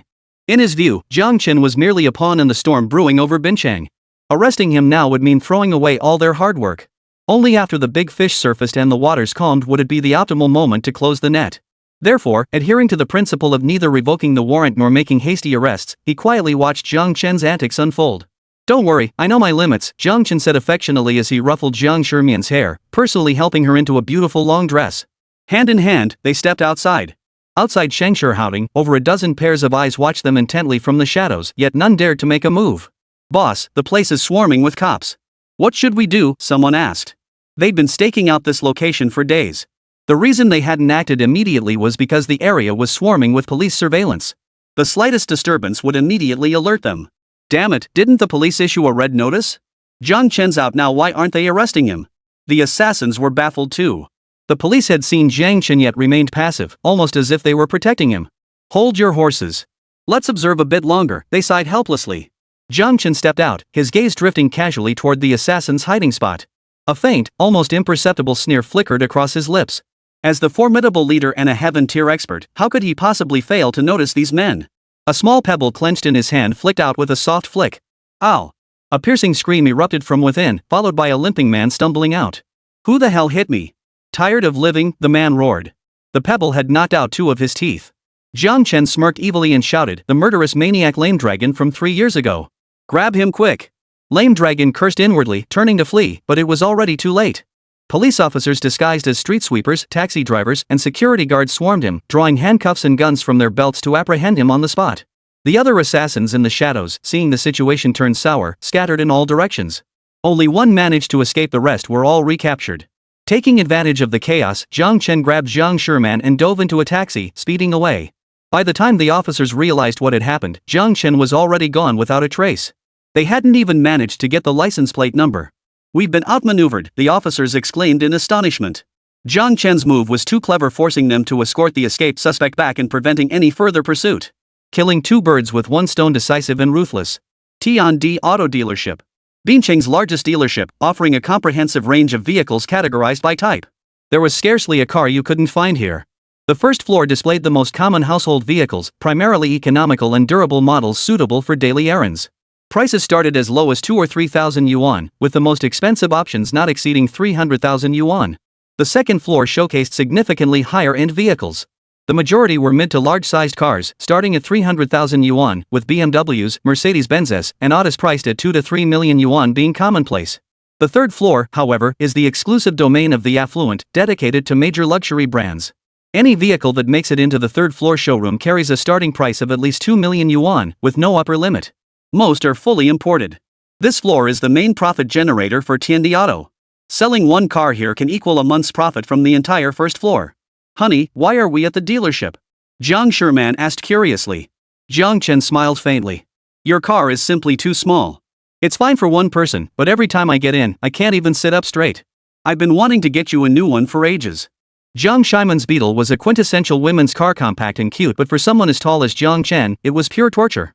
He always felt it wasn't a normal car, but rather a child's toy. Jiāng Chén preferred powerful, spacious beasts of a machine. Welcome to Tiandi Auto Dealership, sirs. What price range are you looking at? A sweet voice rang out. Sales consultant Sun Xitíng looked up and froze slightly upon seeing Jiāng Chén. Benefactor, is that you? Chapter 61, The Beauty. Jiāng Chén froze upon seeing her too, offering a faint smile. What a coincidence. Back when he killed Zhū Ānkāng at the Sun Never Sets bar, Sun Xitíng had been sold to Zhū by her boyfriend and nearly violated. It was Jiāng Chén who had intervened and saved her. He never imagined they'd meet again here. My savior, is it really you? Sun Xitíng's face flushed with excitement. She'd been following Jiāng Chén's news closely these past months. Each incident he'd caused was bigger than the last, and now he'd become the talk of the entire city of Bincheng. A man wanted on a red notice. Sir, you must leave immediately. Police patrols are nearby. If they recognize you, it'll spell serious trouble, Sun Xitíng whispered urgently. Jiāng Chén smiled faintly. Helping me escape means you're harboring a criminal. If you get caught, you'll face severe punishment too. Aren't you afraid? Sun Xitíng's eyes flashed with resolve. I'm not afraid. If it weren't for you, I wouldn't be alive today. I believe you're not a bad person. The ones you killed were the real villains. Jiāng Chén nodded. If I'm not a bad guy, why would I run? But? Sun Xitíng faltered, unsure how to explain. In the minds of ordinary people like them, being wanted meant you had to run. Are you the salesperson here? Take me and my wife to look at the cars. Jiāng Chén said, stepping into the dealership. Jiāng Chené's small hand rested on the soft flesh of his waist. Do you know this little girl? Jiāng Chén quickly protested. I swear, honey. She was almost humiliated by Zhū Ānkāng back then. I rescued her. We haven't seen each other since. Sun Xitíng approached Jiāng Chén, holding a neatly folded suit. Benefactor, here are your clothes. Thank you. Jiāng Chén's mouth twitched as he felt Jiāng Chené's grip tighten. You're welcome, heh? He gave a forced chuckle and took the suit back. Seeing his expression, Sun Xitíng giggled and explained to Jiāng Chén, sis-in-law, don't misunderstand. Zhū Ānkāng tore all my clothes that day. My benefactor was worried about me, so he lent me his suit jacket. Don't worry, I've already sent it to the dry cleaners to get it cleaned. Xiao Sun, go wipe down all these display cars with a rag. We don't want them affecting our store's image. A middle-aged woman approached, her name tag reading Sales Manager Zhao Hui. But Sister Zhao, I'm assisting a customer right now. Could it wait a bit? Sun Xitíng asked with a hint of resentment. She'd been at this dealership less than a month. Every time she handled a customer, Zhao Hui would find excuses to send her away and then snatch the customer for herself. Because of this, she hadn't closed a single deal yet. If she still had no sales by the end of the month, she'd have to pack her bags and leave. I'll take the customer to see the cars first. You can come back after you're done cleaning, Zhao Hui said cheerfully as she approached. The customer is king. We can't let dirty cars dampen their mood for buying, you understand? From a distance, she spotted Jiāng Chén in his sharp suit and Jiāng Chén in an expensive dress, clearly high-end buyers destined for the second-floor showroom. Landing this deal would mean at least several thousand in commission. Always picking on me, Sun Xitíng muttered under her breath, pouting as she turned to wipe down the car. This is your first time at Tiandi Motors, isn't it? The vehicles on the first floor are just ordinary family cars. They really don't match your distinguished taste. Why not follow me upstairs? The cars there are truly... Zhao Hui rambled on, only to lift her head and lock eyes with Jiāng Chén's faintly amused expression. Why does he look so familiar? She frowned slightly, feeling an uncanny familiarity with the man before her, yet unable to pinpoint where she'd seen him. She scratched her head in confusion. Ladies, the VIP lounge upstairs offers complimentary TV, coffee, and refreshments. Please follow me. Hesitantly, she led Jiāng Chén and Jiāng Chén upward. As they passed the stairwell, a discarded red wanted poster in the trash bin caught her attention. Jiāng Chén, perpetrator of the Wang family massacre, murderer of police station captain Zhang Wanman, assassin of deputy police chief Zheng Chongguang, mastermind behind the mysterious Hooded Men organization. This individual is extremely violent, kills indiscriminately, and is bloodthirsty. Citizens are urged to remain vigilant. If sighted, do not provoke him under any circumstances. Contact law enforcement immediately. The man on the wanted poster bore an uncanny resemblance to the man standing before her. Zhao Hui's legs buckled on the stairs, nearly sending her tumbling down. Forcing a smile, she asked, Sir, you look like a successful man. May I ask your name? She prayed inwardly that they were merely look-alikes and not the same person. Jiāng Chén, he replied with a faint, amused smile. Thud. Zhao Hui's legs gave way, and she collapsed onto the stairs. It was him. Jiāng Chén, the murderer. Her face drained of color, her lips turning purple. She bitterly regretted snatching this murderous maniac away from Sun City. Without a second thought, Zhao Hui turned and fled. Jiāng Chén grabbed her collar from behind. His icy voice rang in her ear, sending shivers down her spine. Weren't you supposed to show us the car? What's the rush? Zhao Hui shut her eyes tightly in terror, stammering incoherently, I suddenly remembered I have an urgent matter at home. Let Sun City serve you first. Jiāng Chén showed no sign of letting go. Sun City is busy washing the car. She probably won't have time to introduce me to it. I think you're quite skilled and competent. You'll do. As he spoke, he tightened his grip and lifted Zhao Hui off the ground. Zhao Hui's legs trembled uncontrollably, and her speech was slurred. She wanted to slap herself hard right now. Why did she have to snatch that order? When the police station delivered the wanted notice, she was alone in the shop and dismissed it as trivial, tossing it into the trash bin without a second thought. Now, looking back, she regretted it deeply. If she had posted it on the front door early on, the security guard would have spotted it immediately and called the police. Instead, she was now in a situation where it was too late to call the police. The second floor was even more crowded than the first, but most people were just browsing. Very few actually placed orders. Jiāng Chén circled around, glancing at the vehicles. None stood out particularly, they were all rather ordinary, which he didn't care for. Even the 2 million yuan G-Class seemed a bit too flashy and ostentatious for his taste, not quite his style. Honey, see anything you like? He asked Jiang Sherman. Jiang Sherman shook her head too. Though she didn't know much about cars, girls naturally gravitated toward beautiful things. The second floor featured more business-oriented and off-road vehicles, none particularly suited for a woman. Let's go check out the third floor, Jiāng Chén said with a smile. But no sooner had the words left his mouth than a wave of snickers rippled through the crowd. Surely no one still thinks the third floor of Tiandi Motors is open to the public? Chapter 62, More Than Her Annual Salary. The third floor of Tiandi Motors was reserved for super VIPs, displaying a lineup of luxury vehicles priced at over $1 million each. Ordinary people simply didn't have the qualifications to go up there, as they needed to pass a financial verification and approval process. After all, these were priceless vehicles. If one were scratched, ordinary people couldn't afford the compensation. Zhao Hui shuddered at the thought. The man before her was the very demon who had annihilated the Wang family and slaughtered the police station. If she angered him, 10 lives wouldn't be enough to make amends. She turned her head and caught sight of a young master standing there, observing Jiāng Chén with a faint, ambiguous smile. Han Wushuang, the young master of the Han family? Zhao Hui's heart skipped a beat. This was Han Wushuang, the eldest son of the first-rate Han family in Fanyuan City. The Han family's influence in Fanyuan was common knowledge. It was no exaggeration to say they held sway over everything. Rumors had long circulated that the head of the Han family was the illegitimate son of Fanyuan City's current deputy city lord, a secret no longer hidden. Thus, the public held the Han family in profound awe and fear. If one angered them, they might vanish without a trace by the next day. Han Wushuang's lips curled into a cold smile. The moment he entered, he recognized Jiāng Chén. The man rumored to have wiped out the Wang family and the police station. He imagined some kind of superhuman with 3 heads and 6 arms, but he was nothing special after all. That said, the woman by his side was undeniably alluring. Getting her into bed would be pure bliss. You're Jiāng Chén? He stood with one woman on each arm, utterly oblivious to the strange looks from those around him, his demeanor brimming with arrogance. Jiāng Chén nodded. Han Wushuang? He had investigated the Han family before and knew of Han Wushuang. A ruthless figure among the younger generation, he was the undisputed kingpin among Fanyuan City's youth. No one dared cross him. Since you know who I am, I'll give you 2 choices, either I call my men to arrest you right now, or you let me have my way with your wife. Take your pick. Han Wushuang's posture was arrogant, showing no regard for Jiāng Chén whatsoever. In his eyes, second-rate families like the Wangs and Zhangs were nothing but trash. Forget Jiāng Chén, if he wanted to, he could wipe them out with a mere word. And he could do it without a trace, ensuring it never became city-wide knowledge. In his eyes, Jiāng Chén was nothing more than a brute utterly devoid of any threat. Have you had enough of living? Jiāng Chén sneered coldly, meeting his arrogance head-on. Han Wushuang roared with laughter, his arrogance unbridled. Kill me? Go ahead and try. Their exchange drew a crowd of onlookers. Good heavens! That's the man on the red notice, Jiāng Chén. What? The Jiāng Chén who wiped out the Wang family and the police station? Someone gasped, recognizing Jiāng Chén, and stumbled back 3 steps in fright. Call the police. The person reached for their phone, but Han Wushuang stopped them. It'd be such a bore if he got arrested now. I haven't had my fill of fun yet. Han Wushuang stared at Jiāng Chén, a playful smirk curling his lips. He drew a pistol from his waist and pressed it against Jiāng Chén's head. After a moment's thought, he holstered it again. Killing you with 1 shot would be too boring. How about we make a bet instead? Han Wushuang proposed. Jiāng Chén didn't explode on the spot.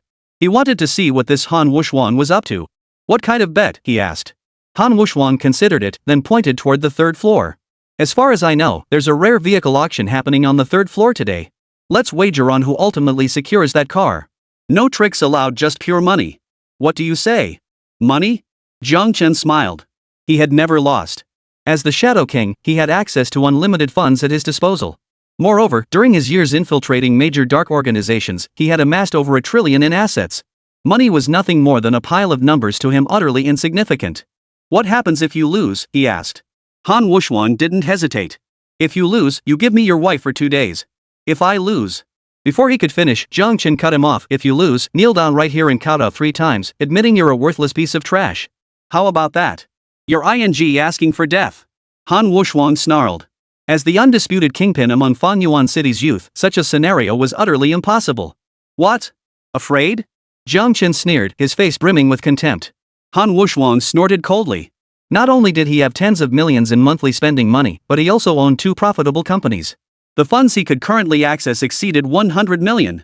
Across the entire Fanyuan City, among the younger generation, even the combined liquid assets of the other 2 top-tier young masters couldn't match his. He possessed absolute confidence this was a sure win.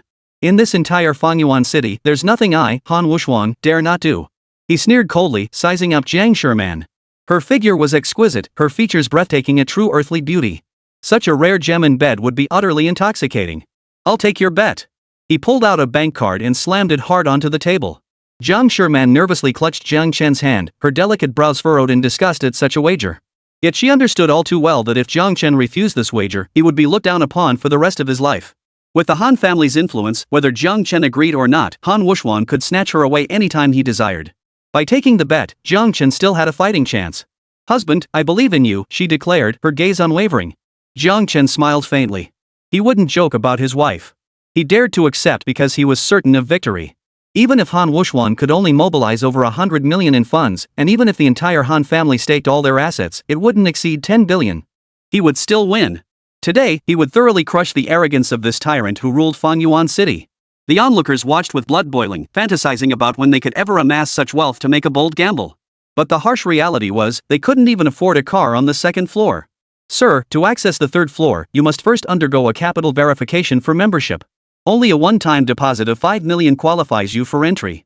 Zhao Hui whispered the reminder from the side, her heart racing. This high-stakes gamble, regardless of who won or lost, was bound to drive today's auction prices to astronomical heights. As a salesperson, the commission she could earn from this would likely exceed her annual salary. This was a once-in-a-lifetime opportunity. Moreover, young master Han Wushang had never lost a bet. She immediately positioned herself beside Han Wushang and called over Sun Xitíng, who was still polishing the car. Sun Xitíng, go handle Jiāng Chén's membership verification and top up. I'm attending to young master Han now. Her demeanor grew haughty. With Han Wushang backing her, she no longer felt intimidated facing Jiāng Chén. Sun Xitíng's eyes held a hint of worry as she cautiously took Jiāng Chén's bank card.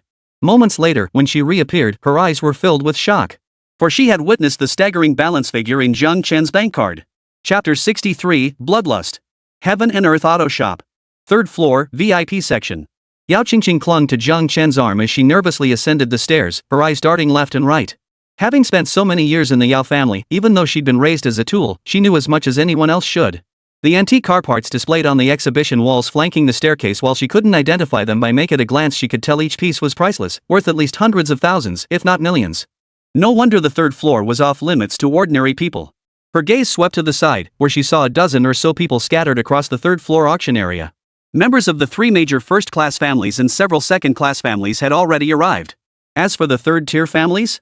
With the winds of change blowing fiercely lately, even second-tier families like the Wangs and Zhangs had been wiped out in the blink of an eye. Who among them dared to show their faces now? Young Master Han, several representatives from second-tier families hurriedly rose to greet the arriving guests. Han Wushang, Shin Jieshi, a young master of the Shin family and Han Wushang's peer, sneered coldly upon seeing Han Wushang surrounded by admirers. You actually showed up? Shin Jieshi, Han Wushang vented his pent-up anger at him, knowing the Han and Shin families had never gotten along. What does your Shin family think it is? How dare you speak to me like that? Han Wushang, what exactly are you? Li Zhongqi, a young master of the Li family also of their generation, chimed in. The Han family's rapid rise in recent years had been too conspicuous and unsavory, forcing the Li and Shin families into an alliance. Naturally, Li Zhongqi stepped forward to support Shin Jieshi. Jiāng Chén pulled Yáo Qīngqing aside, finding a vantage point to sit and watch the dogs fight.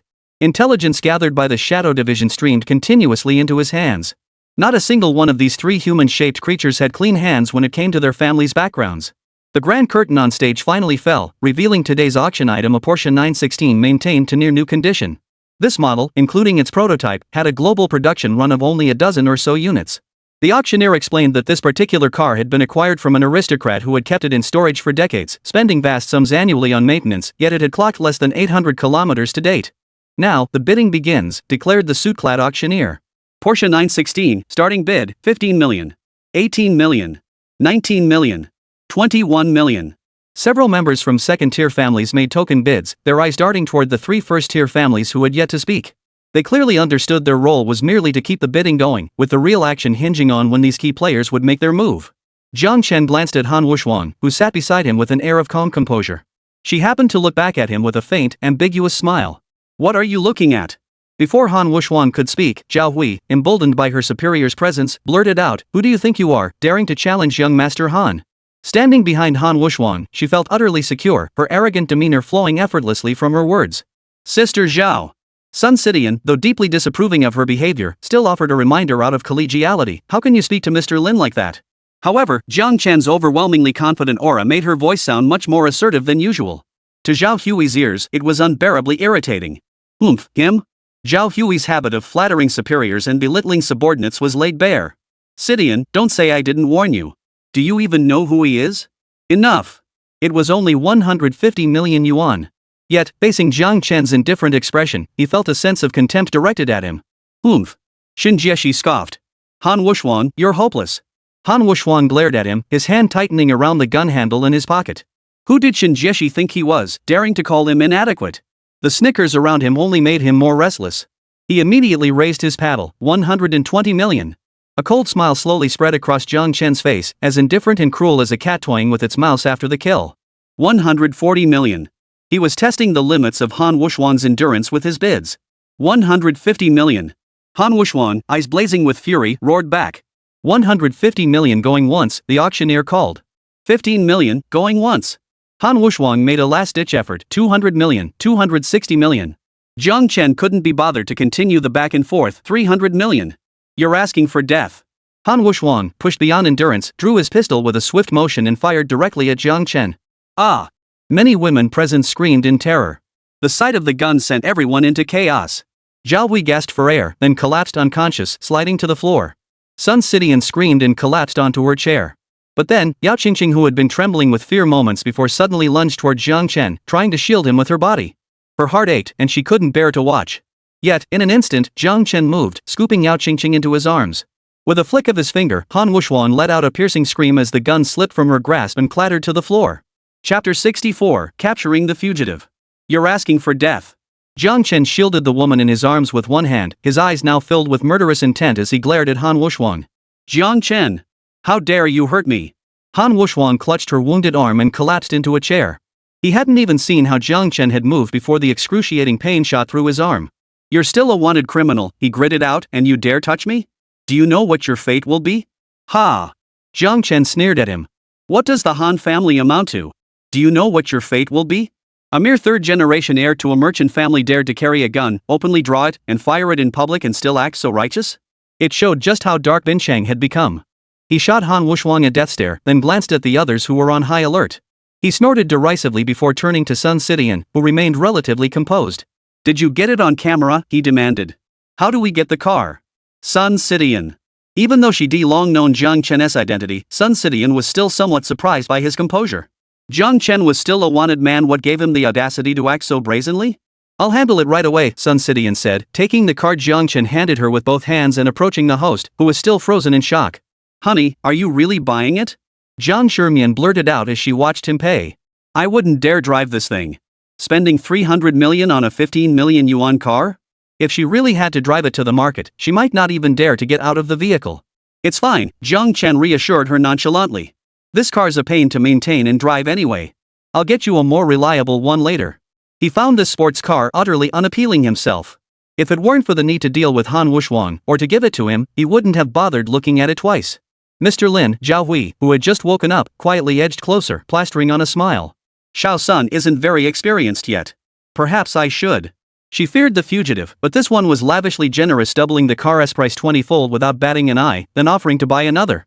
People die for money, birds die for food. Never mind that he was a wanted criminal. Even if he were a gun-toting maniac, she'd serve him for the commission. Oh? Jiāng Chén shot her a sidelong glance that made Zhao Wei flinch, but she gritted her teeth and forced a sycophantic smile. Jiāng Chén casually replied, "No need." He could overlook her sycophantic flattery, but he held no regard for such people and saw no point in engaging further. Once Sun Xitíng completed the initial paperwork, she escorted Jiāng Chén and Jiāng Shirman to a private VIP room. "My apologies, benefactor, sister-in-law. I was so flustered earlier I forgot to bring you both over," Sun Xitíng said sheepishly. When she first arrived, she'd seen Zhao Wei standing hesitantly nearby, unsure whether to leave or stay. Glancing at Jiāng Chén's expression, she knew he wasn't pleased either, so she hurriedly escorted the two away. "Hurry up with the paperwork," Jiāng Chén said, glancing at his watch. Sun Xitíng arranged drinks and snacks for the couple before hurrying off to handle the paperwork. Once she left, the VIP room was once again occupied only by the husband and wife, along with the shadowy figures lingering near the doorway. "Honey," Jiāng Shirman had felt uneasy since the beginning. Seeing Jiāng Chén acting as if nothing was wrong, she leaned closer to him. "I'm still a bit worried. After all." The VIP lounge featured a massive floor-to-ceiling window. Jiāng Chén wrapped an arm around Jiāng Shirman as his gaze swept outside, spotting several police squads already approaching their direction. The leader was clearly Wang Long again. He could sense that this man's aura felt distinctly different from the others trailing behind. He was the one they were waiting for. He smiled indifferently, a flicker of murderous intent flickering in his eyes. Closing his eyes, even from this distance, he could sense Wang Long's eager anticipation. Having just suffered a defeat at his hands, Wang Long must be itching to get his revenge right now, right? Sun Xitíng approached with the completed paperwork and documents, catching the lingering cold smile on his lips. That mere hint of amusement sent a chill racing up her spine, goosebumps instantly erupting at the back of her neck. Perfect timing, Jiāng Chén retracted the murderous intent radiating from him, his eyes regaining their usual placid composure. "Help us pick another one, a spacious model that's easy to drive." He stood up, gestured toward the card, and said to Jiāng Shirman, "If you see one you like, just swipe it. I'm stepping out for a bit. Dinner's on me tonight." Jiāng Shirman immediately felt uneasy. Still, she nodded and forced a smile. "Sure. What do you want to eat? I'll make it for you when I get home." "I'll eat whatever you make." Jiāng Chén smiled at her before turning to leave. Sun Xitíng watched his retreating figure, feeling as though she'd merely blinked and Jiāng Chén had already vanished from sight. Miss Sun, Jiāng Shirman had quickly regained her composure and offered Sun Xitíng a gentle smile. "Thank you for your help. Please take me to look at the cars." At that moment, Jiāng Chén flickered and appeared downstairs. Wang Long's squad arrived at the entrance at precisely that moment. As the two groups met, cold smiles spread across their faces. "Jiāng Chén, you have some nerve!" Wang Long shouted. "You dare lay a finger on the Han family's young master?" Jiāng Chén gave a cold laugh and deliberately glanced behind him. "I thought it was the police coming to arrest the armed assailant. Who knew you'd be here so fast?" "Helping the police apprehend fugitives is everyone's duty," Wang Long replied, still shaken by the power Jiāng Chén had displayed earlier. "This time, you won't escape." Jiāng Chén's gaze shifted back to Wang Long's face, and he sneered coldly, "Is that so?" That brief glance had been enough. He could see clearly now, the men Wang Long had brought this time were far more formidable than last. Not only had they arrived with a full-fledged unit of soldiers, but they also carried individual rocket launchers and the most advanced small-caliber grenades currently available. Such firepower, if unleashed, would be sufficient to level nearly every inch of land within 10 miles of the Tiandi auto shop. He stared at Wang Long, his expression calm, yet beneath it, rage flared like a volcano erupting. Wang Long and his men were clearly intent on treating human life as grass. How dare they act so lawless in Binhai? "I advise you to surrender peacefully," Wang Long said, well aware of his hesitation. A smug smile touched his lips. "Otherwise, if any of my brothers accidentally misfire, well..." He dared not underestimate a master of the highest caliber, but the greater one's power, the heavier the burden. These weapons capable of destroying half a city were more than enough to make him hesitate. Yet, the thought barely crossed his mind when Jiāng Chén's face suddenly loomed before him. A hand like a pair of pincers clamped down on his throat, yanking him violently off the ground. Chapter 65, Swift Flight. Guh. Shu Long stared in shock at the blurred figure before him, straining every muscle to pry the hand clamped around his throat loose. "You." He strained every muscle in his body, yet both hands combined couldn't budge that grip an inch. You dare touch me." Since joining the Western Sea War Division and becoming a highly valued 1,000-man commander under the heaven-shaking war god, Shu Long had never felt such terror. Not even when facing thousands of enemy warships at sea had he ever felt such terror in the face of death. Yet now, staring into Jiāng Chén's icy eyes, terror finally rose from the depths of his soul, layer by layer, like waves in a hurricane. His throat rattled, yet not a single word escaped his lips. Just as he thought certain death was upon him, that hand suddenly released its grip. Zhu Long crashed heavily to the ground, coughing violently. The Wang family needs a living witness, Jiāng Chén said, lowering his head to look down at him with eyes as cold as death. I'll spare your life for now. On one condition, I never want to see you again. Get out. Zhu Long tried to invoke the name of the heaven-shaking war god, but under Jiāng Chén's gaze, he choked on the words again, unable to utter a single syllable. He could only glare at Jiāng Chén with seething hatred. Jiāng Chén didn't even spare him another glance. He flipped him back upright and swept his gaze over the heavily armed Shihai soldiers surrounding them. Have them drop their weapons, he commanded Zhu Long directly. Now. Drop your weapons. Zhu Long barked without even struggling himself. Are you all deaf? Now. The soldiers exchanged bewildered glances, questioning Zhu Long's sudden change, yet they all obediently lowered their weapons. At that moment, the wail of sirens pierced the air, followed by a line of police cars entering their field of vision. Quick! Over here! Zhu Long shouted urgently upon seeing the police. He's here! Jiāng Chén glanced in that direction before shifting his gaze back to Zhu Long's face, even letting a faint smile appear. A bunch of useless trash. Is that really worth getting so excited over? As he spoke, he reached out, feigning intimacy as he slapped Zhu Long's cheek. But he held nothing back. 2 hard slaps sent Zhu Long's face swelling instantly. Jiāng Chén! Han Wuxuan, carried out on a stretcher by paramedics who arrived alongside the police car, yelled at Jiāng Chén, "You're finished." He had intended to leverage the Han family's influence to thoroughly humiliate Jiāng Chén at the auction, a man who had recently been making waves, and to seize the woman by his side for his own pleasure. Yet, not only had he failed to get his hands on her, but he had ended up bloodied and defeated. In his shallow 20-odd years of life, this was utterly humiliating, a disgrace beyond bearing. Jiāng Chén merely glanced at him from afar, his expression utterly devoid of emotion. Yet Han Wuxuan instinctively flinched backward before boiling over with rage. He glared at Jiāng Chén again, his eyes dark and menacing, filled with pure hatred. How could he be intimidated by a mere glance? What kind of nonsense was this? If word got out, where would the Han family's reputation stand? Han Wuxuan turned to the SWAT team he had led in, bellowing, "What are you waiting for? Why haven't you arrested him yet?" Superintendent Wang Wenlin, who led the team, observed Jiāng Chén standing in the center of the crowd, his fingers still lightly gripping Zhu Long's neck. A flicker of apprehension crossed his eyes. They had received the notice from the police department.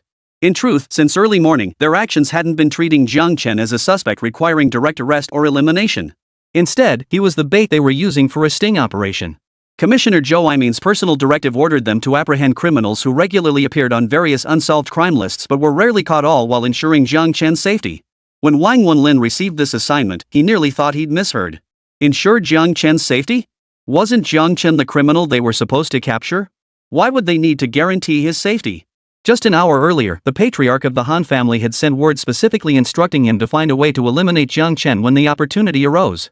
This man's actions in Binchang had not only caused a huge uproar but had also drawn the attention of that person. If Jiāng Chén wasn't eliminated soon, who knew what kind of trouble he might stir up? For their families, this was absolutely not a good thing. People risk their lives for wealth, birds risk theirs for food.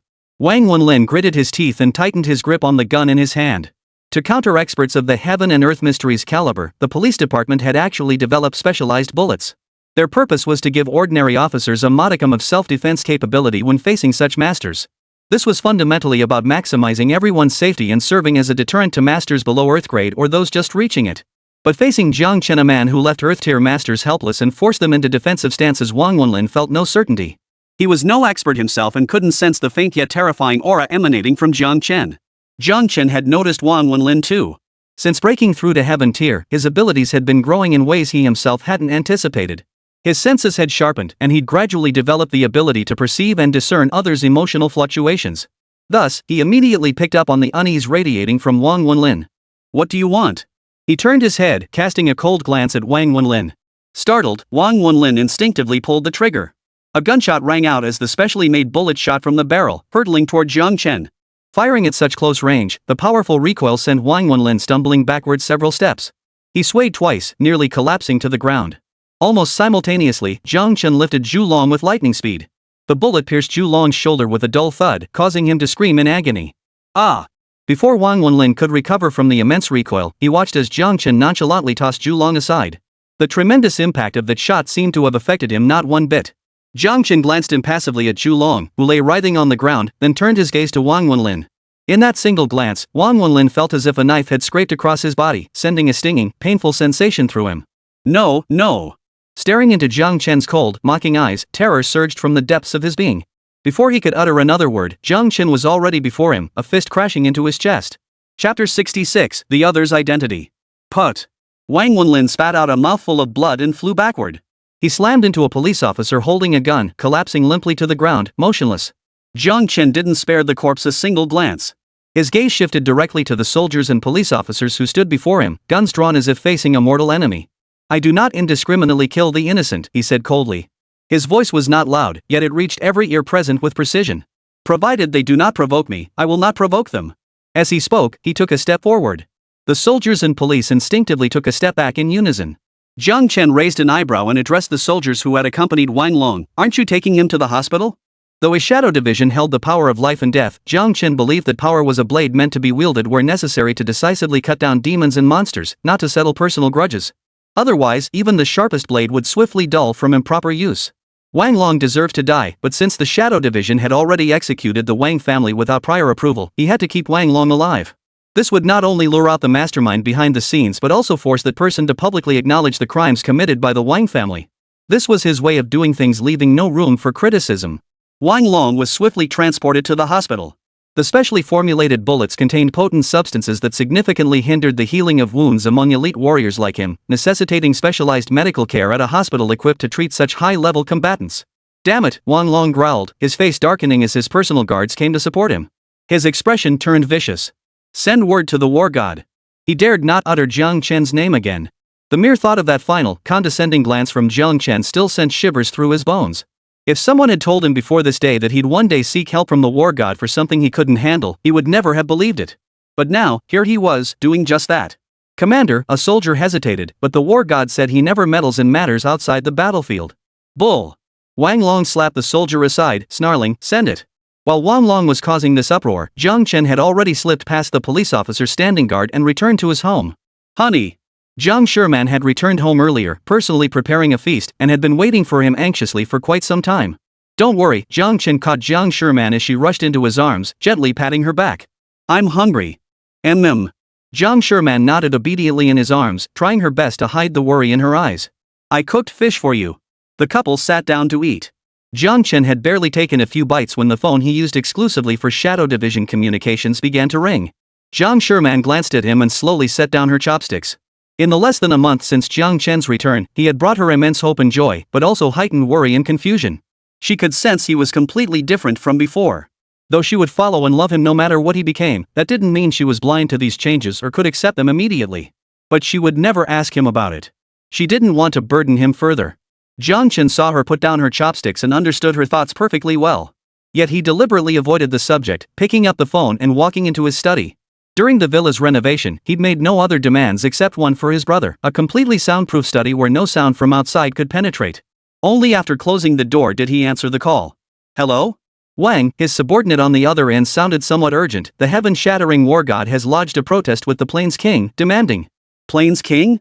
Jiāng Chén scoffed coldly. "So that worm from the Western Sea finally couldn't hold back?"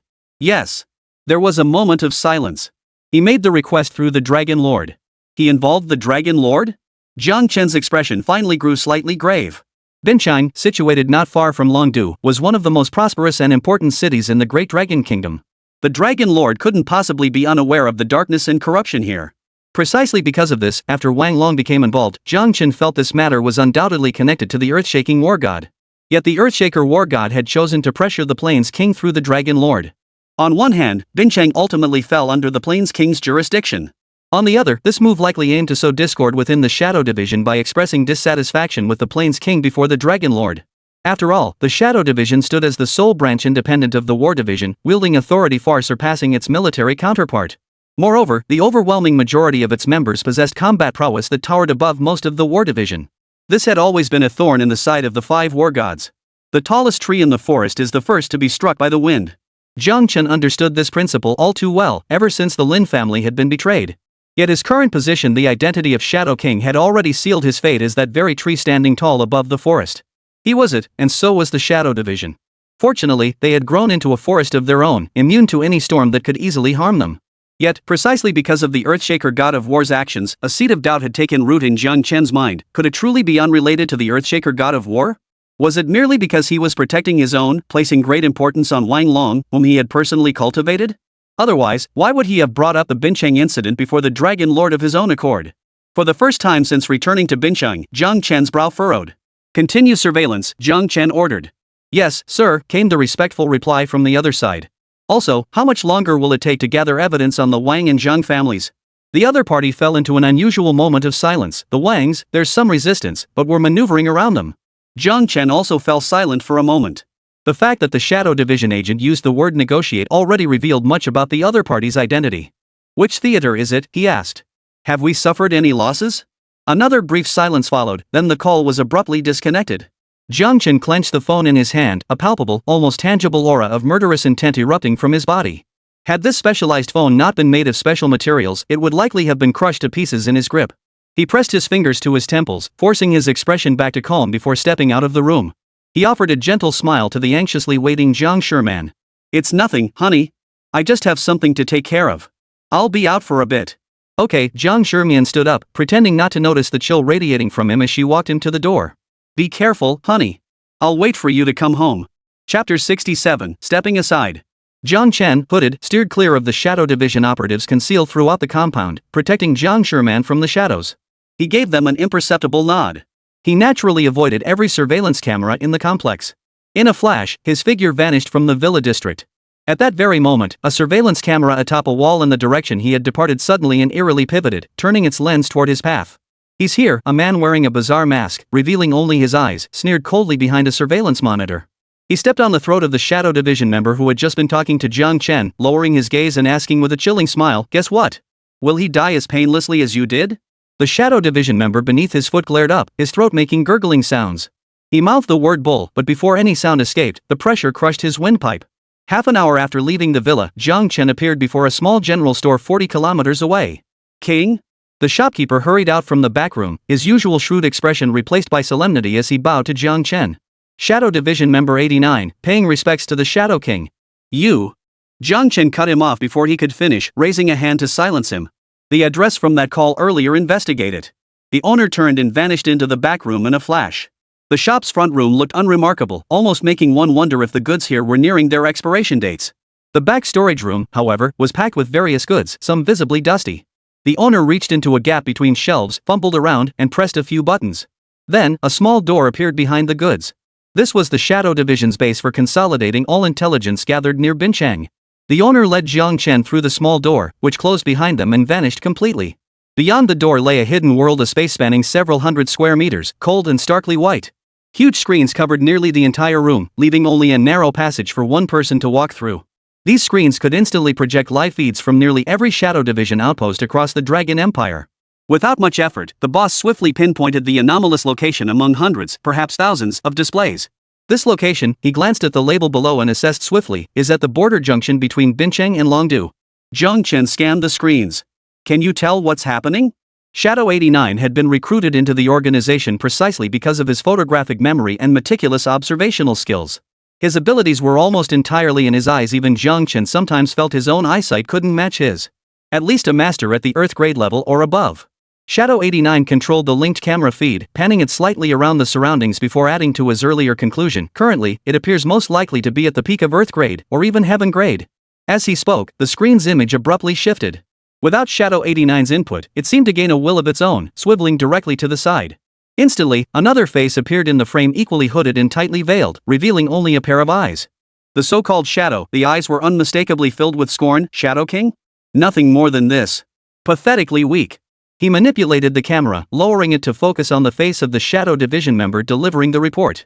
A shoe with a grimacing face appeared in the frame, landing on the Shadow Division member's throat. Then, with a sudden, violent jerk, the crisp snap of a broken neck echoed through the lens, causing Shadow 89 to clench his fists involuntarily. Even if Shadow Division members were strangers in their civilian lives, the bonds forged within the division created a shared sense of life and death loyalty. Witnessing a brother in arms brutally humiliated and killed was an immense torment for him. "Wang." He turned to Jiāng Chén, standing nearby with a stern expression, struggling to speak. He wanted to ask the king to avenge his brother, but he knew deep down that in Jiāng Chén's eyes, every brother held equal importance. Right now, the king would only be angrier than himself.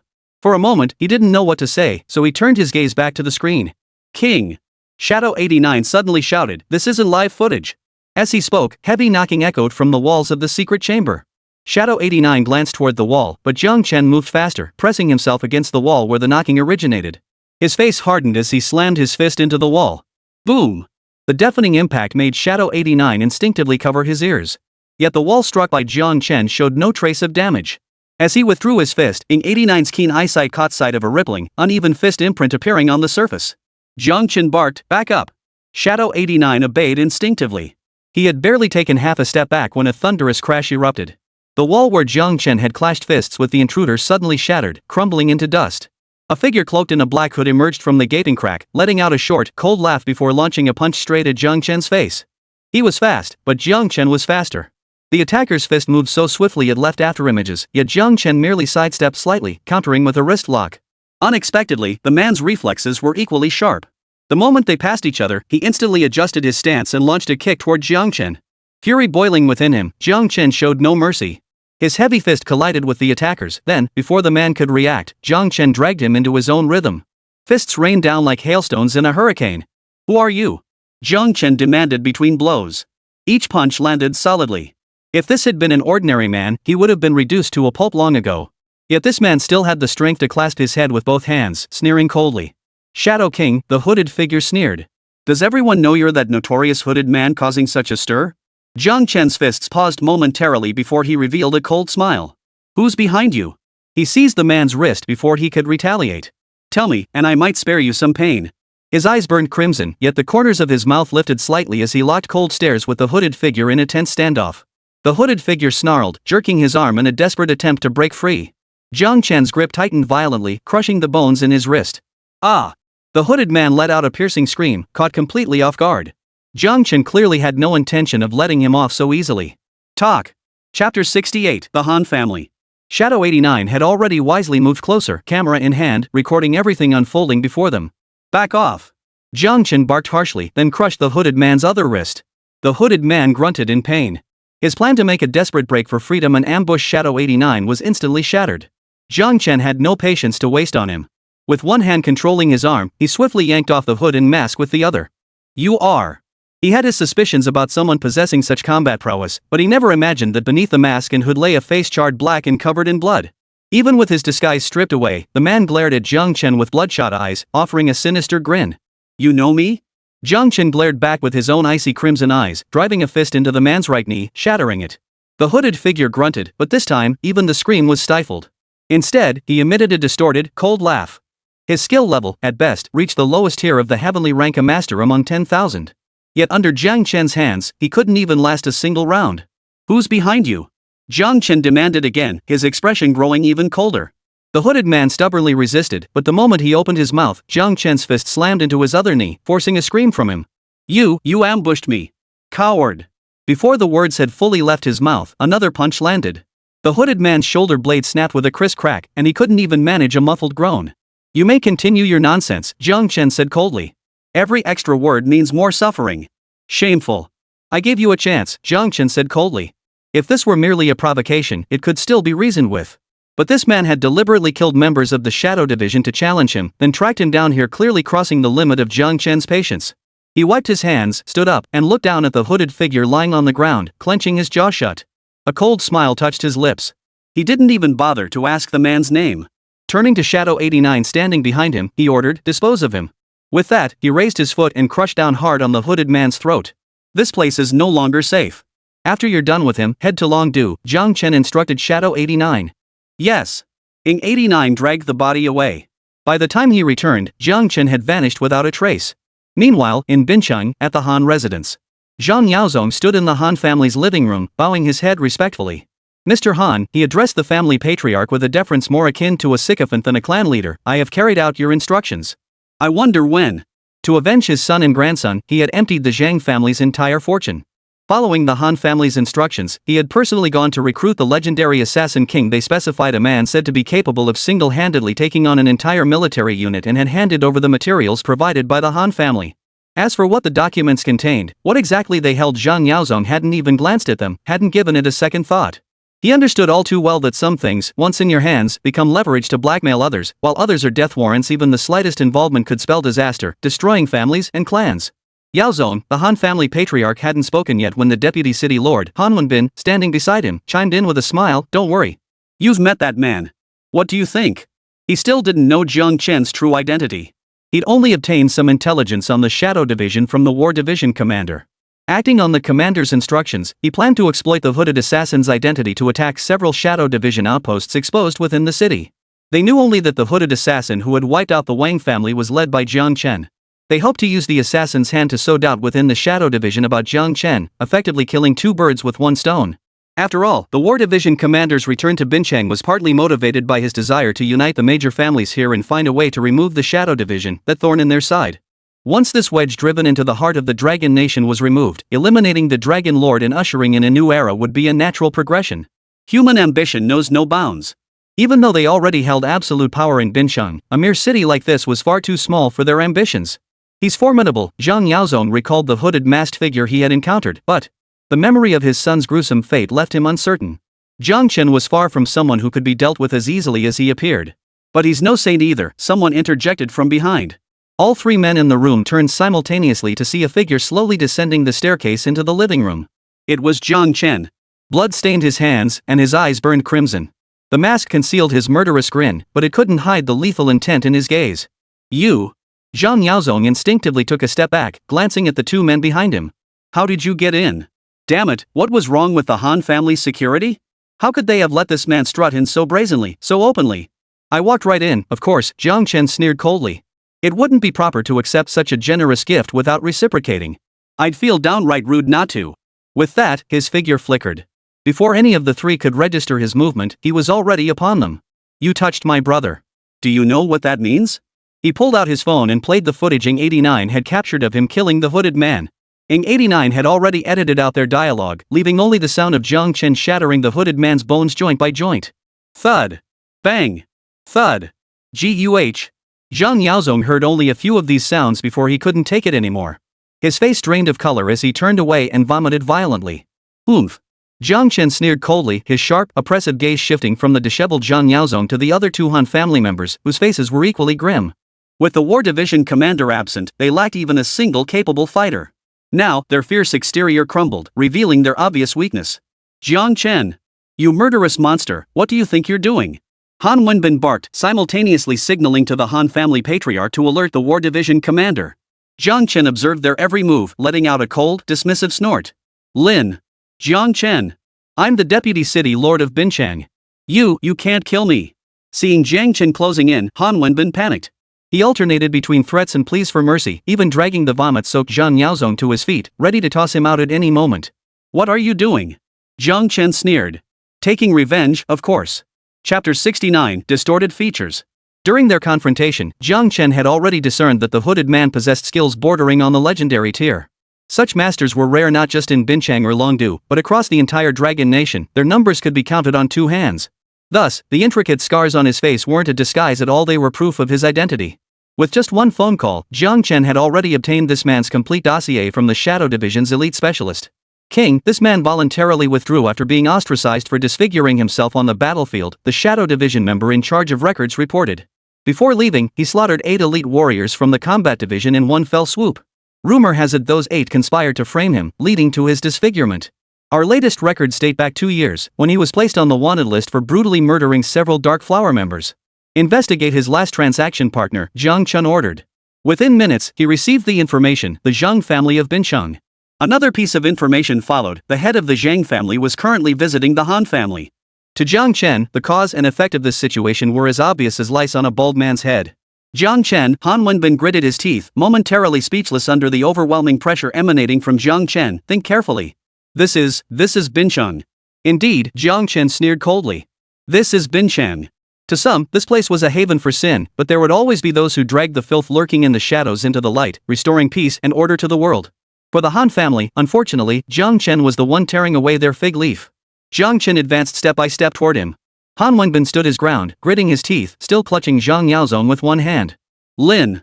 Jiāng Chén." Zhang Yaozong trembled as he watched Jiāng Chén advance. "You." Before he could finish, footsteps echoed outside the door. Instantly, red beams from multiple infrared sights pierced into the room, each one locked onto Jiāng Chén. "Surrender now." Zhang Yaozong suddenly found his nerve and shouted. Jiāng Chén ignored him completely, looking past him directly at Han Wenbin behind him. Han Wenbin flashed a smug, triumphant grin. You walked right into this. Fire.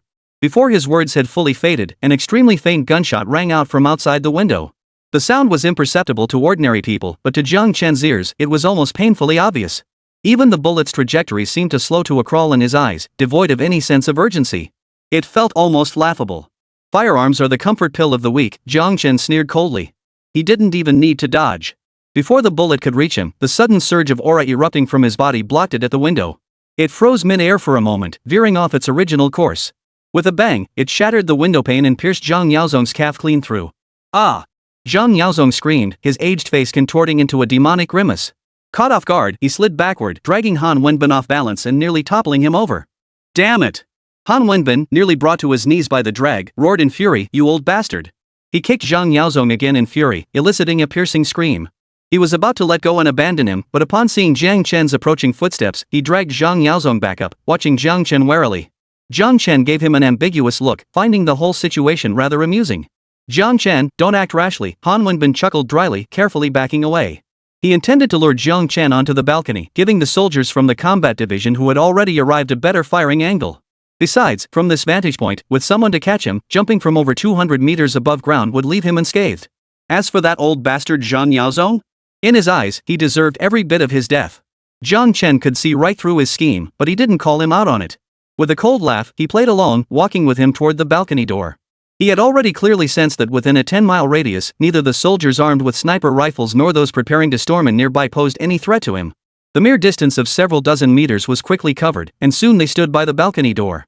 With Jiāng Chén's keen eyesight, he could clearly see that every window and balcony facing their room and the two adjacent buildings above their floor was fixed on them. Worse still, the rooftops all around were densely packed with snipers, their rifles raised. The red dots from infrared sights flashed unabashedly across his body. Jiāng Chén merely swept a glance in their direction, his eyes flashing with icy derision. Jiāng Chén, you! Han Wenbin tried to shout, but before he could finish, Jiāng Chén suddenly stepped forward, grabbed him by the collar, and before either Han or the surrounding snipers could react, dragged both Han Wenbin and the still screaming Zhang Yaozong over the balcony railing and plunged downward. Aya aya waya! Han Wenbin screamed in terror, his shrieks echoing Zhang Yaozong's. But in his panic, his grip loosened. Zhang Yaozong plummeted first, followed seconds later by the dull thud of a body hitting the ground below. This time, I didn't kill him, Jiāng Chén sneered coldly, landing steadily while holding Han Wenbin. Tell me everything you know, or else. The two landed right beside Zhang Yaozong's mangled corpse, reduced to a bloody pulp. Han Wenbin's face contorted at the sight of the grotesque remains. The terror of his forced freefall vanished instantly as he turned and vomited. Ugh! He'd seen his share of corpses, but this one pushed beyond his limits of endurance. Jiāng Chén, expressionless, dragged Han Wenbin by one arm over Zhang Yaozong's corpse. Want to end up like this? He asked, casually stomping on the skull. With a crunch, the hard skull shattered into fragments. Red and white fluid splattered, coating Han Wenbin from head to toe. Han Wenbin didn't even have time to groan before his eyes rolled back and he passed out again. Jiāng Chén couldn't care less. Since his identity as the hooded man had been exposed anyway, he didn't even bother putting his mask back on. Dragging Han Wenbin like a dead dog, he strode confidently toward the exit of the villa district where the Han family resided. Chapter 70, Home Early. What do you want? Han Wenbin managed to ask, his voice barely a whisper, all traces of arrogance gone. He knew all too well the ruthless, unrestrained ferocity Jiāng Chén displayed toward others. Even moments ago, when Jiāng Chén crushed Zhang Yaozong's skull with a single kick, the sheer brutality had sent shivers down his spine and he was no stranger to bloodshed himself. Therefore, he refused to believe Jiāng Chén hadn't killed him yet merely to intimidate him. Jiāng Chén didn't even spare him a glance. He dragged Han Wenbin out of the villa complex and delivered him directly to the Purification Institute, handing him over to two purification envoys. The two purification officers assigned to take over were Zhang Jianzhong's trusted confidants. They had already received Zhang Jianzhong's instructions and accepted Jiāng Chén's appearance without surprise. They took the limp, motionless Han Wenbin from him and carried him into the purification room. Only when taking him over did they glance at Jiāng Chén with unmistakable curiosity before quickly averting their eyes. Though they too knew only that Jiāng Chén was currently a top-tier fugitive on the red notice list, once the dean gave an order, they would carry it out without question.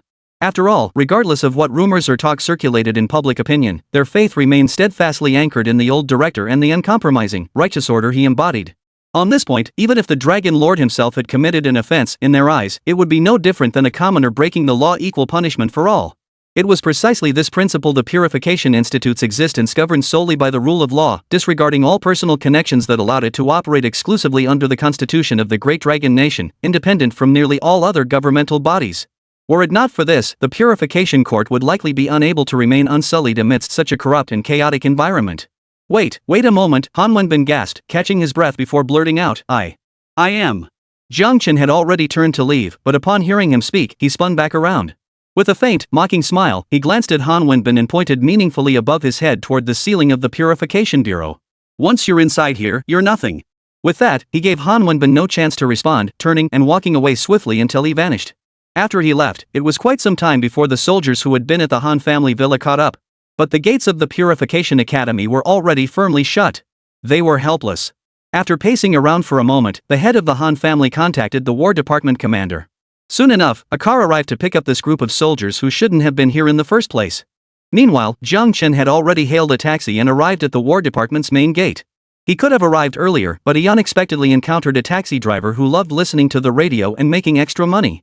The driver instantly recognized him as the hooded man wanted on the red notice and, without a word, drove straight to the nearest police station.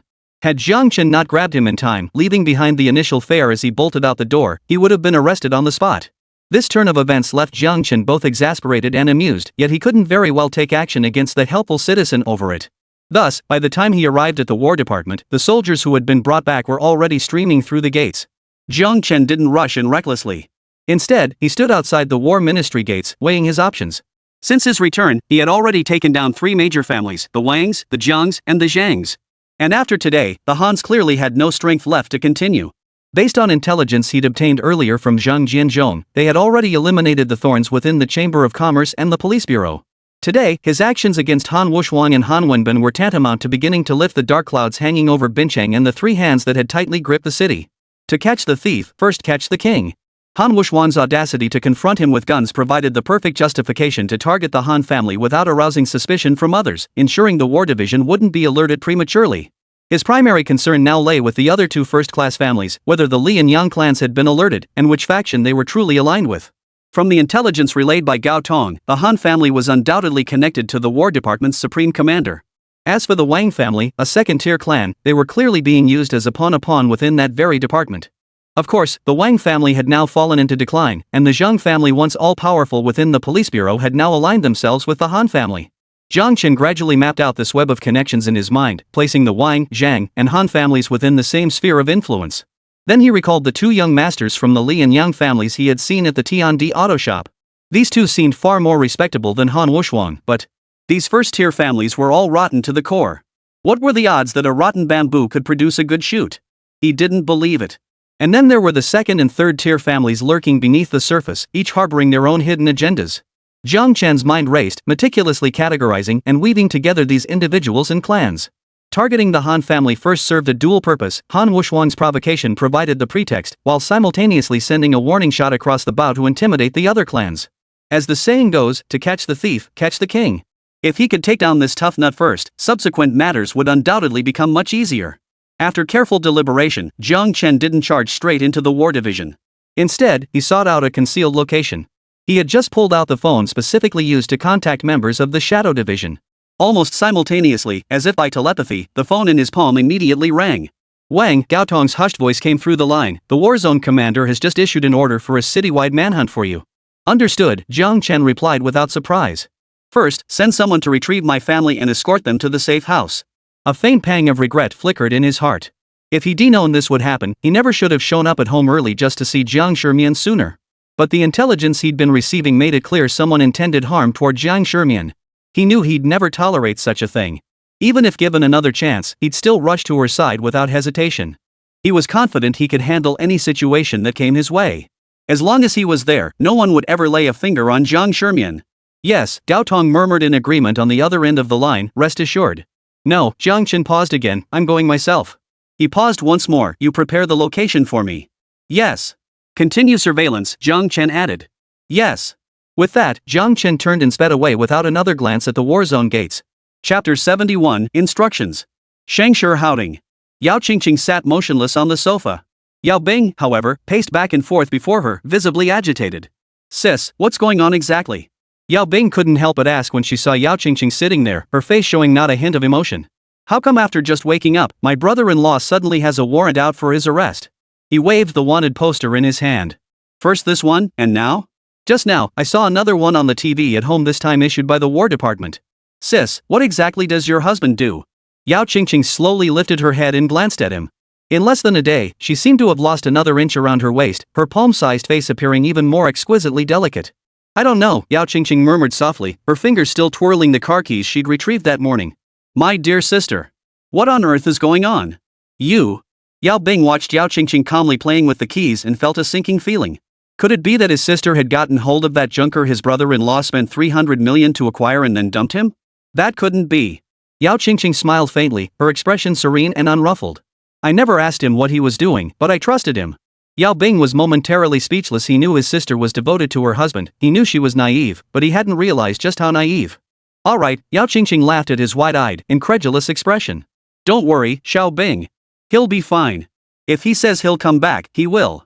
Remember? He promised he'd come back for me. Even after over 8 years, didn't he return? Yao Bing sighed. Ever since he resolved to follow his brother-in-law's lead, he felt sharper himself. Looking back at the messes he made before, well, he wanted to slap himself. Unfortunately, while he could see things clearly now, his parents' minds were still stuck in the past. They only dared not trouble Yao Qīngqing anymore because they both hated and feared Jiāng Chén. Even sending him here was because they'd seen the wanted notice. After much deliberation, they'd dispatched him to sound things out. If Jiāng Chén had truly met with misfortune, they'd use the pretext of smoothing things over to retrieve that car, the one sensationalized by newspapers as the femme fatale between several top-tier families in Jiāng Chén. 300 million yuan, even if paid at the monthly rate of 10,000 yuan per person as Jiāng Chén had suggested, was more than enough to sever all ties between them and Jiāng Chén. Of course, that was nowhere near enough for them. Once they confirmed Jiāng Chén couldn't return, it would be their turn to act. First, they'd use every means to persuade Yao Qīngqing to let them move into Shengshihouting. Then, they'd find a way to seize the property for themselves. Then wouldn't Yao Qīngqing be firmly in their grasp again? Though the Wang family was gone now, from what they'd heard, wasn't the reason Jiāng Chén was willing to spend a full 300 million on that car because Han Wuxiang had set her sights on Yao Qīngqing? Without the Wangs, there were still the Hans, the Lis, the Yangs. Even if they had to step back, weren't the second-tier families that still held some power equally viable targets to climb onto? After all, the Jiang family had fallen. A once reliable third-tier family that could have supported them for generations was gone in an instant. His family possessed no skills whatsoever. Without anyone to depend on, how could they possibly survive? Sis, Yao Bing had no intention of heeding his parents. Regardless of what they said, whether he shared blood with Yao Qīngqing or not, he now regarded her as his own sister. He could only plead earnestly, I know you trust your brother-in-law. The bond and trust between you two are unshakable. But think about mom and dad. If they find out your husband has vanished again, they'll inevitably turn their attention back to you. The moment he returned to Binchang, he made enemies left and right. You still don't know anything about it. What if? If your brother-in-law doesn't come back, and those people come looking for her again like what the Zhang family did last time, they won't even have a chance to prepare. Before he could finish, loud knocking suddenly echoed, thump. Thump. Thump. The siblings exchanged a glance. Yao Bing immediately said, hide somewhere first. I'll go see who it is. No need to see, Yao Qīngqing grabbed Yao Bing and dragged him toward the basement. Hide first. Shengshihouting used fingerprint locks, and every door was made of the same material as a bank vault door. Without the resident's fingerprint, no one could get in unless they brought a rocket launcher to blast it open. Amidst the increasingly urgent pounding, they raced downstairs. Above them, a crash echoed, followed by the sound of heavy, hurried footsteps approaching. Damn it!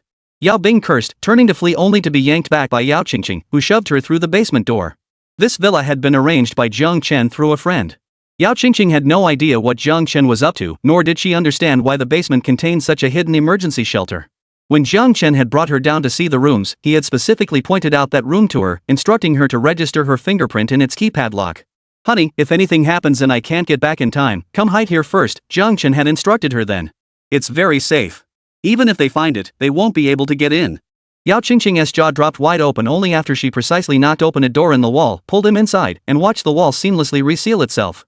Holy cow, she gasped, her eyes sweeping over the room, not extravagantly decorated but perfectly comfortable. What does my brother-in-law even do? How did he think of this? Xiao Bing.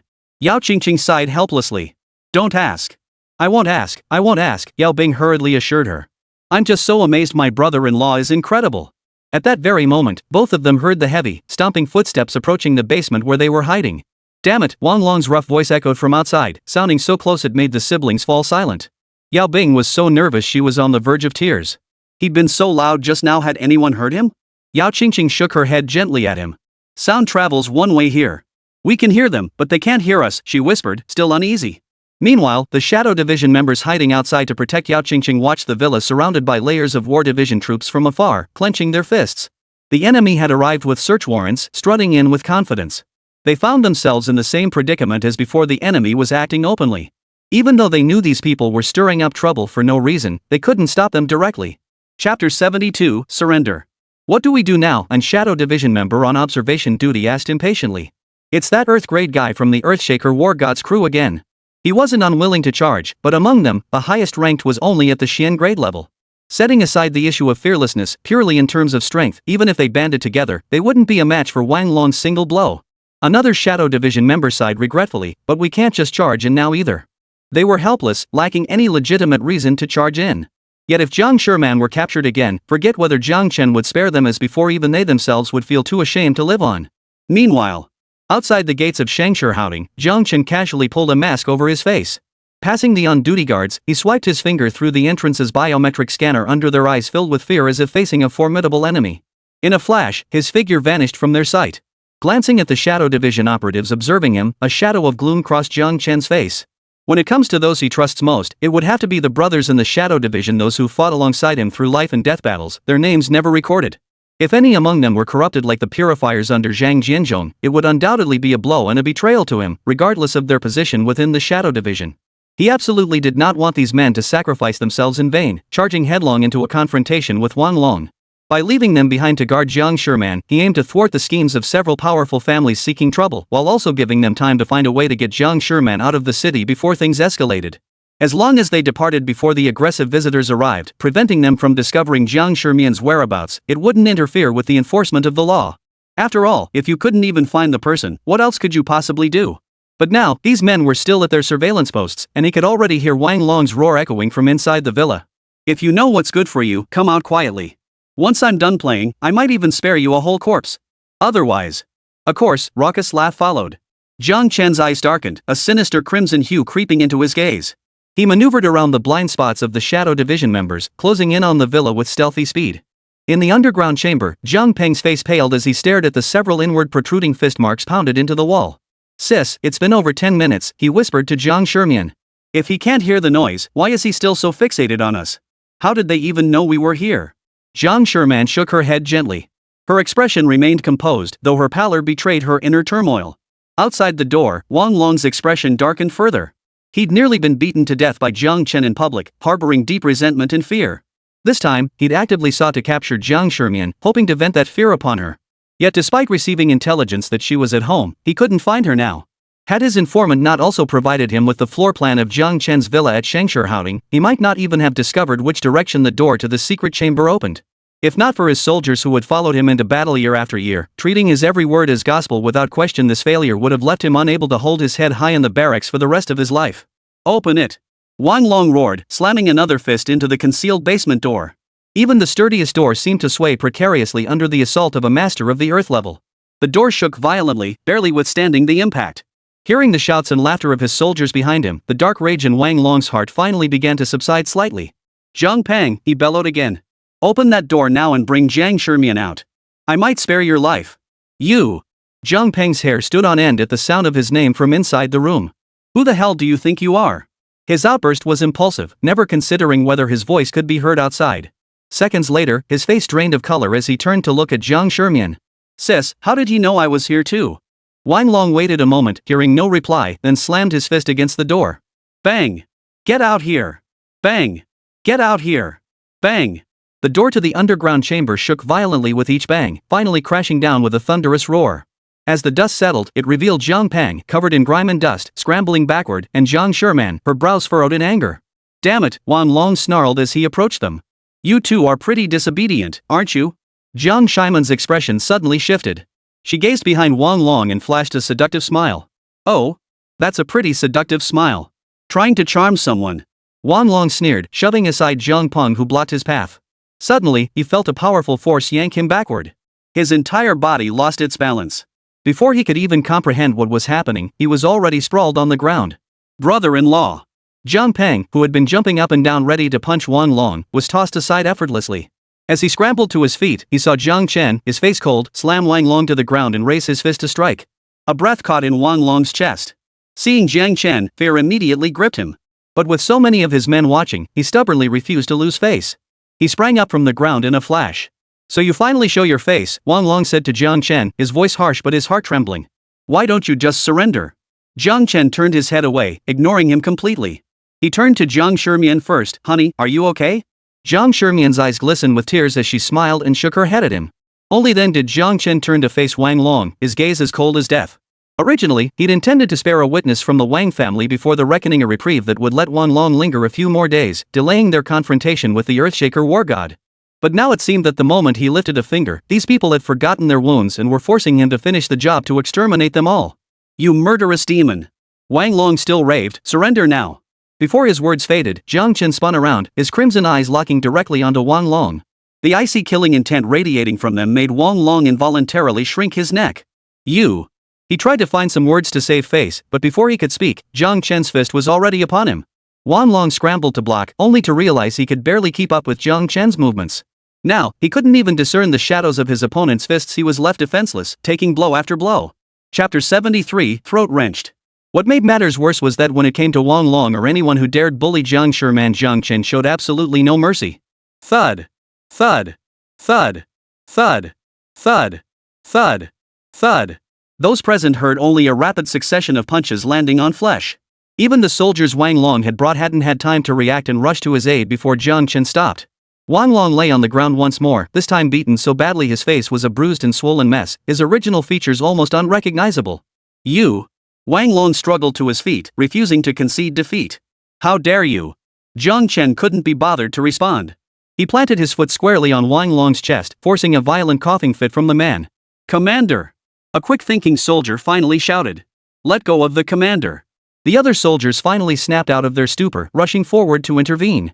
Jiāng Chén merely shot them a cold glance, a sneer curling his lips. He pressed down harder with his foot, and Wang Long immediately let out a wail of agony. Don't come closer. Back off. Back off." The soldiers exchanged nervous glances before obediently retreating a few steps. Wang Long caught his breath and couldn't help but flash Jiāng Chén a fawning smile. "Tisk." Jiāng Chén let out a soft disapproving sound, leaning down slightly while keeping his foot planted firmly on Wang Long's chest. His voice was cold as he demanded, "Who told you my wife was home?" Our people were monitoring," Wang Long hurriedly explained. "We know everything about your household. Who's there, when, how many people?" "Is that so?" Jiāng Chén replied flatly, his expression giving nothing away. It was impossible to tell if he believed him or not. "Then who told you there was a secret underground chamber like this in our house?" From the moment he received word that Wang Long seemed to be heading to his house again to cause trouble, to the moment he kicked open the basement door, less than 20 minutes had passed. It felt like every second counted. Once inside, he'd headed straight for this underground chamber. Given such haste, Jiāng Chén wouldn't believe for a second that they'd discovered it on their own. What are you talking about?" Wang Long hastily denied. "Of course I heard their voices and came chasing after them." "Is that so?" Jiāng Chén sneered coldly, his expression growing even colder. "Wang Long, I'm giving you one last chance. Who exactly told you about the layout of my house? Tell me now, and once everything is settled, I might even spare you a whole corpse." He waited another moment, but Wang Long still wore that feigned innocent look. Jiāng Chén couldn't help but laugh, tapping Wang Long's face with the toe of his shoe. "You think I can't find out if you don't tell me?" Jiāng Chén sneered. "Or do you think that just because you have the heaven-shaking war god backing you, or the entire West Sea war zone, I won't dare touch you?" Wang Long stared back, his face contorting into an unnerving grin. "If I didn't know your identity, I'd believe you'd dare," Wang Long said, his voice bordering on mania. "What wouldn't a madman seeking revenge for the Lin family dare? But now that I know who you are, Shadow." Jiāng Chén frowned. "You can say it. Everyone who hears it will die. Unless you want your brothers buried with you.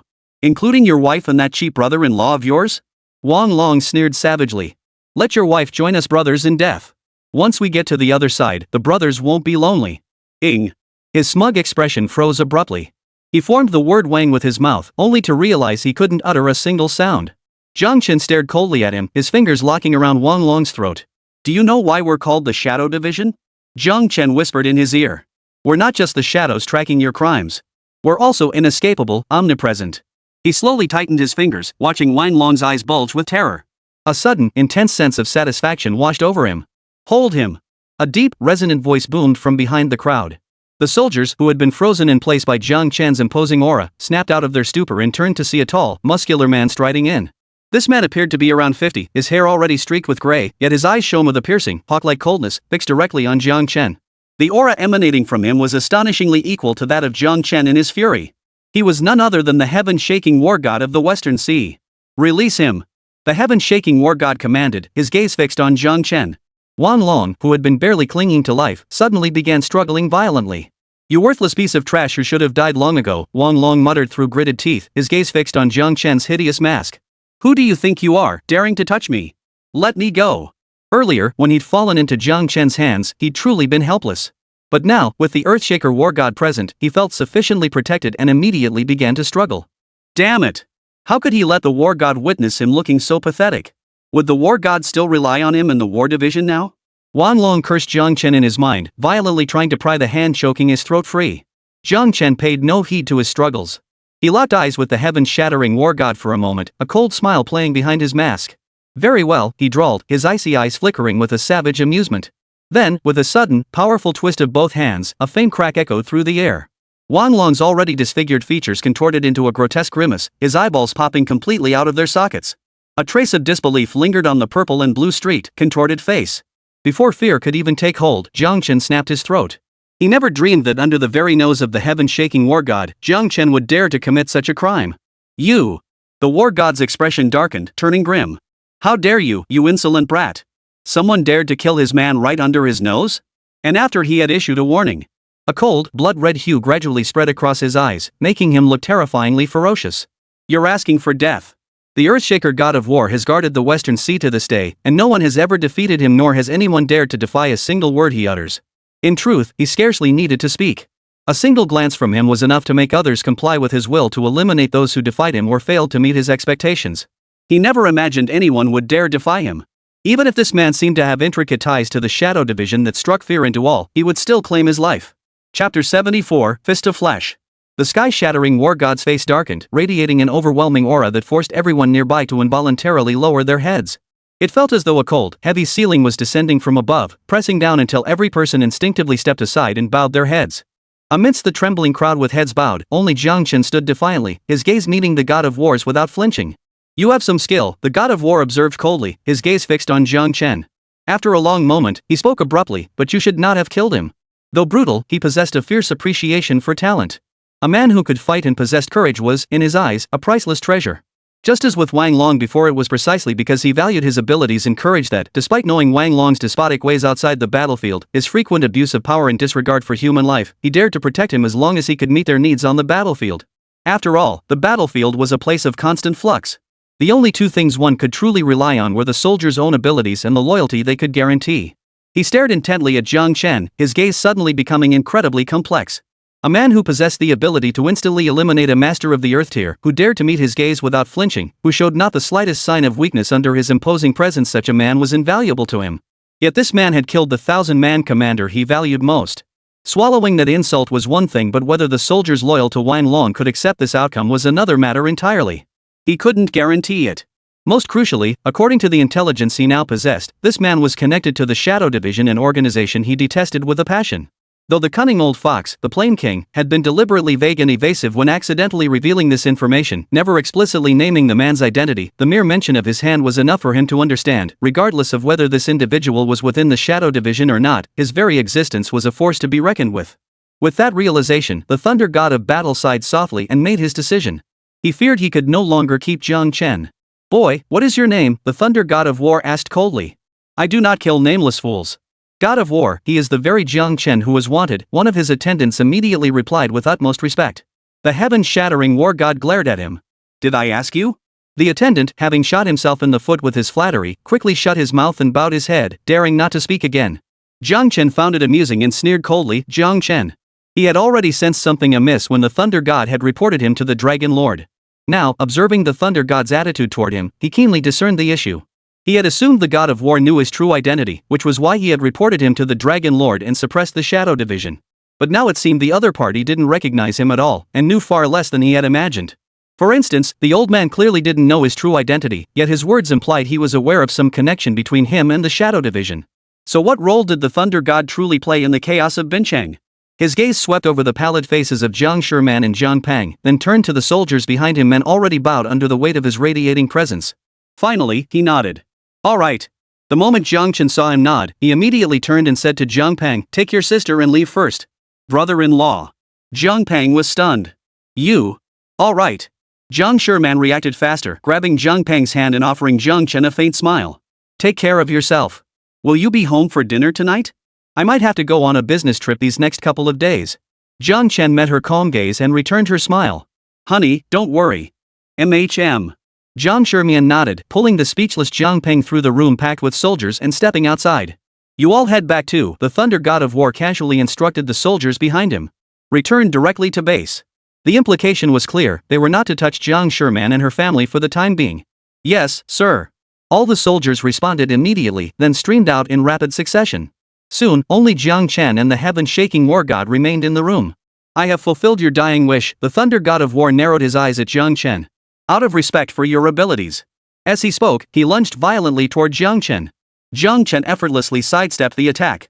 The two exchanged punches and kicks, stirring a powerful aura in the air.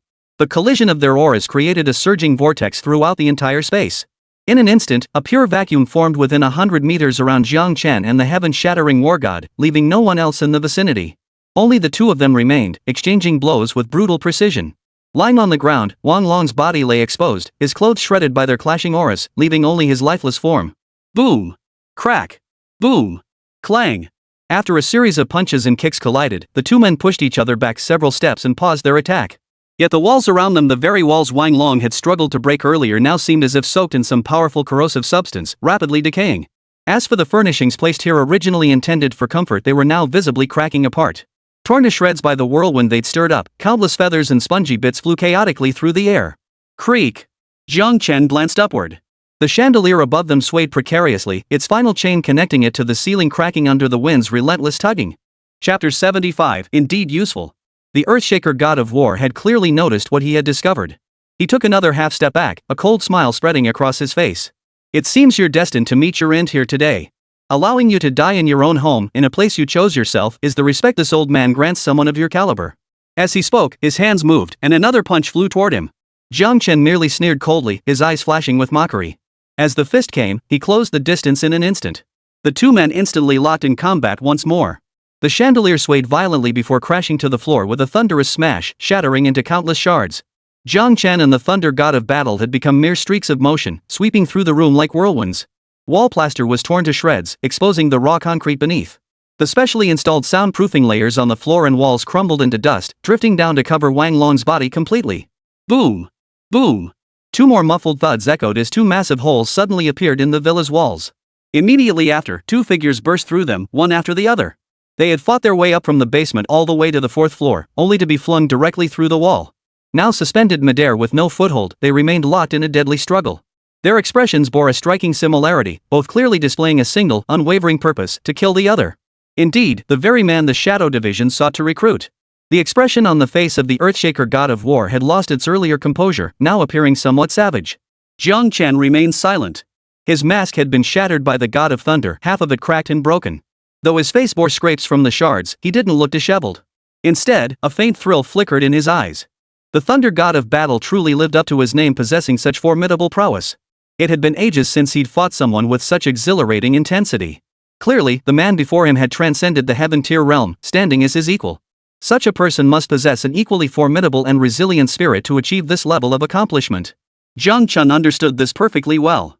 He couldn't help but feel a hint of respect for this old man, whom he had previously overanalyzed. This was a first for him since joining the Shadow Division. He had never felt this way about anyone before. Hold on. Jiāng Chén suddenly stepped back, evading the heaven-shattering war god's palm strike. He called out loudly, "We need to talk." Talk? The Earthshaker god's eyes flickered coldly. You wouldn't dare try to stall me, would you? Let me make this clear, I only agreed to your previous request because I saw you as a man of honor. Don't try any tricks. Otherwise. His icy gaze fixed on Jiāng Chén as his finger traced a swift arc across his own throat. The implication was clear: if Jiāng Chén was indeed trying to trick him, causing the respect and admiration he once felt for Jiāng Chén to vanish, he would take Jiāng Chén's life immediately. Not only that, but Jiāng Chén, Jiāng Peng, everyone he could trace back to Jiāng Chén would die too. This was their long-standing method at sea for dealing with pirates and even traitors, grinding bones to dust, annihilating families and clans. But Jiāng Chén's gaze suddenly turned icy. A crimson hue slowly spread from the depths of his eyes. He suddenly remembered the Lin family. From the moment he joined the Shadow Division until now, he had never uncovered the truth. Even after becoming Shadow King and wielding the division's full power, he still hadn't discovered who had orchestrated the Lin family's sudden downfall. At best, he had traced the gossipmongers and uncovered the supporting players, the current first and second tier families involved back then. Yet the evidence he possessed showed these figures were merely minor players back then. Even the Li family, a first tier clan at the time, had minimal direct involvement in the affair. Yet that method, destroying families and scattering bones to the winds, it bore an uncanny resemblance to the tactics one would expect from the heaven-shaking war god. Jiāng Chén slowly clenched his fists. He was not an impulsive man, and he knew now was not the time for rash actions. "Don't you want to know my identity?" he said calmly. "How about we make a deal?" "A deal?" After both landed and steadied themselves at arm's length, the thunderous war god finally asked coldly. He truly valued talent, and today, Jiāng Chén had already tested his patience to the limit. "What sort of deal do you wish to make with this old man?" "Simple." Jiāng Chén fixed his gaze on the war god of thunder. "Tell me who exactly informed you that I have ties to the Shadow Division and what kind of ties they are. In return, I'll reveal the truth behind it all." "What about Wang Long's revenge?" Jiāng Chén glanced upstairs. "Killing him wasn't a sign of contempt toward you. It was because he deserved to die.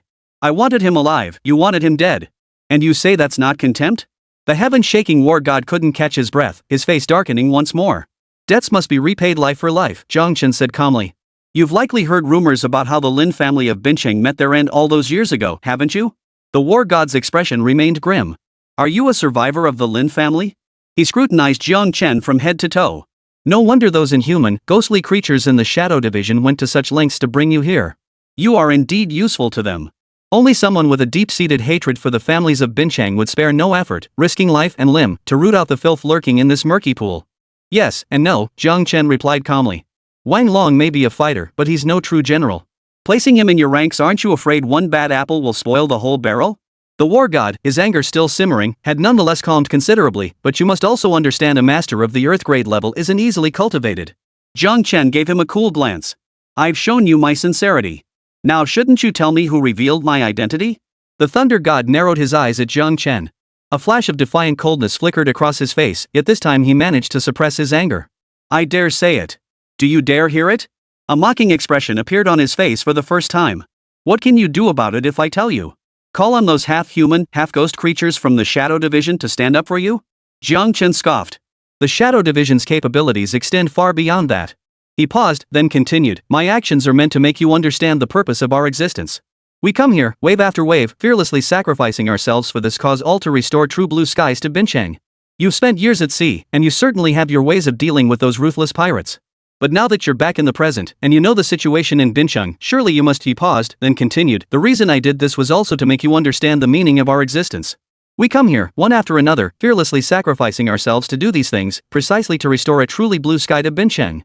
You've spent years at sea and certainly have your ways of dealing with those ruthless pirates. But now that you're back in the present and know the situation in Bincheng, you must also understand that they shouldn't be like this." Chapter 76, Overwhelming Presence. The heaven-shaking war god fell abruptly silent. Having roamed the Western Sea for decades, he knew the internal upheavals and affairs of the Great Dragon Kingdom inside out. Naturally, he understood Jiāng Chén's meaning. Bincheng lay near the dragon capital, holding a status nearly equivalent to that of a secondary capital. Whatever transpired there could not escape the dragon capital's notice. Thus, 8 years ago, when several major clans allied with the then deputy commander of the war division, now its supreme commander, to destroy Bincheng's foremost clan, the Lin family, the uproar had sent shockwaves through both Longdu and Bincheng, leaving everyone on edge. They made a tremendous show of force, vowing to eradicate the Lin family root and branch. Yet, in the end, even they hadn't anticipated that Jiāng Chén would slip through their fingers. They might not have fully grasped the depth of darkness in Bincheng, but they certainly knew something of it. Jiāng Chén stared intently at him. In that moment, the usual scorn vanished from his eyes, replaced by an open, unguarded look, one tinged with deep-seated anger and agitation. "Do you know what path you've chosen?" The thunder god of war fell silent for a moment before finally speaking. "Then tell me," Jiāng Chén replied, meeting his gaze directly. "Having fought you, I know you're not the monster they've always made you out to be. I believe you're not the kind to stoop to Wang Long's level either. The heaven-shattering war god." He scrutinized Jiāng Chén once more intently than ever before. "And for that, you trust me?" "Yes." Jiāng Chén replied solemnly. Only the truly steadfast could reach your current realm. I believe you aren't that kind of person in that regard. As for judging character, well, that's where I'd have to disagree. Nobody's perfect, after all. The heaven-shattering war god fell silent for a moment before bursting into loud laughter. Very well. He suddenly focused his gaze intently on Jiāng Chén and declared, "This old man will make this deal with you. The one who told me was the Plains King." The King of the Plains? Jiāng Chén had long suspected this possibility, so he wasn't overly shocked. He merely repeated the name calmly before pressing. What did he say? "This isn't the place for such talk," the thunderous war god suddenly interjected. "Do you truly wish to discuss this with me here?" Their earlier clash had sent debris flying everywhere. While the two fighters had gotten their thrills, the surrounding area had suffered greatly. Not to mention the shattered trees and plants, even the walls of the villas hundreds of meters away had developed cracks of varying severity. This area of structurally compromised buildings was truly no place for conversation. My oversight, Jiāng Chén glanced around, spotting figures already moving behind some windows. He couldn't tell if they were unlucky neighbors or pursuers who had caught up. Without further pretense, he stated directly, "I wonder if you dare step into the war division to talk with me." The Earthshaker war god cut straight to the chase without beating around the bush. He still harbored a hint of spite and a desire to test him. After all, the man he'd spent years cultivating was gone. To expect him to swallow his pride and catch his breath so quickly, he knew he couldn't do it himself. Fine. Jiāng Chén didn't even stutter, which surprised him even more. The thunder god summoned his attendants, instructing two to handle the compensation negotiations with the property management. He then led Jiāng Chén to the car. Within minutes, they arrived at the War Division's headquarters in Binchang. Following the god of war as they walked toward his private conference room, Jiāng Chén passed Gaotong. Gaotong's eyes widened as he looked from the god of war to Jiāng Chén, his fists clenching as if ready to roll up his sleeves. A single glance from Jiāng Chén was enough to make him back down. "We're here," the war god's attendant announced respectfully as he opened the conference room door. "You may leave," the god of war said. "Do not approach unless summoned." "Yes, sir." The attendant quickly withdrew. The two men took their seats, and Jiāng Chén scanned the room carefully. "No need to look," the god of war waved dismissively. "No one can plant listening devices or cameras under my nose." Jiāng Chén nodded casually in agreement. At their level, the highest tier of heavenly rank, their senses far surpassed those of ordinary people, and their sensitivity to lenses and sound waves was beyond the reach of mortals. He had already scanned the area himself. It was indeed completely clean. "Speak," he tapped the tabletop. "What did he say?" The thunder god of war sank into his massive chair, watching Jiāng Chén with leisurely composure, even taking the liberty of wiping his face. "I thought you were a smart man," he remarked pointedly, implying that Jiāng Chén should figure it out for himself. But Jiāng Chén refused to take the bait. "It's precisely the intelligent who need to be open and honest," he replied. "Otherwise, what sets us apart from those fools who spend their days guessing and scheming?" He met the god of heavenly battles gaze coldly. The crimson in both pairs of eyes had not faded. Within their fiery stares, the natural, inescapable battle intent between heaven-tier masters nearly supreme in their realm still churned. After a moment, it was the heaven-shattering war god who first withdrew, the killing intent radiating from his body. Only then did Jiāng Chén follow suit, reigning in his own aura. Even so, the air remained thick with the oppressive presence characteristic of heaven-tier masters. "I've already told you it was the Plains King who said it," the thunder-shattering war god declared. "How much he knows, don't you already know yourself?" Jiāng Chén replied coolly, "How can I trust you? You don't trust this king?" The killing intent radiating from the heaven-shattering war god surged toward Jiāng Chén once more, overwhelming him. "A warrior speaks plainly. Such evasiveness is unbecoming of a hero," Jiāng Chén countered without flinching, releasing his own formidable aura to match the god of war's. The two stood evenly matched. A powerful aura swirled and collided within the room, crackling like electricity. The documents on the desk stirred without wind, each page fluttering before being shredded to pieces. Had this office not been constructed with 6 walls reinforced by special materials capable of withstanding a strike from a heaven-tier expert, it would likely have shattered from top to bottom by now. "Jiāng Chén," the thunder god roared, "how dare you be so insolent and mock this king?" "Humph." Jiāng Chén sneered coldly. "I would respect you, but how can one respect someone who acts like this?" His disdainful expression made the heaven-shaking war god's beard and hair stand on end. His pair of leopard-like eyes fixed on Jiāng Chén with icy coldness. "My sincerity has been ample," he said slowly, "and you ought to confess honestly." Jiāng Chén scoffed. "You give me a name whose authenticity remains unverified, yet demand complete openness from me? Is that not a bit excessive?" He hadn't intended to be so blunt, but the thunder god, despite his outwardly straightforward demeanor, spoke with such unreliability. While he could guess this matter likely involved the Plains King, did he really need the thunder god to tell him? Moreover, based on his understanding of the Plains King, comparing the two, he trusted the Plains King more. What gave the heaven-shattering war god the right to demand his belief? Chapter 77, The Heaven-Shattering War God.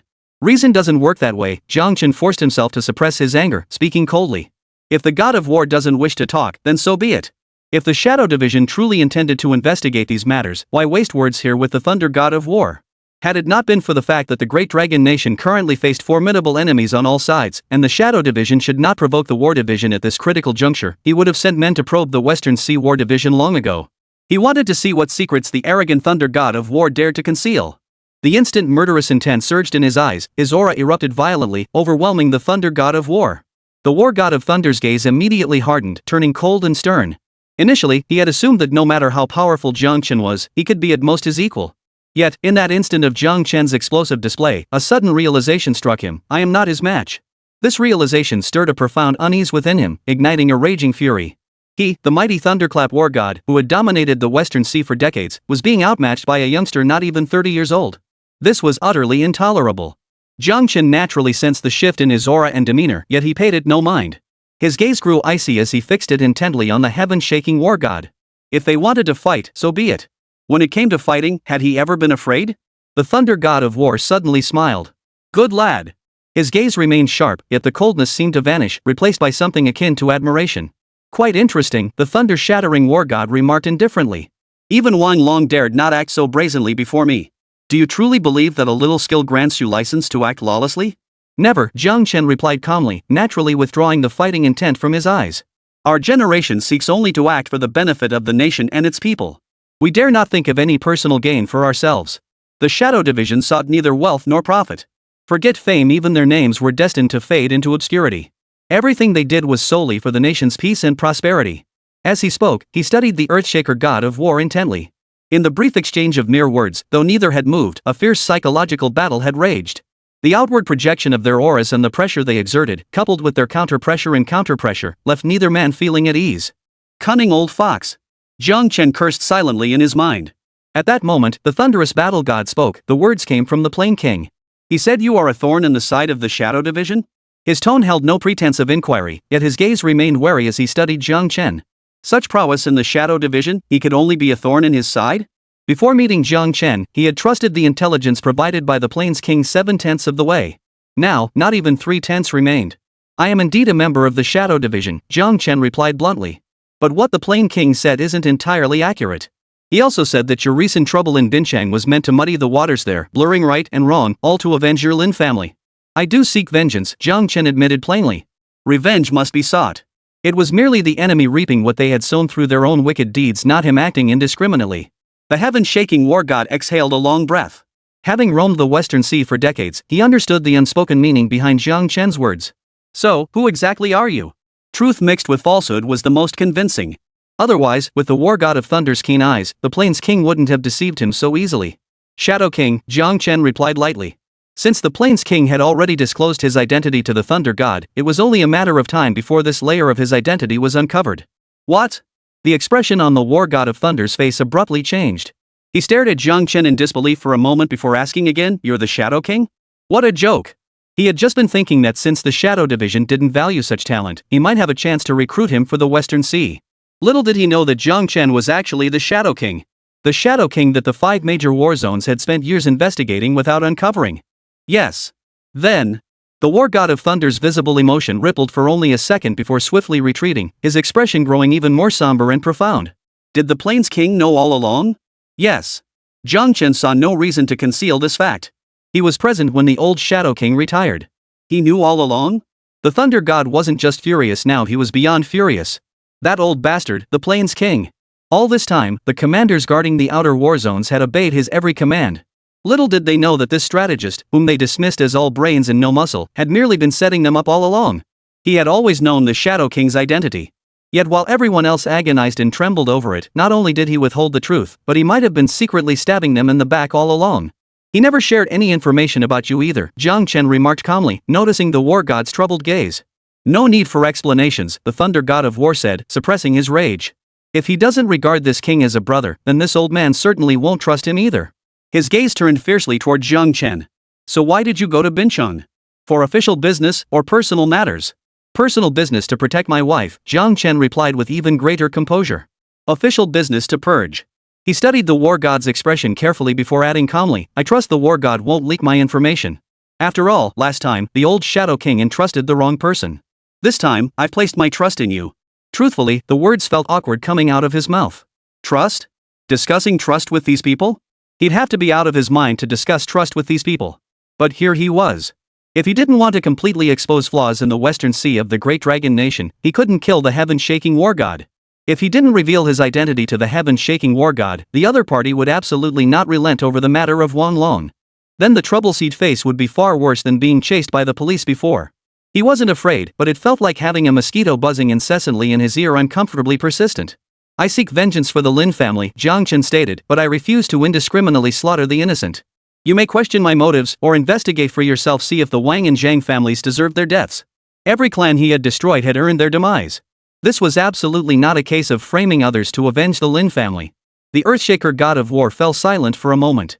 He didn't question Jiāng Chén's words. Because Jiāng Chén's combat prowess had already perfectly validated his identity. He absolutely refused to admit defeat to a mere upstart. But if his opponent were the Shadow King, then he could only acknowledge such power. Only such power was worthy of the title Shadow King. Chapter 78, Laughing and Chatting. After a moment of mutual silence, the heaven-shattering war god finally asked, "What do you need from me?" If he had no ulterior motive, even if the two of them clashed fiercely enough to shatter this room which could almost completely block their combined power into pieces, Jiāng Chén would never openly reveal his identity. This was the advantage of dealing with intelligent individuals. Both parties understood what the other sought and what they could offer. Success or failure was crystal clear, with no room for unnecessary words. Take your men back to the Western Sea, Jiāng Chén stated bluntly. The borders of the Great Dragon Kingdom must be guarded at all times. This matter, do not concern yourself with it further. He had revealed his identity precisely to secure freedom of action. Now that Wang Long was dead and the Zhang family was all but annihilated, the only remaining threats he needed to guard against were essentially the three first-class clans and the war division commander behind them. Perhaps there was also the Plains King. Agreed, thundered the war god. I'll count you as a friend. Jiāng Chén finally let a faint smile touch his lips. Agreed. Then I'll share one more piece of information with you, the heaven-shattering war god said as he shook hands with him, his tone calm. Did you know that this time, I wasn't the only one from the 4 great war zones who came? Jiāng Chén's recently relaxed expression abruptly turned cold and stern. Who else? The war god's gaze grew even more ruthless. I don't know either. The old man's brows knitted tightly, confusion flickering in his eyes. This person keeps a low profile, hiding their tracks so deeply we simply can't find them. Not a single soul in the Western Sea War Division can find him? Jiāng Chén's eyes narrowed in disbelief. That can't be possible. The Shadow Division had never received any intelligence on this individual. They'd been kept completely in the dark from start to finish. As for the Western Sea War Division, despite years of operations, they'd never encountered a situation where they couldn't uncover information on a single person. Yet this individual, had it not been for the Thunder God of War mentioning him, they wouldn't even have realized this was the case. You don't know? Thunder God's shock was genuine. I thought you'd know exactly who he is. Jiāng Chén's expression darkened. He bowed respectfully to the Thunder God of War and said, "Thank you. I will look into it. My men can assist you," the Thunder God of War said indifferently. "Since it's for the sake of the Great Dragon Nation, I wouldn't mind cooperating with you." Jiāng Chén replied coolly, "Securing our own borders is each of our respective responsibilities." The implication was clear, such matters were best left to him. This approach also served as a safeguard against the War God of Thunder potentially stabbing him in the back. Even if the other had spoken of friendship, Jiāng Chén didn't take the words at face value.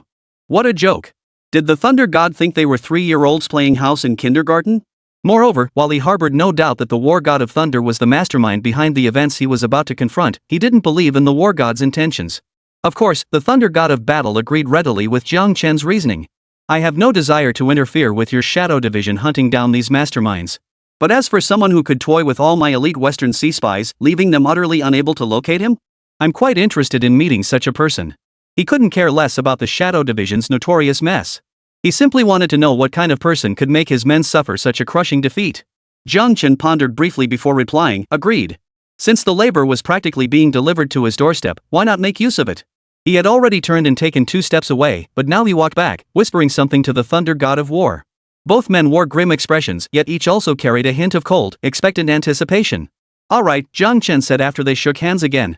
Since we've reached an understanding, I'll await the War God's good news. Naturally, the War God of Thunder replied. It's been far too long since I felt this excited. The Western Sea front had been too stable, so stable he nearly retired from the front lines entirely, becoming just another ordinary old man living out his days. It wasn't he that he feared death, but after so long in command, his greatest dread was dying like some mundane, ordinary soul. Jiāng Chén said no more, turning swiftly to depart. The moment he stepped out of the War Division, he sent word to the Shadow Division, instructing them to immediately investigate the person mentioned by the Thunder God of War. He had always harbored doubts about this person's identity, but in the presence of the Western Sea War God, he had been reluctant to voice his suspicions outright. Upon returning home, the first thing Jiāng Chén noticed upon entering was the aroma of cooking. Honey! He circled twice at the doorway, dispelling any lingering aura of power before grinning and heading toward the kitchen. Brother-in-law. Zhang Pang, who had been watching TV on the sofa waiting for dinner, was the first to run out. He circled around him twice before cheerfully calling, "Sis! Brother-in-law's home." His mood was excellent now. Ever since Jiāng Chén had casually bought that 300 million yuan card this morning, his spirits had soared even higher, not to mention the matter of speaking up for his sister in front of their parents. He genuinely didn't want anything bad to happen to Jiāng Chén now. On one hand, he genuinely had a newfound respect for his sister. If Jiāng Chén died, he couldn't bear to imagine what his sister might do. On the other hand, there was his own little scheme at play. If her husband could buy her a grocery getter without batting an eye, then inflate the price of someone else's 30 million yuan car tenfold. That kind of wealth meant that even if he didn't have a proper job, with how much his sister and parents doted on him, he could live comfortably for the rest of his life. "You're too noisy." Jiāng Chén's gaze turned cold. Seeing that the room hadn't been too badly ransacked, he finally relaxed slightly. "Didn't I tell you to take your sister out first? What happened? Why had he come back? Brother-in-law, please listen to me." Sensing the chill in the air, Jiang Peng scrambled to placate him with a forced smile. "Don't you know my sister? She insisted on coming back to wait for you. I had no choice but to follow. Brother-in-law, who were those guys who fought you today? Isn't the Wang family bankrupt? How did they muster so many men? And each one, especially that old man at the end, he was incredible. As an ordinary person, if not for Jiāng Chén's connections, he'd likely never have seen the heaven-shaking war god, one of the 4 great war gods, in his lifetime." But Jiāng Chén showed no intention of continuing the conversation. He gave Jiang Peng a casual pat on the shoulder. "Not bad." Then, Jiāng Chén headed straight for the kitchen. Chapter 79, Laser Confrontation. "Honey, didn't I tell you not to come back yet?" Jiāng Chén entered the kitchen and softened his voice as he watched Jiang Shimian bustling around the stove. "I can't sit still." Jiang Shimian didn't turn to look at him, but her hands paused momentarily. "Husband, I just..." She trailed off, as if hesitating, or perhaps still feeling the aftereffects of fear. "Earlier, Jiang Peng pulled me outside. We left the compound, and I..." Once she stepped outside, a sudden sense of loss washed over her. For a moment, she didn't even know where to go. Jiang Peng suggested she come home with him, saying his parents had become much more understanding lately and that she could stay with them for a while. Then, suddenly, the entire villa complex shook violently. Both of them lost their footing and fell to the ground. "Sis!" Jiang Peng scrambled to his feet before dusting off his clothes, rushing over to help her up. "Are you okay?" Jiang Shimian shook her head, her gaze drifting back toward the direction where Jiāng Chén and the others were grappling. A hint of worry flashed across her beautiful face. Earthquake! Neighbors affected by the tremors rushed out of their homes, but the two of them remained frozen in place. Jiang Peng shielded Jiang Shimian as they dodged the oncoming crowd, unable to resist asking, "Sis, let's get out of here too. Staying here like this, your husband won't be able to rest easy." Jiang Shimian nodded, and the two followed the crowd out of the Shengshi Haoding residential complex. But beyond that point, Jiang Shimian refused to take another step. "I can't leave," she shook her head, her eyes reflecting the stubbornness Jiang Peng knew well. "I have to wait for him to come back." Binhai International had been temporarily sealed off. If she left now, Jiāng Chén might not find her when he returned. Despite the time that had passed, she had come to understand very clearly that Jiāng Chén was no ordinary man. Behind him lay immense power and wealth, far beyond anything she could have imagined. But none of that mattered to her. Only this man mattered. No matter how long it took, she refused to endure another agonizing wait and search like the last one. Even if all she had to do was wait, she knew she would see him return. Yet these words, too, she could not voice aloud, much less share with others. She could only whisper them silently within her heart. "If we're not going far, then we're not going far," Jiang Peng said, feeling the tremors beneath his feet and growing uneasy. "But sis, won't your husband be hungry after he finishes up? Should we go buy some groceries?" The immediate priority was to get them out of this dangerous area. Otherwise, when Jiāng Chén emerged again, it would be one thing for him to be causing trouble at the epicenter, but if his wife, his own sister, got swept away by aftershocks, what kind of mess would that be? Jiang Shimian was finally persuaded by his reasoning. But when they looked around, they saw the parking garage still stood beneath the villa they'd just left. Even Jiang Shimian knew it wasn't wise to go back now. "Let's take a cab," Jiang Peng suggested. "I'll call one right now, a high-end service, a private car for you." The two of them finally made their way to the large supermarket, buying a pile of groceries on the way back. Upon returning, they discovered the neighborhood was nearly sealed off. It was said that when this place was built, exceptionally sturdy materials were used. Earthquakes might not even cause significant damage. But now, Jiāng Peng stared at the jagged cracks crisscrossing the walls, then glanced at his sister's dazed expression, a wave of dread washing over him. Sis, who were those people earlier? He couldn't help asking. Were they here to demolish the building? That's possible? Are you okay? Jiang Shirman snapped out of her own lingering fear, paused for a moment, and finally asked only that. She didn't want Jiāng Chén to keep worrying and stressing over these things. I'm fine. Jiāng Chén wrapped his arms around her from behind, feeling the tremors in her body and knowing she was still shaken. I promised I'd come back for dinner, so I came back. Jiang Shirman murmured softly. His simple words effortlessly soothed the turmoil that had unsettled her all day. Then, a delicate smile touched Jiang Shirman's lips. She extended two slender fingers and pinched the back of Jiāng Chén's hand hard. You stink. Can you at least take a shower first? Ah. Caught off guard by her pinch, though it didn't hurt him at all, he still put on a show of pain, wailing, Honey. Go easy on me, honey. It hurts. I'll go right now. He stole a kiss on Jiang Shirman's cheek before leaving the kitchen. The moment he stepped out of the kitchen, the relaxed and affectionate expression on his face instantly turned cold and stern. At that very moment, the dedicated phone for the Shadow Division silently lit up in his pocket. Jiāng Chén reached out and answered the call. Wang, the Shadow Division operative, whispered on the other end, I'm afraid I've come up empty. After screening everyone who's passed through Bincheng in the last 6 months, I haven't found any match for the Warzone god you described. Investigate further, Jiāng Chén ordered. Yes. There was a pause on the other end before the voice continued, however, we found that half-jade pendant you mentioned last time.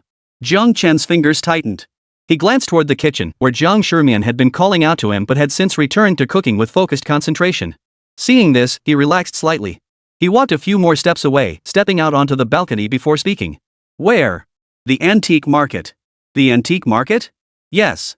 The Shadow Division agent answering clearly hadn't anticipated this turn of events either, sounding thoroughly exasperated. We've retrieved the jade along with the vendor who sold it.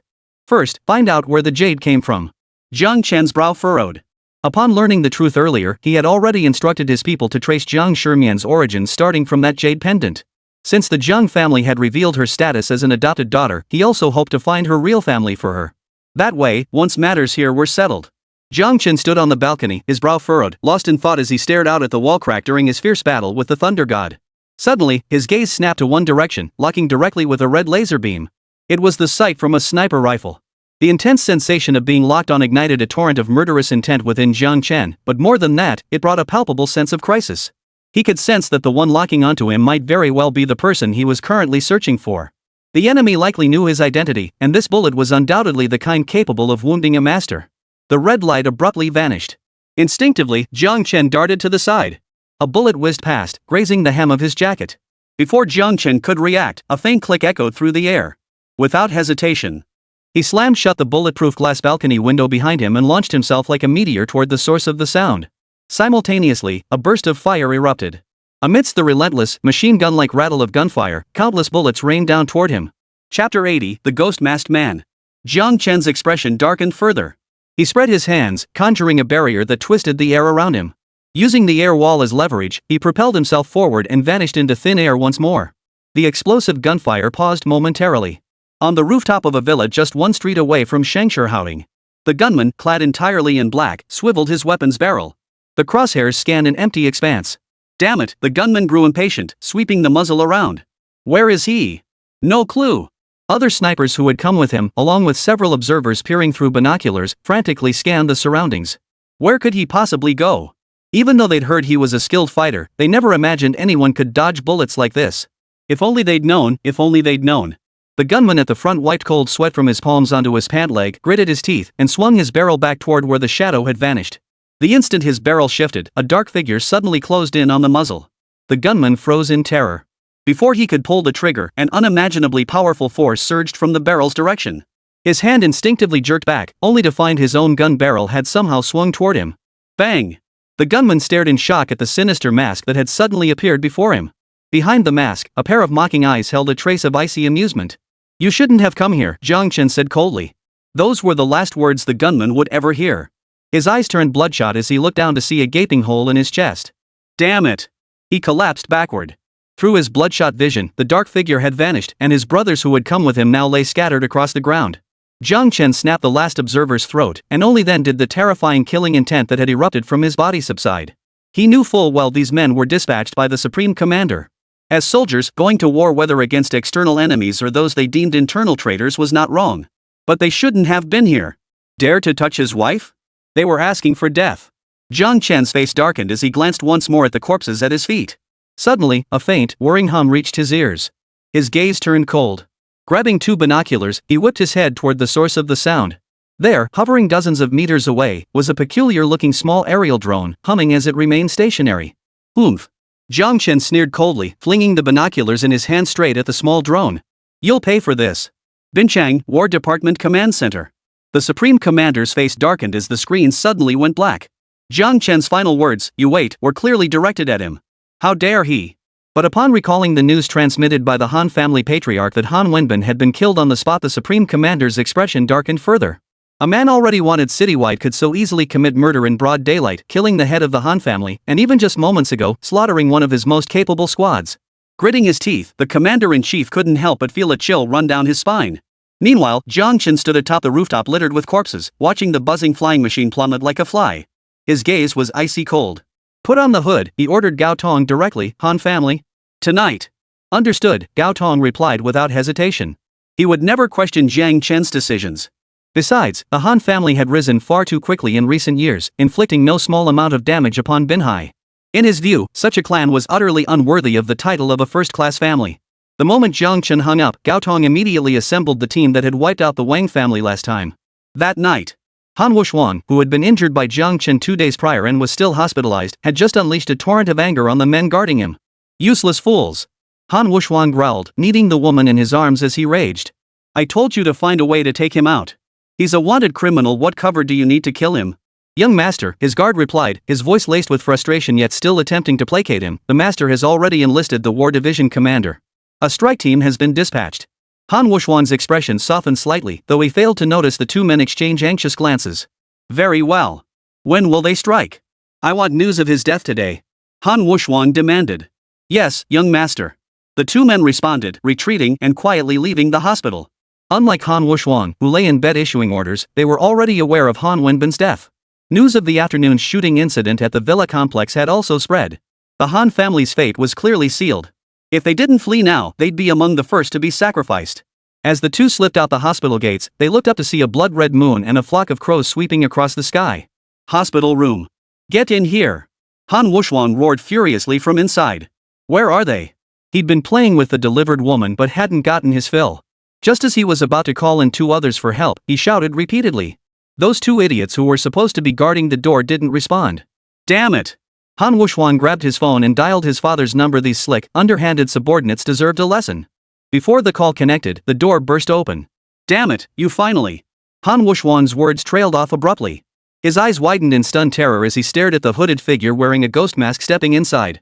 Who the hell are you? Get out! Get out now! The hooded man casually closed the door behind him. Han Wuxuan? No matter how arrogant Han Wuxuan was, he couldn't have missed the news of the Wang family's massacre a few days ago. The hooded man. It was the hooded man again. No, no. Han Wuxuan stammered in terror. He didn't want to die yet. Yes. The woman he'd just slapped away scrambled over, pointing at Han Wuxuan on the bed. He's Han Wuxuan. Damn it. Han Wuxuan lunged to grab her hair, but the hooded man seized his wrist mid-strike. The woman shrieked and hid behind the hooded man, who ignored her completely. His hideous, demonic face remained fixed squarely on Han Wuxuan. Han Wuxuan let out a blood-curdling scream. His wrist was being crushed with a bone-crunching grip, the sharp pain instantly breaking his resolve. Spare me, sir. I, he stammered, tears streaming down his face as he begged for mercy. I truly haven't done anything heinous. I'm just a bit of a playboy, The hooded figure paid no heed, snapping Han Wuxuan's wrist clean off. The pain sent Han tumbling off the bed. This time, however, he didn't get a chance to scream. Seamlessly following up, the hooded figure crushed his throat with a single stump. Chapter 81, Gathering Sufficient Evidence. Meanwhile, at the Han family villa, in the study of Han Wenyao, the family patriarch. Han Wenyao paced restlessly before his desk. His trusted bodyguard stood in the window's blind spot, eyes fixed outward without blinking. Still no answer, Han Wenyao frowned, staring at the phone in his hand as a vague sense of foreboding began to take shape in his mind. He glanced outside once more, then looked back at his phone. Gritting his teeth, he dialed the number again. Han Wenbin was clearly out of options. He had already called every capable person in the Han family, but so far, out of the dozens of calls he had made, not a single one had been answered. Han Wenyao was notorious in business circles for his cunning and shrewdness. He was the kind of man who could read an opponent's entire strategy within 3 or 5 moves. Yet at this moment, he dared not even contemplate what might have happened. Could it be that Jiāng Chén, that fugitive they'd been unable to pin anything on, truly had some hidden power behind him that no one knew about? But hadn't they uprooted the Lin family completely back then? How could he have found an opportunity to make such a comeback? Han Wenyao recalled the Lin family massacre 8 years prior, and a wave of unease washed over him. An ominous foreboding gripped him. The Han family might be destined to repeat the Lin family's fate. But he refused to accept it. He absolutely refused to accept it. The Han family had fought tooth and nail to rise to prominence, becoming one of Bingqing's premier clans and even forging connections with several major families in Longdu. To retreat now, at the height of their power? Absolutely impossible. Gritting his teeth, he dialed the War Division commander again. Hello? The War Department commander's voice came through. Han Wenyao exhaled a breath of relief almost involuntarily. Commander! But he swiftly recalled the conditions the commander had laid out during their previous meeting. The breath he just exhaled caught in his throat, trapped there, unbearably uncomfortable. After several agonizing seconds, he finally managed to continue. I agree to your demand for 10% of the Han family's shares. Send your troops now and bring them here. The Han family can't just disappear like this. The War Department commander across from him fell silent for a moment before replying. The price has changed. He had originally intended to muddy the waters in this affair, using Jiāng Chén, this reckless yet somewhat capable figure, returning for revenge as leverage to extort a hefty sum from the Han family. He never imagined Jiāng Chén's capabilities far exceeded his expectations. He commanded numerous squads, yet an entire unit had been slaughtered in mere moments. In all his years of warfare, he had never witnessed such a thing. You, don't push it too far. Han Wenyao gritted out. 10% of the Han family's shares? That's worth tens of billions already. Such a sum, even in Longdu, was astronomical. If measured by bribery standards, it could easily secure dozens of death sentences. Yet he still claimed it wasn't enough. 40%. The War Department commander had no interest in haggling. He stated his demand bluntly. I demand 40% of the Han family's current market value, in cash. My men have lives too. Han Wenyao. He'd never encountered such an outrageous demand before. But now, preserving the Han family's bloodline and status far outweighed the value of money. Fine. Han Wenyao finally gritted his teeth and made his decision. I agree. Where are your men? He took a breath, glanced anxiously outside once more, and snapped, if another single soul from the Han family dies, you won't get a single penny. I want 20% as a deposit, the War Division commander stated from the other end. You! Han Wenyao's hair stood on end with fury. Yet on the other end, the War Division commander listened with icy composure, making no move to speak again, clearly waiting for his decision. After a tense standoff, Han Wenyao relented. Fine. I'll transfer it to you immediately. He immediately transferred the funds from his phone to the War Division commander. The amount was too large for instant transfer, so he could only send a screenshot of the transaction to the other party. Good. The War Division commander finally spoke. I'll dispatch an entire elite squadron immediately. Do we really need that many? Han Wenyao finally grasped the gravity of the situation, his voice involuntarily lowering. You know his rank. The two men whispered over the phone. Han Wenyao's expression darkened by the second, unaware that the bodyguard standing beside him wore a look of cold, mocking contempt.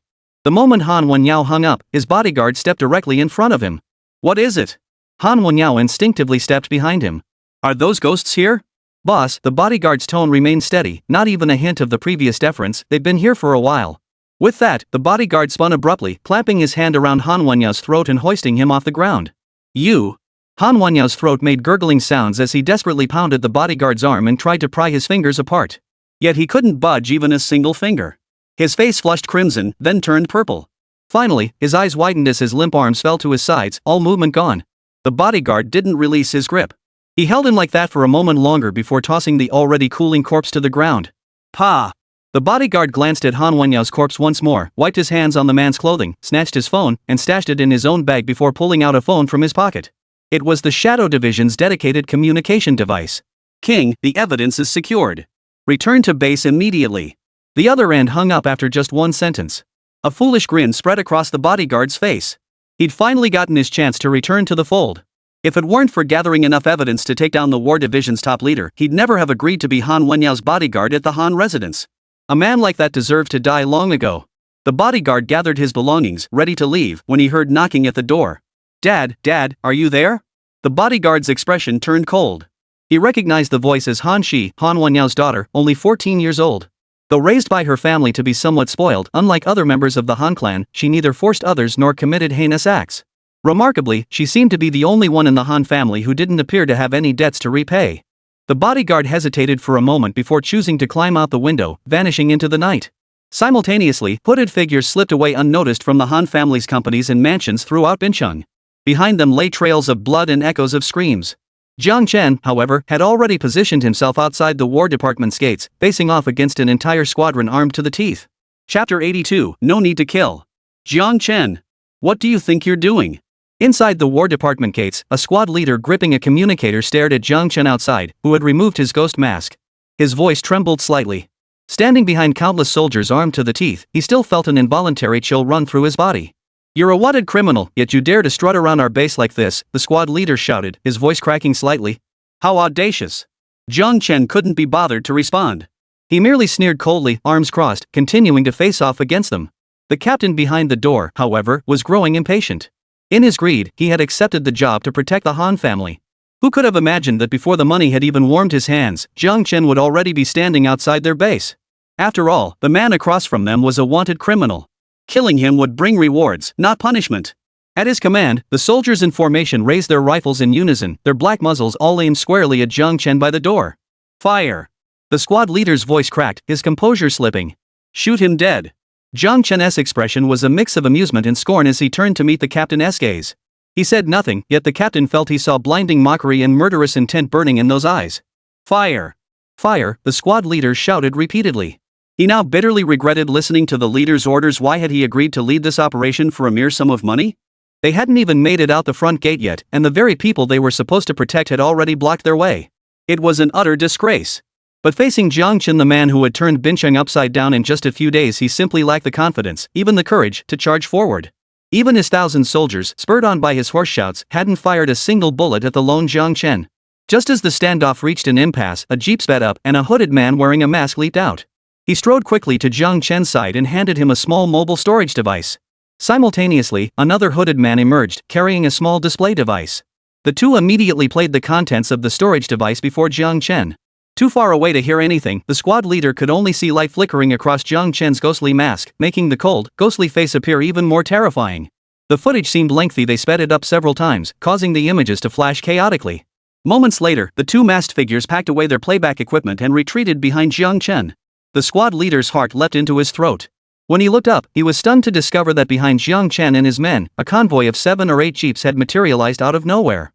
Doors swung open as hooded masked figures stepped out one after another. They formed a silent line behind Jiāng Chén, dozens of ghostly masks now uniformly fixed on the disciplined troops beyond the iron gate. The squad leader's liver trembled. One Jiāng Chén alone had already made them feel an inexplicable pressure, and now dozens of ghostly masks were fixed on them, causing his commanding hand to shake uncontrollably. Though he had fought his way up to this position through military merit, he had never imagined facing such a terrifying master.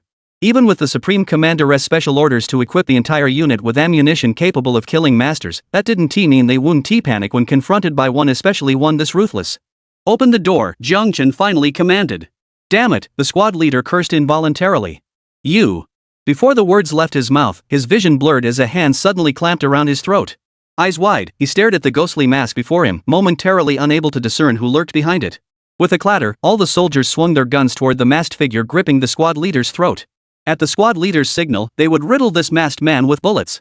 After all, being psychologically overwhelmed by a single individual, holding their weapons for over 10 minutes without firing a single shot, this was nothing short of utter humiliation for the soldiers. They absolutely could not tolerate it. Pairs of eyes peered from behind their rifle barrels, watching the squad leader gripped in the masked man's hand. One move from him. Tell them to lower their weapons, the masked man said slowly into the squad leader's ear, or else. Before he could even state the condition, the squad leader bellowed like a banshee. Drop your weapons. His voice bordered on a wail. Now. Drop them. The masked man. He hadn't even stated his conditions yet. The soldiers. They were itching to turn on him, or better yet, just accidentally fire their weapons and kill this spineless commander. Drop your weapons, the masked man repeated coldly. His voice wasn't loud, yet every soldier present felt a simultaneous stir within their hearts. It was as if the words were spoken directly into their ears, carrying an irresistible force compelling them to obey. More than half the soldiers immediately lowered their weapons as if spellbound. The remaining few hesitated briefly before succumbing to the same control, slowly lowering their guns. Open the gate, the masked man commanded again. Soldiers immediately shuffled over in unison and opened the electric high-speed rail gate. Only then did Jiāng Chén, still holding the squad leader, step between the two opposing lines. King, a Shadow Division member asked, what about these soldiers? Should we eliminate them? Otherwise, once they entered the War Division building, might these soldiers currently subdued and obedient under the king's pressure turn around and block their path? Though the soldiers' abilities seemed insignificant to them, the bullets they used remained a troublesome nuisance for anyone except the Shadow King. Confiscate their ammunition, Jiāng Chén ordered, glancing at the guns on the ground. These soldiers are merely following orders. No need for bloodshed. Though crushing these men would be as easy as moving a finger, the Shadow Division existed for justice, not slaughter. If possible, he didn't want his men's hands stained with so much blood. Yes. The Shadow Division member who had asked the question responded, then waved his hand. The neatly arranged group of masked figures behind him sprang into action, swiftly collecting all the special bullets from the soldiers' guns and pockets in no time. Mr. Lin, the squad leader, stammered, his face twisted with fear yet straining for a smile as he watched his men disarmed. You see, we were only following orders. We never meant to oppose you. Perhaps, you could spare me too. You? A cold, murderous glint flashed in Jiāng Chén's eyes. Were you forced? Yes. The squad leader nodded like a bobblehead. Then, Jiāng Chén asked with a cold laugh, what about the sudden 10 billion yuan that appeared in your account? The moment the squad leader's expression changed, Jiāng Chén snapped his neck. Chapter 83, The King of the Plains? The crisp snap echoed through the night. Several nearby soldiers shuddered collectively, their gazes toward Jiāng Chén thickening with terror. The members of the Shadow Division, however, showed not the slightest flicker of emotion. They weren't pampered nobles or soldiers who'd never seen blood behind their guns.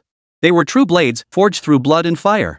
Move out, Jiāng Chén ordered, casually tossing aside the squad leader whose neck he had snapped. He led the way, the masked Shadow Division members following closely behind, heading toward the War Division's building in Binchang. Suddenly, a thunderous crack echoed from the sky.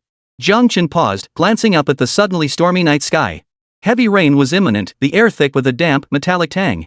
Pale lightning danced across the sky, punctuated by thunderclaps that shook the very soul. Every one of these heart-stirring phenomena reminded him of that night 8 years ago, when he had fled Binchang. Suddenly, he burst into a hearty laugh. All the wrongs he had committed would not go unpunished. Now that the time had come, not a single one of those who had targeted the Lin family and sought to exterminate them would be allowed to leave Binchang alive. Find the Grand Leader, Jiāng Chén instructed the other members of the Shadow Division in a calm tone, and bring him back alive. He still had questions to ask. Now, using the Han family's bribery scandal as cover, he had an opportunity to make a show of one thing while secretly pursuing another. Naturally, he wouldn't let it slip away. His top priority was to avoid alerting the enemy and uncover the mastermind behind it all. Yes, sir. The Shadow Division members never questioned his orders. Dozens of masked figures responded instantly, charging toward the building. Meanwhile, high above in the skyscraper, the Supreme Commander's office. Before the floor-to-ceiling windows, the Supreme Commander gazed downward with a grave expression. Behind him, on the desk, a computer screen remained illuminated, displaying a file in the midst of transmission. A ding sounded as a dialog box popped up on the desktop, file transfer complete. The Supreme Commander glanced at the computer screen. Seeing the file had finished transferring, a slightly eerie smile spread across his face. The door burst open with a crash as a member of the Shadow Division stormed in. The Supreme Leader turned to see him, his smile twisting into something twisted. You're quick, he said, narrowing his eyes into a cold, ruthless glare. We don't want to hurt anyone, the Shadow Division member stated. There are matters we need you to discuss with us. Please come with us. Gao Tong, the Supreme Leader, stated his identity outright. Seeing the sudden surprise on the masked man's face, he even felt a hint of satisfaction. Yes, I know it's you. Do you really think there's anything in this world that can be kept secret? Too bad he found out too late. The Supreme Leader thought regretfully. If only he'd known sooner. So what if I knew? Gao Tong regained his composure swiftly after a moment's panic. Anyone who knows the true identities of Shadow Division members unless they're part of the division will die. I'm still alive, the Supreme Commander's smile grew grim. Gao Tong, I never imagined you would actually. Gao Tong lunged forward, reaching to grab him. Almost simultaneously, a sharp firing sound echoed from outside the window. Something slammed into the window of the Supreme Leader's high-level office, shattering it with a thunderous boom. The bulletproof glass installed on the window shattered under the impact. A massive blast of air surged in, carrying shards of glass that embedded themselves in the Supreme Leader's back, while more flew toward Gao Tong. Ah! The Supreme Leader screamed in agony, crashing face first to the floor. Shards of glass had pierced the back of his skull, protruding slightly from his forehead like tiny horns, a grotesque and terrifying sight.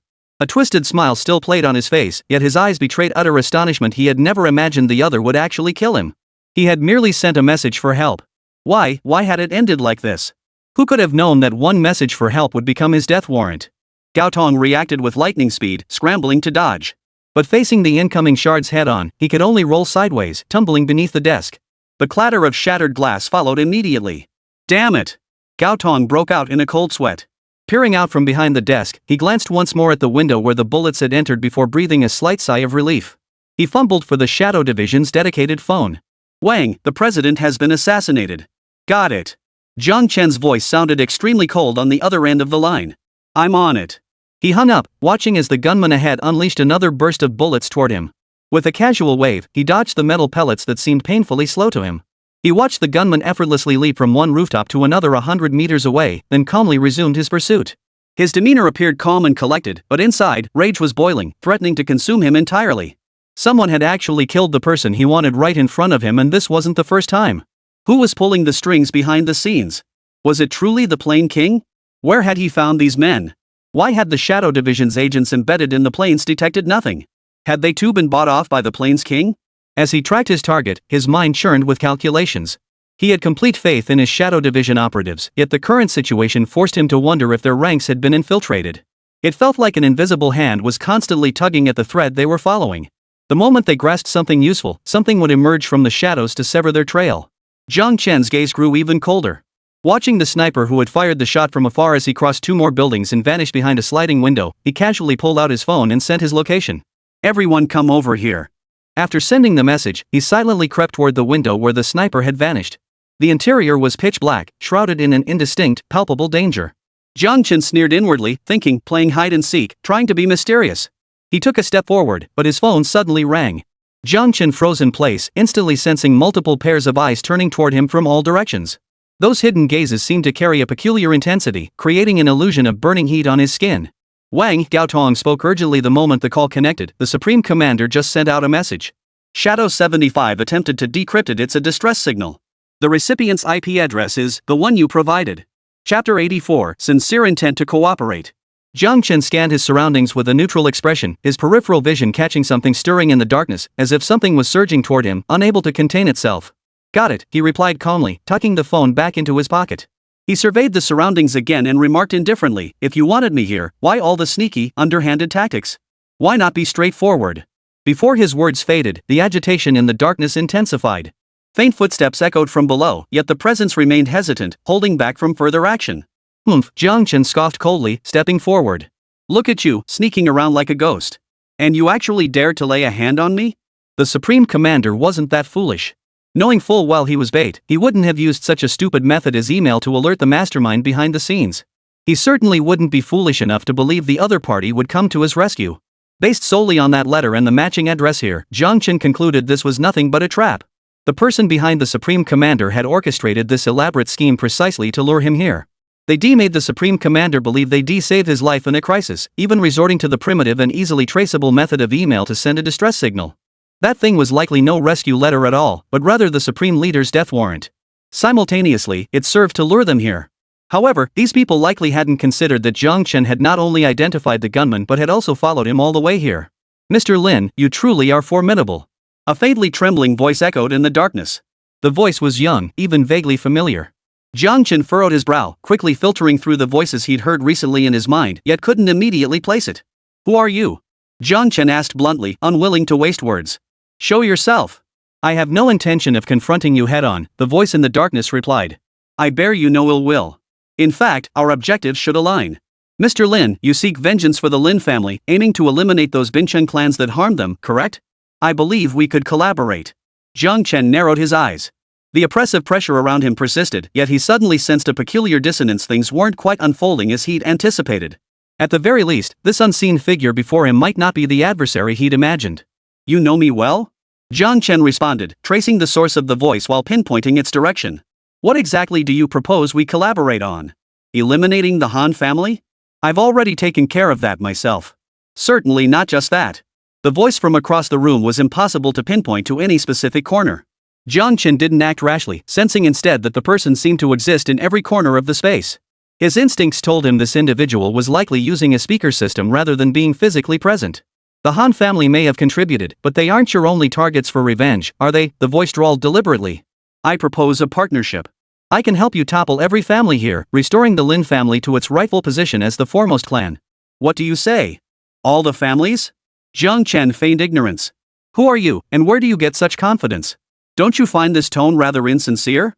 "Apologies," the voice in the darkness replied without sincerity. But I must consider my own safety. Regarding what happened to the Lin family back then, don't you truly want to know who was the mastermind behind it all? Jiāng Chén sneered coldly. The truth? What truth? Did none of these people intend to keep the so-called truth buried within themselves? Or had the conflicts between them escalated to an irreconcilable point, driving some to deliberately stir trouble for their own kind? He found that possibility somewhat plausible. But whatever you wish to say, he added deliberately, I'll give you one last chance. Come out and speak. Otherwise, once I drag you out. He deliberately left a brief pause, waiting for the other to speak. It was nearly midnight. Even with Jiāng Chén's exceptional eyesight, in the impenetrable darkness where he couldn't see clearly, he still had to rely on instinct to sense where people were. Yet there were many lurking here, poised to strike. That was the real reason he hesitated, unsure where to begin. If his first strike missed and he couldn't capture the leader first, he'd easily find himself at a disadvantage. The young voice remained silent for a long while, clearly weighing the terms he had offered. Jiāng Chén stood motionless for another moment before his patience rapidly ran out. My men will be on the scene shortly, he added coolly, raising the stakes. I'm giving you 3 final seconds. 3, 2. Wait, the voice suddenly burst out, urgently calling a halt. Then, faint lights gradually flickered to life on the surrounding ground. The dim illumination rose upward, offering no greater clarity than before, merely a slight improvement over the previous pitch-black darkness. But for Jiāng Chén, it was more than enough.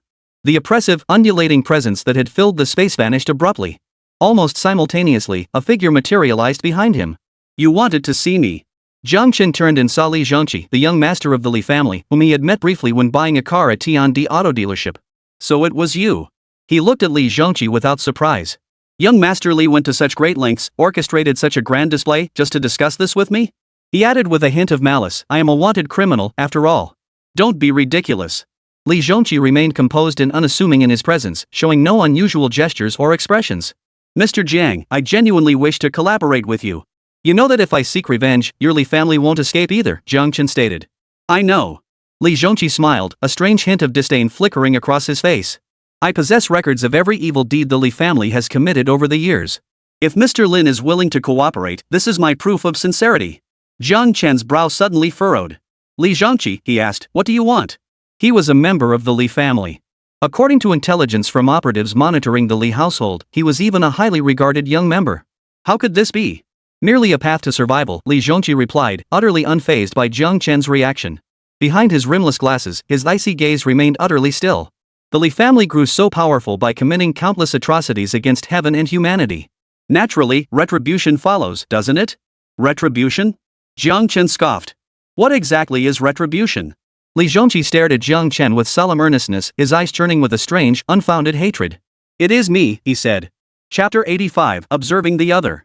Jiāng Chén studied Li Zhongqi before him, confirming the truth in his words. A hint of amusement flickered in his eyes. After the Li and Jiang families were wiped out, the Li family became the most powerful clan in Fanyuan City. Now, here was Li Zhongqi, a man harboring hatred toward his own family. Was he sent by the Li family to accuse them in order to preserve the Li bloodline? Or did he genuinely hate this family? If it was the former, he would certainly not let him off. Daring to play tricks in front of him would only make the Li family suffer an even more miserable death. He continued to scrutinize the insolent young man before him. The other merely allowed his gaze to rest upon him, even meeting his eyes calmly and offering a faint smile. Mr. Jiang, Li Zhongqi inquired politely, do you believe I wish to protect the Li family? You cannot, Jiāng Chén replied coolly. You seek a path to survival your own? Li Zhongqi paused, as if hesitating, but after a moment, he spoke, Mr. Jiang, would you grant me a minute to share a secret? The Li family, passed down to my generation, actually has only one legitimate child. A twisted sneer appeared on his face. My parents, my eldest uncle and aunt, my third uncle and aunt, only my cousin from my eldest uncle's family is truly a Li. Oh? Jiāng Chén already knew this.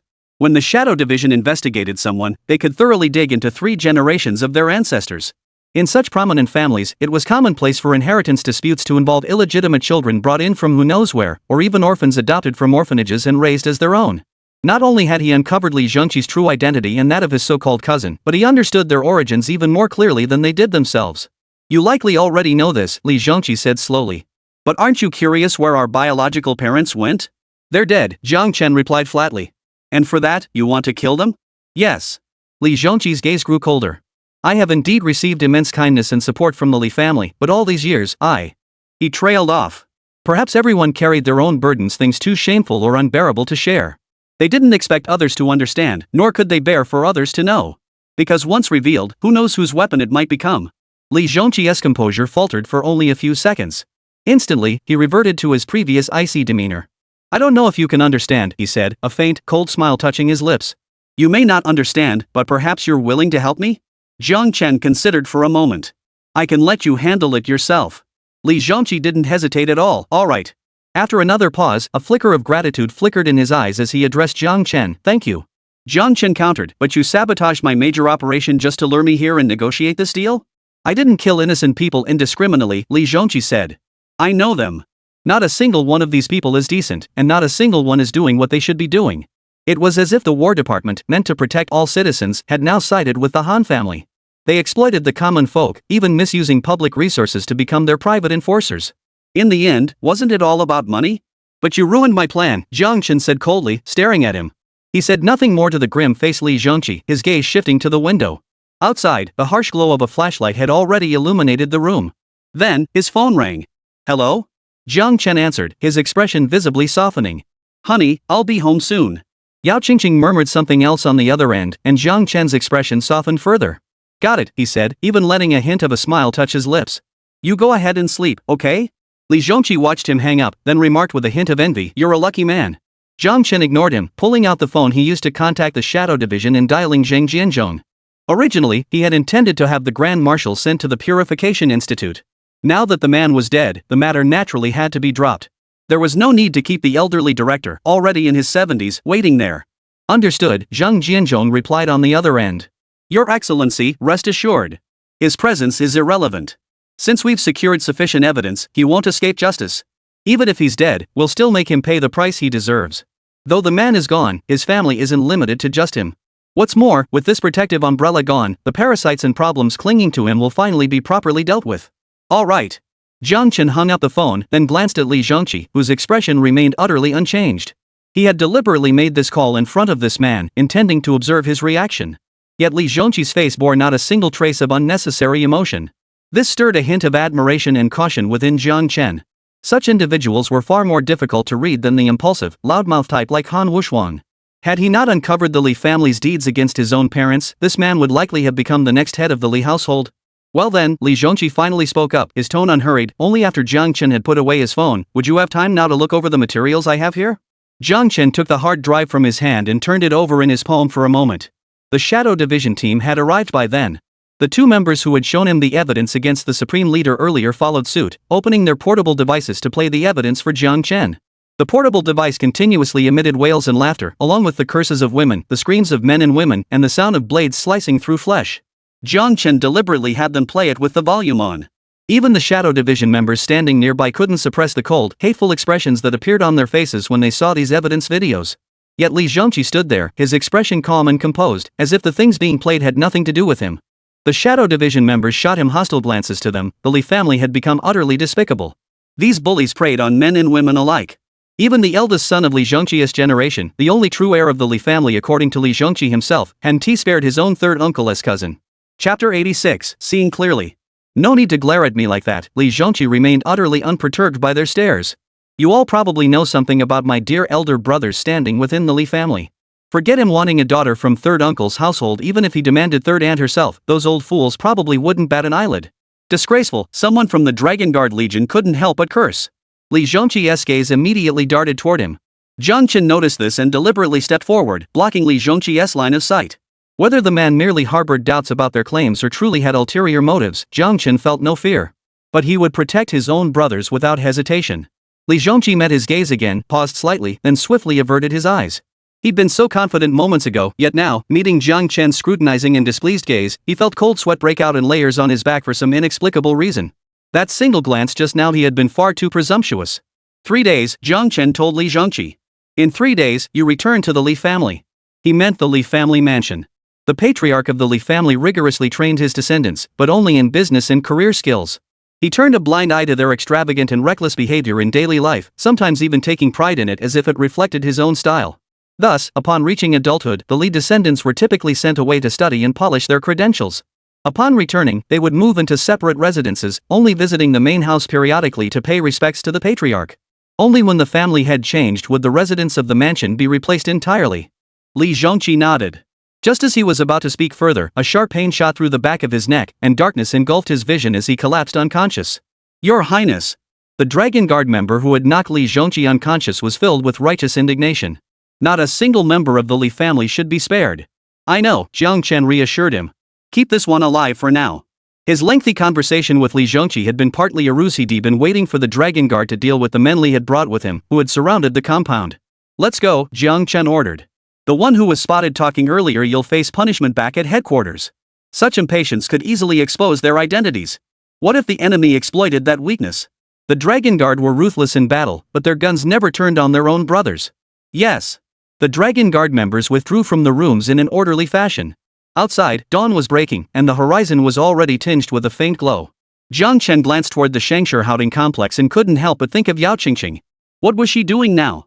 Had she gone to sleep, or was she still waiting for him to come home? Behind him, the Dragon Guard members dispersed as swiftly as they had gathered. Only one man remained standing silently at his back. Gao Tong.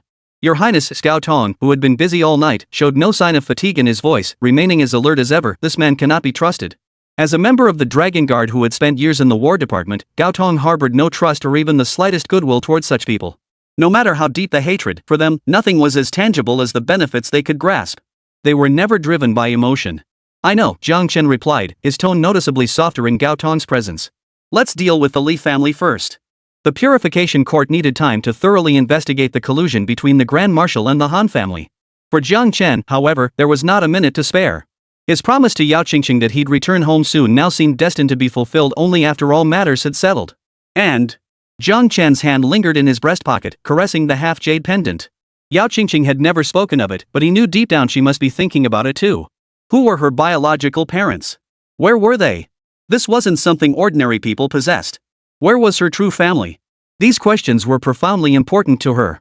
Yet she had always been accustomed to standing behind Jiāng Chén, guarding him and watching over him, rarely mentioning her own affairs. She feared causing him further trouble. Yet the more she remained silent, the more he found himself thinking about it, wanting to lay all these things before her. He owed this little family far too much. He couldn't let her wait like this forever. King, what's the next move? Gao Tong asked from behind him. Jiāng Chén's earlier emotion had paused only for an instant before swiftly retreating. After a moment's thought, he said, You're coming with me to the Purification Hall. Gao Tong and Zhang Jianzhong had likely met before, though neither knew the other's identity within the Dragon Guard Legion. Now that the time had come for them to cooperate, whether he personally intervened or not, it was necessary for these two to at least collaborate under their official capacities. Do you know the old head of the Purification Institute? Jiāng Chén inquired. I do, Gao Tong replied. Who doesn't know the old headmaster? Good, Jiāng Chén said. When we arrive, give your name and say you wish to see him. The two men got into the car and arrived at the Purification Academy shortly thereafter. Zhang Jianzhong had not yet departed. Upon hearing Gao Tong had arrived, his expression darkened. From Wan Long all the way to today's Supreme Commander, he held little regard for the War Department's personnel. He sought an excuse to dismiss the visitor. The Purification envoy who delivered the message said, Director, Commander Gao says that if you don't wish to see him, then another friend wishes to see you. Who? Zhang Jianzhong frowned. What mutual acquaintance could I possibly have with him? He had absolutely no fondness for such people. He mentioned Shadow 34, the Purifier whispered. Confused, he glanced at the frowning dean and inwardly cursed Gao Tong for this predicament. The dean had explicitly stated they couldn't possibly share mutual acquaintances, yet he'd added that remark. Would the dean think he was double-crossing him? The old dean's expression suddenly shifted. The earlier hostility vanished in an instant, replaced by a joy he couldn't quite decipher. Quickly! Zhang Jianzhong laughed. Bring them in! Purifier? Was this man who just pulled off a miracle their dean? Impossible. He must have seen wrong. Their stern, unsmiling dean could never be like this. Yet, just as doubt began to creep in, Zhang Jianzhong tossed aside his documents and rushed out to greet them. Outside the Purification Institute's gates, Gao Tong rolled down his car window. Seeing Zhang Jianzhong rushing toward them, he couldn't help but exclaim, Your Majesty, I never imagined the old director was also part of the Dragon Guard. Chapter 87, The Mysterious Stranger of Unknown Origin. Zhang Jianzhong rushed out to greet them, ushering both men into the Purification Institute. Your Highness, Zhang Jianzhong closed his office door, turned to salute Jiāng Chén with a military gesture, then shifted his gaze to Gao Tong. His eyes lingered on Gao Tong with a complex expression before he spoke. I never imagined Commander Gao was also.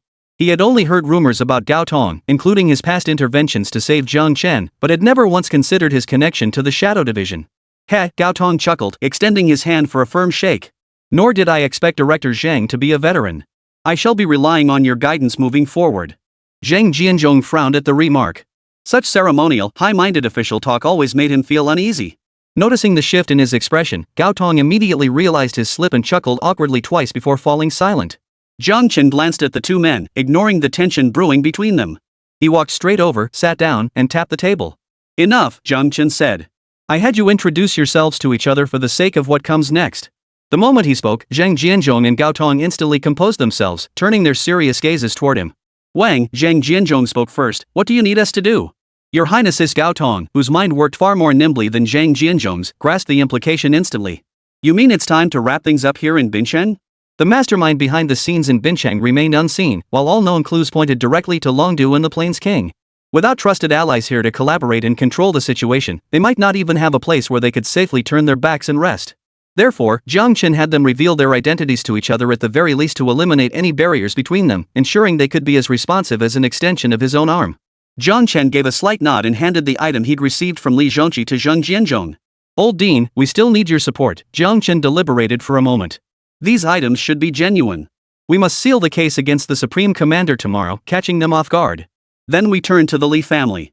Their adversaries in the shadows were clearly cunning and calculating.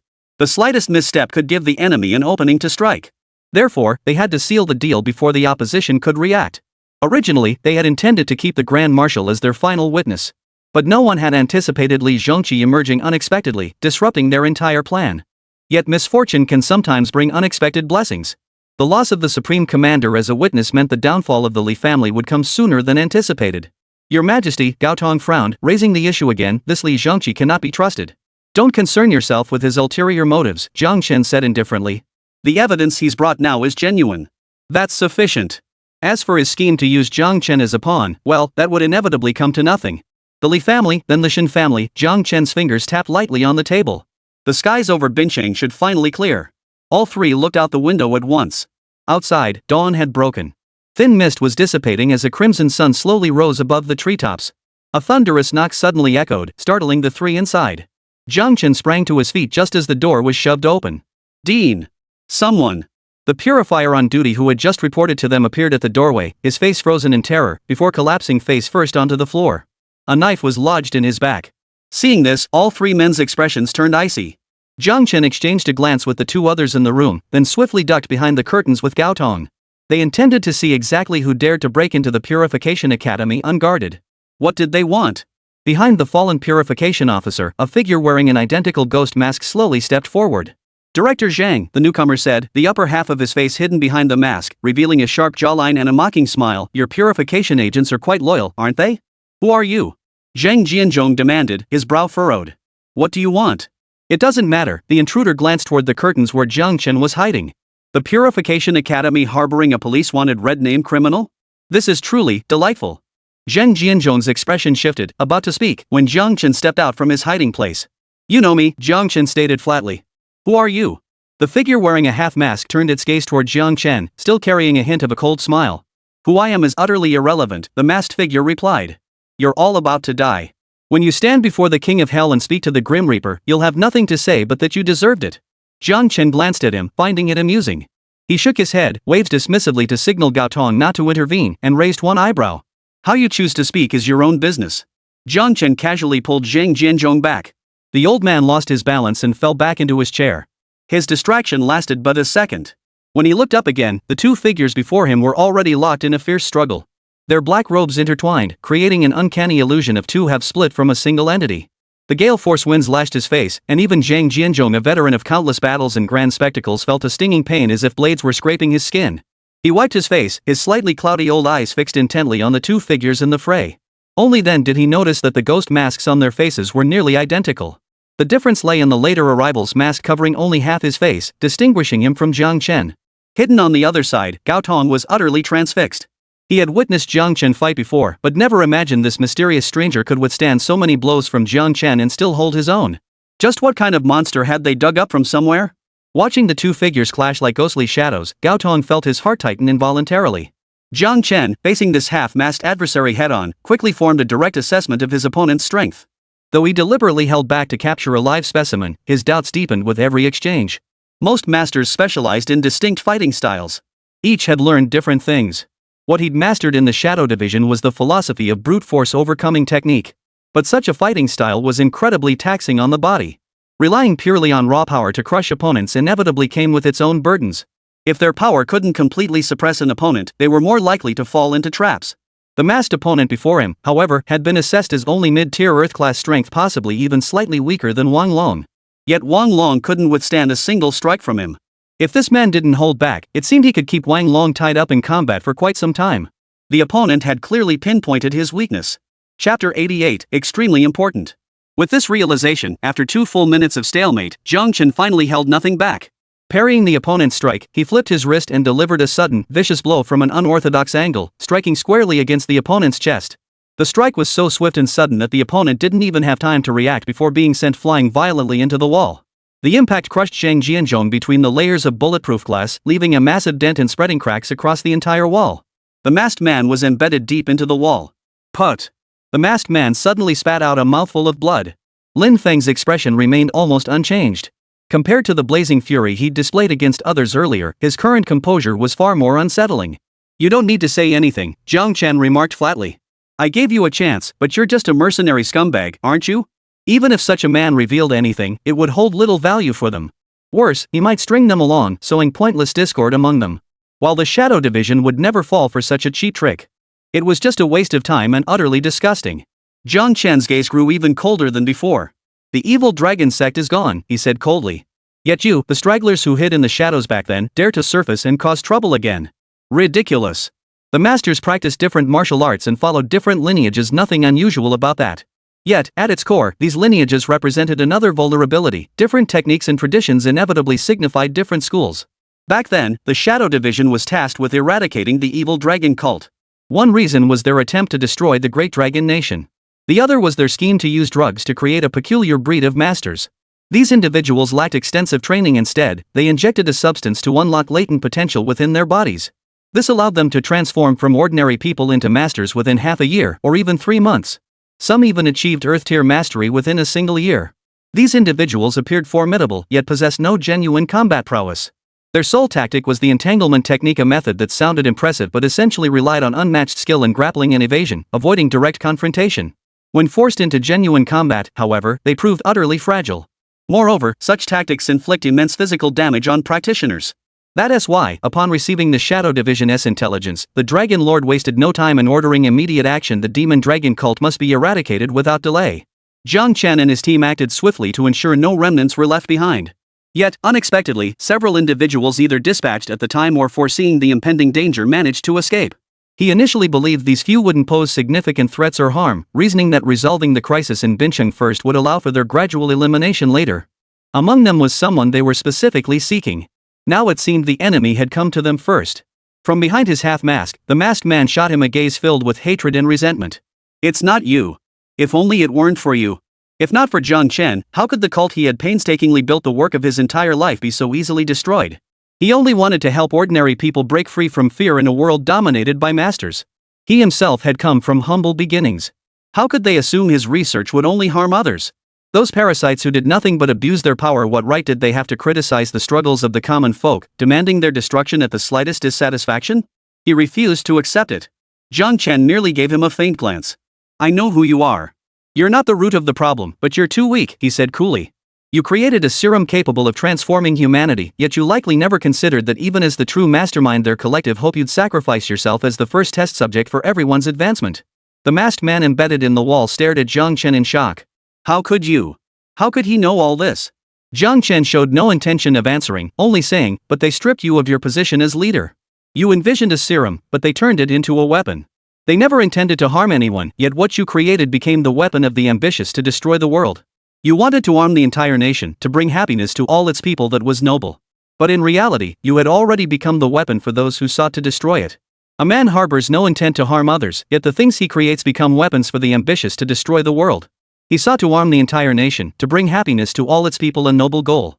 Yet in reality, he had become the very gun that would shatter this world. And the very purpose of Jiāng Chén and his kind was to ensure such guns were silenced forever." As he spoke, he yanked the masked man off the wall and casually knocked him unconscious on the ground. "This man likely followed me here," Jiāng Chén informed Zhang Jianzhong. "I'll take him away shortly. Handle this promptly." Zhang Jianzhong watched Jiāng Chén's actions silently, offering no objection. Even though he wanted to say that this man had not only killed multiple people but was also the true leader of the evil dragon cult. Moreover, this very man had just moments ago killed their purification court's purification envoy. But even though he hadn't participated in the previous campaign against the evil dragon cult, he knew this man was crucial both to the cult and to the great dragon nation.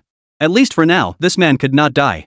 Therefore, he silently swallowed his objection that this man should be executed by the Purification Academy.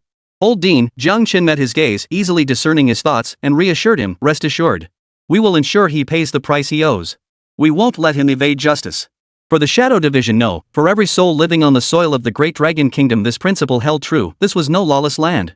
Those who sought to muddy the waters and twist truth for personal gain were targets they would eliminate. A wave of indescribable warmth surged through Zhang Jianzhong. He instinctively stood straighter, his gaze fixed on Jiāng Chén, brimming with palpable emotion and solemnity. "Yes, Your Majesty." Jiāng Chén gave a slight nod, summoned Gao Tong, and handed over the unconscious man in his arms. The two of them got into the car and drove away. "King," Gao Tong whispered, glancing around to ensure they were alone, "they managed to track down the remnants of the evil dragon cult. That's no small feat. They..." A piercing coldness flashed across Jiāng Chén's face. "Gather a squad," he said after a moment's thought. "Head to Longdu in 1 hour." Chapter 89, One Crisis After Another. Longdu? Gao Tong froze in disbelief, halting abruptly. But... The Han family had fallen, but the Lianshan families, those two major thorns, were still here. The king had just ordered Li Zhongqi to make his move the day after tomorrow. Gao Tong absolutely did not trust Li Zhongqi. Yet now the king was saying they were going to Longdu today? Jiāng Chén offered no explanation, only urging him, "Now." "Yes." Gao Tong's expression sharpened as he instinctively stood at attention and responded. Jiāng Chén exhaled softly. Rarely did he show such a grave expression. Had he not captured this man today, he still wouldn't have been able to confirm the identity of the mastermind. Even if the heaven-shattering war god personally stated that the information came from the Plains King, without concrete evidence, he couldn't rashly confront the Plains King based solely on that testimony. "Oh, right," Jiāng Chén added as the thought occurred to him, turning to Gao Tong. "Send word to the heaven-shattering war god. Have him dispatch a detachment to join us." The Plains King commanded the smallest force, yet every soldier was an elite warrior capable of holding his own against 10 foes. The Shadow Division men weren't afraid of a fight, but Jiāng Chén absolutely did not want to engage such a force head-on. The Shadow Division's ranks weren't deep, but every man was a brother who'd risk his life for him. He absolutely refused to lose a single one. "Yes." Gao Tong responded without hesitation and immediately left. Gao Tong's efficiency was remarkable. Within half an hour, Jiāng Chén was already seated aboard the private jet bound for Longdu. Qualcomm boarded the same aircraft with the entire squad he had brought from the Thunder God of War, while the rest of the Shadow Division, upon receiving the notification, departed from their respective posts and headed for Longdu. War Zone Headquarters.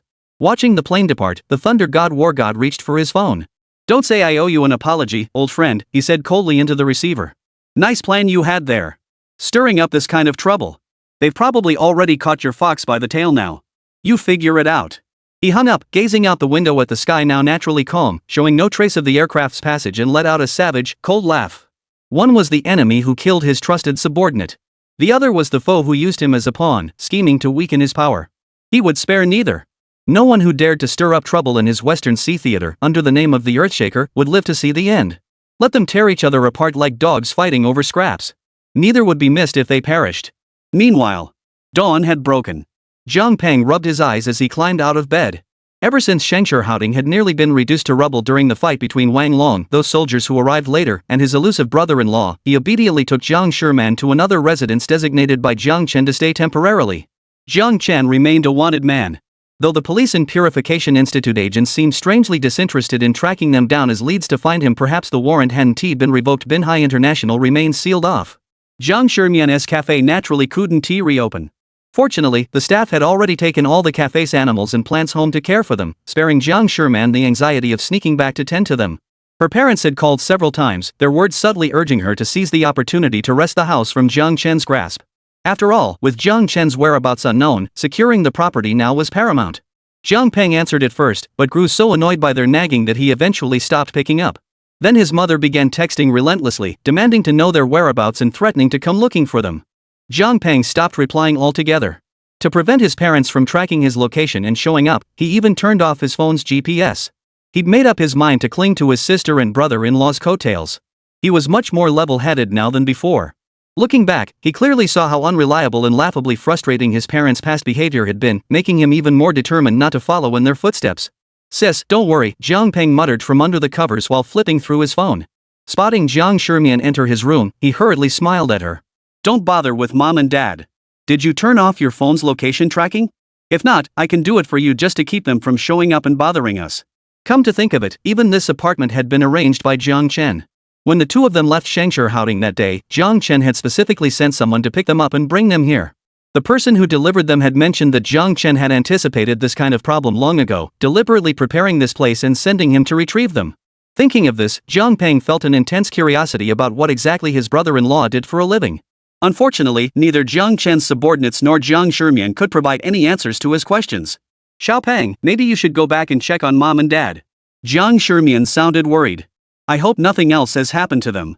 Although members of other branches of the family had indeed stopped daring to provoke them ever since Jiāng Chén's return, the Jiāng household had been plagued by constant turmoil. With this latest incident unfolding, it was truly impossible to predict what kind of situation might arise with his parents. Even if they weren't his biological parents, they were still Jiāng Peng's parents. She could have her own issues with them based on recent revelations and their long-standing attitude toward her, but for Jiāng Peng not to check on them? What kind of situation was that? "Sis, don't worry." Jiāng Peng sighed helplessly, unable to explain to Jiāng Shimian how their parents had been nagging him non-stop on the phone just 10 minutes ago, demanding he get money and property from her. "Mom and Dad are perfectly fine. Stop fretting over them, okay?"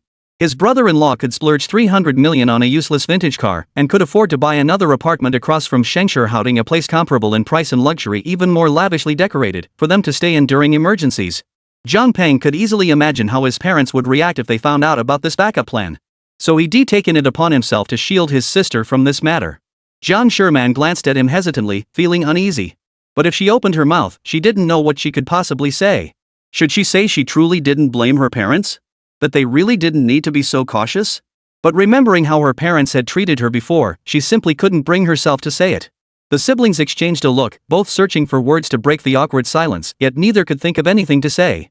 The villa's security door suddenly beat. Both siblings turned toward the entrance to see a meticulously dressed man in a suit standing there, smiling directly at them. Chapter 90, Standoff. "Miss Yáo Qīngqing," the visitor asked politely, smiling. "I've heard a lot about you. Who are you?" Yao Bing sprang to her feet, blocking her sister. "How did you get in?" He remembered clearly that he had locked the front door every single day these past few days. How on earth did this man get in? The visitor, his face radiating scholarly grace, pushed his glasses up his nose and smiled at him. "You must be Yao Bing," he addressed her politely. "I've heard the Jiang family of Binchang is particularly lax in raising their children. Seeing you now, it seems that's indeed the case." "You." Yao Bing was speechless with anger, but upon reflecting on her own earlier behavior, she realized the man hadn't actually been wrong. Yáo Qīngqing, who had been standing beside Yao Bing's bed, now shifted half a step to the side without a sound. She positioned herself between Yao Bing and the uninvited guest, glancing up slightly. Her eyes widened in surprise as she recognized the man. It was Shin Jieshi, the same person she had seen with Jiāng Chén at the Tiandi auto shop. "So this is the upbringing of the Shin family," she remarked softly yet with dignity. "No matter what, Xiao Peng would never barge into someone's home unannounced. It seems your manners are far superior to ours in the Jiang family." "Sis." Yao Bing quickly tugged at his sister's arm. The Shin family was worlds apart from theirs. With her husband absent, if she provoked them like this, they might snap and resort to violence, and he couldn't possibly fight them off. Besides, someone who could break a lock and slip in so silently, what kind of person could that be? Miss Jiang isn't quite what the rumors make her out to be, is she? Shin Jieshi remained unprovoked, a hint of amusement flickering across his face. Seems it's not just this face and figure that leave people longing. Yao Bing had already crawled out from under the covers, wearing shorts and a tank top. Furious, she pushed Yáo Qīngqing behind her again. "Watch your eyes," he roared. "Do you even know who my brother-in-law is? What do you want to tell me?" Shin Jieshi smiled indifferently. "Are you trying to remind me that your brother-in-law is that red-named fugitive currently wanted by the authorities? If I brought people to have my way with his wife right now, he wouldn't even be able to utter a peep?" He watched with satisfaction as Yao Bing's face flushed red, then darkened, then smiled at Yáo Qīngqing once more. "Miss Jiang, in Binchang, you are indeed one of the most beautiful women. But please believe me, I didn't come here today with those intentions. I just wanted to ask you to come with us." Yao Bing roared, "Don't even think about it."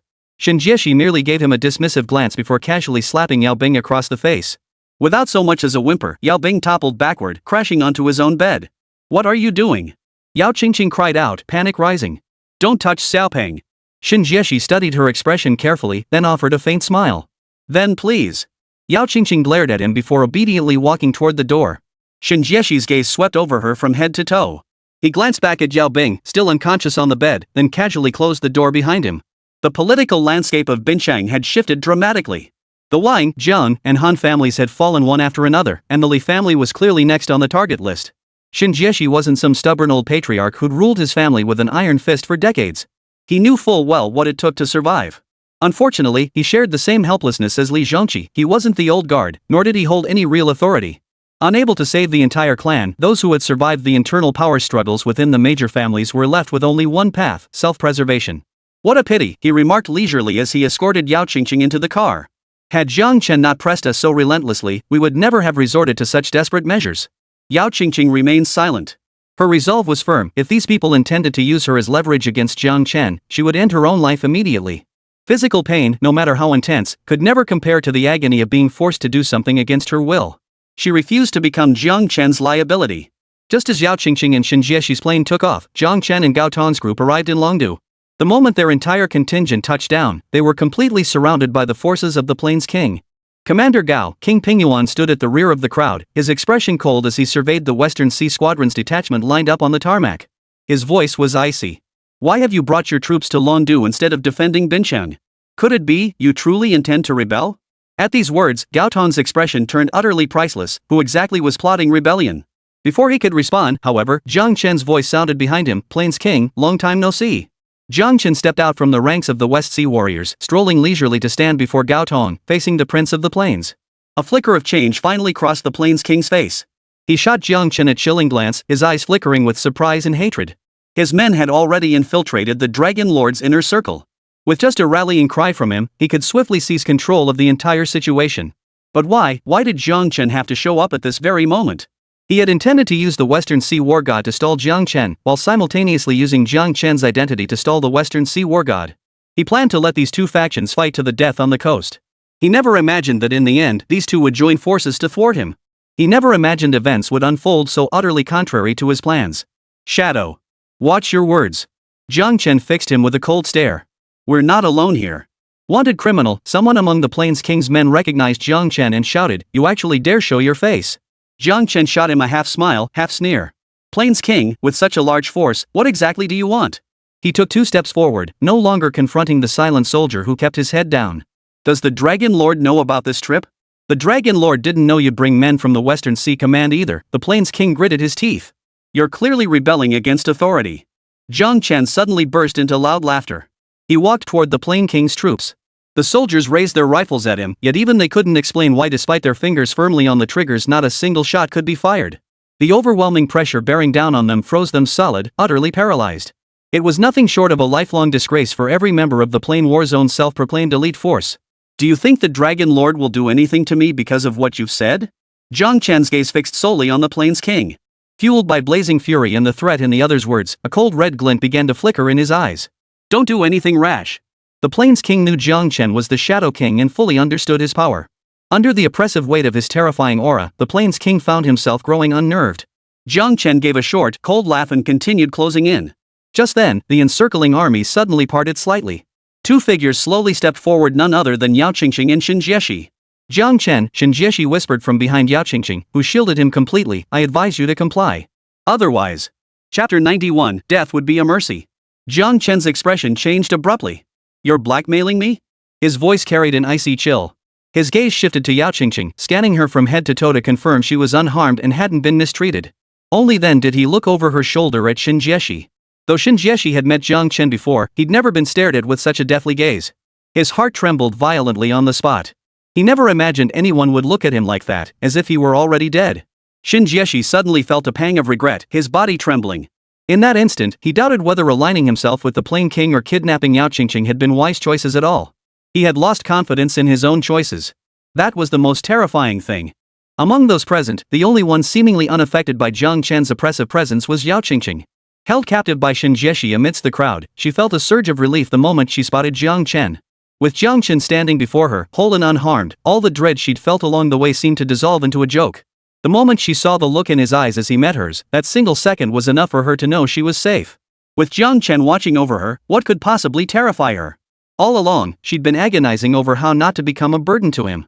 Even though she'd always had unwavering faith in him, trusting him completely, she'd never imagined he could stand up to the entire world like this. "Honey, are you okay?" Jiāng Chén stood a short distance away, his gaze filled with concern. Yáo Qīngqing cleared her throat.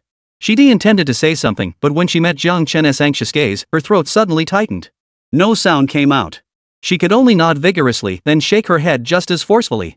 Jiāng Chén, Shinjieshi observed their interaction, a smug satisfaction surfacing unconsciously. He knew what a ruthless, unprincipled man like Jiāng Chén could only be manipulated when he held someone he cared about in the palm of his hand. The thought made him tighten his grip on Yáo Qīngqing's arm. The pain made her frown involuntarily. Thankfully, even though the entire Lin family was gone, Jiāng Chén still had his wife and she was firmly in his grasp. In the short time since Jiāng Chén's return, no one in Binchang was unaware of the extent to which he doted on his wife. Jiāng Chén's gaze darkened. He glanced reassuringly at Yáo Qīngqing once more. Seeing her return a gentle, understanding smile, a faint warmth stirred in his heart. Then, his gaze shifted back to the plain king. "I've uncovered everything you've been scheming," Jiāng Chén stated coldly. "Stop now. If you back off now, I might consider making your transfer to the Purification Institute less humiliating." The Prince of Pingyuan stared at him in near disbelief before bursting into laughter. "Jiāng Chén, are you joking?" he gasped between breaths of laughter. "All these things I've worked so hard to obtain, this position I fought for, the power I wield, how dare you ask me to just let it all go, huh?" His expression bordered on madness. Jiāng Chén walked toward him. Just a few steps away, he suddenly stopped, looking at him with resignation. "All these years, you've played your hand well," Jiāng Chén remarked flatly. "But we all know that water that's too clear has no fish. Had you not overreached, things wouldn't have come to this?" He met the sudden, icy glare of the Plains King with a cold smile and continued, "You are indeed a master strategist. When did this scheme begin?" "It seems to have started when our Shadow Division focused on the evil dragon cult, allowing your forces to infiltrate and expand their reach, didn't it?" Originally, he had only intended to return to Binchang to settle his family's vendetta and address the deep-rooted imbalance there. Yet, he never imagined that upon receiving files from Shadow Division members across the country during the flight detailing the recent activities of major clans in various regions and the shifting public sentiment, they would be overcome by an inexplicable dread. The conditions in these places bore an uncanny resemblance to those in Binchang. On the surface, it appeared that only the ruling first-class families or upper-tier clans were committing atrocities and committing every conceivable evil. Yet behind them all lurked a hidden force. Even those stable, first-class families that once stood at the forefront, similar to the Lin family, capable of genuinely aiding and guiding the people, had been wiped out for various reasons. Something was terribly wrong. Jiāng Chén immediately ordered an investigation, but barely an hour had passed, and little usable information had come back. He could only speculate. Yet observing the Plain King's current expression, he knew his guesses were likely correct. This left Jiāng Chén, who had once trusted the Plains King implicitly due to his reputation for fairness and strictness, feeling both frustrated and infuriated. So what if it is? The Plains King had regained his composure, his gaze toward Jiāng Chén as poisonous as ever, tinged with an inexpressible regret. "You're quick to react. Are you determined to resist to the bitter end?" Jiāng Chén saw through his intentions at a glance and couldn't help but sigh. "Even if it means dragging everyone down with you, you won't let go? Should I be the one to let go?" The Prince of Pingyuan looked at Jiāng Chén, a fleeting trace of regret flickering in his eyes. Why did it have to be Jiāng Chén? He thought, not without regret. He had always admired Jiāng Chén, especially when he saw the so-called high-ranking families within the Great Dragon Kingdom, those who took pleasure in harming others and used every means to plunder resources. The rage that consumed him then could have burned him to ashes. Fortunately, the Shadow Division, this organization that truly resembled shadows, whose origins were unknown and whose motives remained inscrutable, had shown him the selflessness he had always longed to see. He never imagined, however, that this selflessness would one day be directed at him in such a manner. "Stubborn to the end. Do you realize how you look right now?" Jiāng Chén regarded his old friend, gesturing behind him for the Shadow Division operatives already concealed within the airport to hold their positions. Taking 2 more steps forward, he continued. "The situation is entirely under my control now," he said deliberately, a hint of weariness visible on his face. "The shadow you planted beside the Dragon Lord he's been observing all along." Plains King gasped, "How did you discover that?" Jiāng Chén replied, "They were acting strangely. Don't you understand? Those truly committed to a mission wouldn't be so furtive." He suddenly reached out and seized the Plains King's wrist. A sharp crack echoed, followed by the Plains King's agonized scream. Jiāng Chén had actually snapped his wrist clean off. Then, Jiāng Chén reached into the man's pocket and pulled out a miniature remote control. "Where do you intend to blow up?" "No." Prince Ping Yuan's face drained of color. "You can't." Jiāng Chén stared at his pallid face, produced an evidence bag, and placed the remote inside. An attendant brought over a velvet-lined padded case and carefully placed the remote within it. "We'll investigate," Jiāng Chén said calmly. I understand your disappointment with this world, King of the Plains. But in matters like this, I hope you realize that no matter how deep your despair, you cannot pave your own path with the lives of the innocent. With that, he turned and signaled to Gao Tong and the others. Gao Tong immediately understood. Several soldiers temporarily withdrew from their standoff with the King of the Plains men and approached to handcuff him. I will personally report the events here to the Dragon Lord, Jiāng Chén stated, his gaze shifting to Yáo Qīngqing and Shinjieshi. As for you, the fleeting melancholy that had flickered across his face moments ago, born of his old acquaintance with the Plain King, instantly froze into icy detachment. Your death is no loss. Shinjieshi, startled, tried to flee, but a chill swept over him. Before he could react, a cold point pierced his forehead, and he fell backward. Honey, are you okay? Jiāng Chén rushed forward, catching Yáo Qīngqing as she swayed. Yáo Qīngqing trembled in his arms for a moment before finally bursting into tears. Wang, Gao Tong hung up the phone and approached. Director Zhang sent word that Li Zhongqi didn't wait for you. He's already made his move. The Li family is gone. Then have him investigate the Shin family, Jiāng Chén ordered. Send all the Shin family intelligence we've gathered so far. But what about you? Gao Tong asked, aren't you going to take charge? The situation is already settled, Jiāng Chén said calmly. Keep the news about the Plain King suppressed for now. Without his backing, those powerful families across the land won't be able to stir up much trouble. I'll deal with them one by one before they can react. His gaze drifted to Yáo Qīngqing in his arms. Honey, I'll take you home first. Prepare a jeep for me, he instructed Gao Tong. The vehicle arrived swiftly. Jiāng Chén opened the door for Yáo Qīngqing before taking the driver's seat himself. Leaning out the window, he addressed Gao Tong, Bincheng is yours to handle. See you on the next battlefield in 3 days. Chapter 92, The Heir. 3 days later, inside the String nightclub in Tongzhou City. On the dance floor, Pepper's sister Niu swayed her fiery figure. Jiāng Chén, drinking at the bar, watched her fiery figure with a sly, appreciative gaze. A mischievous, contented smile played on his handsome face. These past 2 days at his fiancée's family home had nearly suffocated him. Jiāng Chén's master had arranged a marriage alliance between him and the Han family. On his deathbed, the master had implored Jiāng Chén to honor his promise, marry into the Han family, and start a family. Obeying his master's command, Jiāng Chén returned from overseas to Tongzhou City. Truthfully, he'd always resisted this arranged marriage. What era was this, still practicing child betrothal? So old-fashioned, so feudal. What if his fiancée turned out to be a hideous monster? The thought alone was terrifying. He'd be the one left holding the bag. But the moment he laid eyes on his betrothed, Han Yanan, Jiāng Chén changed his mind. Such a heavenly bride, she was absolutely adorable. Alas, times had changed. The marriage had been arranged years ago by the old patriarch of the Han family and his master. Now both elders had passed away. Marrying off their daughter to a down-and-out man held no benefit for the Han family whatsoever. How could they possibly honor the agreement?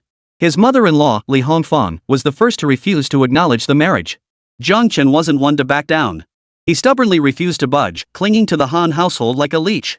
Since the Han family couldn't drive this pest away, they certainly didn't welcome him either. Thus began a week-long Cold War. After a week, Jiāng Chén had no desire to linger. Why fixate on one flower when fragrant grass grows everywhere? He downed his drink, cleared the way, and walked out. From then on, the sky was his oyster. Damn it all.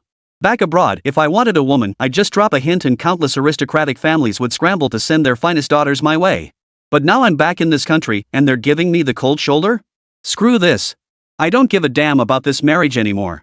Han Yanan, marry whoever the hell you want. This. Jiāng Chén took a swig of beer, venting his frustration.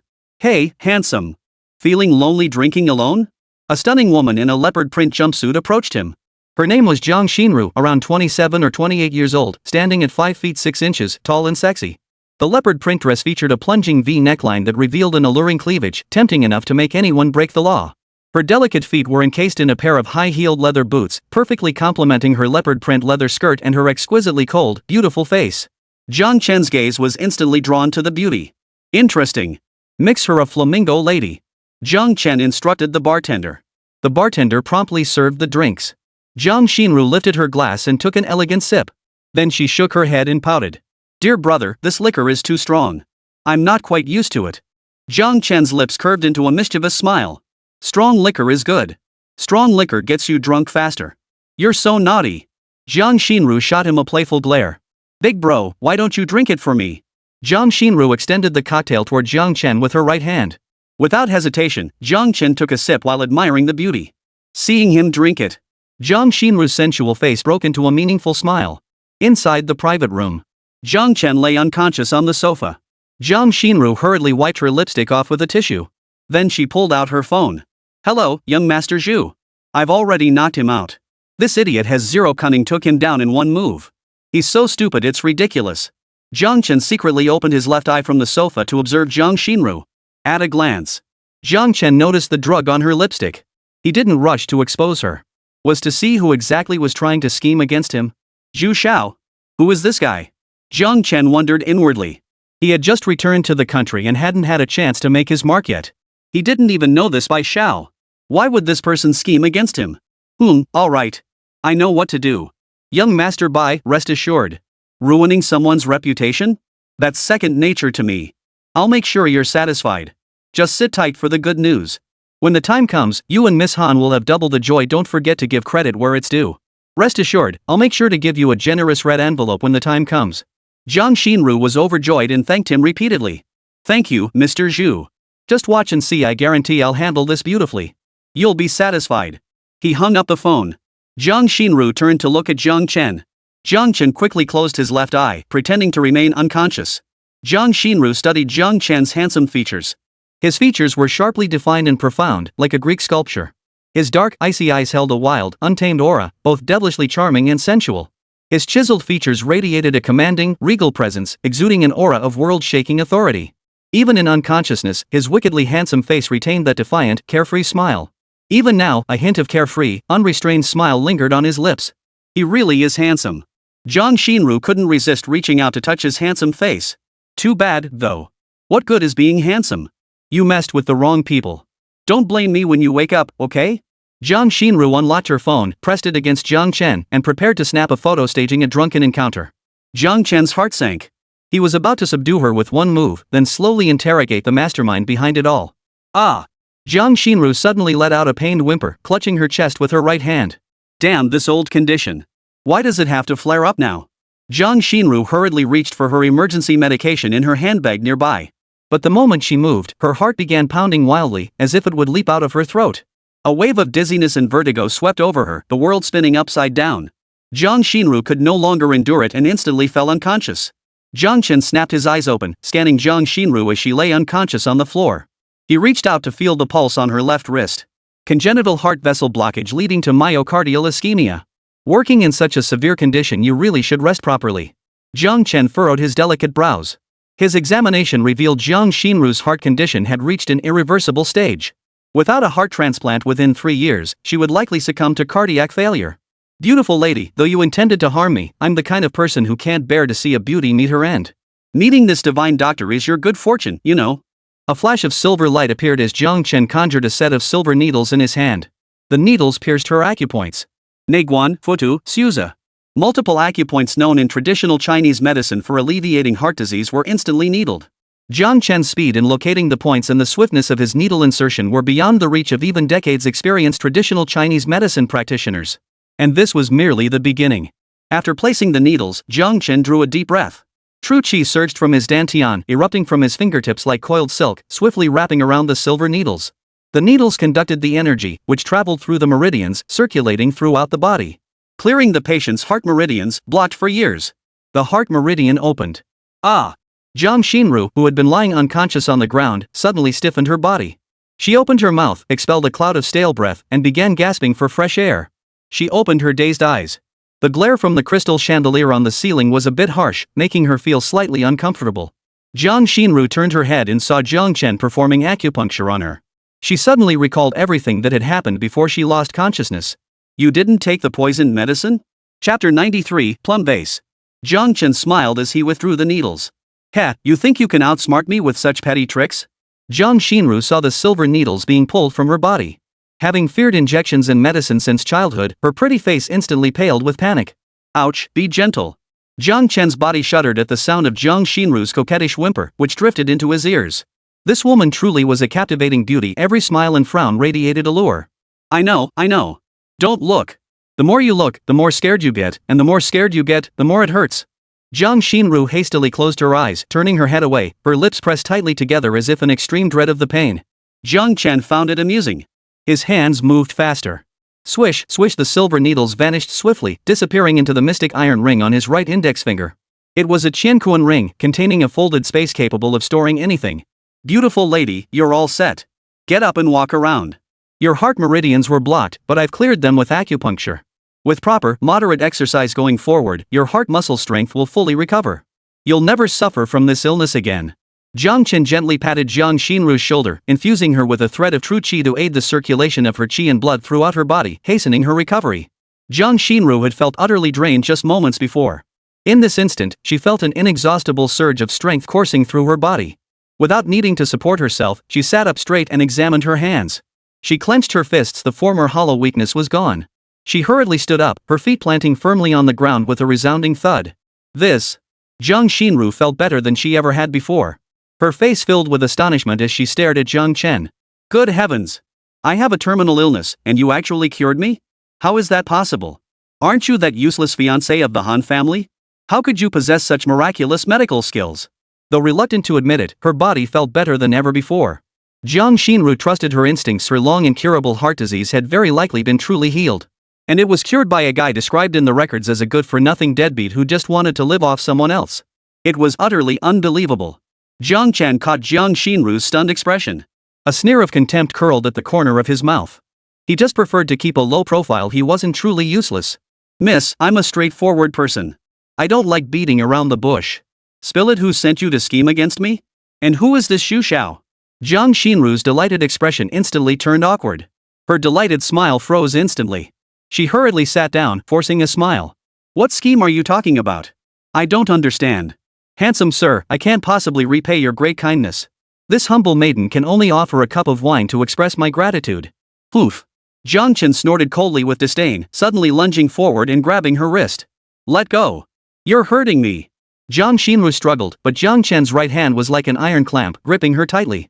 No matter how she struggled, it was useless. Jiāng Chén demanded coldly. Tell me who the mastermind Xu Xiao is. Otherwise, I can heal you, but I can also cripple you. Don't force me to get rough with a woman. If I have to resort to violence, I scare myself. Ah, you pervert.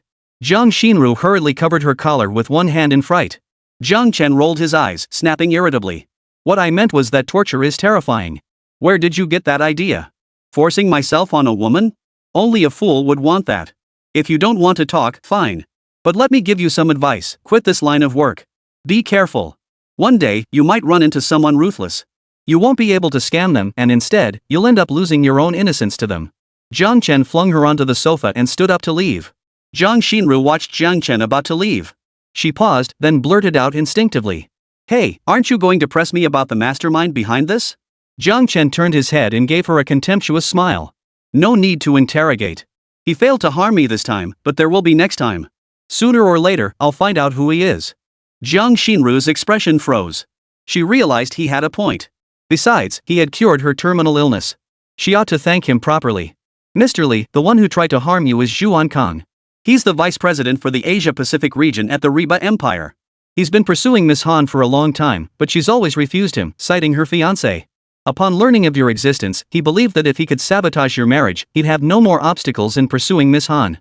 Jiāng Chén's hand paused mid-motion as he opened the door. His eyebrow shot up. His wife actually claimed he had a fiancé. It seemed he still held some weight in her eyes. Jiāng Chén instantly changed his mind. Since both parties were willing, what was there to wait for? Time to head home to his wife's warm bed. But first, he had to deal with the external trouble. Jiāng Chén turned and asked, Where is Zhū Ānkāng now? Jiāng Xinru informed him. He's at your fiancé's place right now, waiting to file a complaint with those intimate photos of us. Jiāng Xinru waved her phone. Mr. Li, wanna set him up? Jiāng Chén hummed in response, intrigued. You want to turn on him? Jiāng Xinru shook her head. No, I just want to pocket this money too. Here's the deal, we'll still take those intimate photos, but I'll give you something to help you clear your name. What do you say to this arrangement? Without a moment's hesitation, Jiāng Chén strode back to the sofa. He flopped onto the couch, adopting a posture that seemed to say, Go ahead and do whatever you want. Don't hold back. Go ahead. Jiāng Xinru's pretty face flushed crimson in an instant, silently cursing his shamelessness. 15 minutes later. Jiāng Chén left the nightclub and hailed a cab back to Yiping Ningfu. For the past week, Jiāng Chén had been staying at Han Yanan's place. He stepped out of the taxi. Jiāng Chén spotted a car parked at the entrance. It was a Ferrari F8. The license plate was unfamiliar. It was the first time Jiāng Chén had ever seen this model. He thought to himself, this must be Zhū Ānkāng's car. The show's about to begin. A playful smirk curved Jiāng Chén's lips as he opened the door and stepped inside. In the living room, his mother-in-law, Li Hongfang, wore a $1 million jade necklace around her neck as she entertained a pretty boy. The young man, looking to be in his early 30s, had a refined appearance. His hair, heavily sprayed with gel, was styled into a successful businessman's corporate cut. Li Hongfang heard the door open and turned her head only to find it was that good-for-nothing Jiāng Chén. Her anger flared instantly. "You good-for-nothing dog, why haven't you gotten lost yet? How dare you cling to my house like a leech, freeloading off me? Get out. I don't want to see you. Yanan and I were betrothed since birth. Her home is my home. Why should I leave?" Jiāng Chén walked straight over and plopped down on the sofa. He propped his feet up on the coffee table. Thud. A sharp thud echoed. The coffee table shook. The plum vase on the table swayed.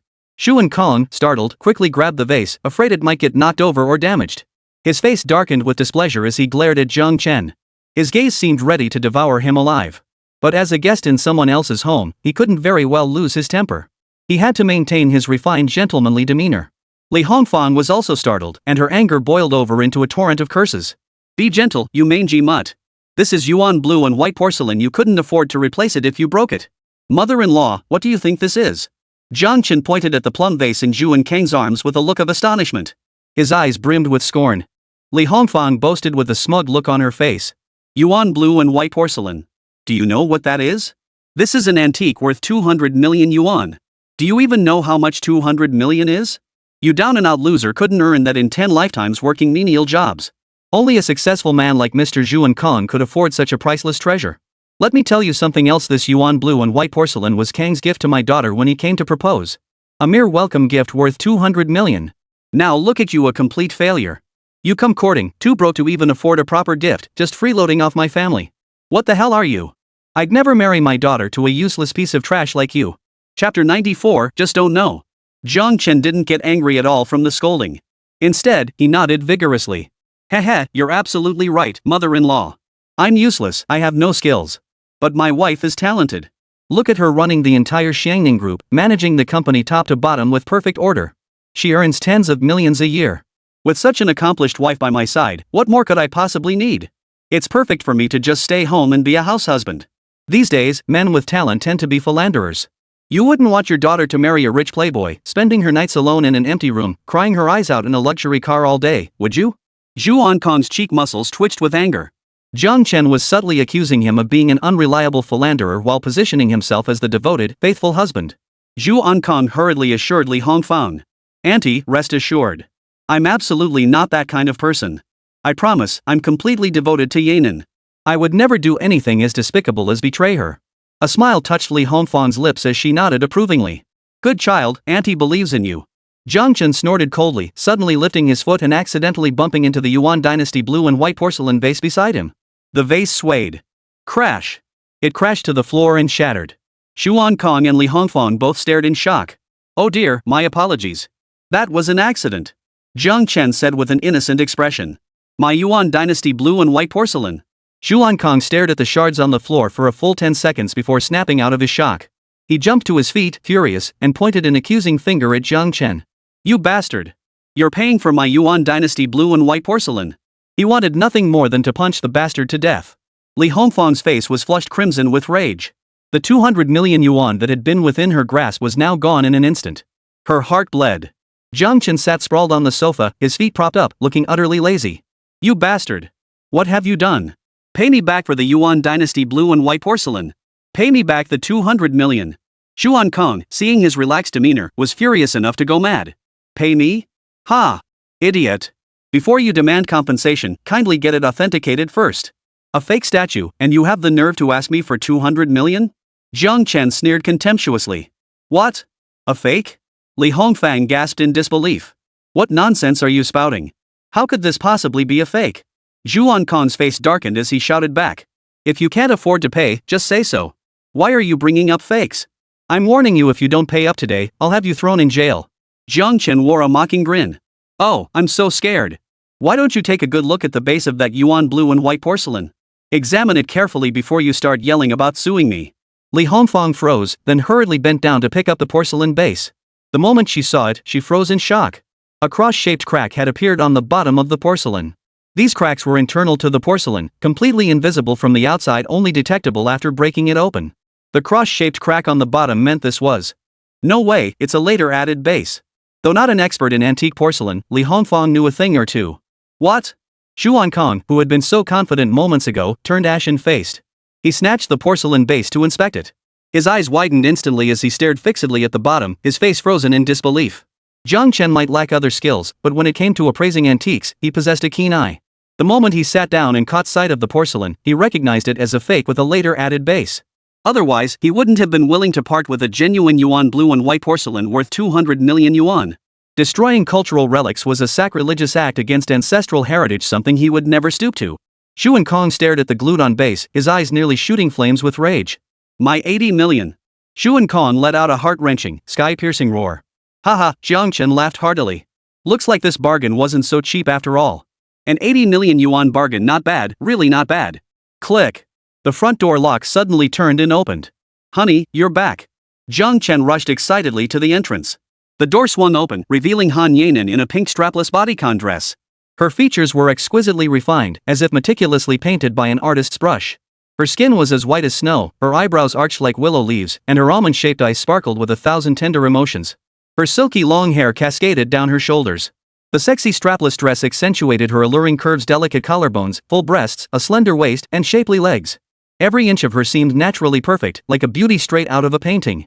Jiāng Chén's face lit up with joy upon seeing her, and he hurriedly retrieved slippers from the shoe cabinet. Honey, you must be exhausted from work. Welcome home. Jiāng Chén served her attentively. Han Yanan slipped off her high-heeled leather shoes, pulled a fresh pair of slippers from the cabinet with a look of disgust, and dashed into the living room. She ignored Jiāng Chén completely throughout. Jiāng Chén pouted. She was truly aloof. But that coldness was beautiful, sexy, and utterly captivating. Han Yanan entered the living room and saw Zhū Ānkāng sitting in her home. Her willow leaf eyebrows immediately furrowed. Mom, I'm tired and need to rest. Please entertain Mr. Zhū. Han Yanan gave a cold greeting before turning to head upstairs. You silly girl, why the rush upstairs? Come sit down. Look what Ānkāng brought you, a Yuan Dynasty blue and white plum vase. What a shame it got kicked to pieces by some good-for-nothing. Han Yanan gasped, turning to stare at Jiāng Chén in astonishment. She was stunned by what had happened before her return. How dare Jiāng Chén kick a Yuan Dynasty blue and white vase to pieces? Just as Jiāng Chén opened his mouth to explain, Li Hongfang jumped in to frame him, pointing at Jiāng Chén. Look! This good-for-nothing kicked it. I saw it with my own eyes. Don't try to deny it. Thank goodness Mr. Zhū is magnanimous and forgave you. Otherwise, you'd be paying for it today, if not dead, then skinned alive. Hurry up and thank Mr. Zhū properly. If not for his generosity, you'd be packing for prison right now. She was determined to cover up Zhū Ānkāng's shame. Zhū Ānkāng, who had been heartbroken and grieving, saw Li Hongfang defending him so fiercely. He felt incredibly relieved, a smug smile curling his lips. He waved his hand at Jiāng Chén with feigned magnanimity. Forget it. It's just a blue and white porcelain plum vase. Broken is broken. I'll buy a better one to give to Yanan later. It's just a little thing. Broken is broken. Let's not ruin our good mood over this. Peace brings prosperity, after all. With that, Zhū Ānkāng stepped forward, extending his hand to shake Jiāng Chén's in reconciliation. Listen to that. How magnanimous Mr. Bai is toward you. What are you standing there for? Hurry up and kowtow to thank him. What are you dawdling for? Get over here and thank him for his generosity in forgiving your idiotic, foolish actions. Li Hongfang continued berating Jiāng Chén. Jiāng Chén wore a look of utter disdain. Auntie, young people are naturally impulsive. Mistakes happen. It's no big deal. Come on, Mr. Li, let's shake hands and call it even. And you, don't feel burdened. I won't actually demand compensation. In Li Hongfang's eyes, this young man, wealthy and magnanimous, grew more likable the longer she observed him. Jiāng Chén smiled and said, Great. Since Mr. Zhū is so magnanimous, I wouldn't mind smashing a few more counterfeits for you. I just wonder how many 80 million yuan you have to cover my smashing. 80 million yuan? Zhū Ānkāng's mouth twitched violently at the provocation. Jiāng Chén mockingly clasped Zhū Ānkāng's hand. Suddenly, a vicious grin twisted Zhū Ānkāng's lips. He surged his family's white rainbow true chi into his fingers, channeling it toward his palm. The energy flowed unimpeded, effortlessly entering Jiāng Chén's palm. He intended to crush Jiāng Chén's hand bones, venting his pent-up hatred. But the outcome was not what he had envisioned. Jiāng Chén looked perfectly fine, even smiling at him. Mr. Zhū, you're being far too enthusiastic. If I don't return the favor, that would be downright rude. Jiāng Chén wore a sly, mischievous grin as he suddenly channeled power into his right hand. Snap. Ah. Chapter 95, quite entertaining. Zhū Ānkāng's piercing scream drowned out the crisp snap of his broken finger. Oh dear, Mr. Zhū, my apologies. I'm just a rough and tumble guy who's spent years working on construction sites. I've got no real skills, just a bit of strength in my hands. Never imagined you'd be so delicate, unable to handle even a pinch. You're as weak as a woman. Jiāng Chén feigned innocence, quickly releasing his grip. Zhū Ānkāng glared at him in fury, but dared not retaliate. His ambush had backfired, leaving him humiliated. Yet he couldn't admit his blunder. He hastily hid his right hand behind his back, sucked in a sharp breath, and channeled his white rainbow true chi to suppress the stabbing pain. Forcing a strange smile, he pretended nothing was wrong and offered a feigned apology. No big deal. Having strength in my hands is good. With strength, I can haul more bricks at the construction site, save up my dowry faster, and find a decent wife. Jiāng Chén shook his head. I don't need to haul bricks at the construction site for a dowry anymore. My wife said to save my strength for lifting her high in the air at night. She likes to try new things, you know what I mean. Jiāng Chén suddenly drove off, rubbing it in Zhū Ānkāng's face. Zhū Ānkāng's face instantly turned darker red than liver. Furious enough to burst his lungs, the sudden anger aggravated the injury in his right hand, sending excruciating pain shooting through it. Forget plotting against Jiāng Chén, he hurriedly excused himself to seek medical attention. Take your time, no need to see you out. Jiāng Chén bid him farewell with a look of genuine kindness. A few minutes later, in the living room, Li Hongfang pointed at Jiāng Chén's nose and shouted. You shameless bastard. Not only have you freeloaded in my home, but now you dare spread lies about my daughter, ruining her reputation? Get out of here today or I'll call the police. Han Yanan sat nearby, rubbing her temples in frustration. The constant bickering was driving her crazy. Jiāng Chén raised his sharp eyebrows. So the Han family has decided to renege on the marriage, huh? Mother-in-law, do you even know the consequences of breaking a promise like this? Li Hongfang's face instantly paled. The finger she'd been pointing retracted weakly, but her words remained sharp. Stop trying to intimidate me. I refuse to believe the old man was so foolish back then that he'd sign such a marriage contract. Jiāng Chén grinned smugly. Whether he signed it or not, your daughter knows perfectly well. Li Hongfang turned urgently to her daughter. Yanan, have you seen the marriage contract? Han Yanan furrowed her delicate brows and nodded painfully. It's true.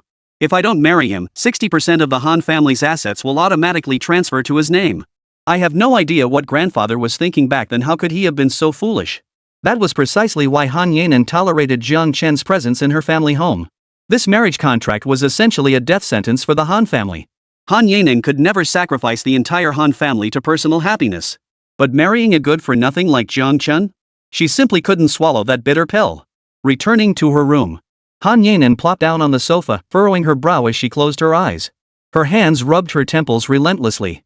This week had been utterly exhausting. Jean Zima Real Estate had suddenly pulled out their investment under some pretext, throwing the company's projects into disarray. Then she had to endure the endless bickering of those two at home. It was driving her absolutely mad. Enough. I have to resolve this today. I've had it with this life. Han Yanan snapped her head up, glaring at Jiāng Chén with utter disgust. In that moment, her mind raced. After weighing all the options, she finally made up her mind. Taking a deep breath, she forced herself to calm down. Han Yanan glanced at Jiāng Chén, who was sitting nearby eating an orange. She opened her mouth to negotiate. Do you really have to marry me? Jiāng Chén pursed his lips, thinking for a moment before honestly replying, not really. It's just that there are too many bachelors these days, and I'm not particularly accomplished. Finding a wife isn't easy. Luckily, my master planned ahead and arranged this childhood engagement to help me finally get off the market. Snap. Fine. Han Yanan suddenly slammed her palm on the coffee table and shouted at the same time. Jiāng Chén startled, staring at her in surprise.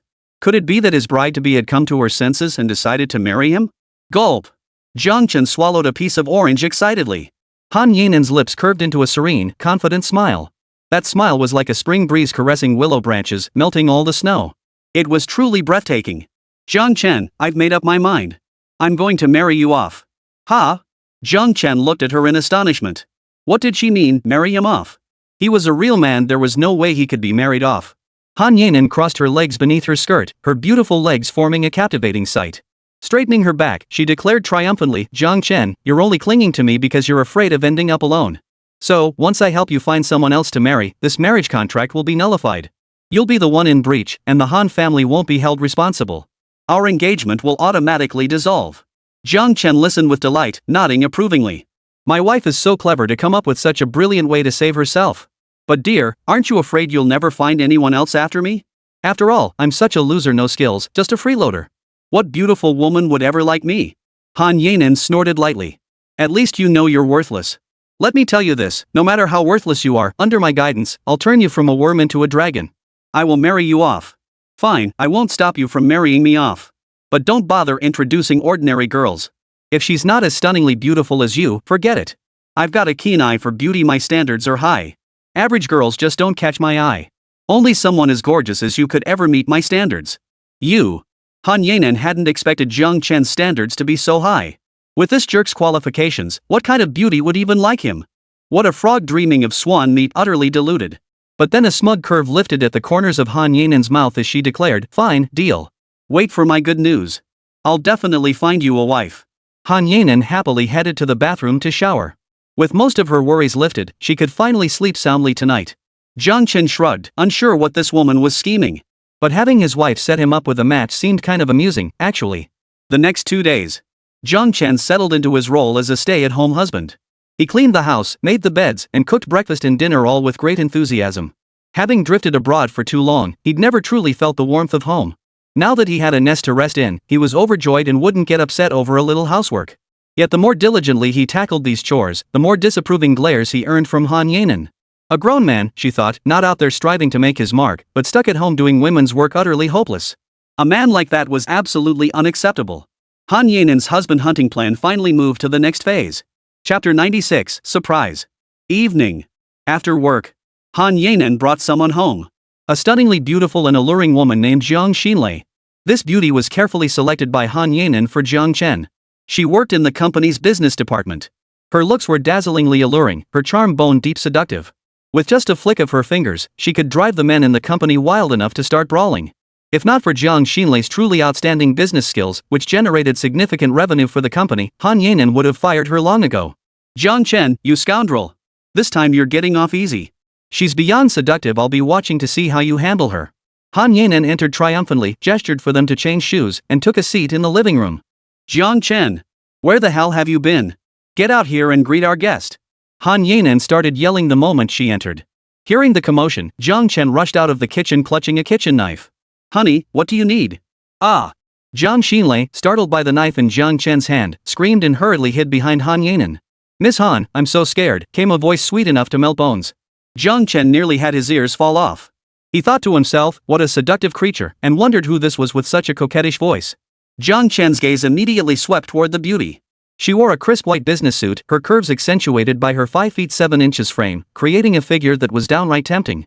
Though she claimed to be frightened, hiding behind Han Yanan, her face was turned toward Jiāng Chén. A pair of sharp, cunning eyes completely betrayed her sly intentions. Jiāng Chén caught a familiar glint in the corner of her eye and let out a soft "hmm." His deep eyes flashed with a hint of insight. This is interesting. Han Yanan shot a glance at the kitchen knife in Jiāng Chén's hand and snapped, are you trying to get yourself killed? What are you doing brandishing a knife like that? Put it back in the kitchen this instant. Yes, I'll put it back right away. Jiāng Chén promptly returned the knife to the kitchen. Han Yanan commanded, now go brew some tea for our guests. Jiāng Chén promptly served tea, bustling about like a busy bee, even peeling oranges for the two women. Jiāng Xīnlei watched Jiāng Chén appreciatively and teased, Ms. Han, you've trained your fiancé well. Such a great guy, are you really willing to let him go? If you like him, take him, Han Yanan waved generously. That was precisely the effect she wanted. She couldn't wait to kick this stray dog to the curb. Jiāng Chén looked at her with wide, pleading eyes, his face twisted in hurt. Honey, you really want to give me away? All these days I've been taking such good care of you. Don't you have any old affection left for me? Put. Ahem. The two women sipping tea were both stunned speechless. Han Yanan choked so hard she spit out her tea. Jiāng Xīnlei also coughed, her pretty face flushing crimson as her large, watery peach blossom eyes shot him an amused glance. This young man wasn't half bad, he actually dared to tease President Liu. Now she finally understood why Han Yanan was trying so hard to get rid of Jiāng Chén. Turns out he was a little rascal with a sharp tongue. Han Yanan glared at him, fuming, try saying one more word of nonsense, and I swear I'll dump this whole cup of hot tea on your face. Jiāng Chén puckered his lips, looking utterly aggrieved. New love, old heartbreak, being a man is such a tough life. Jiāng Xīnlei's curiosity piqued, she asked, what's this about forgetting the old for the new? Could it be that General Manager Liu has? Jiāng Xīnlei felt Han Yanan's murderous glare and wisely shut her mouth. Jiāng Chén blurted out, who else could it be? That flamboyant Jew who came fawning over us last time. You should have seen how shameless that show-off was. He showed up at my place and immediately presented a Yuan Dynasty blue and white plum vase. Heard it's worth 200 million. 200 million? That's crazy expensive. Mr. Zhu actually gave it away? You bet he was. To chase after my wife, he'd stoop to anything. But I didn't hold back either, I kicked him right in the... Jiāng Chén abruptly stopped at the most thrilling part, leaving everyone hanging, utterly uncomfortable. Jiāng Xinlei pressed urgently, "You kicked him flying?" Jiāng Chén wiggled his index finger, grinning mischievously. "Hitting someone is the worst possible solution. We don't stoop to violence." "Then what did you do to him with that kick?" "I kicked his 200 million away." Jiāng Xinlei was instantly stunned, her eyes wide. 200 million? You just kicked it away? Jiāng Chén nodded emphatically, his face filled with regret. Exactly. Thinking back now, I was so impulsive. Impulsiveness is the devil. Now I have to apologize and pay compensation. 200 million. How many years would I have to work to pay that back? Jiāng Xinlei's cherry lips tightened. A penniless guy with a 200 million debt? Who would dare date him? She hurriedly stood up to leave. Mr. Han, I suddenly remembered I have things to do at home. My boyfriend is waiting for me to come back for dinner. We can discuss work matters tomorrow. Bye. Han Yanan hadn't expected Jiāng Chén to pull such a stunt. Frantically, she tried to explain, don't listen to his nonsense. There's no compensation involved. Jiāng Xinlei didn't believe him. Mr. Han, I genuinely have family matters to attend to. My boyfriend is waiting for me to eat. Stop lying. If you had a boyfriend, would I have dragged you here? Sit down. If you don't, you're fired on the spot. Han Yanan commanded, her beautiful face as cold as ice. Jiāng Xinlei shuddered and hurriedly sat down on the sofa, her face twisted with bitterness. It seemed she had no choice but to board this sinking ship. Han Yanan pointed angrily at Jiāng Chén, ready to scold him, but the thought that this bastard had skin thicker than city walls made her deflate, instantly berating him would only be flattering him. She turned her attention to Jiāng Xinlei instead. Let me formally introduce you both. Jiāng Xinlei is the team leader of Group 8 in my company's business department. She's unmarried and doesn't have a boyfriend. This is Jiāng Chén. Don't listen to him calling people all the time. There's nothing between us, absolutely nothing. He doesn't owe anyone money, and General Manager Zhou never pursued him for breaking that Yuan Dynasty blue and white porcelain. Jiāng Chén immediately raised his hand. Not pursuing it now doesn't mean it won't be pursued later. Jiāng Xinlei nodded anxiously in agreement. Han Yanan shot him a withering look. If he wants to pursue it, I'll cover the 200 million. Deal? Jiāng Chén rubbed his hands together in delight. Jiāng Xinlei's face lit up instantly. With President Han backing her, she had nothing to fear. Alright then, since that's settled, dear, I'll take the liberty of inviting Miss Jiang upstairs. Miss Jiang, let's head upstairs. Let's get this important matter done early so my wife can rest easy, and I can finally get out of the single life. It's a win-win situation, let's get it over with quickly. Jiāng Chén finished speaking and rose to take Jiāng Xinlei's hand. Jiāng Xinlei gasped, and looked at him in surprise. Was this guy out of his mind? Who was in such a rush to get down to business? What are you ing about? Hurry up and go upstairs. Jiāng Chén grabbed her left hand and pulled her toward the stairs. Wait, I'm just here for a matchmaking meeting. I haven't even decided if I want to date you yet. You're way too eager. Mr. Han, I'm scared. Help me. Jiāng Xinlei sprawled on the floor, clutching Han Yanan's thigh desperately. Han Yanan sighed in exasperation, slapping her forehead. She'd had enough. No more holding back.